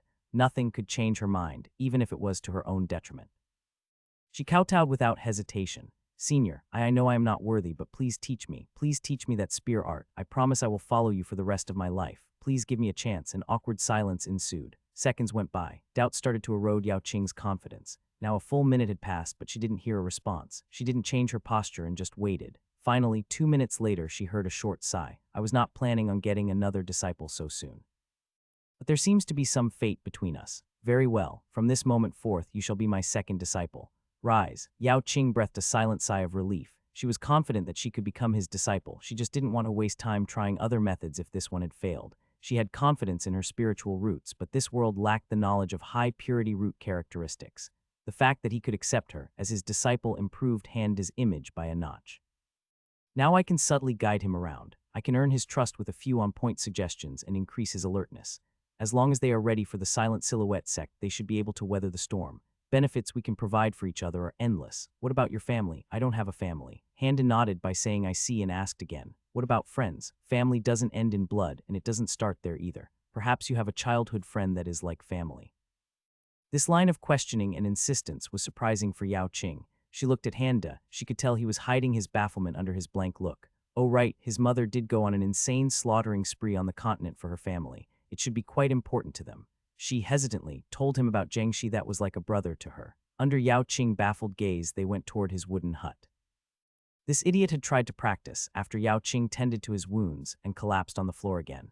Handa immediately went outside after looking at the boy lying in a pool of blood. A few seconds later, an expert silently appeared. Yao Qing couldn't sense anything from him, almost as if he was immortal. Even while he was using a healing technique, Yao Qing still couldn't detect any spiritual waves. She immediately approved of the Starfall Mountain treatment of Handa. A really high realm master should follow him every second of every day. Anything else was just gross incompetence. Jiangxi woke up. After a brief exchange of pleasantries, he intently listened to Handa. I can't take you in as my disciple as I did with Yao Qing. The difference between your talents is huge. If you wish, you can still join the Starfall Mountain with my recommendation. You might even become a core disciple if you try. Yao Qing didn't pay attention to Jiangxi's questions and reactions. At some point, he agreed to be a Starfall Mountain disciple, and that was the end of it. Handa, Yao Qing, Jiangxi, and the two nascent soul experts were now traveling to the sect via Treebeard's power of flight. The distance between the Starfall Mountain and the Misty Mountains was huge, and it would take them a few hours to reach the sect. When traveling to the Iron Blood sect, Treebeard had used his power of space and rapidly teleported over and over again.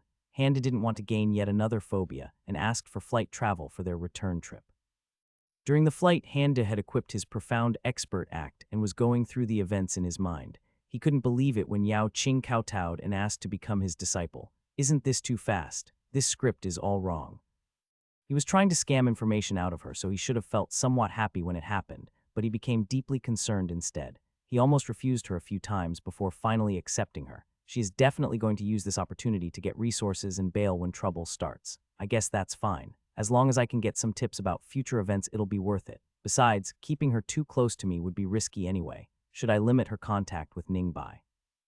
No, that'll probably spectacularly backfire. Handa's biggest worry in all of this was Yao Qing somehow stealing Ningbai. He had some confidence in his disciple-master relationship with Ningbai. He hadn't stayed idle for the last 2 months after all. However, he had no idea of the depths that Yao Qing might possess. The situation was risky. He decided to improve his relationship with Ningbai further to prevent accidents. Handa thought about his biggest leverage.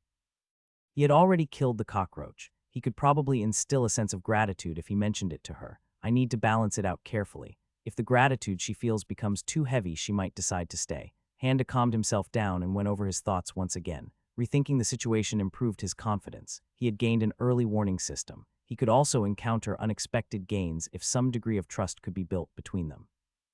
All for the low price of copious amounts of money and resources. For the current Handa, this was a bargain. There were risks, but Handa thought they were manageable. Ningbai spent more time with him, so it shouldn't be easy to steal her. He could also intervene if things go in an unexpected direction. The biggest risk was the fact that he was still alive. Perhaps her idea of the timeline was fuzzy, or perhaps she had already noticed an inconsistency and became his disciple to solve this puzzle. There was no way to know for sure. The best way to handle this is through my lackeys and Ningbai. If I mention anything, it'll only gain suspicion. Ningbai herself will probably tell her about my memory issue after a while. Yao Qing then can confirm it through my lackeys. I can easily feign ignorance after that. Right, I should plant a bullshit seed now. Without minding Treebeard and the two nascent soul experts, Handa talked to Yao Qing and Zheng Shi at the same time. Sects unofficially divide themselves into two groups, the righteous and the demonic. Most sects don't really care about which faction they belong to and just go where the wind is blowing. These distinctions are just political tools and are useless in reality. A righteous sect might slaughter a city for profit, while a demonic sect might fight to the bitter end to save it. Starfall Mountain is a righteous sect. Any demonic cultivation method is strictly forbidden. Zheng Shi looked confused, but Handa didn't care. As long as Yao Qing could read between the lines, it was enough. Just a week ago, I encountered a chi condensation disciple that practiced demonic arts. This disciple invented a vile method of external cultivation using soulless bodies. Seemingly insignificant events can have a massive and unpredictable influence on the future. Therefore, I extinguished his soul myself. Handa looked at them both without emotion. He purposely tried to look unimposing for maximum effect. I do not care about which path you choose. Just know that I will cripple you myself if you practice demonic arts. Hopefully, that was two birds with one stone. Silence reigned for the rest of the voyage. Handa sighed inside. Why do I feel like I am the bad guy here? Handa didn't waste time after their arrival and called for his servants to prepare a place for Yao Qing and brief her with the basic workings of the sect. Before she left, Handa decided to give her a piece of advice crucial for her survival. He didn't want her to perish before she leaked the future events. You are my second disciple. My first disciple Ningbai might be younger, but her cultivation is higher than yours. You can discuss the seniority amongst yourselves. Before you do that, a word of warning. Try not to create resentment. Your future depends on it. Iron Blood Sect was really impressively poor, so Yao Qing wasn't surprised that a younger disciple could have higher cultivation than her. What caught her attention was the name. She shook her head in denial and followed the servant so she could settle in. Servants had also brought a storage bag to Handa. While he was away for a day, Elder Xiang had already finished all of the weapons inside the cultivation realm. Handa was jubilant. He immediately inspected the weapons on the spot. Nice. What an amazing quality. If someone said these were the warglaves of the Dark Flame Master, I would believe them. Handa was planning to drip-feed them to Ningbai as she advanced in realms. He could keep farming favorability points for a long time with these weapons. He placed the warglaves inside his storage ring and looked for his swords. Elder Xiang is truly amazing. What an amazing work of art, Handa sighed with emotion. His swords were exactly as he specified. Every single one of them looked exceptionally below average and unremarkable. If Handa wasn't holding one of them in his hands, he would easily mistake them for mortal weapons. If even this balanced sword feels better than my old one, how fast the speed-focused sword would be. Handa decisively focused on the higher realm swords. I can probably operate this nascent soul realm sword for a second or two before exhausting my spiritual reserves. If I could find a way to extend my spiritual reserves, I might have another trump card. Just as Handa was moving on, an idea popped out of nowhere. Doesn't that perverted skill makes Ningbai's spiritual power reserves inexhaustible? If she is fighting a grudge, then using a weapon that is one realm higher shouldn't be a problem. 2 realms higher might push it though. Even if her supply is infinite, her output won't be able to match the requirements. This discovery was crucial for the future, but Handa wasn't sure if it was useful for the quest. Her targets would be different every time. Could she project her grudge into illusions? Would objects or concepts count? What if she had a grudge against an ideology? Would her skill work while fighting random dudes of that ideology? Could she develop a grudge against an entire plane of existence? In the first place, does she even have awareness of her own skill? She is aware of breach and actively uses it. Handa sighed. He did not want to participate in the grudge experimentations. No one in Chi Condensation Realm would be her match if she could use the Foundation Establishment Warglaves. She still wouldn't be able to match against the Foundation Establishment Realm though. Leaping 8 small realms isn't easy once it goes past the chi condensation stage. Time remaining, 2.9 days. Time waited for no one. Handa headed for Ningbai to give her the warglaves. Once she gets to a higher floor in the pagoda, he could tell her to consolidate her gains and prevent her from entering the pagoda for the remaining duration of the quest. Better safe than sorry. Breach mortal. Progress plus 1721. Congratulations, your disciple Ningbai broke through the bottleneck of her skill, issuing 100 profound points as a reward. A smile crept across Handa's face. Ningbai opened her eyes. She had already gone through 2 enlightenments. In this subject, she was perhaps the most experienced person in the world. Compared to the first 2, she felt that this time it was a bit different. There's only a small amount of dust on the floor. Good, it was only a few days. Her concept of time had completely disappeared during the enlightenment. She had no idea how much time she had spent. It could have been a few hours or a few months. It was impossible to explain, but it felt completely natural to her. Before this, the range that she could perceive things was variable. If nothing was moving, she could perceive through walls, but if something was moving too much, she couldn't perceive anything else but that. Her master's sword flight was actually a really good way to train, if only she could muster the courage. She closed her eyes once again. Ningbai perceived her teacher walking towards the abode. She perceived Treebeard and the 2 silhouettes energetically talking near him. A girlish shape far away was walking to the servants' building. In front of the gates, there was a tiny splotch. Ningbai had no idea what it was, but it was there. Her teacher was the closest, and he was barely in range. She decided to use this opportunity to showcase her improvement. A minute earlier, Handa had noticed Zio Bai in front of the gates. For a moment, he really wanted to slap him silly, but his reason prevailed in the end. He had to keep in mind, arrogant young master was only a persona, an act, and he wanted to keep it that way. While walking towards Ningbai's chambers, Handa came up with an idea. These capture targets might have a use after all. Since they are all chasing Ningbai, then gaining my favor would seem beneficial in their minds. Maybe I can use them for the Sea Sports ad campaign. A little social engineering might go a long way in this world. Blockbuster thud sound effect.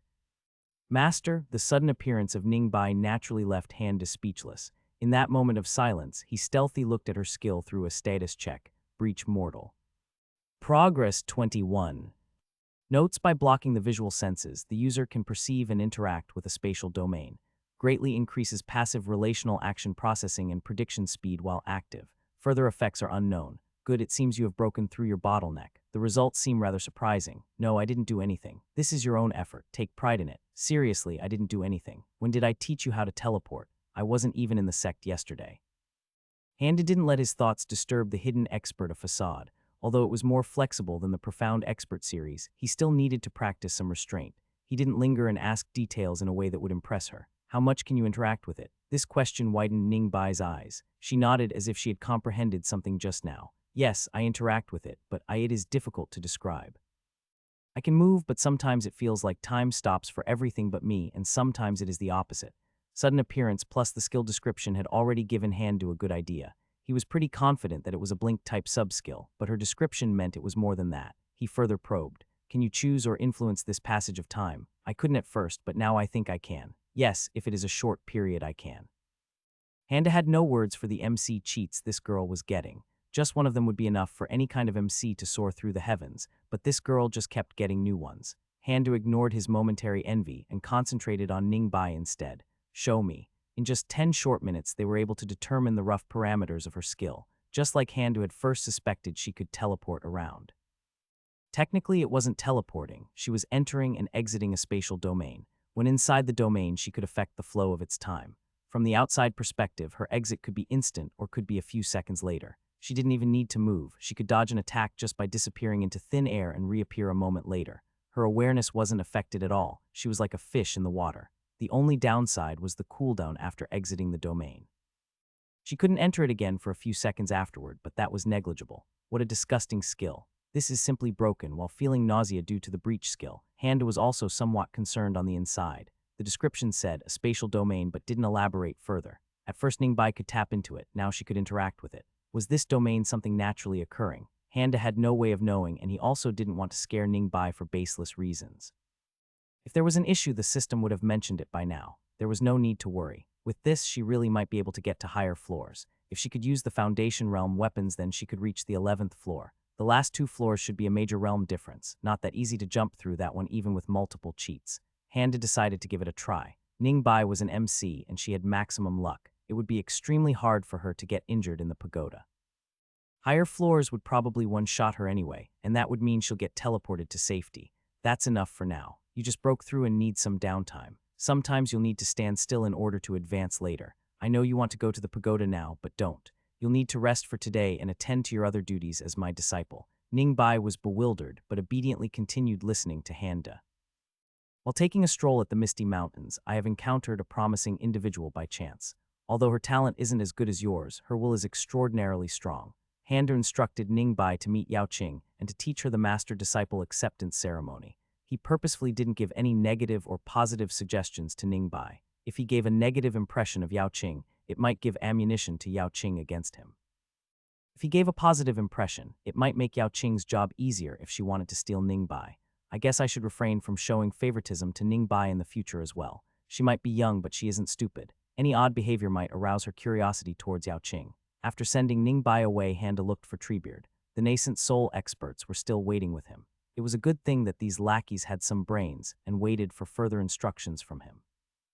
Handa spoke with his hidden expert C Lecturer Edition persona. Register the boy as a minor anomaly and monitor his progress. There is a chance that his path might have been cut short and he might live as an above-average disciple from now on. Ignore the girl as an anomaly, but keep an eye on her as my disciple. Do not open a file on her. The experts bowed and left. They could only feel respect for their young master. They thought the boy might be the one, but it turns out it was the girl. Having an anomaly in their midst made them nervous, but the young master's instructions were clear. They could only passively monitor her as his disciple. They respectfully didn't ask how he determined the status of the girl. They were experts themselves and had thought of a few ideas of their own. Even Treebeard wrote down his thoughts to discuss it with others. Handa retreated to his chambers to think about the overall situation. He felt tremendous danger from Yao Qing, but the fear of not knowing was suppressing everything else. He gathered his thoughts while pacing back and forth. If Ningbai's quest give a few hundred points, I can upgrade the lackey's cultivation methods without problems. Right, I can also rewrite some standard scriptures and distribute them to the lackeys at the same time. Then I can leave a buffer of 200 points and spend the rest on my cultivation. If I can induce a grudge against the pagoda on her, the bonus points might surpass a few hundred. Then I can maybe look for more methods to use derive cultivation method token. After calming down, Handa contacted Peng for the lackey's weapon scriptures, then concentrated on making contingency plans. Other than the Iron Blood sect in her youth, Yao Qing had never lived or spent time inside a sect. That didn't mean she was ignorant of their way of life. On the contrary, through her encounters over the years, she gained a perspective that could only be achieved by a loose cultivator like her. She knew about thousands of sects across many different worlds: demonic, devilish, righteous, neutral, Buddhist, scholarly, ritualistic, rational, insane, and much more. She had met them all. She had interacted with their disciples and their elders. In this world, she had only encountered a small number of sects. Even so, she couldn't even remember most of their names. She only remembered Starfall Mountain due to Longziu. Therefore, she was pretty curious about the sect. Yao Qing followed the servants to the side buildings while listening to their oddly respectful voices. The history and the current surface-level affairs of the sect were the same old things she heard a million times before. What caught her attention was the servants' overly respectful tone whenever they mentioned their elder. She understood this was reverence mixed in with a dash of fear. It was a potent combination that didn't fit the image of Handu in her mind. These servants were simple people, and with only a few words along with a few puzzled expressions from Yao Qing, they started telling her about the important events out of their own volition.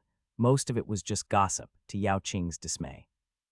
However, she did gain some crucial information too, about the Zhao family and Ningbai. She had no impression of the Zhao family. Hearing of their rebellion and their subsequent cleansing was shocking. She was a normal outer sect disciple of the Iron Blood in the Misty Mountains. This level of isolation was a crucial cover against Shenzing, but it did leave her in the dark about the events of the world. Perhaps Zhao was the pawn of the silent silhouette, but they failed. The danger is unknown and may be internal. Starfall Mountain relaxed their guard and Handa died, resulting in Longziu's insanity.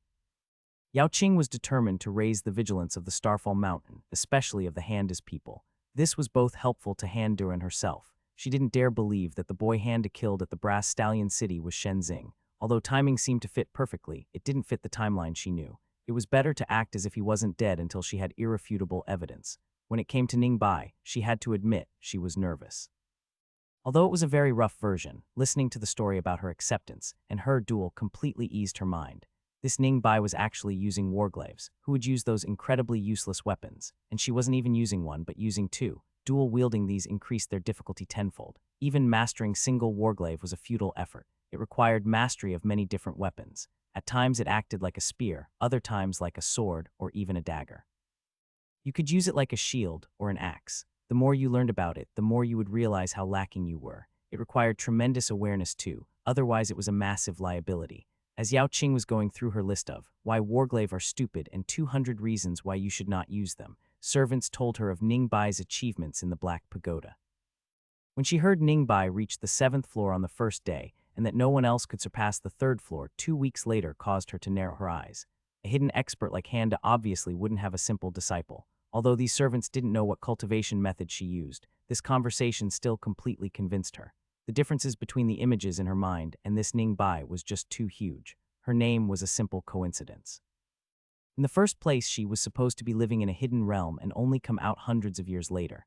Yao Qing's entire knowledge of her was very basic. Not much was known about her in the first place. Her name, her cultivation method, and obviously her universally dreaded eye color. That was it. Yao Qing's exclusive knowledge came from her early years. It was purely a coincidence that they were born in the same world during the same period. Blockbuster thud sound effect. The sudden sound and appearance of a girl startled everyone. The girl seemed nonchalant about it and spoke to the servants without waiting. Yao Qing couldn't see the girl's face, but she had an ominous feeling all of a sudden. Her current senses were too dull, but she could still feel a faint wisp of pure fire chi. "Uncle Liu, may I take my sister here and show her around? I hope you don't mind." Without waiting for the response from this, Uncle Liu, the girl turned towards Yao Qing. As she looked at the girl, she could feel her legs go soft. This girl was smiling brilliantly at Yao Qing with her shining red eyes. Just a coincidence. These people don't know about the red eyes yet. Impossible, just a coincidence. Yao Qing and Ningbai stared at each other. The former was expressionless while the latter was still smiling. Yao Qing couldn't tell how long they stared at each other, but at some point, servants had already left. They were all alone. As the new disciple, she knew that she should introduce herself first. However, seeing the red-colored eyes was more shocking than she would have thought. The people of this time naturally wouldn't consider them an ominous sign. They also naturally wouldn't brutally hunt anyone that had red eyes, nor would they cleanse entire civilizations for giving birth to them. Yao Qing calmed herself down. She ignored the ominous feeling that was screaming inside her. Logically speaking, this girl in front of her was younger than herself. She gathered her courage and finally greeted Ningbai with a bow. Disciple Yao Qing greets elder sister Ningbai. Please. Don't call me that, elder sister Yao Qing, you don't need to do that. Without even waiting for Yao Qing's response, Ningbai hugged her and forcefully raised her posture. Sorry, I was just too excited to see a fellow disciple. My name is Ningbai, I am Master's disciple. It has only been 58 days since I became a disciple. My father always taught me to respect my elders. Yao Qing's face momentarily reflected her inner bafflement, but she recovered quickly. Normally she would consider the last part as a jab at her, but looking at Ningbai's earnest face she was filled with doubt. But you are the first disciple, and seniority must be observed. No, elder sister, please don't say that. If I don't respect my elders, I would fail my father, or worse, fail master. Ningbai's forceful response baffled Yao Qing. She remembered how Handa mentioned they should discuss seniority between them. In hindsight, this was a clear indication for her to accept Ningbai's choice. Since that was the case, it didn't make any sense to prolong this any further. Just this little bit of interaction revealed much of the Ningbai's qualities to her. All right, if you are sure, I will do as you wish. Ningbai's beaming smile made her feel at ease. This girl is pure. No wonder Handa threatened me not to antagonize her. She's definitely not her. It is a shame about her eye color. Well, now that I am here, I could teach her some basic illusion magic to hide it. She would look stunning with any eye color anyway. Ningbai grabbed Yao Qing's arm and showed her around the estate while talking about whatever came to her mind. She talked about her family, her journey to the sect. When she learned Yao Qing came from another sect, she asked questions nonstop. She was curious about life in other sects. Handa's estate was astonishingly big, even for Yao Qing. One could fill a few iron blood sect inside it and still have enough room to live comfortably. It didn't lack locations to visit too. They even went to the 11th Pavilion, a location that even Ningbai hadn't visited yet. The 11th Pavilion was the name that the cultivation idiot had given to these buildings. Handa was even lazier and just called it Lackey's Buildings. In the large open space devoid of people, they saw a large sheet of spiritual iron protruding from the ground. Yao Qing involuntarily frowned. Is that a tertiary plank for the heavenly chi gathering formation? That can't be. This was an item that every silent silhouette disciple and elder carried with them, along with the corresponding anchoring rocks. These things resonated with each other and were very precious to the Silent Silhouette sect. Seeing one out in the open like this was baffling. This entire estate was filled with high-density spiritual power. It would surely cause this plate to activate and echo as long as it remained here. Yao Qing secretly looked at Ningbai but saw that apart from the novelty of it, she didn't have a reaction. Yao Qing shelved this line of thought for now. Ningbai grabbed her once again, this time to the abode of their master. Elder sister, master instructed me to teach you about the master-disciple acceptance ceremony. It might remind you of something else, but it isn't. Master can't teach you cultivation methods if you don't perform it. As she explained, Yao Qing had to actively fight against her urge to frown. It reminded her of some unpleasant memories. She had once searched for the ruins of a primordial sect. The entire trip was disappointment after disappointment. The only thing she had gained was a scroll describing a useless disciple acceptance tea ceremony that was eerily close to the ancient marriage ceremony. She was so enraged she tried to destroy the scroll on the spot. Unfortunately, even a useless scroll from a primordial sect was impossible to destroy for a cultivator of her realm, so she could only throw it away in frustration. Calm down, he is probably making fun of the tea ceremonies. Hidden experts usually have their peculiarities. It isn't surprising that his sense of humor is warped. Yao Qing thought she had listened enough. It was time to ask some innocent questions. Ningbai looked exceptionally proud while answering. No, I did not. Even when I went to the archives, I failed to find a cultivation method. But Master found a partial scripture for me and rewrote it completely. As I advanced, he kept rewriting it. My cultivation method is really amazing. It is really easy to understand too. All of the methods Master write are so easy to understand. Once you go through the ceremony, Master will take a look at your method too. You will be amazed, I guarantee it. Yao Qing was surprised, to say the least. This girl wasn't lying. Although she was pure, she obviously had a good head on her shoulders. Deceiving her wouldn't be easy. Yao Qing herself only knew about Handa's amazing spear mastery. Writing cultivation methods was a big leap, but she stayed silent about it. If you don't mind me asking, what kind of method you use? My cultivation is low, but I can vaguely sense fire chi on you. Yes, I cultivate fire chi. I don't know of other cultivation methods that cultivate fire chi. I only briefly looked at them in the archives. Mine is called the Blazing Sun Scripture. Oh, it is almost time. Elder sister, you should get ready for the ceremony. I'll leave you to it. Blockbuster thud sound effect. Ningbai disappeared instantly, leaving Yao Qing to her thoughts. Latter was in a daze. It was like she heard the words. She realized what they meant when they came together, but she still did not want to believe it. It's her. Yao Qing's legs went soft and she leaned on the wall. She was barely holding on to her consciousness. In the far end of the estate, inside her room, Ningbai with her closed eyes was perceiving Yao Qing. She opened her eyes then kept staring at emptiness. After a while, she narrowed her eyes. Handa had reasonable confidence that this ceremony would fail, in the eyes of the system at least. He felt that if a person could become his disciple by paying lip service only, it would be a severe hole in the system's design. However, he couldn't skip it since it would gather suspicion from Ningbai. The last thing he wanted was to drive her away towards Yao Qing through his actions. This girl was naive, and she would quickly come to Yao Qing's defense if he did something stupid, even if it was by accident. The ceremony this time was a little different. Handa had a disciple now. As such, Ningbai was sitting in seize on his right, while Yao Qing served the tea to Handa. She then kowtowed 3 times. Handa slowly drank his tea. His memories of this ceremony were at best hazy. All he remembered from the web novels was that someone had to serve tea and kowtow. At the time, this was his last-ditch effort before death. What a surprisingly bland tea. I guess it shouldn't be surprising. If she had made an amazing tea, it would be suspicious. Handa had never drunk tea without sugar before coming to this world. This world did have the concept of putting honey into it, but it was generally frowned upon. Handa held back his sigh as he was reminded of his plans to make sugar farms with Tan Renshu. He finally finished the tea and spoke. With this, you are now my second disciple. Yao Qing respectfully sat near Ningbai. Everything went exactly as Handa thought it would be. As expected, lip service won't gain recognition from the cyst. Congratulations, host has reached the maximum number of disciples. Criteria for privilege upgrade met. Upgrading host's privilege level. Processing, both Ningbai and Yao Qing looked at their master, who seemed to be in a daze. A few seconds later, disbelief was written all over his face. Handa himself had lost the capacity to think. Processing, privilege level upgrade complete. Privilege level 2. Privilege level met, issuing one-time gift box. Profound point shop level 2 is now active. Unlocked Grand Master level comprehension. Unlocked beginner level disciples panel. Notes: further upgrades to the privilege level will require offline maintenance. After a minute of silence, Handa was sure that what happened was absolutely real. One of his first regrets in this world was opening the gift box away from Ningbai. Now that he had two MCs sitting in front of him, he didn't waste time. Opening the one-time gift box 54321. Congratulations, you have received Profound Points Token X50. Spiritual Roots Cleansing Token X5. Spiritual Roots Seed Token X5. Random Constitution Token X5. Random Bloodline Token X5. Potential Point Upgrade Token X1. Handa didn't know if this box was actually random or not, but he felt opening it here and now was the right choice regardless. The contents were just too extravagant. He realized his disciples were looking at him, so he quickly re-entered the Profound Expert mode.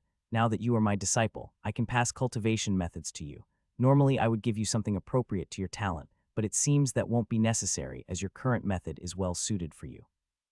Write your celestial storm scripture down and bring it to me. I will refine it further for you. Handa slowly and profoundly closed his eyes and reopened them. You are a spear cultivator. I will not judge the martial arts you are using, but your idea of building a foundation is correct. I will pass on you the standard spear scripture of the sect. It will be much more suitable for you to build your foundation through that. Yao Qing bowed. Handa turned his gaze to Ningbai. I have prepared some weapons for you. Although at first I was only going to give you the Qi Condensation 1 and hold on to the rest for safekeeping until you got stronger. However, I feel there might be some fate between you and these weapons. Handa gave the extra storage ring that stored warglaives to Ningbai. The excitement was written all over her face, even though she tried hard to restrain it. I know you are eager to try your skills in the pagoda. This is good for you, but don't forget to be cautious. The Black Pagoda belonged to the same hidden demonic sect that attempted to kill me and wanted to hurt you. This sect is ruthless even to their disciples, and probably kept a few surprises hidden within. Upon his reveal of the pagoda's origins, both Ningbai and Yao Qing were shocked. Handa signaled that their conversation was over. Both of them left while in deep thought. He could faintly feel Yao Qing's reluctance to get close to Ningbai. Let's see if any of the seeds will take root. Even if Ningbai spectacularly fails her quest, I can still get by with the point tokens now. I wonder if Yao Qing trusts me enough to give her actual cultivation method. Wait, why did Yao Qing count as a disciple? Wasn't she paying lip service? Handa narrowed his eyes. Perhaps System didn't care about this at all. It could very well be overthinking from his part due to his struggles he went through during Ningbai's acceptance as his disciple. This was good news for him. If he could find a few MCs that barely qualify, he could pay them to become his disciples and fill up his slots. He would gain profound points through their achievements. A way to convert money into profound points. Haha, the last thing I lack is money anyways, of course. Finding a qualifying MC was easier said than done. In fact, perhaps not finding one was much better overall. Handa shook his head and concentrated on the elephant in the room. Profound Points Token X50. Bundle of 10 Profound Points. Spiritual Roots Cleansing Token X5. Completely purifies the target's spiritual roots. Warning, can only be used on a target with single element roots. Spiritual Root Seed Token X5. Creates a new spiritual root on the target. The element depends on the chi provided during the seeding progress. Warning, adding a root with an existing element will cause complications. Adding conflicting elements will cause complications. Please refer to Spiritual Roots Removal Token. Random Constitution Token X5. Adds a random constitution on the target. Warning, target must not have another constitution. Please refer to Constitution Removal Token to prevent casualties. Random Bloodline Token X5. Adds a random bloodline on the target. Warning, target must not have another bloodline. Please refer to Bloodline Removal Token to prevent casualties. Potential Point Upgrade Token X1. Adds 1 point S to the host's target disciple. Warning, will cause a very powerful heavenly tribulation upon use. Very powerful. Tokens activated. Received 500 Profound Points. Profound Points 711. Decisively ignoring the potential point upgrade token's existence, Handa couldn't help but start giggling. Finally, he had some leeway. He wasn't surprised, but still a bit disappointed that auto-cultivation wasn't in the upgrade. Random Bloodline and Constitution are a bit risky on Ningbai and Yao Qing, but it's different for me. I can take that risk. As long as something increases my power, it's enough. Down the line, I can remove them if they are problematic. I can't do the same with my disciples. What kind of profound master would add random bloodlines to their disciples? Even if Ningbai's luck is good, it is too risky. If I had a removal token ready, that might be different. This was the first time in a long time that Handa received good news. He was determined to completely ignore that ominous gut feeling he had. This was not the time to look a gift horse in the mouth. Handa was turning a new leaf. From now on, the name of the game was positivity. Profound Point Shop. Spiritual Roots Upgrade Token 500 pp. Spiritual Roots Removal Token 10,000 pp. Spiritual Roots Seed Token 5,000 pp. Spiritual Roots Healing Token 800 pp. Bloodline Awakening Token 100 pp. Bloodline Purifying Token 500 pp. Bloodline Removal Token 10,000 pp. Constitution Refinement Token 500 pp. Constitution Removal Token 10,000 pp. Cultivation Method Upgrade Token 200 pp. Cultivation Method Fragment 1 pp. Martial Arts Method Upgrade Token 200 pp. Martial Arts Method Fragment 1 pp. Spiritual Spell Fragment 1 pp new. Spiritual Spell Upgrade Token 200 pp new. Utility Method Fragment 1 pp new. Utility Method Upgrade Token 200 pp new. Derive Cultivation Method Token 20,000 pp new. Derive Martial Arts Method Token 20,000 pp new. Derive Spiritual Spell Token 20,000 pp new. Derive Utility Method Token 20,000 pp new. Reactions of Ningbai and Yao Qing to the ceremony was different. Ningbai had received 5 pairs of warglaives. She carefully inspected all of them. The Foundation Establishment warglaive was nearly unusable. At most, after 5 swings, she would completely exhaust her power reserves. The Core Formation warglaives were even worse. Perhaps she could use them as a defensive tool without infusing any spiritual power, but that was it. Normally, she would feel incredibly excited to inspect these weapons, but she kept remembering her teacher's words about the pagoda. Ningbai's face kept getting darker and darker. She swore that she would make those trash pay. Yao Qing was still shocked by the revelation regarding Ningbai. She had no idea what had happened and why she was here. Her relationship with Handa was quite deep despite her being a disciple for less than 2 months. Suddenly it hit her. I see, it was right in front of me all along. When Handa died and Long Xiu went insane, Ningbai either ran away or was taken away. After spending time in that hidden realm and gaining power, she came back with a vengeance. I always thought she had learned the Blazing Sun scripture from that hidden realm, but obviously that wasn't the case. From Ningbai's character that she saw, running away wasn't an option. Yao Qing had always thought it was Silent Silhouette that killed Handa, but perhaps where they failed, others had succeeded. It seems they are aware of the Silent Silhouette, they just lack the information.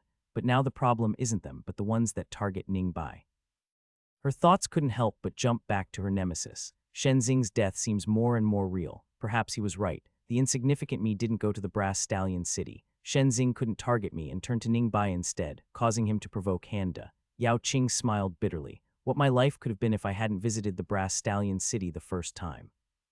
She shook her head. She didn't have a habit of reminiscing the past, and her thoughts moved on. Still, she felt that something didn't seem right with how Shenzing died. That guy was the most devious schemer in existence. He wouldn't have made an amateurish mistake like this. Was there a problem with him, or was it caused by Handa? Yao Qing fell in deep thought. After a while, she started writing down her scripture. This way, perhaps she could take her mind off the cosmic horror that was living in the same house. Yuan Zemin was sitting in silence while waiting for a response from the man with the receding hairline in front of him. Since he decided to cut off from the Silent Silhouette 4 days ago, things quickly made a turn for the worse. Subordinates that he had sent to the royal maw had died in body and soul. A transcendent master had started to hunt their group. His old sect declared him a traitor, and Sun Empire had started fiddling with the weak points. He was feeling intense pressure. This made Yuan Zemin even more determined, but perhaps this pressure was starting to get under his skin. Yesterday night he felt suffocated, as if the aura of death suddenly condensed around him then vanished without a trace. His intuition was telling him to act quickly before it was too late. The man with beady eyes and receding hairline opened his eyes. This was the master of the Plum Seed sect, Li Honghui. He looked at Yuan Zemin and gave a solemn nod. Elders of the Silent Silhouette sect had gathered on the central pavilion to discuss the recent events. This pavilion was used to be called Black Pavilion, but during the last breach, the sect had painted all of the buildings black. Everything looked as if they were dipped in a large tub of ink. As such, the name Black Pavilion had no meaning anymore. As if they had discussed it in length, everyone unanimously started calling it the Central Pavilion. A man with a goatee and a pair of pitch-black eyes with no white sat uncomfortably in Seiza. He was the formation master of the sect. Even in normal sects, this was a prestigious position, but here in Silent Silhouette, his value was only second to the Grand Elder. There is no doubt about it. A tertiary plank is now active. Pinpointing its location is impossible, but we can determine the rough direction. Either the Celestial River sect or the Starfall Mountain sect. Silent Silhouette sect master didn't say anything. One plank wasn't important, even if it was the Starfall Mountain that investigated it. Their plan was too far along for them to interfere. He asked about the only wildcard he cared about. What of the Yuan Zemin? The fourth elder scoffed. He's not interfering and still carrying out the placements. At least he has some brains and knows not to make further mistakes. Formation Master frowned and started to argue. For the past 2 months, he constantly felt stifled. This feeling was getting strengthened day by day. When he tried to divine the reason, he failed repeatedly. 4 days ago, when he tried to divine the affairs of Yuan Zemin after he left the sect, he nearly spurted out blood. This was almost unthinkable for someone of his cultivation. The sect master had lived a long time and seen many things. In his early years, he was a loose cultivator, and he frequently flirted with danger. The only reason he survived those turmoil-filled years was his decisiveness. He knew when to run and when to fight. The current feeling of danger was like an old friend that he hadn't seen for centuries. His younger self wouldn't have hesitated for a second. Enough. The sect master's commanding voice stopped the heated argument around Yuan Zemin. All the elders sat silently and waited for the Grand Elder's instructions. We can no longer wait. Accelerate the formation. Initiate the plans for the Sun and Ming dynasties. While I enter the secluded meditation, the second elder will be in charge. None of you will touch Yuan Zemin. His status as a traitor and an outsider will not change, but no one will hunt him. The sect master scanned the room. He could see many uncomfortable faces. He was already expecting this. If we wait any longer, then the situation might not be recoverable. Just in 10 generations, no newborn will be able to surpass the nascent soul realm. There is no need to be patient anymore. No one could say anything to that. The meeting had ended, and everyone went their way to carry out their duties. The sect master's silent silhouette recalled that feeling of danger he felt last night once again. Perhaps it was time to take a page out of his younger self's book. Bright new day greeted Handa. He had no idea why, but everything really seemed so bright. Last night he had written down the standard spear scripture for Yao Qing. He had also received the weapon count of his lackeys from Peng and had already learned the corresponding 72 extra weapons. Along with the 21 cultivation methods, he had spent a total of 271 profound points. Now all he had to do was to write them down over a few days. His lackeys would do the copying work. Being rich is truly different. Once I'm done with the small stuff, I can finally upgrade myself. I can't wait for the new me. While Handu was writing down the standard scriptures, he received a voice transmission request from Peng. He didn't feel down at all. Peng, Elder De, I have received word that your cousin Han Bai has returned from the lower realm and requested an official welcoming from you in 3 days' time. What is this official welcoming again? Elder De and his disciples need to greet him at the Golden Pavilion according to traditions. This should be something to do with the sect. I am an active elder now. Perhaps greeting him this way serves a purpose. There isn't a reason to reject it, I suppose. Inform both Ning Bai and Yao Qing, then recall Treebeard. Yes, Elder De. Quest complete. Congratulations. Quest reward 400 profound points. Notes: you have completed your quest in the allocated time. Your extremely talented disciple overcame her first bottleneck and became the first person that surpassed the Black Pagoda's final floor. Bonus reward is being issued. Bonus reward, Bloodline Removal Token X5. Handa looked at the system clock. It was only 1027 a.m. That was rather anticlimactic, but I'll take it.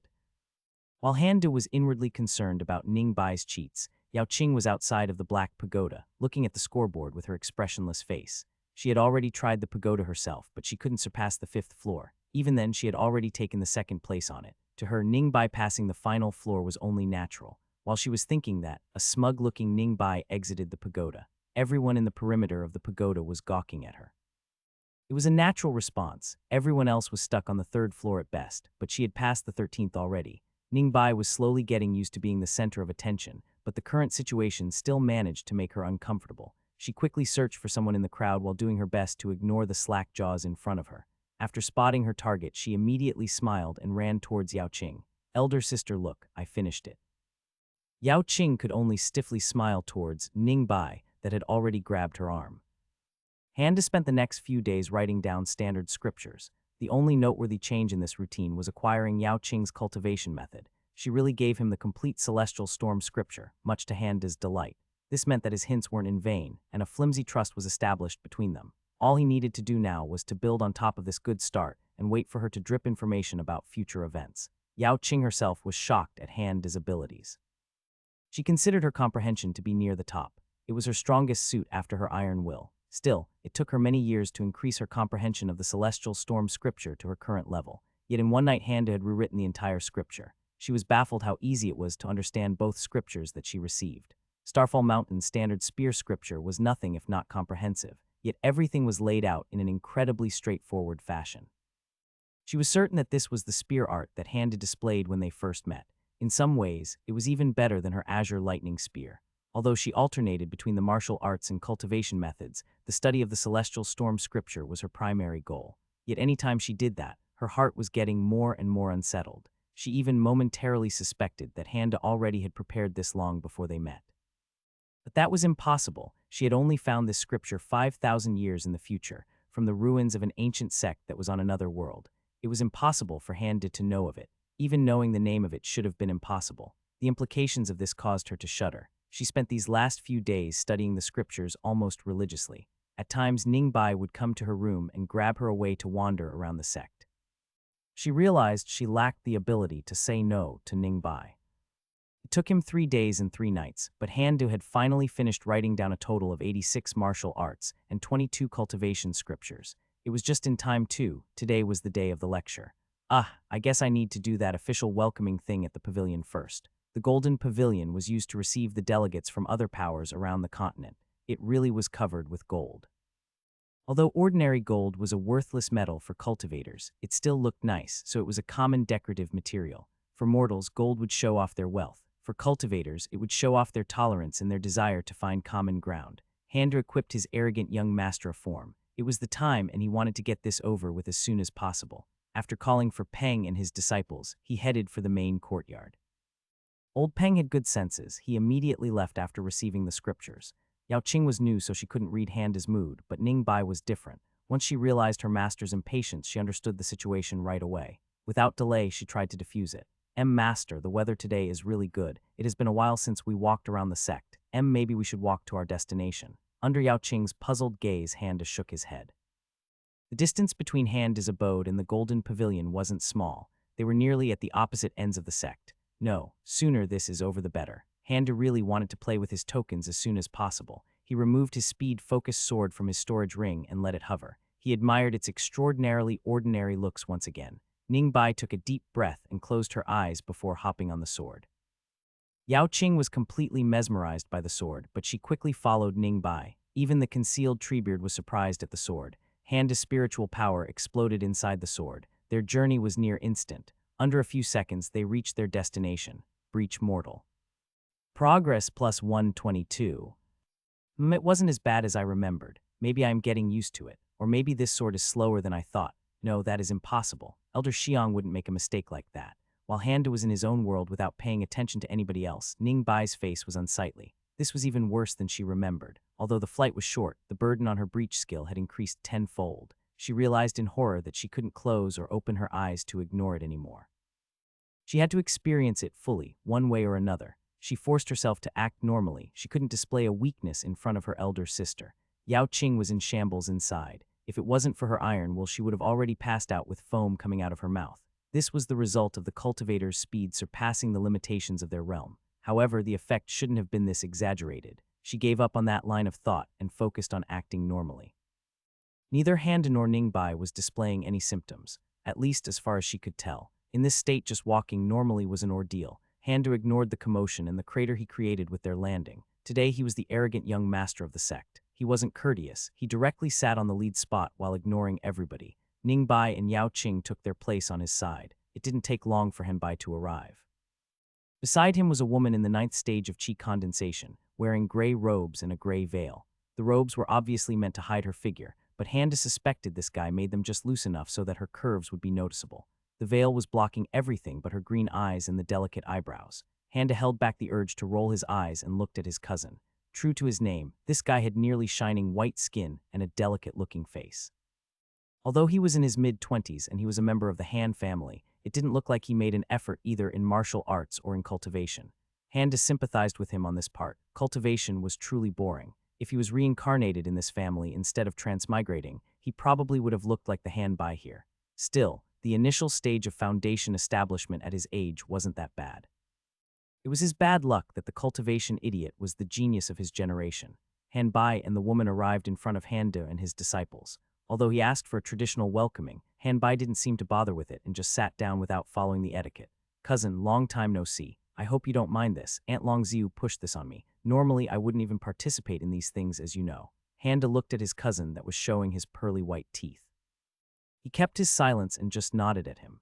As usual, I was going to send you a gift in private, but this time I got caught by my Aunt Longziu, haha.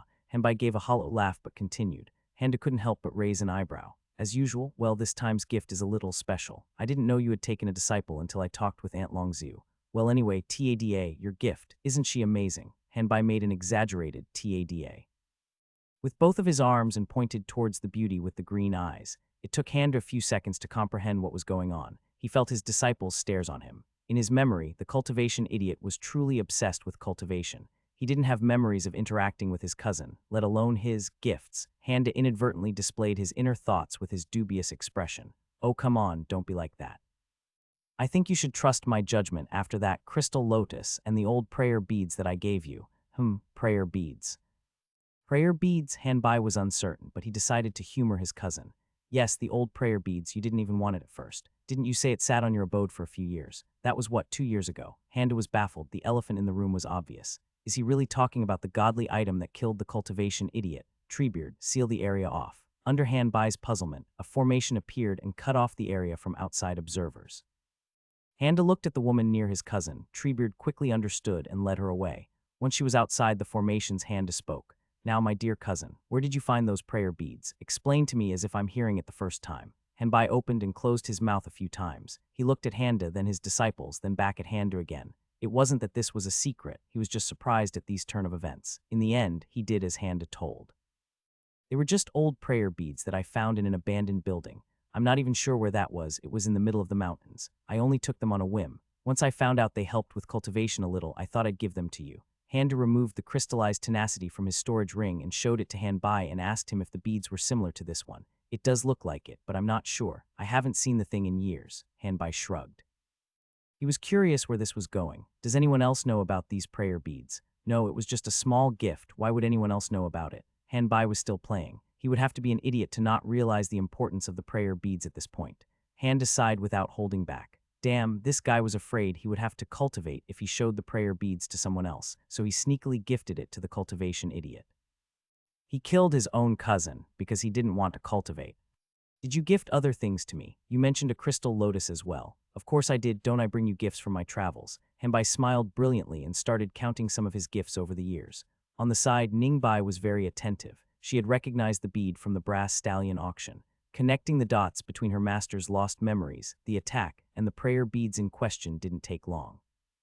Yao Qing had no idea that Handu had lost his memory, but she had already guessed that it was the silent silhouette that tried to kill him before. It wasn't a big jump to assume that both were related. After seeing the bead in Handa's hand, she knew her guess was right. Although she had no way of confirming it, that cloudy white bead looked similar to the prayer beads that Shen Xing used before leaving this world. Handa recognized some of the items that Henbai mentioned, but most of it didn't ring any bells. He cut him off and asked another question. Does my mother or father know that you gifted me the prayer beads? Do they know you that you frequently send gifts to me? I don't think they would waste their time with small matters like these. Handa had confirmed everything he wanted to know. His memories related to the item that caused the cultivation idiot's death was missing. Through the cockroach's master, they had assumed that the item was supposed to be some sort of prayer beads. Since the memories were damaged, Handa had no idea how the cultivation idiot acquired those beads, no matter how hard he tried to recall. Unexpectedly, it seems like it was a casual gift from his cousin, a small matter that wouldn't catch anyone's attention. If this was true, then lacking memories about his cousin made sense since he was connected to the prayer beads. If I was an MC right now, I guess I would have felt relief and reconciled with my cousin right now. Treebeard, seal him off for further questioning. Find out where he got those beads from. Unfortunately, Handa wasn't an MC. He was very well aware of his status. As a mid-boss in this world, he couldn't leave any stone unturned. This guy was just too suspicious. It was best to keep questioning him until the 7 Luminaries reminiscence pill was ready. Handa looked at the sealed Henbai without emotion. He then remembered this guy's gift and couldn't help but facepalm. No wonder his mother didn't question this guy any further. Treebeard, bring in the lady. It was hard to read her due to the veil, but one could see a tiny sliver of surprise in her eyes upon seeing the sealed Hanbai. She respectfully sat down after Handa gave her permission. I apologize on behalf of my cousin. It seems I have failed to notice how willful he could be. He will be punished according to our family rules. We will also compensate you for any damages he has caused. Getting no response didn't faze Handa. She was probably kidnapped or bought off by his cousin. Since she was a gift, it was fair to assume she was unharmed, at least physically. Handa didn't have any counseling experience, and the cultivation idiot's memories certainly wouldn't have anything close to that. This reminded him of something, but the feeling went away as quickly as it came. I assure you no harm will come to you. I assume you would prefer a safe passage to your home as soon as possible. The woman didn't respond but slowly shook her head. I see, perhaps there is an issue with her family if they sold her. Suddenly reappearing out of the blue would be problematic. Handa wanted to solve this as quickly as possible. He could feel the stares of his disciples without even relying on his spiritual sense. All right, what about a friend? Maybe you have a childhood friend, a fiancé. She didn't respond, but Handa didn't miss how her eyes shook when he asked if she had a fiancé. If I look at the situation from outside, reluctance to mention something like that is natural. She was supposed to be my gift after all. Why would she talk about something like this? There might be a tiny possibility of MC involvement too. Handa decided to clearly explain his motivations to prevent any misunderstandings. He spoke with confidence. I see, perhaps you have a fiancé or someone close to that. You will be able to see them again, not to worry. I am a man of my word. The woman spoke without emotion. No, there is no such thing. Handa nodded and spoke with an understanding tone. I see, I see. Even in an uncertain situation like this, you worry about this person more than yourself. You are very brave and loyal. Must be a special person indeed. According to the movies that Handa had remembered, he had to establish empathy with the opposite party. Probably. Handa sneakily looked around. Treebeard was as silent and as expressionless as a tree. However, his disciples were baffled. That arrangement was always against my wishes. Thankfully, a few years back, this person lost his cultivation, and I was able to remove this shackle once and for all. White, hold up just 1 second. Senior Bai witnessed this event, and after testing my abilities, he brought me here to become a disciple. From the side, Sealed Hand Bai was just looking at emptiness. He couldn't move a muscle, but if he could, he would have nodded. Ning Bai and Yao Qing nodded in his stead. Former had heard many stories from his father about arranged marriages, and the latter had seen many victims of it over many millennia. Handa tentatively probed the situation. How did you cancel this arrangement? I threw the engagement gifts back at him during their family meeting. Live I see. Handa couldn't help but look at his cousin. Damn, this guy killed the cultivation idiot already. That wasn't enough, now he wants more. Although Handa did prepare for many different scenarios involving his family, this wasn't something he had considered. His number one priority was taking precautions against the inevitable betrayals. He did not think that a family member would pass off the aggro of a Tier 1 MC at the first chance they got. Clearly, I underestimated their incompetence. What a massive oversight. Of course, an arrogant young master's family would be filled with arrogant young masters. This wasn't Handa's first rodeo with an MC. He had a better idea of the resources at his disposal, and the warning came early. Therefore, his mind was calmer. What was his reaction? He challenged me to a duel 3 years later. If he wins, I will be his wife. Handa was surprised. You agreed. According to my family, we must provide a way out for his dignity. Undisguised contempt in her voice showed what she was truly thinking. Of course, there is no way to convince this guy to forget about her. An MC's mind works differently. I just need to determine the source of his power-ups. Do you know why he lost his cultivation? It happened sometime after his parents died. I do know why, nor do I care. Grandpa Lowly. Yep, I can smell it. After Handa's content look, an awkward silence ensued. Handa was making plans on the best way to deal with the situation. Only Treebeard was able to understand his master's thoughts. Ning Bai and Yao Qing were puzzled. The woman herself was irritated, but she was smart enough to understand that the questions weren't asked to humiliate her. Among his lackeys, Treebeard had the highest cultivation as a late-stage immortal realm expert. He could call for more from the Han family. He could even recruit them permanently. However, their loyalty wouldn't be unquestionable like his current lackeys. His mother went to great lengths to find appropriate people for him. Raising talents like this required time. Handa wasn't about to fall for the family betrayal plotline from the get-go. After putting Henbai in a cell, instruct Peng to begin his questioning.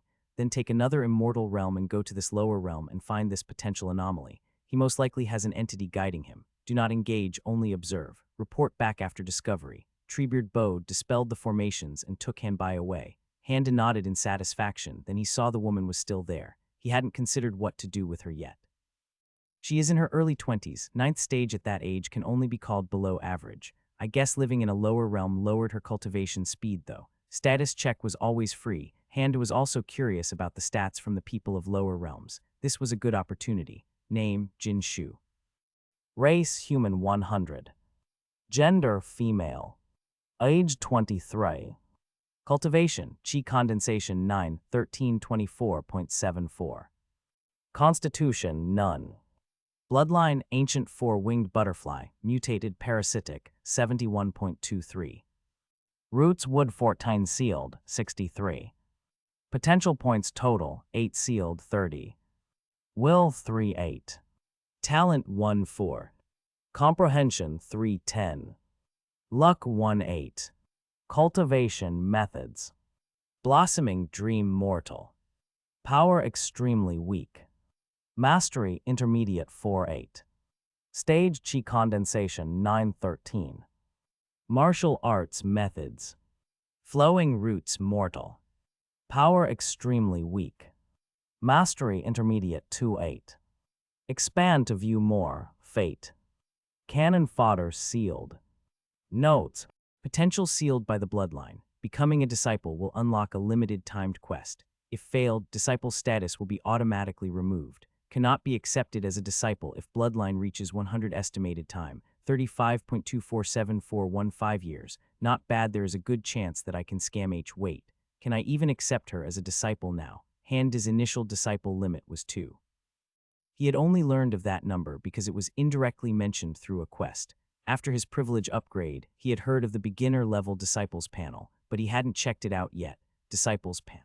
Core Disciples 1-1. Requirements 32 points minimum. Ning Bai 35. Inner Disciples 1-2. Requirements 30 points minimum. Yao Qing 30. Outer Disciples 0-4. Requirements 28 points minimum. It did say the panel was at the beginner level, but this is really barebones. What is the difference between the levels? Naturally, there was no response. Hand was used to it, so he started formulating an approach on how to scam Jin Shu into being his disciple.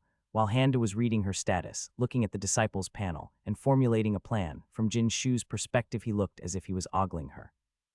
His eyes made horizontal movements constantly. This was because the system displayed its text in the Latin alphabet, while this world used something close to the Chinese characters, which were written and read vertically. Ning Bai and Yao Qing were familiar with this type of eye movement.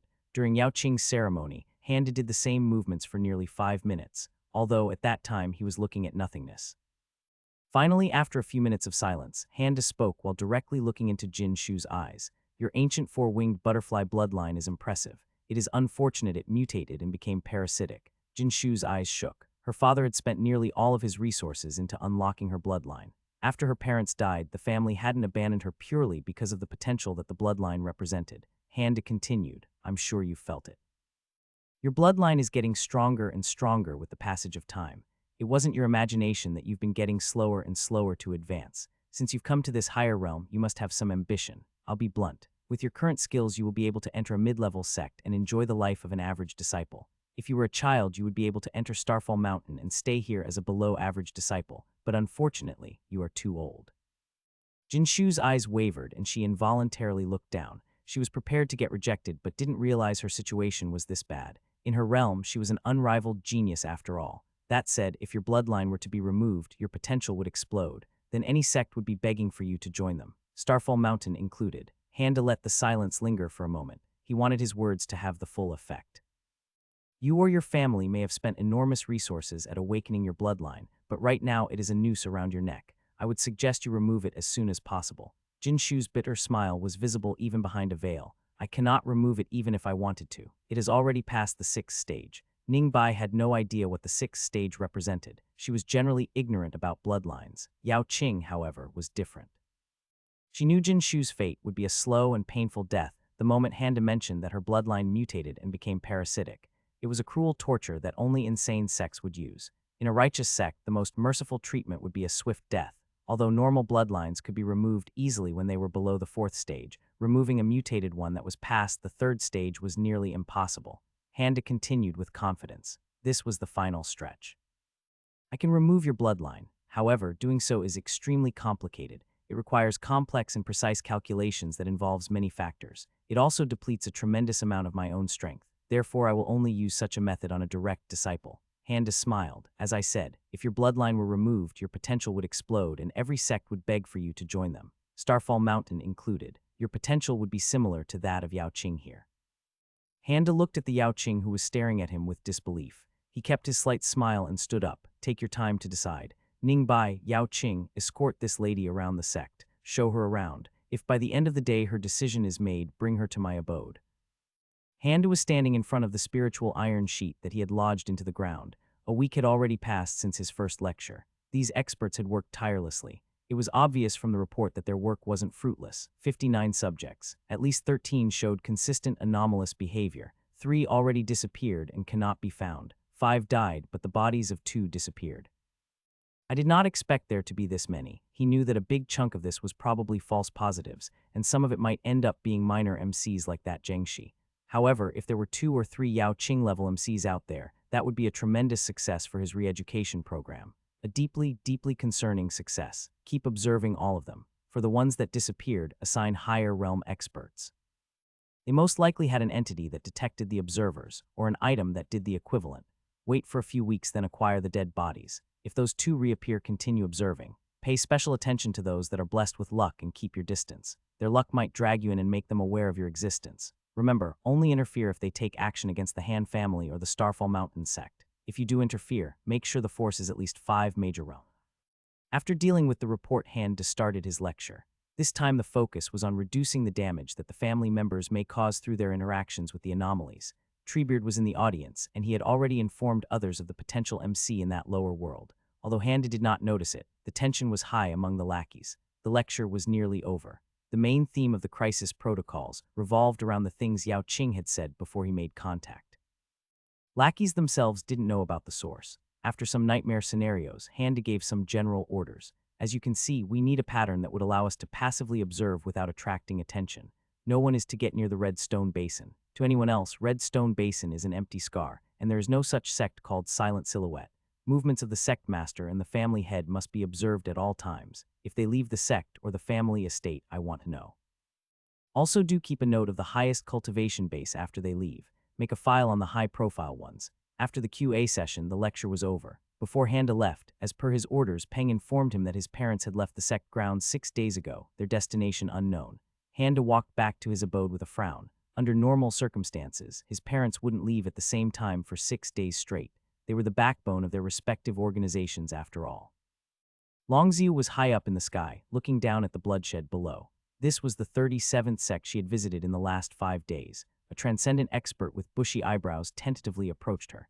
Even for a moment, he wouldn't raise his head and look directly at the family head. We haven't been able to find another kindling. This was the 6th and the last sect of this one. Under the triple suns, Longziu looked far away into the horizon. Without diverting her gaze, she asked, "What of the candidates? They are ready." "Good." Finally, Longziu broke her gaze and intently looked at the lines and lines of women down below.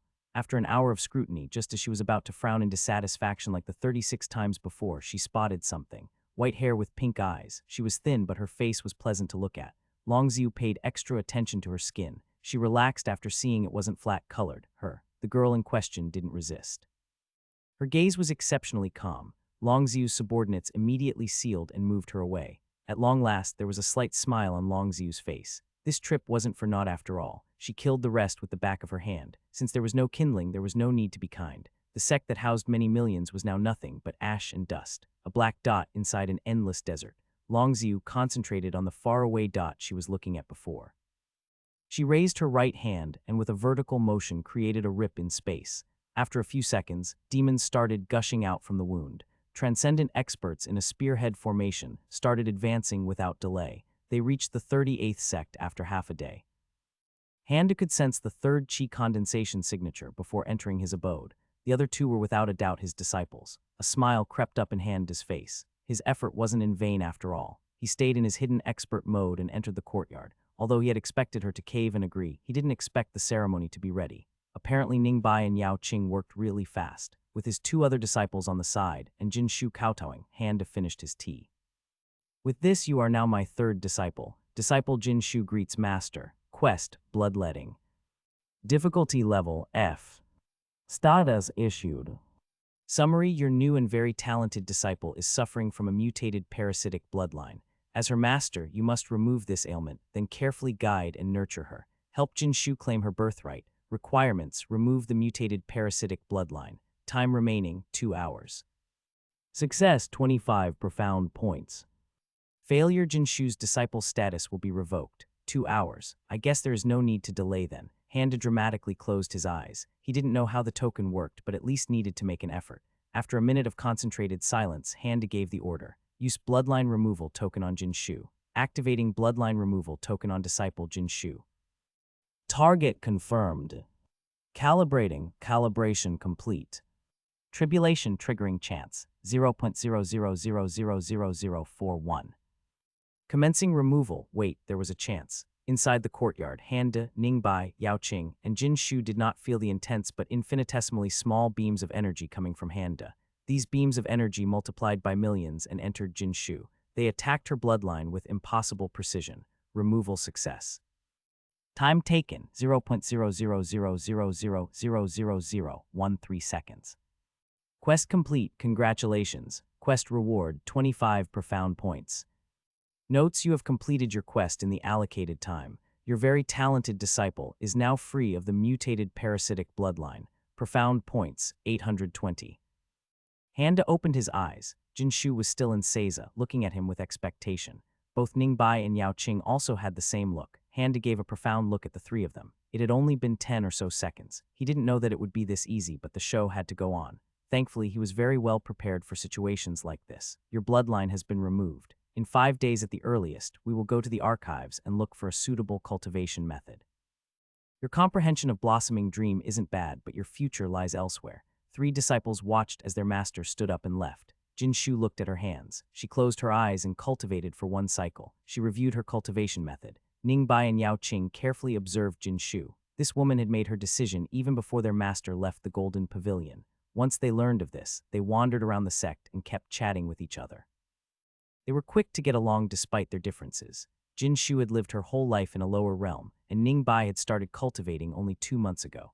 Yaoqing had lived most of her life in the Iron Blood sect. The common ground they all had was how new they were at the Starfall Mountain. Even their youngest Ningbai, who was their most senior when it came to the sect, had only started going to the lectures for less than a month. Yaoqing didn't know Jinshu from her past. Considering the girl's condition, it would have been shocking if she did. The lower realm that Jinshu was from was familiar to her. It was a location that Silent Silhouette paid attention to. However, she didn't know the reason for that. From her perspective, it was tens of thousands of years ago. Still, she decided to keep an eye on it and try to mention it to Handa in an appropriate moment. She had no doubt that Handa would get the hint. In the past few days, she was beyond impressed by his capabilities. Perhaps it was better to come clean now. She had already acknowledged him as her master, and a part of her knew that it would be impossible to keep her nature hidden forever. This wasn't an easy decision to make. Ningbai was very happy. She loved and admired Yaoqing greatly. It was as if this elder sister of hers filled a hole that she didn't know existed. She immediately warmed up to Jinshu too. This wasn't surprising at all. Ningbai was always friendly towards new people.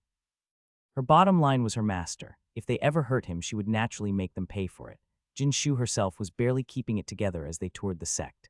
This Handa, perhaps her future master if he really did accept her as his disciple, laid out her innermost fears out in the open. She knew it was impossible to remove the bloodline that was with her since her birth, yet she somehow found herself daring to hope. It was an unpleasant feeling that she had never known before. Their master had left the courtyard, yet all 3 were silent. When he first said that the bloodline was removed, Jinshu didn't feel any different. Yet after a single cycle of cultivation and only a cursory review of her method, she was shocked. Her speed was increased 20-fold and her mind was crystal clear. It was the difference between heaven and earth. She removed her veil and revealed her delicate face. 3 disciples recalled how tired their master sounded. Although he desperately tried to mask it, they could tell. They remembered how he mentioned complex calculations. Judging how fast the process went, perhaps he had started those calculations before he even left the Golden Pavilion. They weren't the only ones that got stunned into silence. You did it so easily, yet you dare to put up an act. How is it possible? How can you have this precise control? Impossible, impossible. Black void pulsated. Its anger filled the void. It started leaking to other places, to hidden places, to places where the veil is weak. Maybe I should know, no. N-O-O.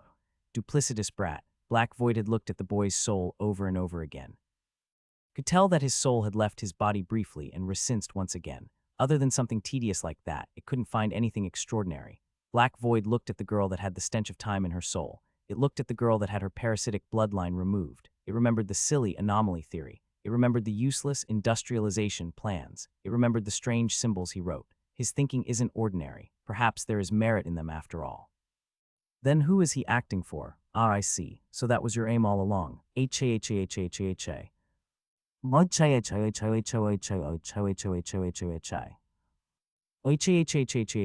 Ha, astonishing, provocative, dangerous. Very well, but I won't be easy to convince. Inside the Red Desert, near the Red Stone Basin, there was the Red Mountain. This mountain was cut in half by a deep chasm. Inside the chasm was the Silent Silhouette sect. In the deepest part of the chasm was a meditation chamber. The sect master of the Silent Silhouette was in secluded meditation in these chambers. He had made his choice, prepared all his cards. All he had to now was to wait for the result. He cultivated away as he always did for countless millennia.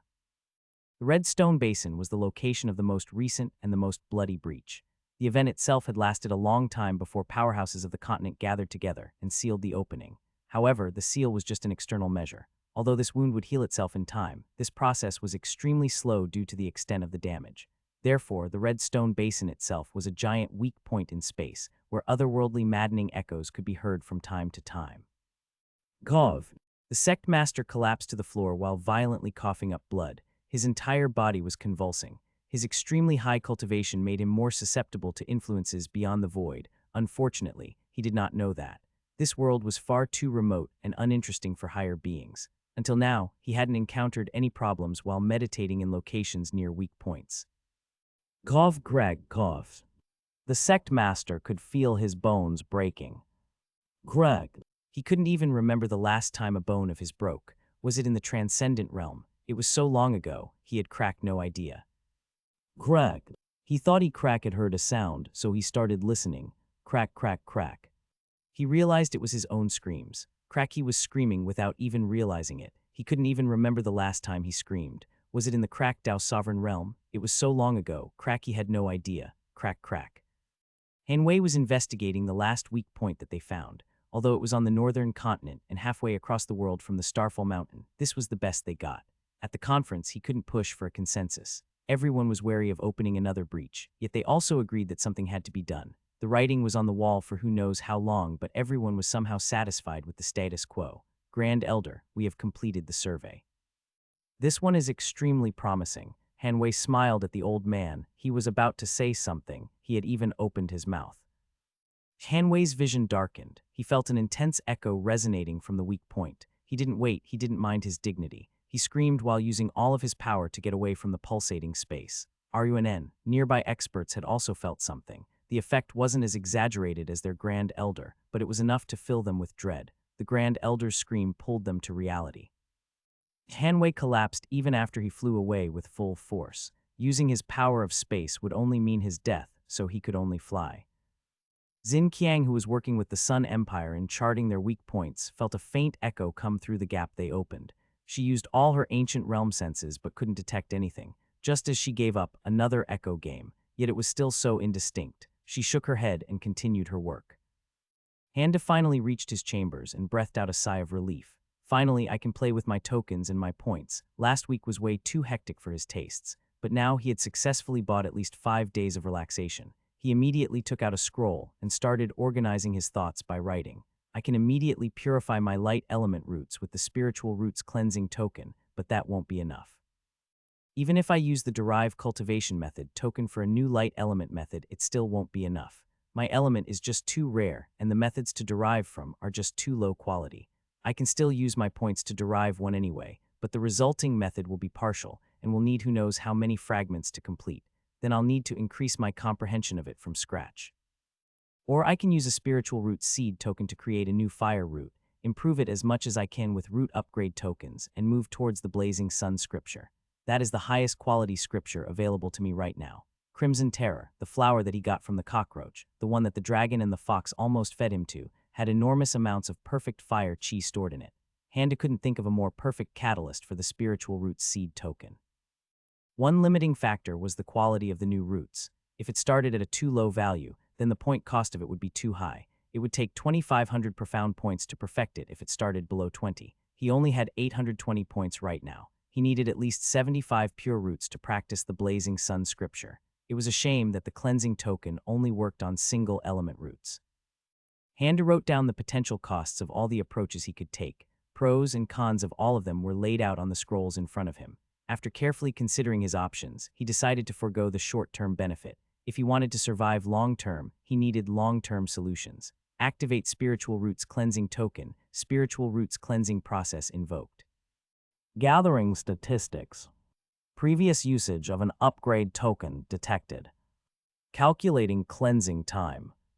Cleansing will take 9 hours and 43 minutes. Initiating final preparations. I thought it would take at least 2 weeks. Not bad, preparations are complete. To prevent permanent soul damage, the host will be put in sleep mode. Upgrades started. Time remaining 94,159. Time remaining 0. Cleansing complete. Awakening host. Operation successful. Congratulations, your spiritual roots have been cleansed. Handa opened his eyes. Before activating the token, he was just leaning on the side while looking at the scrolls.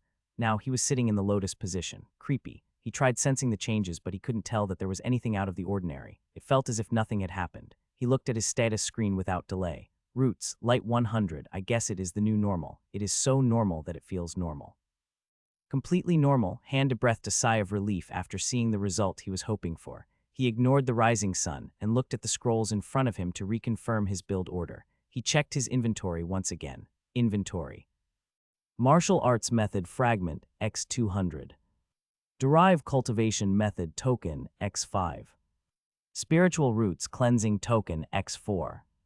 Spiritual Roots Seed Token X5. Random Constitution Token X5. Random Bloodline Token X5. Potential Point Upgrade Token X1. Bloodline Removal Token X4. The next stage of his plan was the most crucial. He prayed to any deities that might be in range and listening. So, the Seed Token. How do I even do this? How do I provide the chi required? Spiritual Root Seed Token X5. Creates a new spiritual root on the target. The element depends on the chi provided during the seeding progress. Warning, adding a root with an existing element will cause complications. Adding conflicting elements will cause complications. Please refer to Spiritual Roots Removal Token. The system was obstinate as always. Handa could not get any more information after trying for half an hour. Logically speaking, this should add a new elemental root and make me a dual element cultivator. Hopefully the new roots won't start at 1. Even if they do, I can wait for a while. My disciples can farm points for me, I guess. Handa removed the unremarkable box from his storage ring. He hadn't touched this since he got it from the cockroach. Although he wanted to give this to Ningbai, he kept delaying it again and again. Like before, a dense cloud of fire chi appeared as he opened the box. Handa started the process without delay. Spiritual Root Seed Token invoked. Gathering statistics.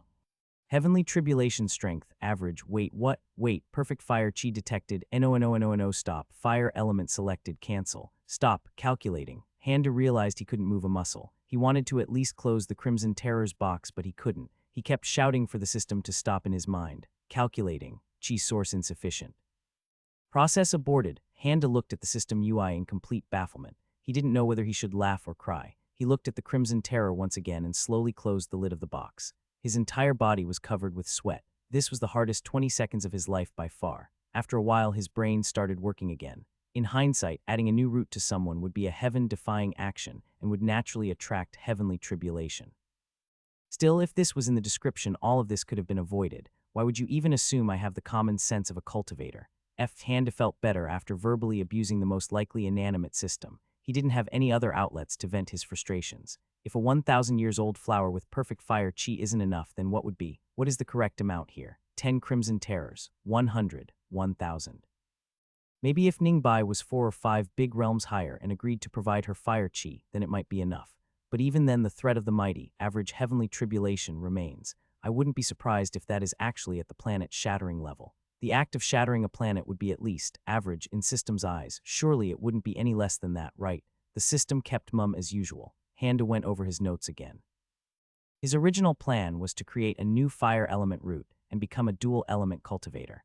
Then he would derive a new method from the Starfall and the Blazing Sun scriptures. If his new fire roots were too low in quality, he would slowly improve them via upgrade tokens. The system had provided many tokens related to spiritual roots. Upgrade, removal, seed, and healing tokens were available in the shop. He had even received a gift of 5 free seed tokens. It was clear that the system intended its host to go with the multi-element route. Handa didn't have any grand ambitions. As long as he could increase his survivability rate, he could stomach reducing his cultivation speed in the short term. Of course, he wasn't going to ignore the path that the system laid in front of him. However, Handa really did not have any grand ambitions. If that path meant going through an average heavenly tribulation, he would decisively ignore it. Well, my build order is completely useless now. I guess I can just roll for a random constitution and a random bloodline and call it a day.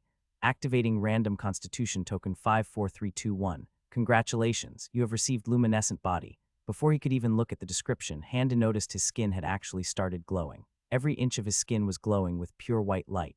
Handa immediately noticed a problem. His eyelids were also glowing.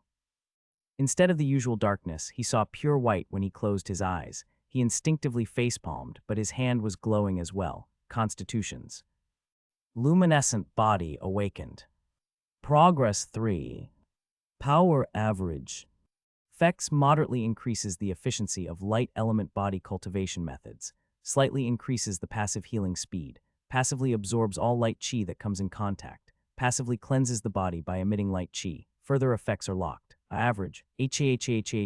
Seriously. You are giving me an average constitution. On the first try, Handa forgot that he was glowing and started laughing and jumping around like crazy. After a while, he remembered how Ningbai could see through the walls after her breakthrough. He froze, then took a deep breath. Even if it was very weak, I would have been over the moon as well. I guess average is synonymous with trash for you to give it out so easily. One system's trash is another arrogant young master's treasure. More importantly, I'm guessing there is no limit to constitutions or bloodlines in a body. Only the random tokens have that limitation.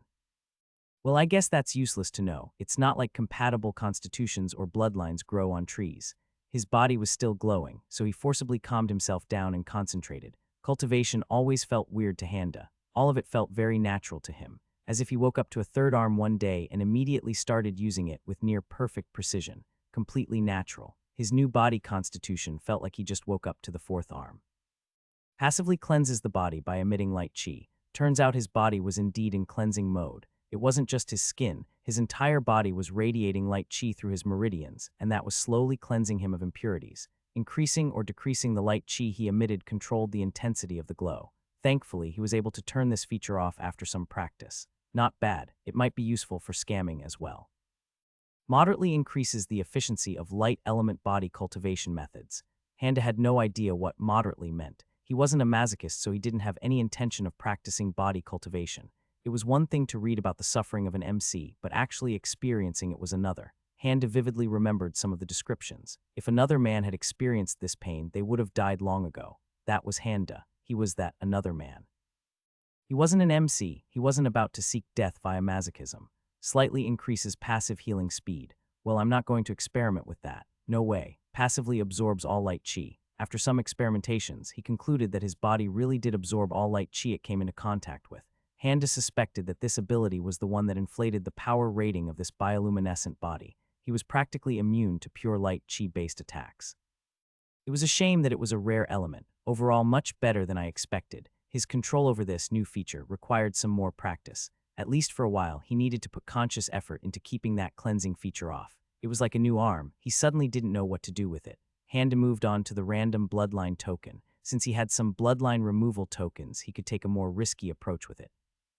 He could reroll until he got something vaguely useful like the luminescent body. His expectations weren't high, but he prayed to Ningbai just in case. Activating random bloodline token 54321. Congratulations, you have received Primordial Void Dragon Bloodline. Bloodlines.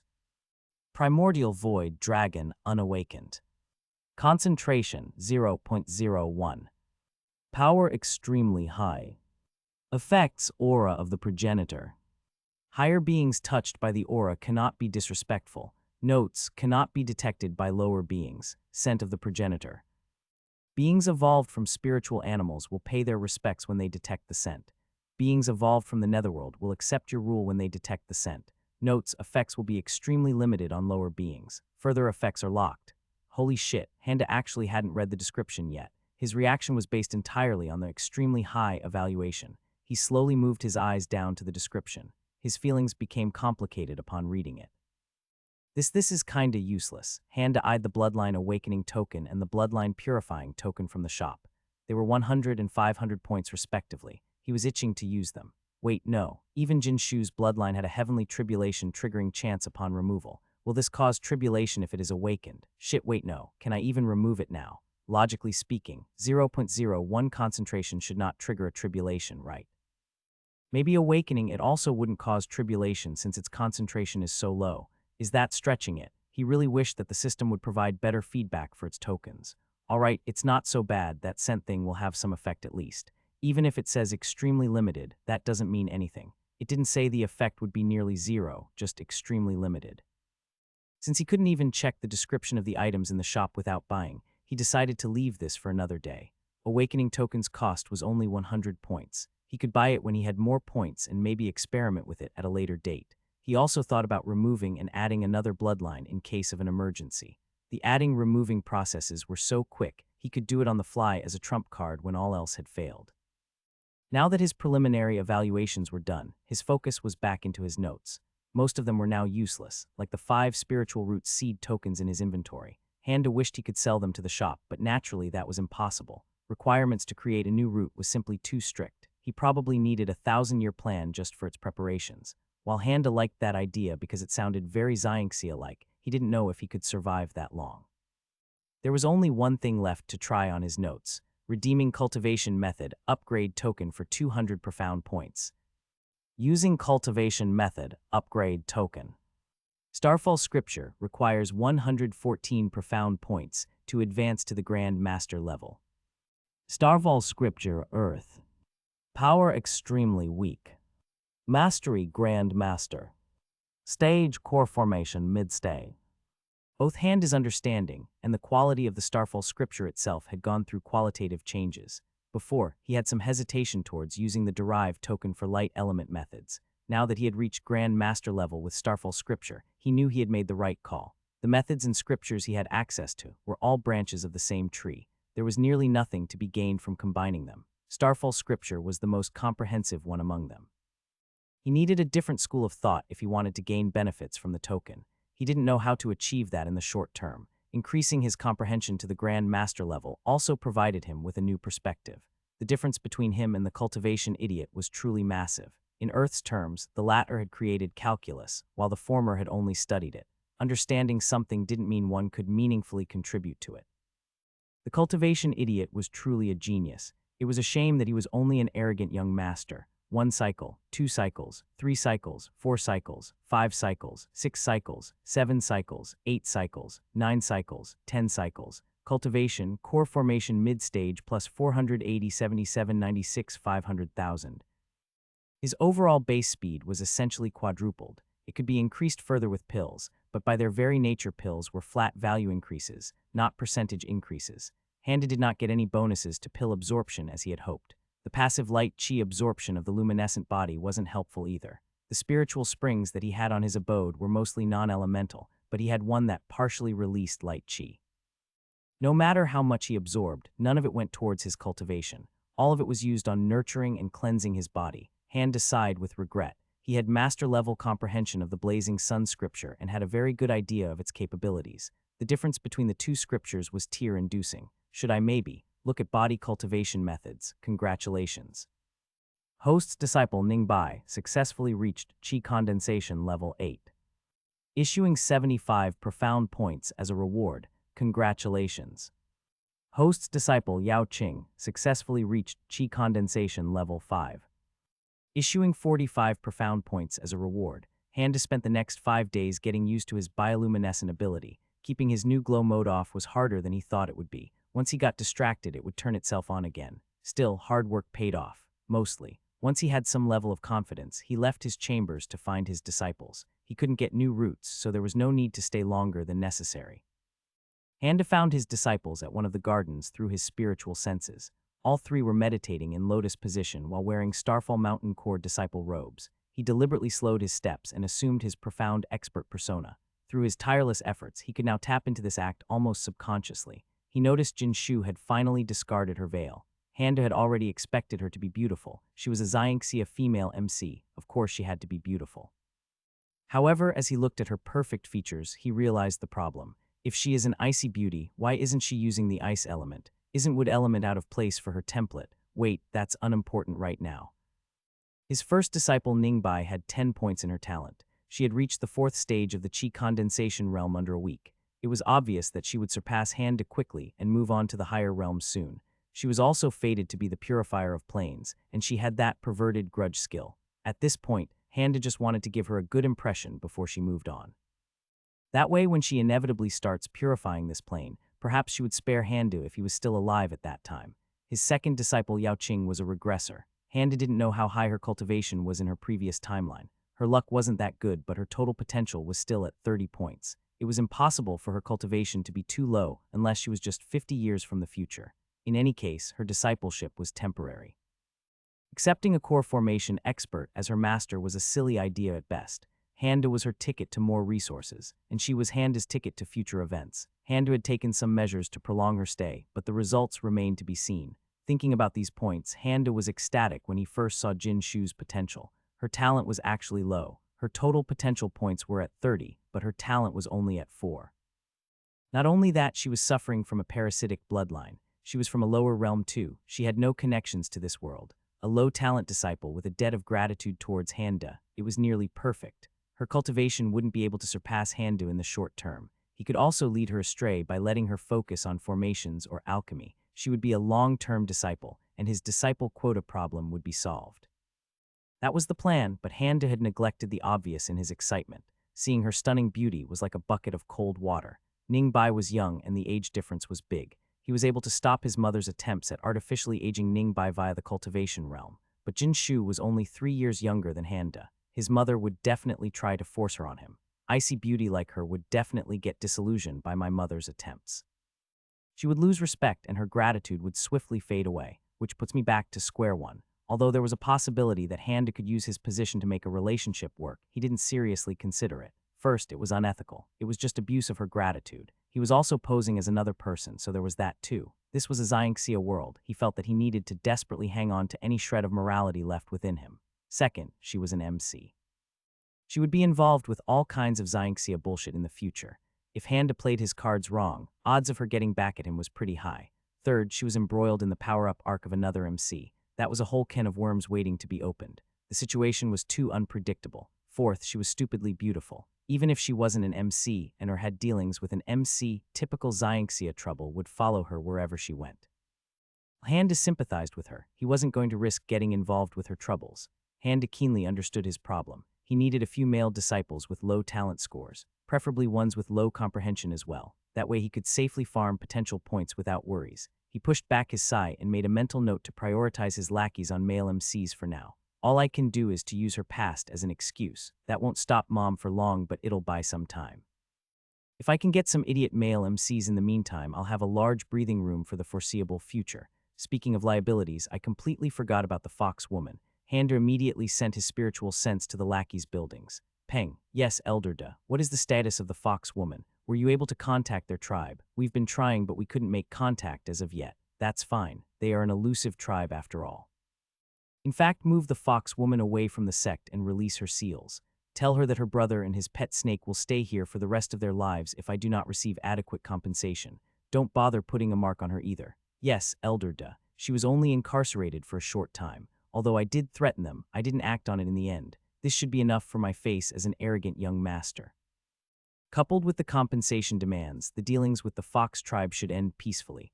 Handa considered trying his bloodline scent on her for a moment, but there was a history between them. He wouldn't be able to get a clear feedback. He couldn't turn his bloodline off as well, so it was better not to prolong her stay. The 3 disciples had long realized that their master had arrived. It was hard not to. He had a slight glow to him. They didn't dare disturb him. It seemed like he was deeply contemplating a profound problem. When Handa returned to the real world, he saw his disciples were waiting for him.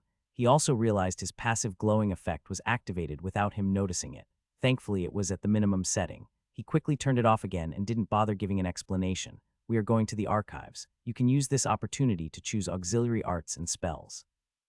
You may take anything that catches your attention. It doesn't matter if it is incomplete or has other issues. Fate is the most important factor when selecting a method. Ningbai had already visited the archives during her second day in the sect. Even if she was a direct disciple, she couldn't just enter the archives at will. She was looking forward to another visit. Last time she didn't even have a cultivation base. Jin Shu didn't say a word. After her bloodline was removed, she realized her cultivation speed had improved beyond her imagination.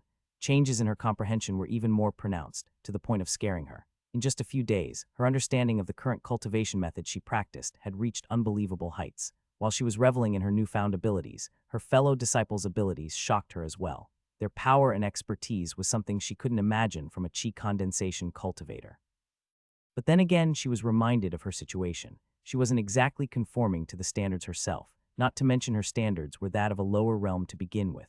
Over the last 5 days, she had many interactions with the two girls. From their descriptions, it was obvious that their master wasn't simple. This was also the first time she saw a sect of a higher realm. She was looking forward to this visit to the archives. Yao Qing was visibly calm. She was curious, but she really didn't need anything. Her mind was on another matter entirely. Hand in knowing the celestial storm scripture was shocking. Him rewriting it was shocking. Him rewriting the blazing sun scripture was shocking. Him being Ningbai's master was shocking. Him killing Shenzing was shocking. His mastery over the spear was shocking. From the moment she met Handa, it was one shock after the other. Him removing the parasitic bloodline of the 6th stage was shocking too. In fact, that was on another scale altogether. It was the mountain that broke the camel's back. Yao Qing had already decided not to prolong this matter after thinking things through for the last few days. She would make her move after coming back from the archives. Much to his disciples' relief, Handa didn't even bring up flying towards the archives. His 5 days of practice had increased his control, but using spiritual power still affected the stability of his body. If he accidentally started glowing at random intervals, his image of profound hidden expert would surely take a hit. Walking was the safest option. After 2 months, Handa was finally aware that the act of walking was strange for an expert on his level. It was especially harmful to his arrogant young master facade. Fortunately, most of his time was spent on his abode, and the damage was insignificant. Also, it might have been helpful for his future hidden expert transition if he looked at it from another point of view. Handa and his 3 disciples naturally caught the attention of many. Ningbai was already a celebrity in the sect. In the past week, she was also frequently seen with 2 other beauties. There were many rumors about their origins, but now that they were walking behind Handa, the truth was revealed. Openly gawking and whispering crowd didn't bother Handa. He decisively ignored everything until they were inside the archives. After dispersing his disciples, he quickly went to the forbidden section. It was time to thoroughly check it in its entirety. 7th Moonlight Scripture Mortal. Power extremely weak. Mastery Master. Stage Chi Condensation 013. Through the Starlight Mortal. Power extremely weak. Mastery Master. Stage Chi Condensation 013. Immortal Bastion Mortal. Power extremely weak. Mastery Master. Minimum Cultivation, Mid-Stage Foundation Establishment. Effects creates a barrier made out of light, Golden Spark Mortal. Power extremely weak. Mastery Master. Minimum Cultivation, Mid-Stage Core Formation. Effects heals superficial wounds through touch, Heavenly Gaze Mortal. Power extremely weak. Mastery Master. Minimum Cultivation, 5th level of Chi Condensation. Effects generates heat at a small spot through concentration of light. Range depends on the amount of light chi. Handa had already scoured the core formation section of the archives during his previous visit. At that time, his roots were only at 42, and he didn't have a good grasp of the system's abilities. Now, he didn't have to worry about incomplete methods that much. He didn't even need to worry about the available stages of the methods. The system would automatically create other stages as long as at least one stage was complete. My situation really isn't as bad as I thought back then. I still would prefer farming XP or some sort of auto-cultivation, but this profound point stuff really isn't that bad. Definitely not the worst cheat that I've seen. 610 easily. Handa profoundly nodded to himself. It was a reflex, he didn't even realize he was doing it. I got DPS, tank, and healing spells. Enough for experimentation at least for now. The footwork method isn't bad, but I'll have to be careful with the body cultivation method. It had taken him a few hours, but his original purpose was complete. He had also found an incomplete method for Jin Shu, which was nice. Yellow Grove Scripture Mortal. Power extremely weak. Mastery Master. Stage Chi Condensation 013. Profound Points 504. He left the spells section of the archives and headed down to the 1st floor. As he went down, he realized he hadn't encountered any disciples on the way. The archives were also strangely quiet too. He couldn't hear the usual muffled scroll sounds from the 1st floor. There were only 4 people on the 1st floor. 3 of them were his disciples. The last one was a dignified-looking man that was standing straight as a stick with hands on his back. Handa couldn't detect an aura from the man, but his features were instantly recognizable. Mid-40s, long hair with a deep black color, thin and extra-long kung fu mustache along with the accompanying beard. Handa forced himself to calm down and consciously increase his control over the luminescent body's glow effect. He confidently walked towards them and spoke to the man. "Greetings, grandfather. I did not expect you to exit your closed-door cultivation this early." The serious-looking man slowly turned his head and looked at Handa with the corner of his eyes, then turned his attention to the disciples once again after saying, The man continued scrutinizing the disciples. He looked at them from head to toe. Even the experienced Yao Qing felt that her secrets were out in the open as he looked. She didn't know if her going back in time had created a mark on her, but the man's gaze didn't linger and moved on to Jin Shu. After a few minutes and another He looked at Handa directly. "You have chosen well. Their talents aren't that bad. Maybe I should take one of them." As he spoke, Handa saw that he looked at Ningbai's direction. Handa didn't hide his smirk. "Grandfather, if you don't seek death, you will not die." Handa's grandfather was an orthodox sect elder. He was a man that was obsessed with the concept of face, an old monster that measured his cultivation with centuries, an arrogant person that would never listen to others, a person that looked magnanimous from the outside, but his pettiness was as high as the heavens. He would never forget anyone that offended him, no matter how small, nor would he ever forgive them. HMPH, a mere mid-stage core formation cultivator dares to talk to me like that. At least he was like that to outsiders. When he was with the cultivation idiot, he would turn into a doting grandparent. The cultivation idiot also adored his grandfather like no other. His obsession with his face came directly from his grandfather. Since their characters were so similar to each other, their reunion would always look like a meeting between two Vegetas. It is the younger generation's duty to look after the old and weak. The grandfather and the grandson looked at each other. On the side, the three disciples had varying expressions on their faces. Handa didn't mind them. Although he was sure that he could convince his grandfather now, he still felt pressure after he finally met this man in the flesh. Inadvertently, his bioluminescent glow started to leak. Since his attention was fully on the greeting, he didn't notice. The grandfather, Han Shan, had already noticed his grandson's peculiarity. He was secretly inspecting him from the beginning. This glow he released didn't look simple. Its current effects were only cleansing, but he could tell that was just the beginning. A smile crept up on Han Shan's face. He gave an approving nod. "Good, you have improved. You are much better than your father." Ningbai breathed a sigh of relief on the inside. Jin Shu felt nostalgic at the interactions of her master and his grandfather. However, under her expressionless exterior, Yao Qing was baffled. Granted, she didn't know anything about the Han family other than Long Ziu and Handa, but the existence of this grandfather figure was unexpected. Han Shan nodded. There was no need to beat around the bush with his grandson. Arrogant young master template A variation 4. What? Handa immediately remembered Yao Qing's timeline. He resisted the urge to look at the 15-year-old and tried to calmly analyze. "My father's cultivation is too high. There is no way he'll go missing due to natural phenomena. He won't be stuck in a hidden realm or something. At worst, he can punch his way through or send a message." Mother and father both left the sect at the same time, too. "You three go back to the abode and cultivate." Handa didn't give an explanation, but his stiff face was easy to read.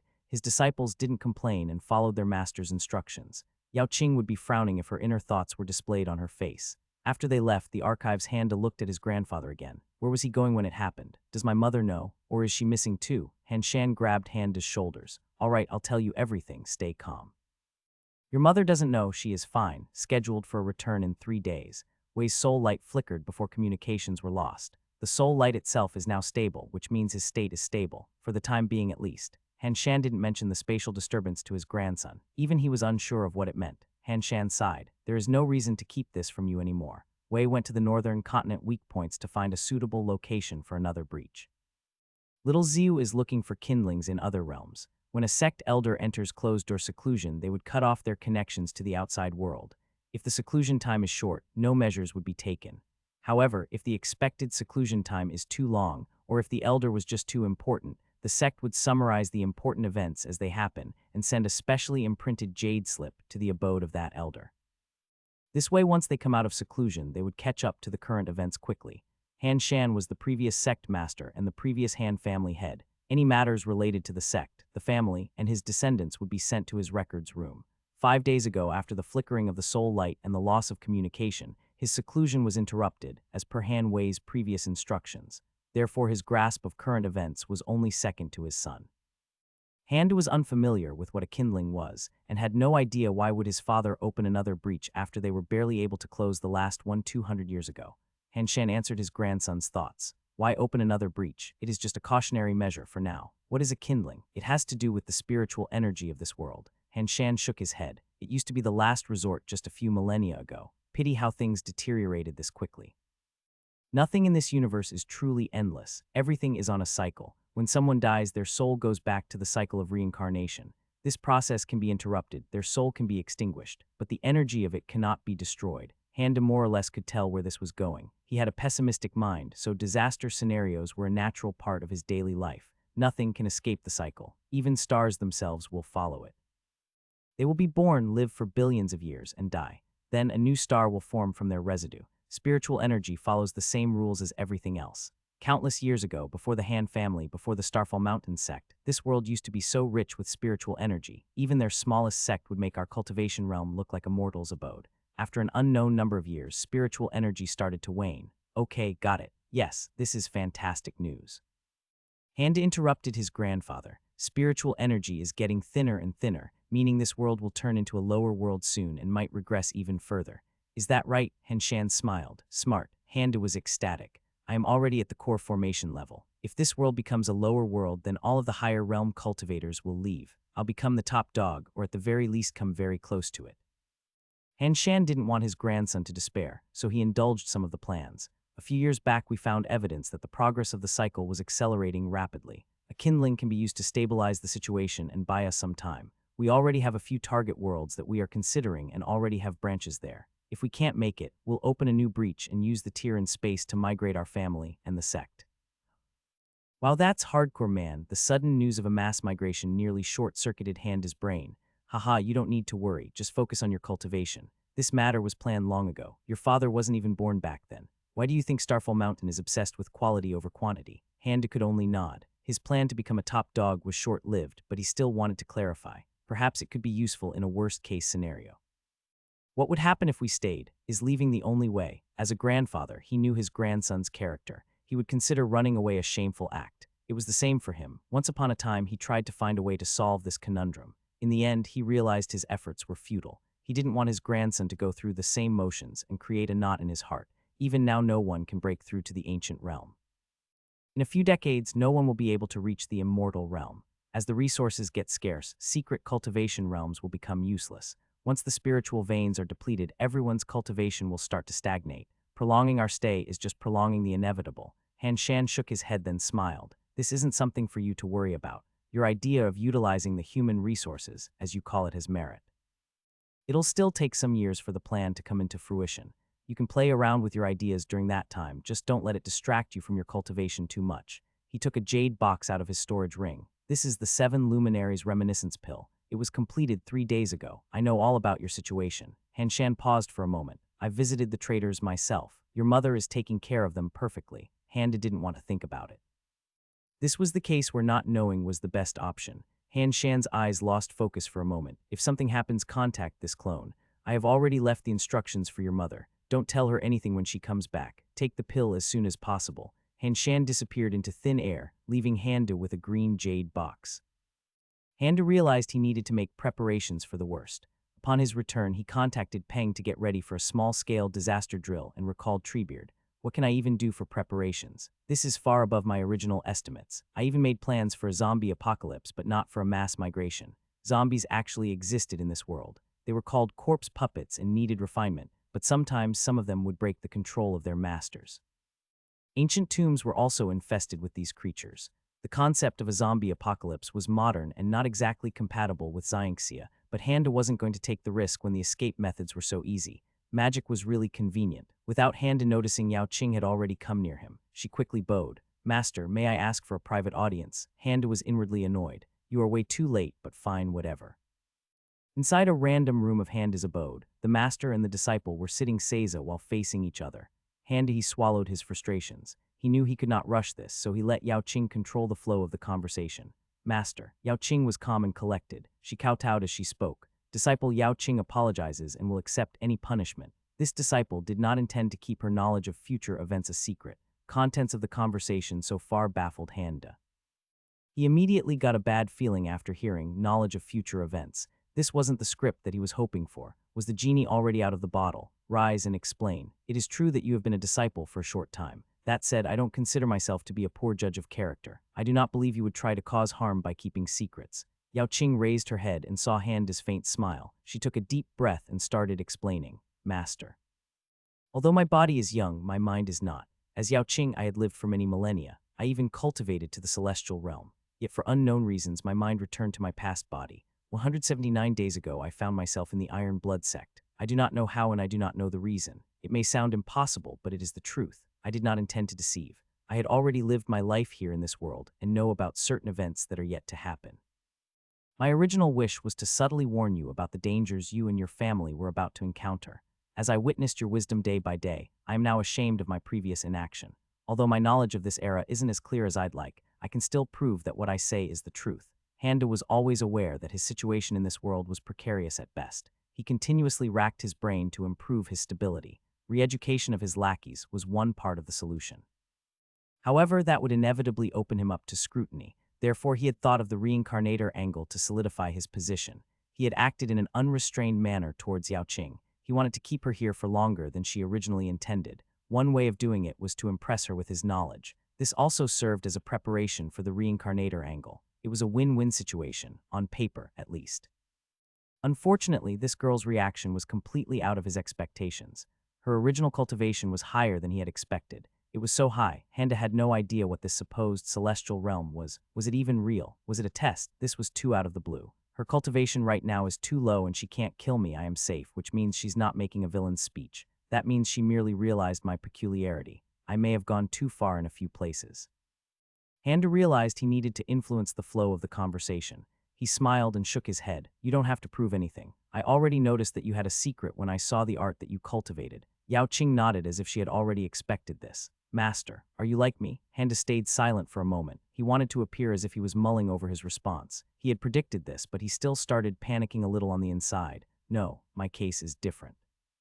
I suffered an attack on my soul some time ago. Most of my memories related to a certain prayer beads are damaged due to this encounter.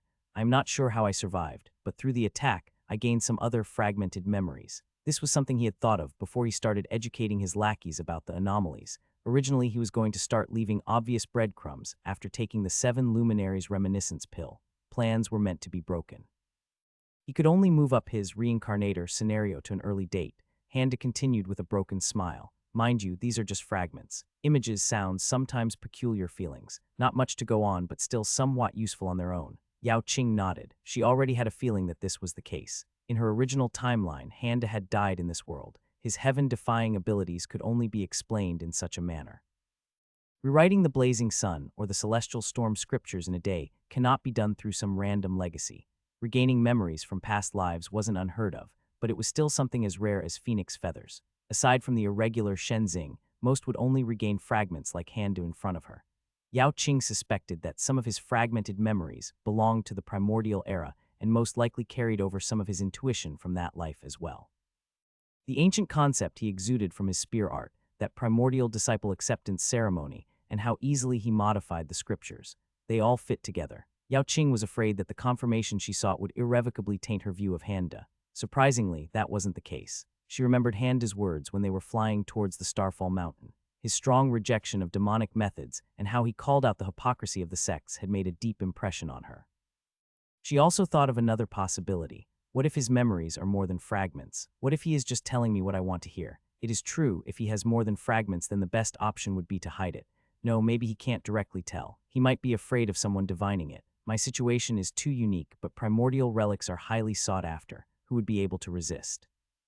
After letting her mull over, Handa continued. He wanted to probe some information quickly and move on. He suspected that she would leave after this conversation. She'd have to be an idiot to not notice the undertone of his grandfather's visit.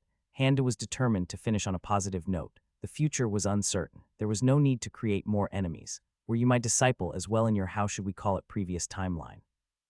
Is that why you have become my disciple despite having reached the celestial realm before? No, master. At this point in time, my roots were already stolen by Shenzing, the demonic disciple that master had killed in Brass Stallion City. I became immortal. It was over 20 years later I was able to regrow my roots and become a cultivator again. Yao Qing spoke without emotion. One would think she was talking about someone else. She had stopped caring about the gory details long ago.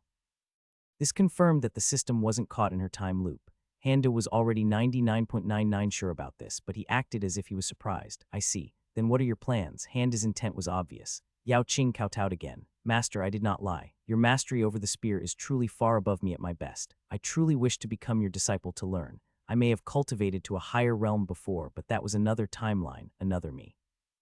I now realize just how much I still have to learn. Please give me a chance. Handa's jaw dropped on its own. According to the template in his mind, this girl should have the pride of a higher realm master. Staying as a disciple would be demeaning. Scamming him for some resources and giving some tips about the future was completely acceptable. Handa thought it was a bargain, but staying here after this, is she that confident in her future knowledge? Or unexpectedly, is her face really this thick? Is she going to blatantly ask for more resources now? Try to get everything while she could? Is there another angle that I'm not aware of? Why did she tell me her secret in the first place? Sure, you might be suspicious about me, but why tell your own? Hundreds of thoughts flashed through Handa's mind. He tried to consider every angle. Was it his mother? Was it his father? Was it something else in the future? He had assumed the reason his mother went on a killing spree was due to the cultivation idiot's death. Back then, he wanted to play it safe and use Yao Qing as an early warning system. If she had realized that she was late and wanted to bail, that was fine. Perhaps she realized she wasn't late. Handa's mind was running in circles. Yao Qing was still kowtowing while patiently waiting for his response. Handa thought of a wild idea. There is no way she is sincere, right? I mean, I did improve her celestial storm scripture, but I only improved it to the master level. She was already closing to the advanced level herself. Handa relied on the system completely for comprehending methods. He knew the difference between comprehension levels. Although he couldn't stomach the normally written cultivation methods, a celestial realm master should be able to understand them, right? Especially one with 8 points in comprehension. Especially one that lived for God knows how long. After thinking it through, Handa realized he couldn't come to a decision right now. I guess letting her stay doesn't have any short-term disadvantages. I can keep an eye on her and intervene if I smell anything fishy. If somehow she really is actually sincere, I was acting like a profound expert anyway. Handa made a mental note to ask about the celestial realm to his grandfather. Very well, since you are showing your sincerity, I can only respond with sincerity. Raise your head, you are already my disciple. That fact won't change now or in the future. The capital of the Ming Empire was in ruins. Craters were everywhere. Smoke was rising from the ashes. There was no blood or corpses to be found. There were no cries for help nor wails for the dead. The Ming Palace, the only standing structure in the capital city, was also silent. Cracks could be seen on the walls, but they were still standing. Barely. The royal guards were on high alert. Only a few of them were left. No one tried to run away. They had no place to go even if they did. The capital was their home, and the palace was their life. Now the former was nothing but a pile of ash, and the latter looked as if it could collapse at any moment. Ming Nui and Zhang Cheng were locked in one of the secret chambers under the palace. They almost died in last night's botched assassination attempt. If it wasn't for the sudden appearance of a crazy woman that burned the entire city to the ground, perhaps they might have perished along with the other princes. That crazy woman was Xin Meili, the matriarch of the Xin family, who had finished negotiations with the Ming emperor a moment ago. Xin Meili didn't answer and walked away. After she had entered the continent, she was attacked by low-realm experts. Dispatching them was easy. After interrogating them, she didn't linger and started her search for her disciple, Xin Qiang. A few days later, she stumbled upon a century-old fire lotus that bloomed right at that moment. It was a waste to leave it. The efficacy would fade rapidly once it fully bloomed. After sealing it, she came across an injured high-realm expert of the same sect that attacked her. These people were all quite resistant to torture, so she wasn't expecting much. But out of the blue, this guy started talking about the Starfall Mountain sect's Handa and their deal with the Ming Emperor for the weak points. Presumably, it was an attempt to distract her. Obviously, she didn't let him get away and turned him into ash on the spot.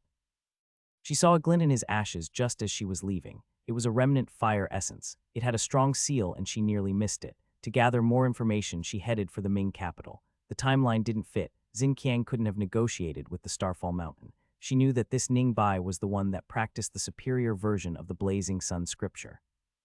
During her journey on a random spot she had chosen for meditation, she saw the leaves of an Earth-grade 1,000-years-old fire ginseng. The Ming Empire's capital looked like a war zone when she arrived. The attackers were of the same sect that she encountered, so she didn't hesitate and provided help. The Ming Emperor was unwilling, but still provided the coordinates of the weak points and their general characteristics. In his mind, the Xin family was working with the Han family anyway. It wasn't hard to exploit that fact. Luck was on her side ever since she had entered the continent.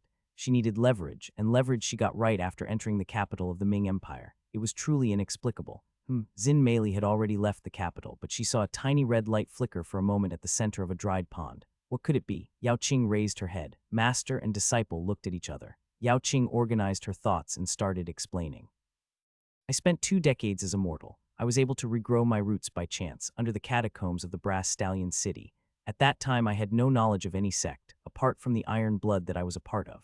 It was nearly a century later that I learned some of the events that happened during my mortal years. It was only a few lines in the passing. In my youth, I had also tried to forget those years. What I remembered was that in the year 906 of the 274th cycle, Long Xiu, the head of the Han family, had gone mad with grief and started cutting down anyone and anything related to the Starfall Mountain sect. The cause of her grief was the loss of her family. Her family, including the genius of the Starfall Mountain sect, the peerless swordmaster of his generation, her son, whose name was forgotten in the annals of history. For a while no one disturbed the solemn atmosphere. Yao Qing had told him the truth, the whole truth. She only hid the reason why she remembered Long Xiu even after all these years. Yeah, I know, that idiot was a genius. Tell me something I don't know. Finally, Handa shook his head. They were already in the year 906. He needed more. When he transmigrated, it was 906 already. Technically, the cultivation idiot's death covered everything on the surface. But his father's disappearance made him suspect a two-pronged attack, which meant that the sect and therefore himself was still in danger. What about my father or grandfather? I am sorry. I only know that she lost her family. Any idea of the culprits? Yao Qing shook her head. At first I thought it was the Silent Silhouette sect. However, with Ning Bai's, I suspect the family that resided in the Blazing Sun Hidden Realm might have played a role as well. The Blazing Sun family, Hidden Realm. It is true that Zin something really did intensely stared at Ning Bai back then, but Ning Bai shouldn't have stayed with the Starfall Mountain during Yao Qing's timeline. Well, with her luck getting in contact with Zin, something would be easy. Yao Qing shouldn't know about the Zin family encounter at the Brass Stallion. Why are you suspecting the Blazing Sun family? Yao Qing seemed hesitant, but she still answered her master's question. Ning Bai appeared from the Hidden Realm 1,000 years from now. She destroyed the Hidden Realm first, then the continents one by one, starting with the southern continent.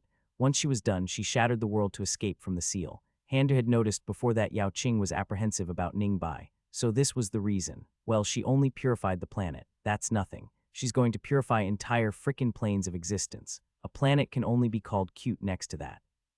Still, this was Ning Bai. It was better to tie this loose end now before it became a grudge. Considering how Ning Bai's brain worked, this grudge might somehow implicate him as well. That is not the Ning Bai you know now. 1,000 years is a long time. I have told you before, seemingly insignificant events can have massive and unpredictable outcomes. Your very existence probably altered history before you even became my disciple. Handa profoundly closed his eyes.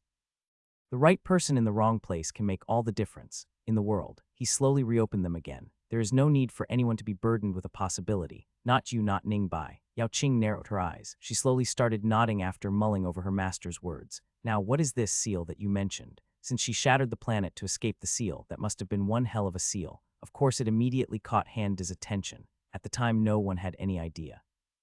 No one knew when it became active. I became aware of it only 2 centuries before Ning Bai's appearance. The seal was placed by the Silent Silhouette sect. It was their attempt to stunt the spiritual energy decline. They sealed the world through the heavenly chi gathering formation. Handa felt that something wasn't right. Isn't this Silent Silhouette sect a demonic sect? Not only that they are a hidden sect as well. Why are they even sealing the world? Why didn't they just leave during the breach 200 years ago? Aren't they supposed to be near Redstone Basin, the center of the previous breach? Did the spiritual energy decline stop? As Yao Qing expected, her master wasn't surprised at the decline. No, but it supposedly slowed it down. But it didn't matter. War and conflict kept escalating due to scarcity of resources. Handa suppressed the urge to sigh. I really won't be able to become the top dog. My ticket to an easy life is gone. Her information was surprisingly useless. It could be the Silent Silhouette, but it could be someone else. It could be that the seal was activated and cut off my father from this world.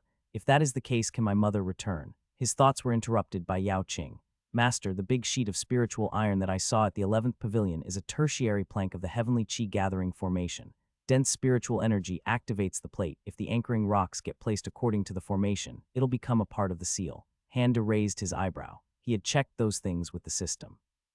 They were just ordinary spiritual iron and ordinary rocks. I checked them myself and could not find anything out of the ordinary. Are you sure? Yes, the plank only becomes a part of the formation once the core seal is activated. The anchors will resonate and let the core locate the plates. They will only resonate when placed in a strict formation. The rocks themselves are useless after the formation is fully activated. A plank can be located once it is saturated with spiritual energy. It just can't become part of the seal if the anchors aren't in place.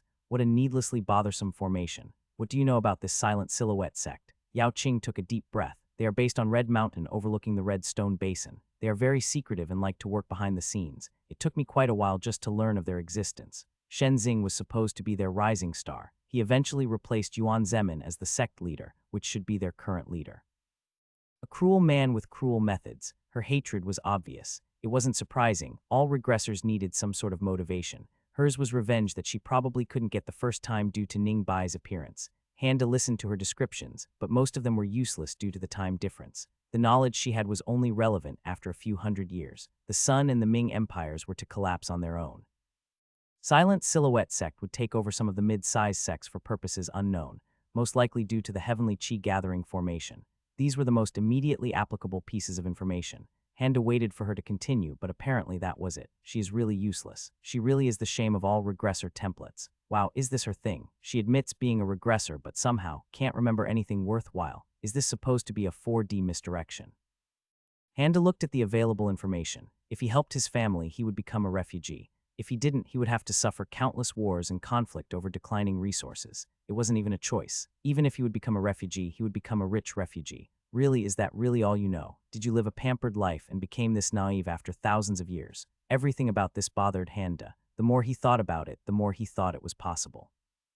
Yao Qing looked like she would become a tremendous beauty. Even as a mortal, it wasn't hard to imagine her living a pampered life. Ning Bai is also like this. She has that autumn game heroine element in her. Yao Qing might have that too. A second autumn game heroine, I guess it's not so bad. Their capture targets can become my free advertisers even if we leave this world. Yao Qing fears Ning Bai, so she would yield if there is a conflict. Let's hope Jin Shu isn't a third one. Right, since she is pampered, I should make sure that she never talk about this to anyone again. If this was on Earth, she would have long become a lab rat. A Xianxia lab rat would be even worse. Handa was reminded of the hermit wizard archetype from DD. Their high intelligence would make them incredibly clever, but their low wisdom would make them act like idiots. He temporarily filed Yao Qing under the hermit wizard category, pending further investigations. It might be needless to say, but you should never divulge your nature to others. You should also be wary of the urge to change things to someone's advantage, even if that urge stems from a desire to help others. The slightest push, the smallest touch, sends echoes throughout life. Even a small act may have more severe repercussions than you know or can see. From one act can come tremendous power when the echo has traveled as far as it can. Yao Qing seriously listened to her master's words. Throughout the entire conversation, he was remarkably calm. His questions were on point, and his warnings carried a weight that was beyond this realm. She realized she had made the right choice. He really might be. She calmed herself and didn't dare continue that line of thought. Handa wrote down Jin Shu's cultivation method on the spot.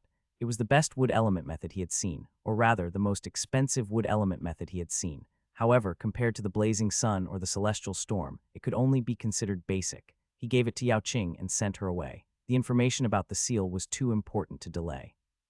He wrote down the explanation and put in some generic excuses about how he made the conjecture. He used the sect seal on the scroll and instructed Peng to deliver it to his grandfather's clone and warn his mother. He didn't want to do it himself because he knew it would generate questions. But if he were to take the 7 Luminaries Reminiscence pill right now, not only he would buy some time, but he could also brush away any inconsistencies in his story as the after effects of the pill. All honesty, Handa was rather conflicted. He wouldn't mind getting locked into this world as long as his cultivation was higher than others. No more immortal realms. That's great, I already have Treebeard. No more nascent souls. That's even better. There were too many of them anyway. The seal might not cut it on its own, but kindling plus the seal might. Even then, perhaps it would only delay the inevitable. The problem is, there is no way to make the higher cultivation people leave before sealing. Handa sighed and took the green jade box from his storage ring. As soon as he opened the lid, he heard that demonic voice again. Primitive herb arrangement detected. Analyzing effect, soul restoration. Efficacy 0.00000014. Do you wish to absorb what? Do you wish to absorb? After the initial surprise, Handa didn't mind it. The system was the system. This should be a pill to make me remember the rest of the cultivation idiot's memories. Why did it suddenly become a soul restoration pill? Sorry, herb arrangement. What was I thinking? Handa rolled his eyes and continued thinking. He knew that the system would only do things that would benefit him in some way, but his seed token episode made it clear that those benefits might involve typical Xianxia bullshit with them. It was a good habit to evaluate everything when a new function appeared out of nowhere. I can certainly ignore this and try to absorb it on my own, but whatever. It's just memories anyway. Soul restoration shouldn't have harmful side effects. Gathering statistics. Calibrating, filtering secondary effects. Primary absorption rate, 99.999978. Preparations are complete. To prevent permanent soul damage, the host will be put in sleep mode. Initiating partial soul restoration. Time remaining, 1,380,5,319. Handa found himself in the middle of the mountains. Just a second ago, he was taking the soul restoration pill, but now he was somewhere else. Out of habit, he wanted to facepalm, but he realized he couldn't move his body. His head turned on its own, and he saw a guy with shining white skin. A wide smile was on his delicate face. His body smiled, he thought. This guy is always like this. Wait, hang on, I get that this is a memory trip, but why is it affecting my thoughts? The scene changed. Handa himself wasn't resisting it, he was just startled. As the scene changed, he realized the rest of the scene was integrated into his memories like the other ones. Now he was in his abode cultivating. He circulated energy, once, twice, thrice. His mind was completely empty. The scene changed again. He saw a beauty with a jade-like skin. So elegant, so beautiful. His mind went blank. He immediately asked Peng about her identity. This woman was the one. The scene changed once again, much to Handa's relief. For a second, he really thought that the uncanny valley girl was his fated one. He was starting to regret using the system to absorb this pill. Having memories of another person was creepy enough, but now he was feeling that person's emotions. Their thoughts were mixing with his own. Now he was using the prayer beads to cultivate. Where did I found this thing? He was baffled by its effects. It wasn't just increasing the purity of his chi, his cultivation was also much faster. Nearly a 20-fold increase. HMPH, presumptuous. He was now holding an old man by his neck. This trash was selling contaminated pills under the Starfall Mountain's nose. He slowly stabbed him with his sword, then activated his sword art without mercy. The scene changed, but Handa knew from memory that the soul of the man was extinguished. He was meditating now. Occasionally, he would remember Chu Chen and get excited over the upcoming disciple acceptance ceremony. Nothing in this world could make him miss it. Just a few more days. The scene changed once again. Handa was now cultivating in his courtyard. The prayer beads was in his right hand. 2054 cycles, 2055 cycles, 2056 cycles, 2057 cycles, 2058 cycles, 2059 cycles, 2060 cycles, 2061 cycles, 2062 cycles, 2063 cycles, 2064 cycles, 2065 cycles, 2066 cycles. 2067 cycles, 2068 cycles, 2069 cycles, 2070 cycles, 2071 cycles, 2072 cycles, 2073 cycles. A slight fluctuation caught his attention. You really do have some skill. Not many would be able to notice us. Under the starlight, Handa saw two figures enter his courtyard. He narrowed his eyes after quickly coming into a conclusion. The figure in the front smirked. I like smart people. It saves so much time. Handa's aura exploded. In his mind, he only needed to hold on until some of his men arrive. That would drag his father into it as well, and it would be over. I never thought those life-saving trinkets would be useful one day. I'll have to think about it later. I can't be distracted now. The man sneered, a futile effort. Do you really think we would be here if we didn't have a guarantee about the grand array? Without warning, Handa felt his neck was grabbed. He gritted his teeth and tried to escape, but the difference in cultivation was insurmountable. While he was struggling, the second figure took the prayer beads and put them into a jade box. This will hurt a lot. It will hurt even more if you struggle, so make sure you struggle as much as possible. Who knows, maybe your father will arrive to save you. Isn't that what you're hoping for? Hold on as much as you can. Spiritual energy started invading his soul. Handa struggled with all his being. He tried to hold on, tried to condense energy, tried to send some sort of signal. Nothing worked. The pain was already unbearable. A groan escaped from his lips. Ah, there it is. His groans turned into screams. He remembered Chu Chen, he remembered the prayer beads. He remembered his cousin, his cultivation. His screams got louder with the realization of the inevitable. He opened his eyes. The man was sweating profusely. Handa felt his consciousness slipping. He could feel his soul shrinking by the second. For the first time in his life, he felt deep regret. He couldn't remember what the source of this regret was. It was just there. Only instinct was left now. The instinct to resist. Time became meaningless. Then suddenly there was a release. Finally, it knew that the pain would be over soon. The scene changed again. This time he saw himself polishing a wooden fishing boat with his wrinkled hands. Suddenly he grabbed his chest and collapsed. This time he was crossing a rope bridge. Suddenly the rope snapped and he fell down to the chasm. He hit his head to the sidewall while falling. This time he was sweeping the floor with a broom. He raised his head and saw a young woman in a blue dress, kindly smiling at him. They were both at a tower, high above the clouds. Time remaining 0. Partial soul restoration complete. Awakening host. Operation successful. Memory integration complete. Sync point confirmed and verified. Calibration started. Congratulations, your soul has been partially restored. Handa opened his eyes and found himself in the familiar lotus position. His mind was completely blank. He could only stare at nothingness. Quite clever, this brat. That was only a basic low-quality soul-mending pill. Now, what did you see? Few hours had passed. Handa was still silent. Finally, he gave a long sigh. He wasn't out of the woods. How could anyone be safe in a Xianxia world? He needed to train hard. He needed to cultivate. Relying on others was one thing, but he needed a power that was his own. The strong preyed on the weak. It was the rule of the jungle. It was the rule of the Xianxia. I need to grit my teeth and just put up with the cultivation. I'll just start cultivating right now. He paused for a moment. Tomorrow, yes, tomorrow. I'll definitely start tomorrow.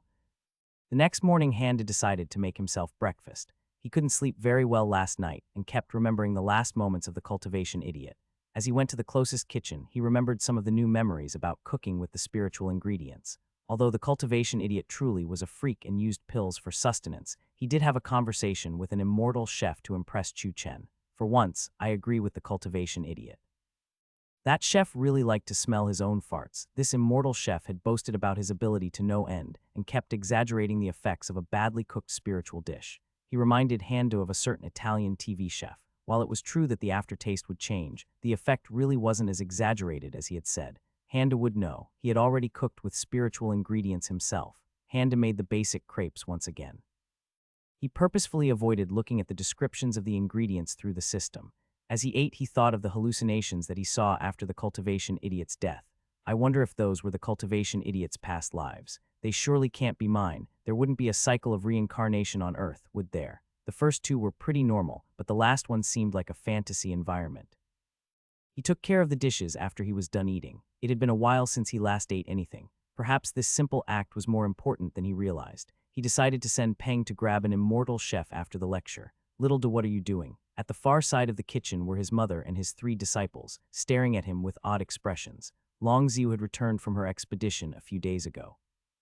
Since her husband was visiting the northern continent, and her son was still absorbing the pill, she thought she'd interact with Ning Bai and the new disciples that she had heard of. Today she had realized her son was done with the pill and was already dissecting another netherworld demon. She thought this was a valuable experience for the disciples considering the future direction of the sect, so she had grabbed them, only to find him in the kitchen. Handa had listened to her flat explanation with patience. This was the second time someone was accusing him of dissecting a netherworld demon. First was his father, and now it was his mother. Are these little shits joking about my cooking ability? Is this something that went over my head while I was looking at the cultivation idiot's memories?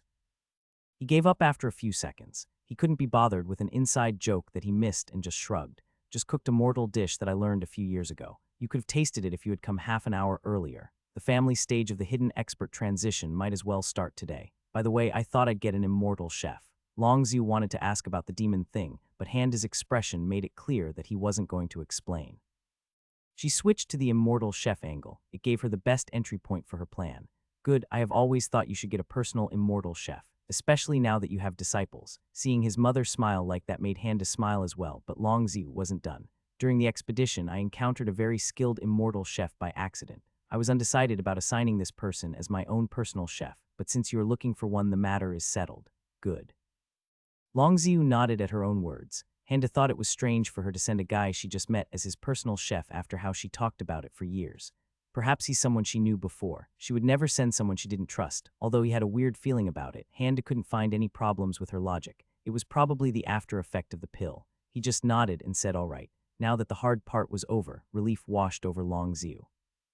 She contained it and asked the number 2 question in her mind. What about your memory? I recovered it, completely. Handa wanted to give a normal smile, but only for a tiny moment it turned slightly bitter without him realizing it.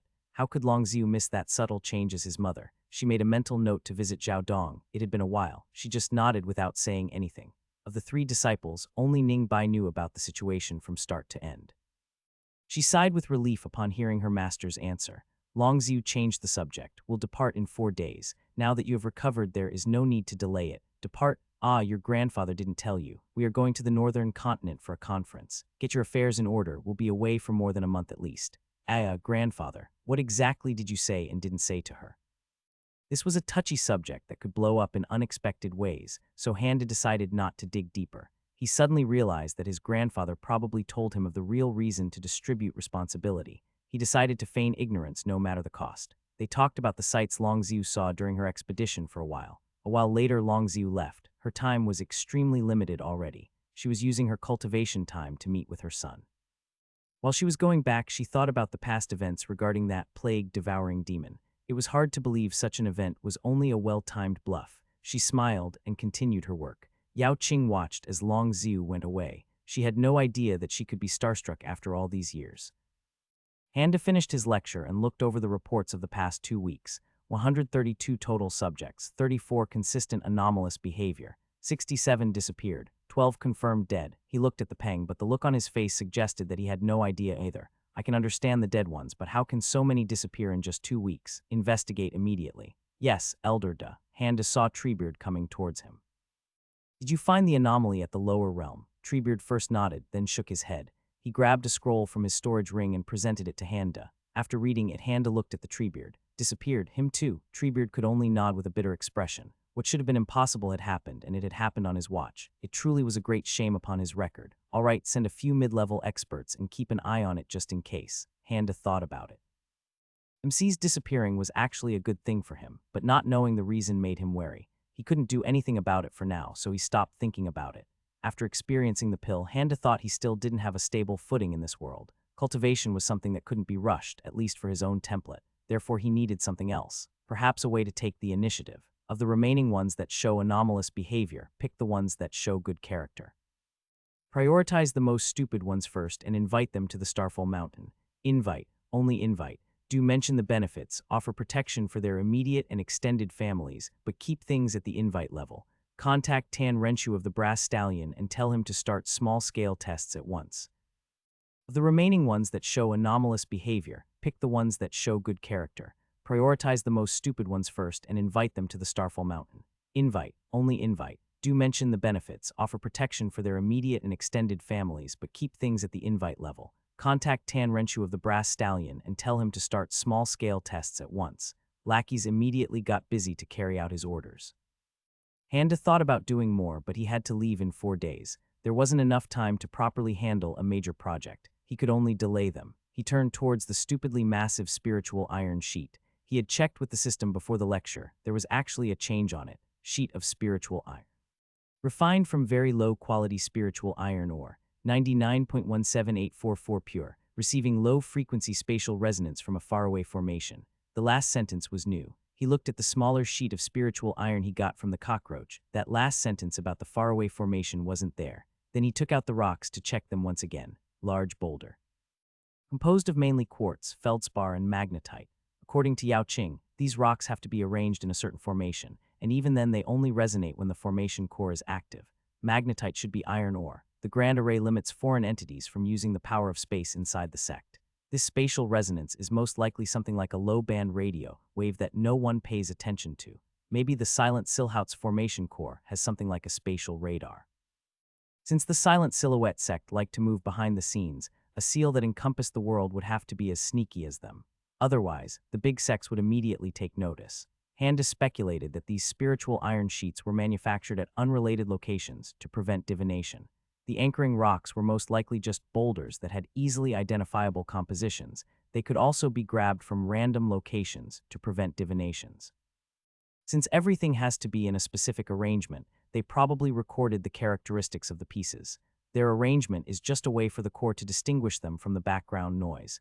If that is true, then even knowing about it doesn't make any difference. They can't even be divined since there is no connection between them and the formation until they are activated. He stored the stupidly massive spiritual iron sheet back in his storage ring. Although Yao Qing did mention that it was mostly harmless without the anchoring rocks, he didn't like the idea of leaving it out in the open. He started reflecting on the capabilities of the status check. I guess this means the system only shows the current state of an item. It doesn't show the history of it, just what it is right now. He remembered that the system had only provided a description of the crystallized tenacity without mentioning it being part of the prayer beads. He realized that this was something he should have noticed much earlier. Perhaps it was the limitation of the system, or perhaps it just didn't care. It was hard to determine the reason. I'll have to be careful about this in the future. I wonder if this is only limited to items. He sighed and shifted his gaze towards the sky. Now that he handled most of the emergencies, Handa was free for the time being, but he couldn't continue his usual routine. Ever since Ningbai gained that wall hack, he stopped practicing in front of the mirror or coming up with contingency scenarios while lazing around. His free time was suddenly very free. Before he started cultivating, he decided to go and find his disciples first. He was their master, after all. He needed to act like one if he didn't want to lose them. Especially Jin Shu. I didn't even interact with her since her ceremony. That was nearly 2 weeks ago. He had prepared middle school level education material for Ningbai. At the time, he gave up on giving private lessons and just wanted to give her the scrolls and let her figure things out by herself. But now he had 3 disciples. A single lecture would yield 3 times the result. The cost-benefit ratio was well within his tolerance levels. I prepared a lot of stuff, but still not exactly sure about chemistry and biology. Maybe I should just ignore them altogether. The existence of spiritual energy threw most of his knowledge out the window. He wasn't even sure if normal chemistry experiments would work here. Perhaps the spiritual energy might cause a normal chemical reaction to fail inexplicably, perhaps not. His chemistry knowledge was already pitiful. He wouldn't be able to recognize the issue even if it stared right at his face. Biology was similar too. Souls existed here. How would a soul interact with the brain? Would brain chemistry affect a soul? Handa abruptly stopped walking. If a soul enters another body, would their thoughts get affected by that body's brain chemistry?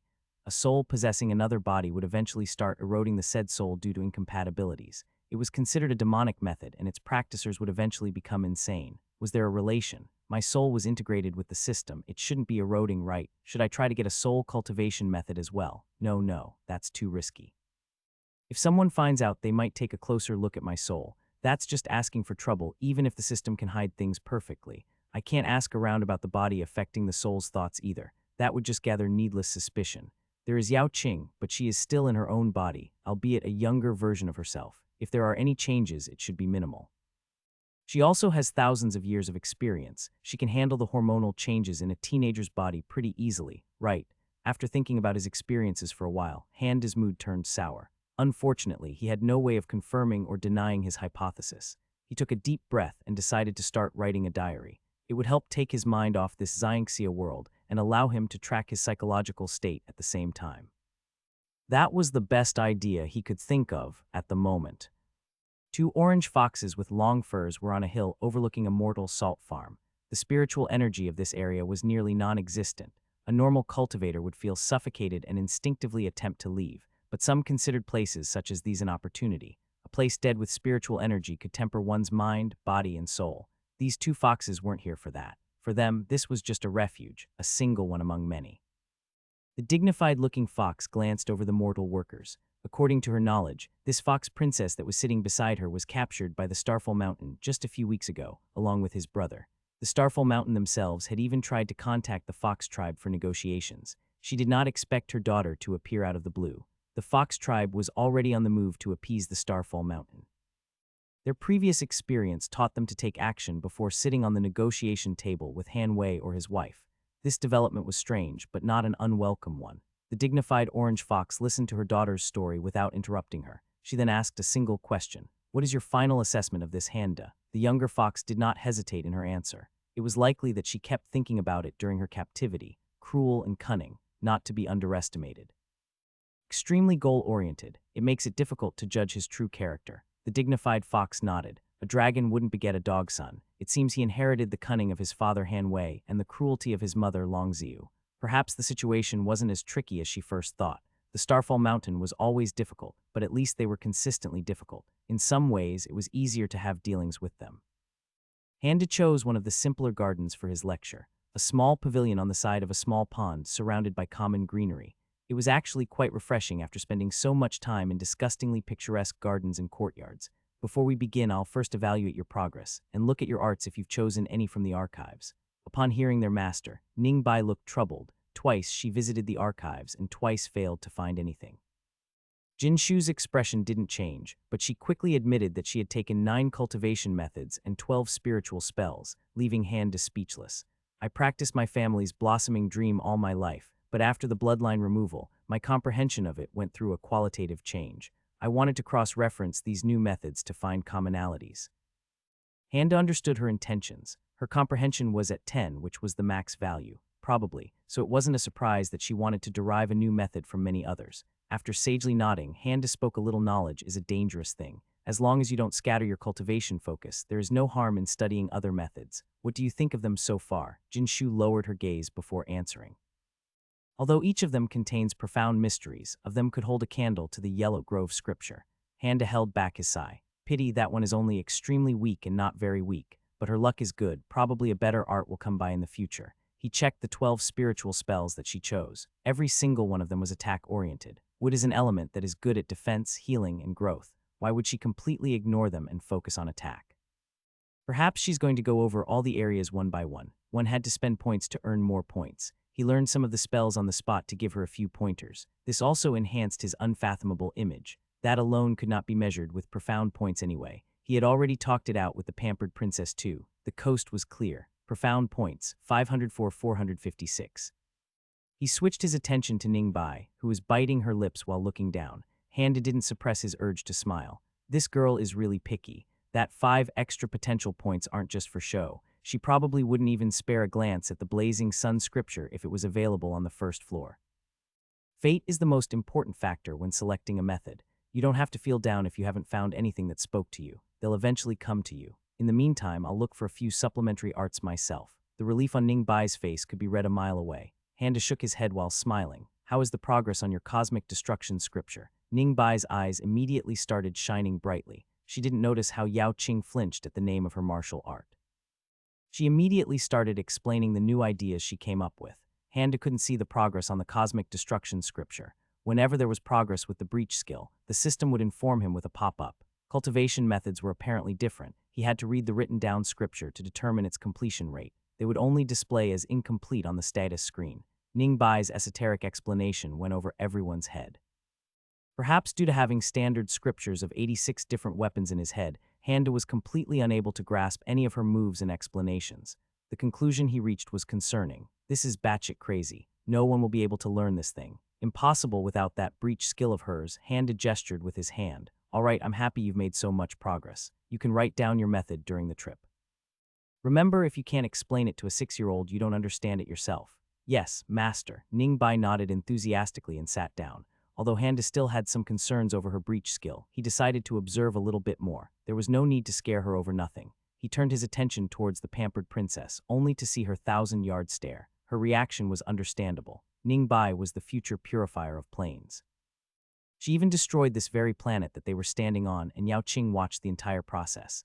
Handa himself was concerned about teaching Ningbai. It would only make her more powerful in the end. However, he had no choice. He could only try to positively influence her and hope for the best. Unfortunately, this was a Xiangxia world. Even if he could change her character for the better, it probably wouldn't matter in the end. The world was cruel and violent, and this girl was way too grudge-happy. Yao Qing realized everyone was staring at her. She regained her composure and showed her chosen methods. She already had everything she needed. These methods were purely for show. The archives of the sect actually impressed her a great deal. She had never seen a big archive before this world was destroyed. Unexpectedly, the methods stored inside were of higher quality than she had expected. Some of them were better than the mantras of the higher realm sects that she had seen before, which caused a significant shift in her view of the sect. Even the archive building itself was extravagant to the point of being silly. It was made entirely out of white jade slates that were extracted from the faraway northern regions. Yao Qing remembered she had once stolen a necklace made out of the same white jade. Those were desperate times, and that necklace had helped her tremendously. But here in the Starfall Mountain sect, it was used as a construction material. Ordinary disciples wouldn't know anything about it, but she knew. The biggest gain she had from the archives visit was the standard scripture for the spear. The one in the archives was completely different than the one she got from her master. Only their rough outline was similar. She was sure that no one could create the ancient concept that she witnessed from that scripture alone. After listening to Yao Qing's summary of her chosen methods, Handa understood her situation. So he gave her a few generic pointers about the Celestial Storm scripture and the standard spear scripture instead. He also asked her to write down her Azure Lightning spear art, which caused Yao Qing to solemnly nod. Not bad. In the short term, I only need to find a few spells for Ningbai, a dodge heavy hand-to-hand martial art for Jin Shu, and my favorite, a whole bunch of nothing for Yao Qing. The Grand Master level comprehension cost was too high. He could only make it a long-term goal, starting with his own methods first. Handa looked at the 3 disciples in front of him. They were living a comfortable life in the sect right now. but that didn't change their MC status. This was a Xianxia world. Even if they were MCs, their fate would put them through countless difficulties. He remembered the last moments of the cultivation idiot. The cultivation idiot had died in the middle of what should have been the safest place in this world. His cultivation couldn't save him, his sect couldn't save him, his family couldn't save him. It was entirely possible for Handa to die at any time just like that idiot. He started to feel regret. Consciously and subconsciously, he was holding these girls back. The least I could do is to help them grow to their full potential. That way, even after I die, they'll have an easier time in the future. The new disciples were oblivious, but Ningbai was able to notice the heavy mood of her master. She subconsciously clenched her fists. Handa shook his head. He needed to concentrate on the task at hand. He took out 5 scroll cases from his storage ring. There was an odd and heavy air about the cases that he hadn't noticed before. When he opened the scrolls, the text inside was strangely mysterious. Right, I remember some natural laws, and such would produce effects like this. Didn't think my hazy middle school science text would invoke these effects, but okay, I'll take it. Until now, I only taught you knowledge about cultivation. That is going to change starting today. I will teach you general knowledge about the structure and the behavior of the natural world. Some of these things may not seem immediately practical to you. Although I will be teaching, what you gain out of them will depend on you in the end. The 3 disciples were intently listening to him. Although their reasonings varied, all 3 were surprised. Handa started the lesson with something easy to understand. He showed the 4 fundamental states of matter through manipulating water with basic spiritual spells. As he explained why matter changed states at different temperatures, he stared at the illusory black chrysanthemum flower that was blooming in front of him. I get the connection between Buddhist speeches and the lotus flowers, but what's the deal with this one? Why is it black? This was something Xianxia-like, but for some reason, Handa couldn't enjoy this phenomenon. It gave him an ominous and mysterious feeling. He secretly looked at his disciples. Ningbai was looking at the flower as if it was normal. Jinshu was intently staring at Handa, and Yao Qing was glancing at the black flower with a dubious expression. The moment had passed. The illusory flower had disappeared a few seconds after blooming. Handa decided to ignore it. I guess the pill affected me more than I realized. Everything is giving me ominous feelings. He continued the lesson, changed topics as time went by. Magnets, rain, mountains, rivers, clouds, fire, smoke, light, gravity, stars, and more. He tried to cover a wide base of basic but practical knowledge for the first lesson. These girls all had high comprehension. He didn't have to worry about them not understanding anything. As he explained, black flowers popped up on a few occasions. After the 4th one, flowers started creeping him out. After the 13th one, he found them impossible to ignore anymore. Thankfully, the lesson was nearly over. He was just answering his disciples' random questions. Jinshu asked after deliberating something. Master, you said gravity was a fundamental force. Are there others? Handa gave his usual profound expert nod. They are a bit early for you, but there is no harm in knowing them. Not much is known about them. Much of our knowledge is hypothetical. We only know that they exist and have effects. We don't know how they produce these effects. There are 4 fundamental forces in the universe: gravity, weak force, strong force, and electromagnetism. Gravity is the weakest, but it brings. Hundreds of illusory black chrysanthemum flowers bloomed around Handa as he spoke. All things, previously clear skies, became filled with clouds. As Handa spoke, they got darker and darker, and almost completely blocked out the sunlight. Master, stop, rumble. Handa stopped his explanation. He looked at the dark clouds with a frown. Heavenly tribulation, seriously, what for? Master, one should not utter knowledge that is forbidden in the lower realms. Handa looked at Yao Qing with furrowed brows. Sure, fundamental forces could be considered natural laws, but my entire memory of it is a hazy late-night Wikipedia dive. I wasn't even looking for it. I just clicked on the wrong link instead of the black hole one. How can half a sentence of that summon a heavenly tribulation? Rumble. Yao Qing saw the bafflement in her master's eyes. Even she had no idea of the fundamental forces that her master talked about. This was the irrefutable proof. He really has memories of the primordial era. How is that even possible? They were right. They really were right. Primordial freaks really are primordial freaks. Do not expect them to follow common sense. She pushed aside her excitement and looked at the abnormal heavenly tribulation. Rumble. Handaray entered his profound expert mode once again and turned his attention towards the tribulation clouds. His back was straight as a stick. An unfathomable light flickered in his eyes. Oh God, I wouldn't have opened my mouth if I knew this would happen. This cloud should now disperse, right? No, how could tribulation disperse by itself? Rumble. The black chrysanthemum flowers started to disappear one by one. The sound of thunder became lower, but the clouds themselves displayed no signs of disappearing. Suddenly Handa thought of something. When the cultivation idiot faced the tribulation while forming his core, he felt a heavenly pressure weighing down on him before he even started. Today he was only creeped out by the flowers and felt no pressure from the tribulation clouds. Rumble. Young master, old Peng bowed deeply then started rapidly reporting. Hundreds of experts appeared in the sky and took formation, shielding Hando and his disciples from the heavenly tribulation. We are currently assuming that this unscheduled heavenly tribulation was summoned maliciously. The current target is unknown. Primary, secondary, and tertiary defense formations are intact. The Grand Array is on standby. Tunnels 3 through 6 are ready. Emergency supplies for the disciples have been gathered. We are awaiting your orders. As the last black flower disappeared into thin air, heavenly tribulation clouds seemingly gave up and started scattering on their own. After a minute, the sky was clear, as if everything that happened was only an illusion. Handa looked at the sky in confusion, then retracted his gaze from the sky. His lackeys were the same. Everyone looked at each other in confusion. For a while, no one talked and just stood there. Handa gave a profound nod as a reflex. Ah, this was one of the crisis drills, right? I nearly forgot. He cleared his throat and spoke to old Peng. The heavenly tribulation wasn't summoned maliciously. You can stand down. Your response was excellent. Well done. Yes, young master. Of course, he had no idea if their response was adequate since he was too preoccupied to notice. But he couldn't say that to these guys, not in a million years. Handa looked at the now clear skies once again. This isn't right. Why did the tribulation disperse? Not that I'm unhappy that it dispersed, but this is too sketchy. This was his third brush with the heavenly tribulation, and this time he had even seen the clouds. He lightly coughed to prevent himself from gulping. This wasn't the time to idly think. He was supposed to be a profound expert, and one of the defining features of those experts was defying the heavens. He scrambled to find some appropriate words. Aim. Since someone is throwing a tantrum, I suppose we'll leave this for another time. Well, you'll figure it out anyway, eventually. As he talked, he warily looked at the sky once again. It wouldn't do well to piss off the heavenly tribulation just to get some points from his disciples. Yao Qing opened her mouth to say something, but she closed it without making a sound. The tribulation she saw this time was too abnormal. Although she never witnessed one that was summoned just by uttering the forbidden laws, the way it acted defied common sense. The way it dispersed was suspect too. She knew many different ways of dispersing or delaying the heavenly tribulation, but she never saw a secret method that was this clean. Pity that her senses were too dull to detect anything. After the initial shock was over, Yao Qing focused on the leaving experts. The preparedness of her master's people was truly commendable. She decided to have a talk with their leader and join in on their planning. As a direct disciple, she could force her way in with her status even if they refused. Besides, this was all for her master's safety. It couldn't even be called an abuse of power. Jin Shu, who had asked the question, looked deeply at her teacher. She was the genius of the Jin family. After her parents' death, she was surrounded by the family elders as she grew up.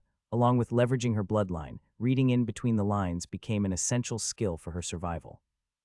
Otherwise, she would have become a convenient scapegoat for her various relatives or get married off to someone at the first opportunity. She pondered on the meaning of her teacher's words. It was clear that there was some profound secret, but she didn't have enough pieces to work out what it was. Yao Qing's odd looks at Ning Bai, and the voice transmission from Yao Qing to the master also didn't escape Jin Shu's notice. Patience was a virtue that she had plenty of. She could wait for the events to unfold themselves. No one noticed how Ning Bai faintly smirked while looking at the heavenly tribulation clouds. She didn't know why, but she thought it was only natural that the heavenly tribulation would bend after meeting her master. All right, we'll continue this tomorrow. Focus on your cultivations for the time being. You can practice your techniques at a later date. This was a polite way of saying, get me some points. His disciples left after respectfully bowing. Most of his lackeys had also dispersed, but Treebeard and the two nascent soul experts were still around. Handa recognized the nascent soul experts. They were the same two that he saw at the Misty Mountains. Since he was encountering them often, he decided to give them nicknames. The somewhat serious-looking one became Mary, and the enthusiastic one became Pippin. Then he sent them both to get some body cultivation resources. Something really isn't right with this picture. How can anyone cause heavenly tribulation to descend with mere words? I know that this was the original justification for the heavy usage of metaphors in cultivation methods, but it still doesn't seem right. To think that I was planning to expand on the science topics and distribute them to the free schools, thankfully, I wasn't stupid enough to write those things down. Would a tribulation descend if I write them down? Maybe. It wasn't worth a test, so Handa decided to keep his curriculum extra simple to avoid any complications down the line. The matter of heavenly tribulation was something he took as extremely serious. While MCs could defy them and shout, "Bring it on," and dive into it head first, Handa couldn't. He was the expert that died during his tribulation a few pages ago to emphasize the awesomeness of the MC's power. Hanshan gently placed his unconscious son into the healing formation that he had just made. The wounds on Han Wei's body weren't too severe due to the sacrifices of his subordinates, but he had used a tremendous amount of spiritual power, and that caused the symptoms to worsen significantly. If Han Shan wasn't here, he wouldn't have lasted more than a week. Han Shan had already pieced together what had happened. He didn't ask for a report and concentrated on healing instead. After a few hours, his son finally opened his eyes. The moment he regained some ability, he immediately asked, Xiu, safe. Xiu lost half her forces but found 5 kindlings. She knows but had no choice but to stay behind to look after little De. He took the pill and made a full recovery, perhaps even gained some fortune from this misfortune, but that remains to be seen. Rest now. They will be coming here in a month. Han Wei closed his eyes with relief. 7th Moonlight Scripture requires 91 profound points to advance to the Grand Master level. Profound points, 456, 365. 7th Moonlight Scripture Mortal. Power extremely weak. Mastery Grand Master. Stage Chi Condensation 013. Handu had already received the necessary items from Mary and Pippin to start cultivating his body, but he realized he was getting cold feet, so he upgraded his comprehension to prevent himself from running away. It was too late to turn away after that. According to Handu's understanding of this scripture, he needed to complete all the steps from scratch, even if he was a core formation expert already. Upgrading to the Grand Master level was well worth it. He intuitively could adjust the ratios of the medicine to increase its efficacy while decreasing its side effects.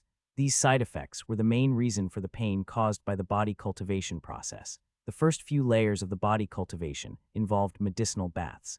Handu sat in the middle of the tub and stopped restraining his luminescent body. His body glowed with a pure white color while outside of the tub, but inside the water, it gained a bluish hue. Handu immediately started operating the 7th Moonlight Scripture. Body cultivation feature activated. Body cultivation, Chi condensation, first stage 150. Surprising that there is a separate section in the system for body cultivation. Unsurprising that it is so very basic. After the brief interruption from the system, he continued absorbing the medicine. In just a few minutes, he heard another announcement from that demonic voice. Your body has reached the 2nd stage of Chi condensation. I guess it is easier since I am already at core formation level. My body is already strong, just doesn't have the foundation of a body cultivation method, not to mention my constitution. The 7th Moonlight Scripture worked in the usual way that the body cultivation worked in Xianxia. It had stages where you cultivated different parts of your body, one at a time. Of course, changing only one part of the body was completely nonsensical. A body was an intricate machine that worked together in harmony. Making one part stronger was just a recipe for disaster. If a person's muscles became extraordinarily strong, but the rest of them stayed normal, they could shatter their own bones with simple movements, or snap their tendons, or turn their internal organs into mush. A simple sneeze was probably enough to cause an irreversible tragedy. Your body has reached the 3rd stage of Chi condensation. Handu discovered that these stages didn't just modify one part of him without touching the others. The first stage of the 7th Moonlight Scripture was the skin.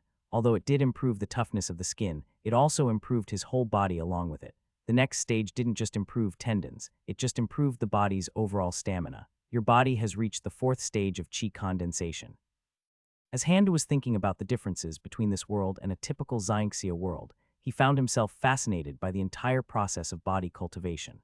Most of what he was doing was just guiding the medicine to the necessary area and use his light Chi to let his body locally digest it. This almost seems like I'm getting fossilized alive. Is the organic matter inside me getting changed or replaced somehow? This black gunk doesn't seem to be just impurities like bacteria. Besides, how the hell can I excrete a bucket load of bacteria from my skin? Doesn't make any sense. His spiritual sense wasn't strong enough to observe these minute changes in his body. Of course, human anatomy in Xianxia could be different. Unlikely, but possible. Maybe, probably not. In just 3 hours, Handu had absorbed all of the medicine. He didn't get out of the tub but continued to cultivate his body with the help of his constitution. Normally, body cultivation of this stage could only be done with external resources. However, he found out that the cleansing effect of his constitution was actually quite beneficial. He used his spiritual power reserves to stimulate the cleansing effect of his body constitution further and cultivated the 7th Moonlight Scripture at the same time. The result was obviously considerably slower, but it could be done. After using nearly half of his spiritual power reserves, he finally finished the first layer of the 7th Moonlight Scripture. Your body has reached the 5th stage of Chi condensation. Ha ha ha ha, this is great. Although he didn't notice any difference in strength due to the fact that he was already a core formation cultivator, he didn't care. His skin had become noticeably whiter and it was tender to touch. If he wasn't a grand master, he would have panicked by now, but he knew that this was the correct effect of the precisely measured formula. It was working, a little uncomfortable but not painful at all. It takes time, but it isn't boring. In fact, it is the opposite. Getting distracted won't result in a chi deviation and potentially cripple me either. The only downside is the copious amounts of resources it requires, which means literally nothing to me. This was as close as one could get to pay to win in a Xianxia world. Handa felt regret for not giving it a go before. He was afraid of experiencing the legendary, unimaginable pain, but the reality couldn't be further from the truth. Whether if it was due to his grand master comprehension or his luminescent body, he didn't know. Handa was suddenly enlightened. He wasn't going through enlightenment, he just experienced a moment of clarity. At this point in time, he knew exactly what he wanted. My life's mission from now on will be to become a cockroach. Sneer. You thought you killed me. That was only a clone. Sneer. You thought I had only 10 clones. I have more than you can imagine. Sneer. You thought you could attack my main body after killing all my clones. You'll have to break through my defensive spells first. Sneer. You thought spiritual spells were my only means of defense. You'll have to break through my portable grand array before even touching me. Sneer. You thought you could catch me after shattering my portable grand array. I have millions of escape items. Sneer. You thought you could damage me after I ran out of escape items. My body is at insert body cultivation realm. You can't even scratch me. Sneer. You thought just cutting me over and over again would work. I can regenerate my limbs with my healing spells. Sneer. You thought totally destroying my main body would do the trick. My soul is still intact. Sneer. You thought you extinguished my soul. That was only a fragment. Sneer. You thought I only had a few hundred soul fragments. I have countless more across the stars. Handa could see it. His opponents were puking blood out of sheer anger and frustration while he was sneering at them. Wait, why am I sneering? He shook his head to clear his mind of his delusions. After entering the lotus position, he started cultivating right away. Cultivation, core formation mid-stage plus 10, 80, 88, 76, 500,000. Not bad for a 3-hour session. I probably should alternate between body cultivation and normal cultivation, though that way I can stomach the normal one for longer. His mind inevitably went towards that idiot. What would have happened if the cultivation idiot had also practiced it? That idiot still would have died. It absolutely wouldn't have made any difference. Handa sighed. I should definitely get some soul cultivation methods too.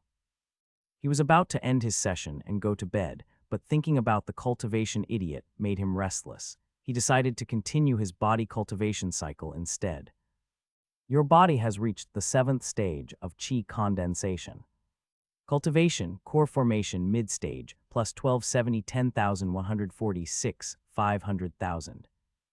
Handa was now working on his tendons, which were supposed to increase his stamina and reaction speed. He could feel that there was a slightly different sensation coming from his body, but he had no idea if that was actually a placebo or a real effect. The cultivation idiot had used many expensive medicines over the years and strengthened his body. Even without using any spiritual energy, his body should be at least at the late stages of the chi condensation. The 7th stage of chi condensation seemed a bit low to have an effect on his body. Handa was ecstatic. This was the first official 12-hour cultivation session he had. That crazy drug-fueled session from before didn't count. Throughout the night he absorbed the medicine, then used his luminescent body at full power to cleanse his body further. After that, he replenished his depleted spiritual power reserves with normal cultivation and started the process all over again. Not a bad rotation. I would still prefer doing body cultivation all the way though. That sweet PTW instant gratification really can't get enough of it.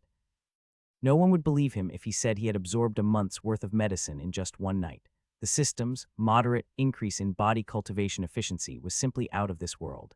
It was a new day, and for the first time in a while, Handa was starting early. He wanted to have a talk with his disciples, but he couldn't find any of them. The system clock was at 7:32 a.m. While they really are hard-working MCs, he sighed and retrieved his remarkably average-looking sword from his storage ring.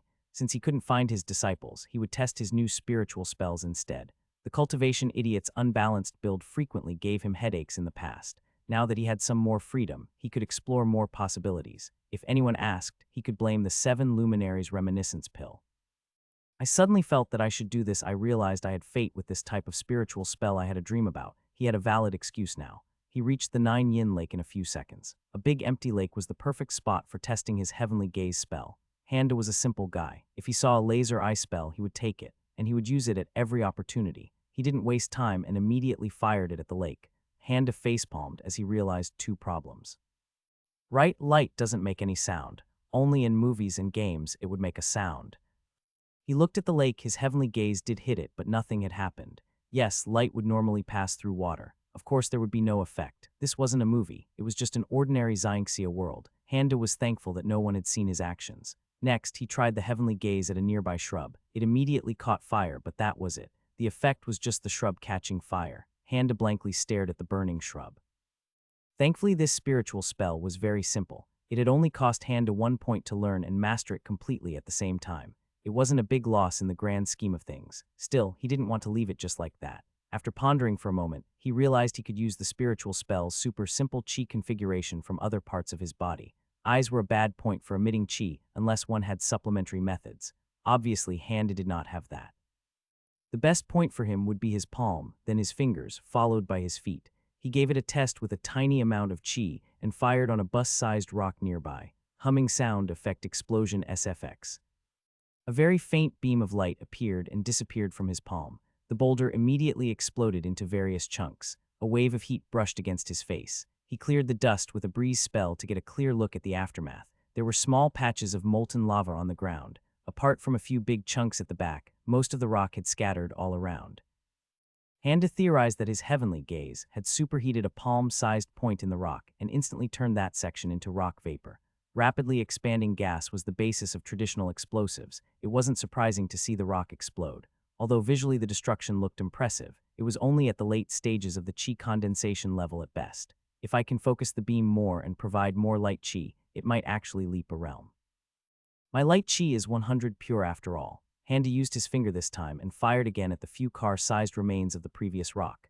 Even though he used much more power, these chunks only cracked and did not explode this time. His pin-sized beam didn't produce enough power for an explosion, but in the end, it did penetrate the entire rock and a few more behind it. Well, I guess that is as good as it is going to get. Maybe I can use it for threatening low levels or something.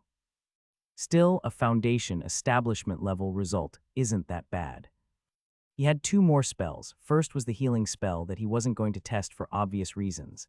The second was the barrier spell. Just as the description said, a round shield made of light appeared in front of him. He was able to adjust its size and its toughness. Not bad enough to block a few attacks from a late-stage core formation expert. Chi usage is pretty alright too. I can easily spam it. The Cultivation Idiot's build was focused on DPS to the point that he was basically a glass cannon.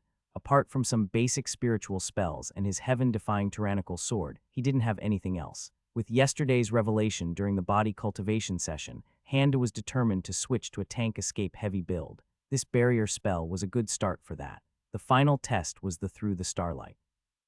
The system had classified it as a utility method, but it was just a footwork technique. Handa was always fascinated with the idea of traveling vast distances with only a few steps. It was by far his favorite type of technique in any Xyxia novel. Such a technique was the mark of a true expert. Thankfully, this time Through the Starlight method surpassed his expectations. As he operated the technique, not only he traveled around 10 meters per step, his body also flickered like starlight, giving him extra profoundness. In contrast to the heavenly gaze, this was something that was clearly physically impossible. Even though he had master-level comprehension, Handa had no idea why it worked. He just knew that it worked. The heavenly gaze is a super simple spell that uses my light chi only to concentrate light. The rest is just a normal physical reaction. Through the Starlight definitely feels more Xyxia-like. This round of experimentations was a mixed bag for Handa. As he retrieved his amazingly average-looking sword, a concerning idea popped up in his mind. He used the healing spell, Golden Spark, on himself. You gotta be kidding me. One of the effects of his luminescent body was to passively absorb all light chi that touched him. The Golden Spark was a light element spell and naturally used his light chi. The healing spell was absorbed by his body completely before it could have any effect on him. He tried it a few more times, but the spell was completely absorbed every single time. Just to make sure, Handa cast it on a flower. It didn't do anything, but Handa could see that the healing effect worked correctly. It just couldn't heal a flower. Handa gritted his teeth and used his sword to make a small cut at the back of his left hand, just enough to make himself bleed. He used the Golden Spark without a delay. As expected, the spell couldn't even heal that small cut. It was absorbed by his body just like before. I can't be healed by light element spells. Seriously. Handa fell into deep thought as he took a basic healing pill. One good thing about the light element was that its healing effect was more potent compared to the other elements. His body constitution negated this advantage completely. As he thought things through, he determined that under normal circumstances, the benefits outweighed the negatives. That moderate increase in body cultivation efficiency was truly bullshit. If he increased his body cultivation, he wouldn't get injured that often anyway. Even if he did, he could rely on the power of money and use healing pills instead. He already had a sizable stack sitting in his storage ring. Still, this makes things tricky. I thought I could have healed myself during the fourth time. Handa was thinking about his recent dealings with the heavenly tribulations. He was getting more and more involved with them. The first time it was only a small chance and didn't trigger anything. The second time he lucked out by not having enough fire chi around. The third time he didn't know what happened, but he was sure when the fourth one appeared, it would strike him without fail. Profound points were hard to get but easy to spend. He had to be prudent and couldn't just learn anything that came to his mind. Healing was one of the light element's specialties. It also fits his circumstances pretty well. It was the perfect choice. Specializing in healing after this serves no purpose. Thankfully, I noticed it early. I can still take some healing spells for the disciples and focus on something else instead. Maybe illusion wouldn't be such a bad idea after all. Jinshu kept reflecting on the contents and the events of yesterday's lesson till early morning. She was at the 9th stage of the chi condensation realm. Her body still needed sleep and sustenance. But she didn't care. Her mind constantly worked throughout the night. Just as every day for the last 2 weeks, Ningbai came along early in the morning with Yao Qing and dragged her away. The three of them would sometimes visit open lectures, sometimes visit the pagoda, and sometimes just walk around the sect while answering Ningbai's relentless questions about their families or previous sects. In Jinshu's case, the main topic would be the lower realm she was from. In Jinshu's mind, Ningbai was an innocent, curious, and smart girl. When the three of them overheard some disciples talking about their master fixing the scoreboard in favor of Ningbai, Jinshu just ignored them and tried to steer Ningbai clear of these low lives. However, she didn't expect Ningbai to disappear into thin air and start brutally beating them up without any shred of hesitation. The innocent image of Ningbai was shattered to bits. 5 minutes later, Ningbai was still one-sidedly beating these disciples up. They were all at the 10th stage of chi condensation, yet the 6 of them couldn't beat Ningbai, who was only at the 8th stage. They had many bones broken and had lost some of their teeth. The street they were on was already partially red. Jinshu was watching all of this in a daze. She glanced at the Yao Qing on her side. Just as she had expected, Yao Qing was watching the spectacle without any expressions. Her fellow disciples' lack of reaction allowed her to regain her reason. Yao Qing was truly wary of Ningbai. Crack. After hearing the cracking sound of another broken leg, Jinshu couldn't watch it any longer and sent a voice transmission to both Ningbai and Yao Qing. Your actions and behavior directly affect our master's reputation. Do you think our master would beat up random nobodies in the middle of his own sect? Of course, the three of them were completely oblivious to the arrogant young master past of their master. The cultivation idiot did indeed beat up people in the middle of his own sect. However, no one in their right mind would bring up those past issues, and even if they do, they certainly wouldn't tell them to his disciples. Ningbai's fist stopped in midair. What her elder sister said made sense. In the past, her master had taken her side before, but now she realized this probably affected him more than she imagined. Reputation in a sect was important. In fact, it was probably critical for the sole heir of the sect. Suddenly, Ningbai fell into a dilemma. She wanted to teach these trash their place for disrespecting her master, but doing so would hurt her master's position in the sect. As Ningbai's face kept changing expressions, Jinshu understood the gist of it. She sighed and explained, "If you want to teach them a lesson, beating them up is the worst way to do it. Instead, you should try to approach this from another angle. Plant ideas in other disciples' heads. Say little and let them come to a conclusion. Leave these guys oblivious and slowly erode their social standing. After they become outcasts that no one wants to interact with, then get your revenge. That way no one will defend them, no one will feel sorry for them, and no one will miss them." Ningbai looked at Jinshu, then lowered her head while nodding. Then she heard Yao Qing's voice transmission. That can only be done once since it will leave traces. Eventually, anyone with enough patience will be able to connect the dots. Instead of targeting individuals, you should focus on a larger group. It doesn't matter if your targets aren't associated with them. A well-placed rumor can fix that. Work for ostracizing that bigger group instead, and no one will be able to know who your real target was. Jinshu thought for a while, but it didn't seem that feasible in her mind. Larger group means more surface area. Unrelated individuals may cause it to backfire. Not to mention this would implicate some innocent people.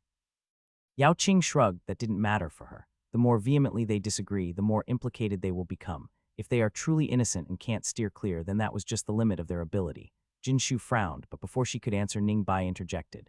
Master once said, "There is no such thing as innocence, only degrees of guilt." 3 disciples looked at each other for a while. then they silently left, leaving the 6 bloody and passed out disciples on the ground.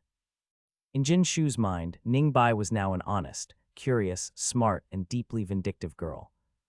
Truthfully, his visit wasn't a personal one. He didn't want to look for a new spell in the short term. First, he needed to let other people get used to the idea of him using spells and other techniques.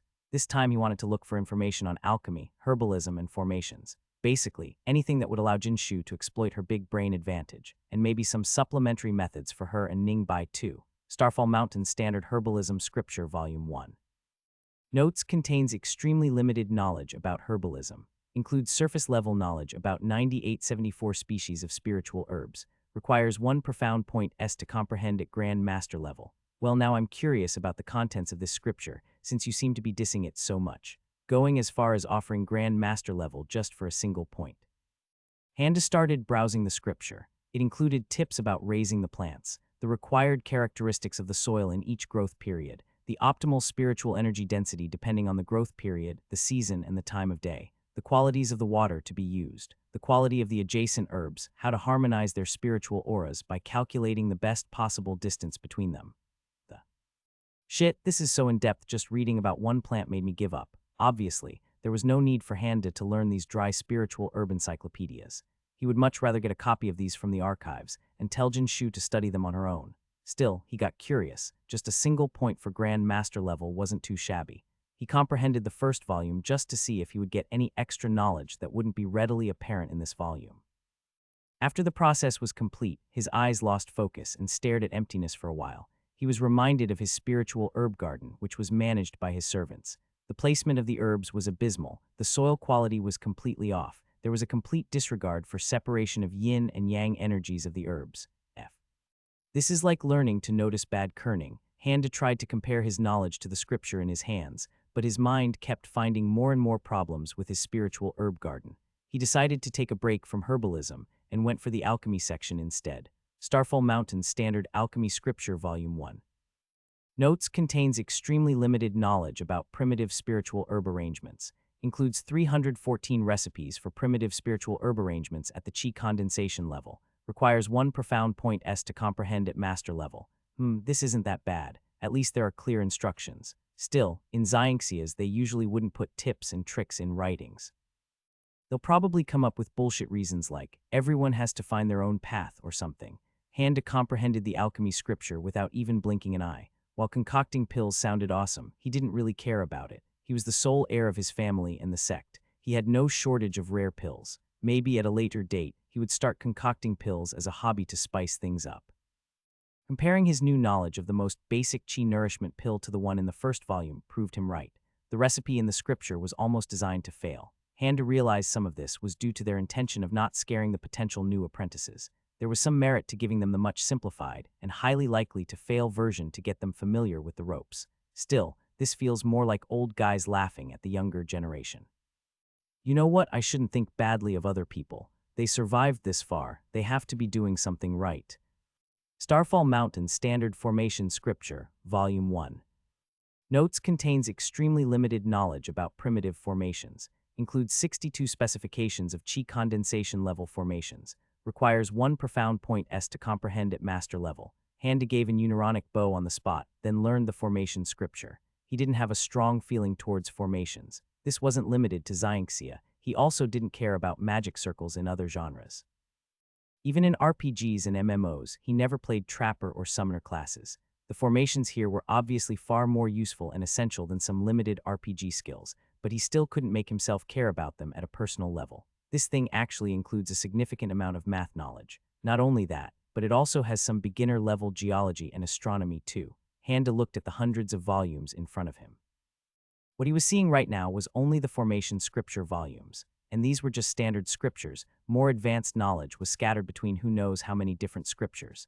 Alchemy was probably even worse since it was more popular than formations. Since I don't know which one she'll like to study, there is no need to be hasty. I'll just write the 2 volumes I learned and give her that annoying herbalism volume directly.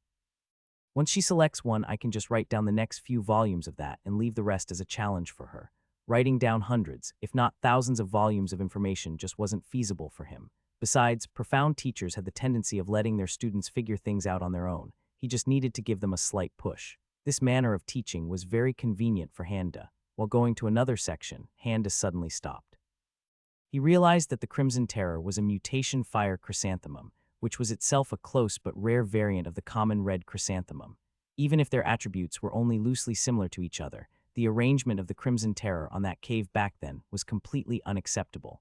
It was a miracle that the flower was able to bloom in that dismal environment. He shook his head to clear out the useless thoughts. For a second, he really wanted to have a serious discussion about basic horticultural practices with that fox-snake pair. The archives always had many low-level elders working as clerks. Technically, Handa's rank in the sect was also pretty low, but his status was too important to ignore. He instructed one of them to retrieve copies of the entire herbalism, alchemy, and formation standard scriptures. The wide-eyed elder immediately went to work. Handa's storage ring had a huge capacity, and even thousands of these scriptures wouldn't occupy a significant amount of space. Why would he waste time by coming back here in the future when the solution was so simple? While waiting, his mind went to his disciples. Those three were completely focused on offense for some reason. Yao Qing was supposedly a really high-realm expert and probably found her niche long ago. Ning Bai was a fire qi cultivator, which was naturally slanted towards offense. Jin Shu was a closed box for now, but her current direction left a lot to be desired. Wood Element's specialty was defense combined with growth and healing, but she took out 12 offensive spells instead. No, that won't do. I can't let them become glass cannons like the cultivation idiot. Originally, he wanted to get some supplementary spells for Ningbai, but the more he thought about, the more he was convinced that supplementary spells wouldn't be enough. They are MCs, they can do body cultivation and normal cultivation at the same time. Suddenly, Handa audibly gasped. The system was stingy and didn't give him any points when he reached a new stage with his body cultivation, but would that be the case with his disciples? If he could find suitable methods, perhaps he could farm double the points from a single disciple. Fueled by the promise of profound points, Handa immediately started looking up and down for any kind of body cultivation methods that would fit his disciples. Congratulations! Host's disciple Yao Qing successfully reached Qi Condensation Level 6. Issuing 55 profound points as a reward, 2 days later, Handa exited the archives with a sigh. At first, he wanted to find 3 body cultivation methods for his disciples, but as he searched up and down, he got a bit overexcited and decided to find both normal and body cultivation methods for various elements. He didn't learn any of them, he just selected the most expensive ones. He had 7 cultivation and 6 body cultivation methods for various different elements in his storage ring.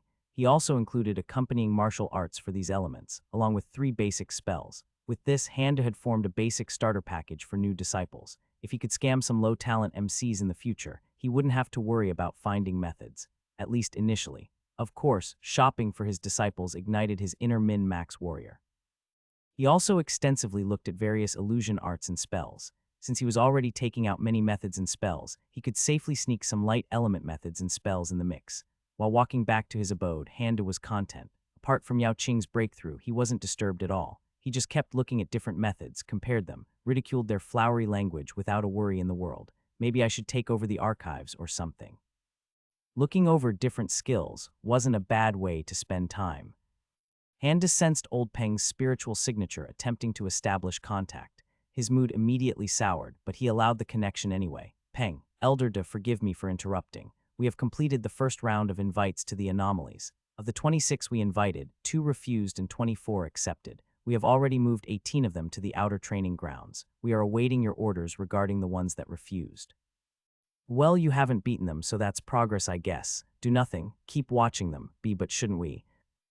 Handa sighed and facepalmed. Those 2 are most likely the true anomalies of the group. Do you really think an anomaly would accept a random invite for an easy life? Those that agreed are probably just minor anomalies at best. Do not show hostility to those that reject the invite. Open a special file on each and track their movements and history. Only interfere when there is a risk of them or their family getting severely injured. Regarding those that accepted, I'll visit them before leaving and classify them. Yes, Elder De, there is also the matter with Hanbai. We have thoroughly investigated but couldn't find any abnormalities. He speaks the truth and there are no signs of his memory or personality being altered. What? There should be some part of him that betrayed the family. His profile fits everything silent silhouette guys that killed the cultivation idiot knew about Hanbai through his memories. In these 2 months, surely they would have investigated and questioned him. They were searching for the missing beads. Asking the person that found the prayer beads would be common sense. Handa didn't believe that they could be this sloppy. release him but have someone follow him discreetly. Yes, Elder Duh. These guys are really used to beating anything and everything that moves. Maybe I should find them an outlet. Handa started seriously thinking about finding a pressure valve for his lackeys. Their current re-education was a tentative success, but old habits die hard. These guys might slip and revert to their true nature at an unexpected time. He walked towards his abode while thinking for a solution. Just a few days ago, Wu Fu's eyes were shining brightly as he talked about the future plans with his emperor. The Sun Dynasty was his life's work. He always felt immense pride for what he had achieved over the years. His life as a cultivator was a failure, but his mind was sharper than most. He couldn't break through to the nascent soul realm, but at least with his mind, he could leave a lasting mark that even immortal realm masters would have to look with reverence. But now, Wu Fu's eyes were empty. The Sun Emperor was assassinated. His heirs died, his royal guards died, his wives died. The entire royal palace was destroyed. The emperor's father, who was in secluded meditation in a secret cultivation realm for a critical breakthrough, had disappeared. Wu Fu didn't have any children or family to succeed him. With the destruction of the dynasty, he had nothing to show for his efforts. Once he died, he wouldn't be any different than an old farmer. He would be forgotten. No one would know that he had lived. Wu Fu himself would have preferred to die, but fortunately, or perhaps unfortunately, his Divinity Formation Realm Guard was able to send him away at a critical time. Maybe even by the Empire's enemies, he was deemed unimportant. Xin Qiang felt the fluctuating power of space from a nearby location. She was currently working on identifying the characteristics of the last few weak points. Normally, she wouldn't really care about spatial fluctuations, but in the last 2 weeks, the weak points showed concerning peculiarities. Behind the veil, the demons were restless, as if they were roused of something. Unnecessary disturbances could catch their attention. At the source of the fluctuations, Xin Qiang found a tired old man with white hair and an empty gaze. She narrowed her eyes. His aura was different. His wrinkled face that gave a kind impression before now looked decrepit, but it looked like him. Elder Wu Fu looked at the young-looking woman. His mind inevitably went to the numerous plans that he built around her. He couldn't help but give a bitter smile. Xin Qiang detached herself and considered the situation. An advisor of his level appearing here through a space gate with this appearance. While there were many possibilities in all cases, the course of action that she could take was the same. She used a spiritual spell to grab the old advisor and decisively started to run. Without any hesitation, she used her full ancient realm speed. Miss Qiang, you know it as well as I do. You should leave me here. There is no need for you to be involved in this. Xin Qiang silently watched Wu Fu for a time. Shouldn't you be angry? Wu Fu shook his head. I know you're far older than me. However, if I may be so bold, even if you're 10 times older, you still lack the perspective that comes with growing old. One's thoughts change not with time, but with wrinkles and white hair. The impression that this man had left on her was deep. This lowly core formation expert was like an old fox. She paid no mind to his self-pitying state. His words admitted the state of the Sun Empire. In her mind, this old man just became a usable asset. As they were moving away with great speed, she started expanding her plan to make amends to Handa and the Starfall Mountain. Handa chose the same location for his next lesson. Even if he chose an underground bunker with layers upon layers of formations, it wouldn't really matter in the end. After all, if the tribulation could penetrate the Grand Array, nothing would be able to protect him anyway.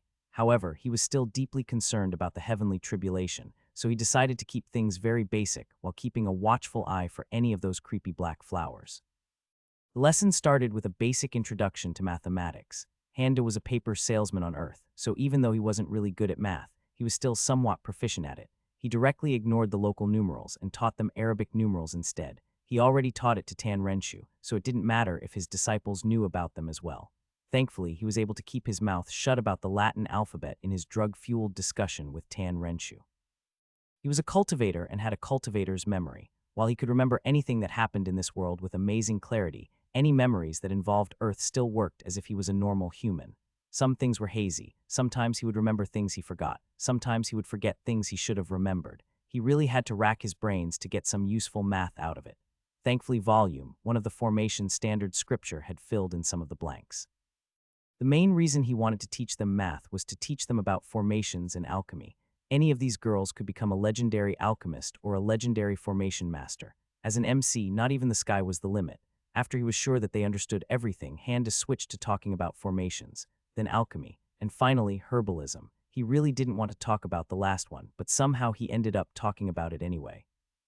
To his surprise, all three were very interested in all three topics. Even Yao Qing kept asking him questions about them. All three were clearly benefiting a lot from this. These were just the bare basics. If you want to learn more, just ask, and I will write down their standard scriptures for you. Before Handa could move on, Ningbai raised her hand. Master, could I have a copy of those scriptures? I wish to study all three. From the side, Yao Qing and Jin Shu also expressed their desire by nodding.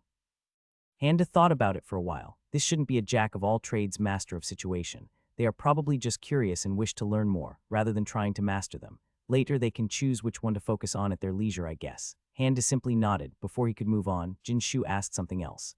Master, is your version of the herbalism scripture based on the standard scripture that can be found inside the archives?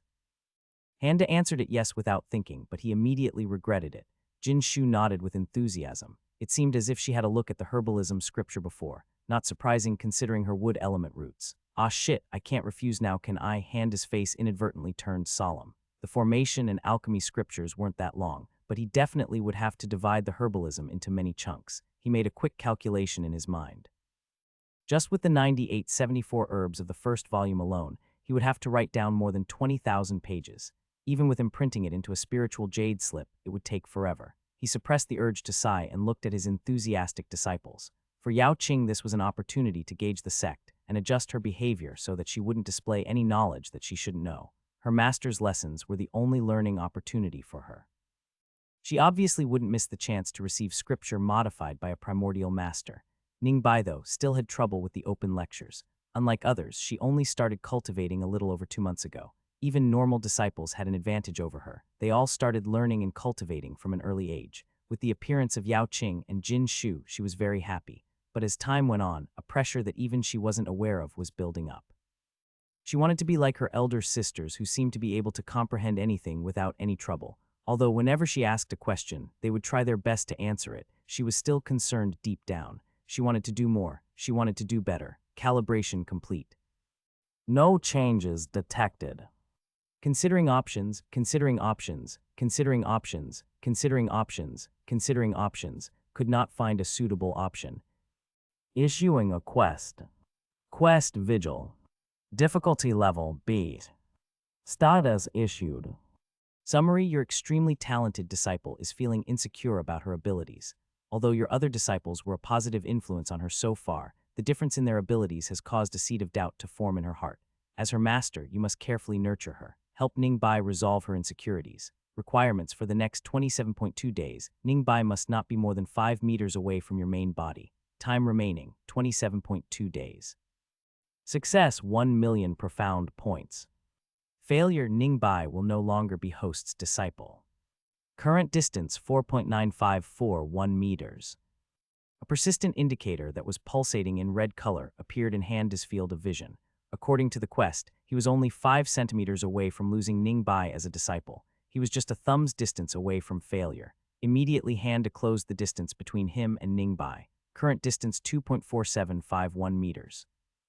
The indicator turned yellow, but it stayed on his vision. He ignored the puzzled look of his disciples and facepalmed. System, are you serious about this? Really? Do you really think you can solve her issue like this? In what world would such a method work? And 1,000,000 points. Naturally, there was no response. Handa took a deep breath. Various thoughts were going through his mind. All of it boiled down to 2 options. Either there is a bug in the system, or the cyst. 1,000,000 points for this. That's actually not that bad. I just need to find a valid excuse so that this won't get misinterpreted by everyone else. The system was always very concerned about Ningbai. It even gave a quest for her first bottleneck. The core disciple requirement was only at 32 points, and Ningbai had 35. Perhaps her talent was so great that even the system was fawning over her. Handa wasn't about to reject a godsend gift like this. Although the difficulty rating was making him wary, he still had to try. 1,000,000 points was on the line. The disciples were certainly oblivious to his concerns. From outside, their master started doing that horizontal eye movement again. They were all familiar with this and were extremely curious, but of course, they couldn't ask. Handa couldn't think of anything but the 1,000,000 points, but he realized everyone was staring at him. He quickly switched to his hidden expert persona. Before Ningbai and Jin Shu interjected, he was about to talk to them about their builds. So far, all 3 of you are focusing on offensive methods. While focusing on one path would eventually lead you to mastery, it must not be at the cost of completely forsaking others. Ningbai, your attack style leaves no room for defense. You completely rely on your breach skill to outmaneuver your opponents. What would happen if one day you face someone that can outmaneuver you? Ningbai averted her gaze. Handa pushed a little more. What would happen if you wanted to protect someone? This made Ningbai fall into deep thought. Handa silently watched for a few seconds and moved on to Jin Shu. Wood element excels at defense but is weak at offense. Your decision to study your weakness makes sense, but abandoning your strength does not. Jin Shu also averted his gaze. This was just a blind shot from Handa. He didn't truly believe she was going on all offense, it was just meant to be a warning. He didn't care how she interpreted it, he was a profound and hidden expert. If she wanted to object, he could just faintly smile and that would put the blame on her interpretation. The less he talked, the more profound he would become. But the current situation was unexpected. She really did want to go all DPS. Isn't your comprehension at max? What's so bad about defense or healing spells? Handa understood the sweet temptation of DPS. He was an old-school MMO player after all. However, this wasn't an MMO, it was real life. With real Xianxia consequences, he turned his gaze towards Yao Qing. This girl was tricky. He was sure he couldn't bullshit her, and even if he somehow did, it wouldn't survive long under her scrutiny. Therefore, he just looked at the Yao Qing's eyes for a few seconds. Then he faintly smiled with a tinge of bitterness and regret. He acted as if he swallowed his sigh and addressed all of them at the same time. If you are to truly understand, then you will need the contrast, not adherence to a single idea. After an appropriate amount of silence, he finished the lesson. Ningbai, for the time being, you will stay close to me at all times. You are not to be further away than 4 meters from me for any reason. You will not use your breach skill either, especially the one that allows you to stay in the spatial domain. Is that understood? Yes, master. Although Ningbai didn't understand the reason, she still obeyed. Yao Qing and Jin Shu couldn't help but look at each other. Then they left, leaving Handa and Ningbai alone. The master and the disciple sat and silently started cultivating. Handa alternated between his glowing body cultivation mode and his normal cultivation. Since Ningbai had to stay close to him, he obviously couldn't cultivate his body using a medicinal bath. His plans for introducing body cultivation to them were also cut short. He probably wouldn't be able to bring it up until they returned to the sect. Congratulations! Host's disciple Ningbai successfully reached Qi condensation level 9. Issuing 85 profound points as a reward, your body has reached the 8th stage of Qi condensation. Cultivation, core formation mid-stage, plus 1168, 11,314, 500,000. In the morning, Handa was already screaming inside due to the uninterrupted cultivation session. At least when he was alone, he could freely observe the changes in his body and move at his own pace. But now he had to act like a profound expert 24/7. What would profound experts do in their free time? Cultivate, of course. They love cultivating without moving a finger. Yao Qing went to Jin Shu's chambers out of habit. Jin Shu herself was ready to leave for the open lectures, purely out of habit. After they met, they smiled at each other while shaking their heads, but they went to the open lectures anyway. It was noon and Handa was no longer cultivating. Even his body cultivation was now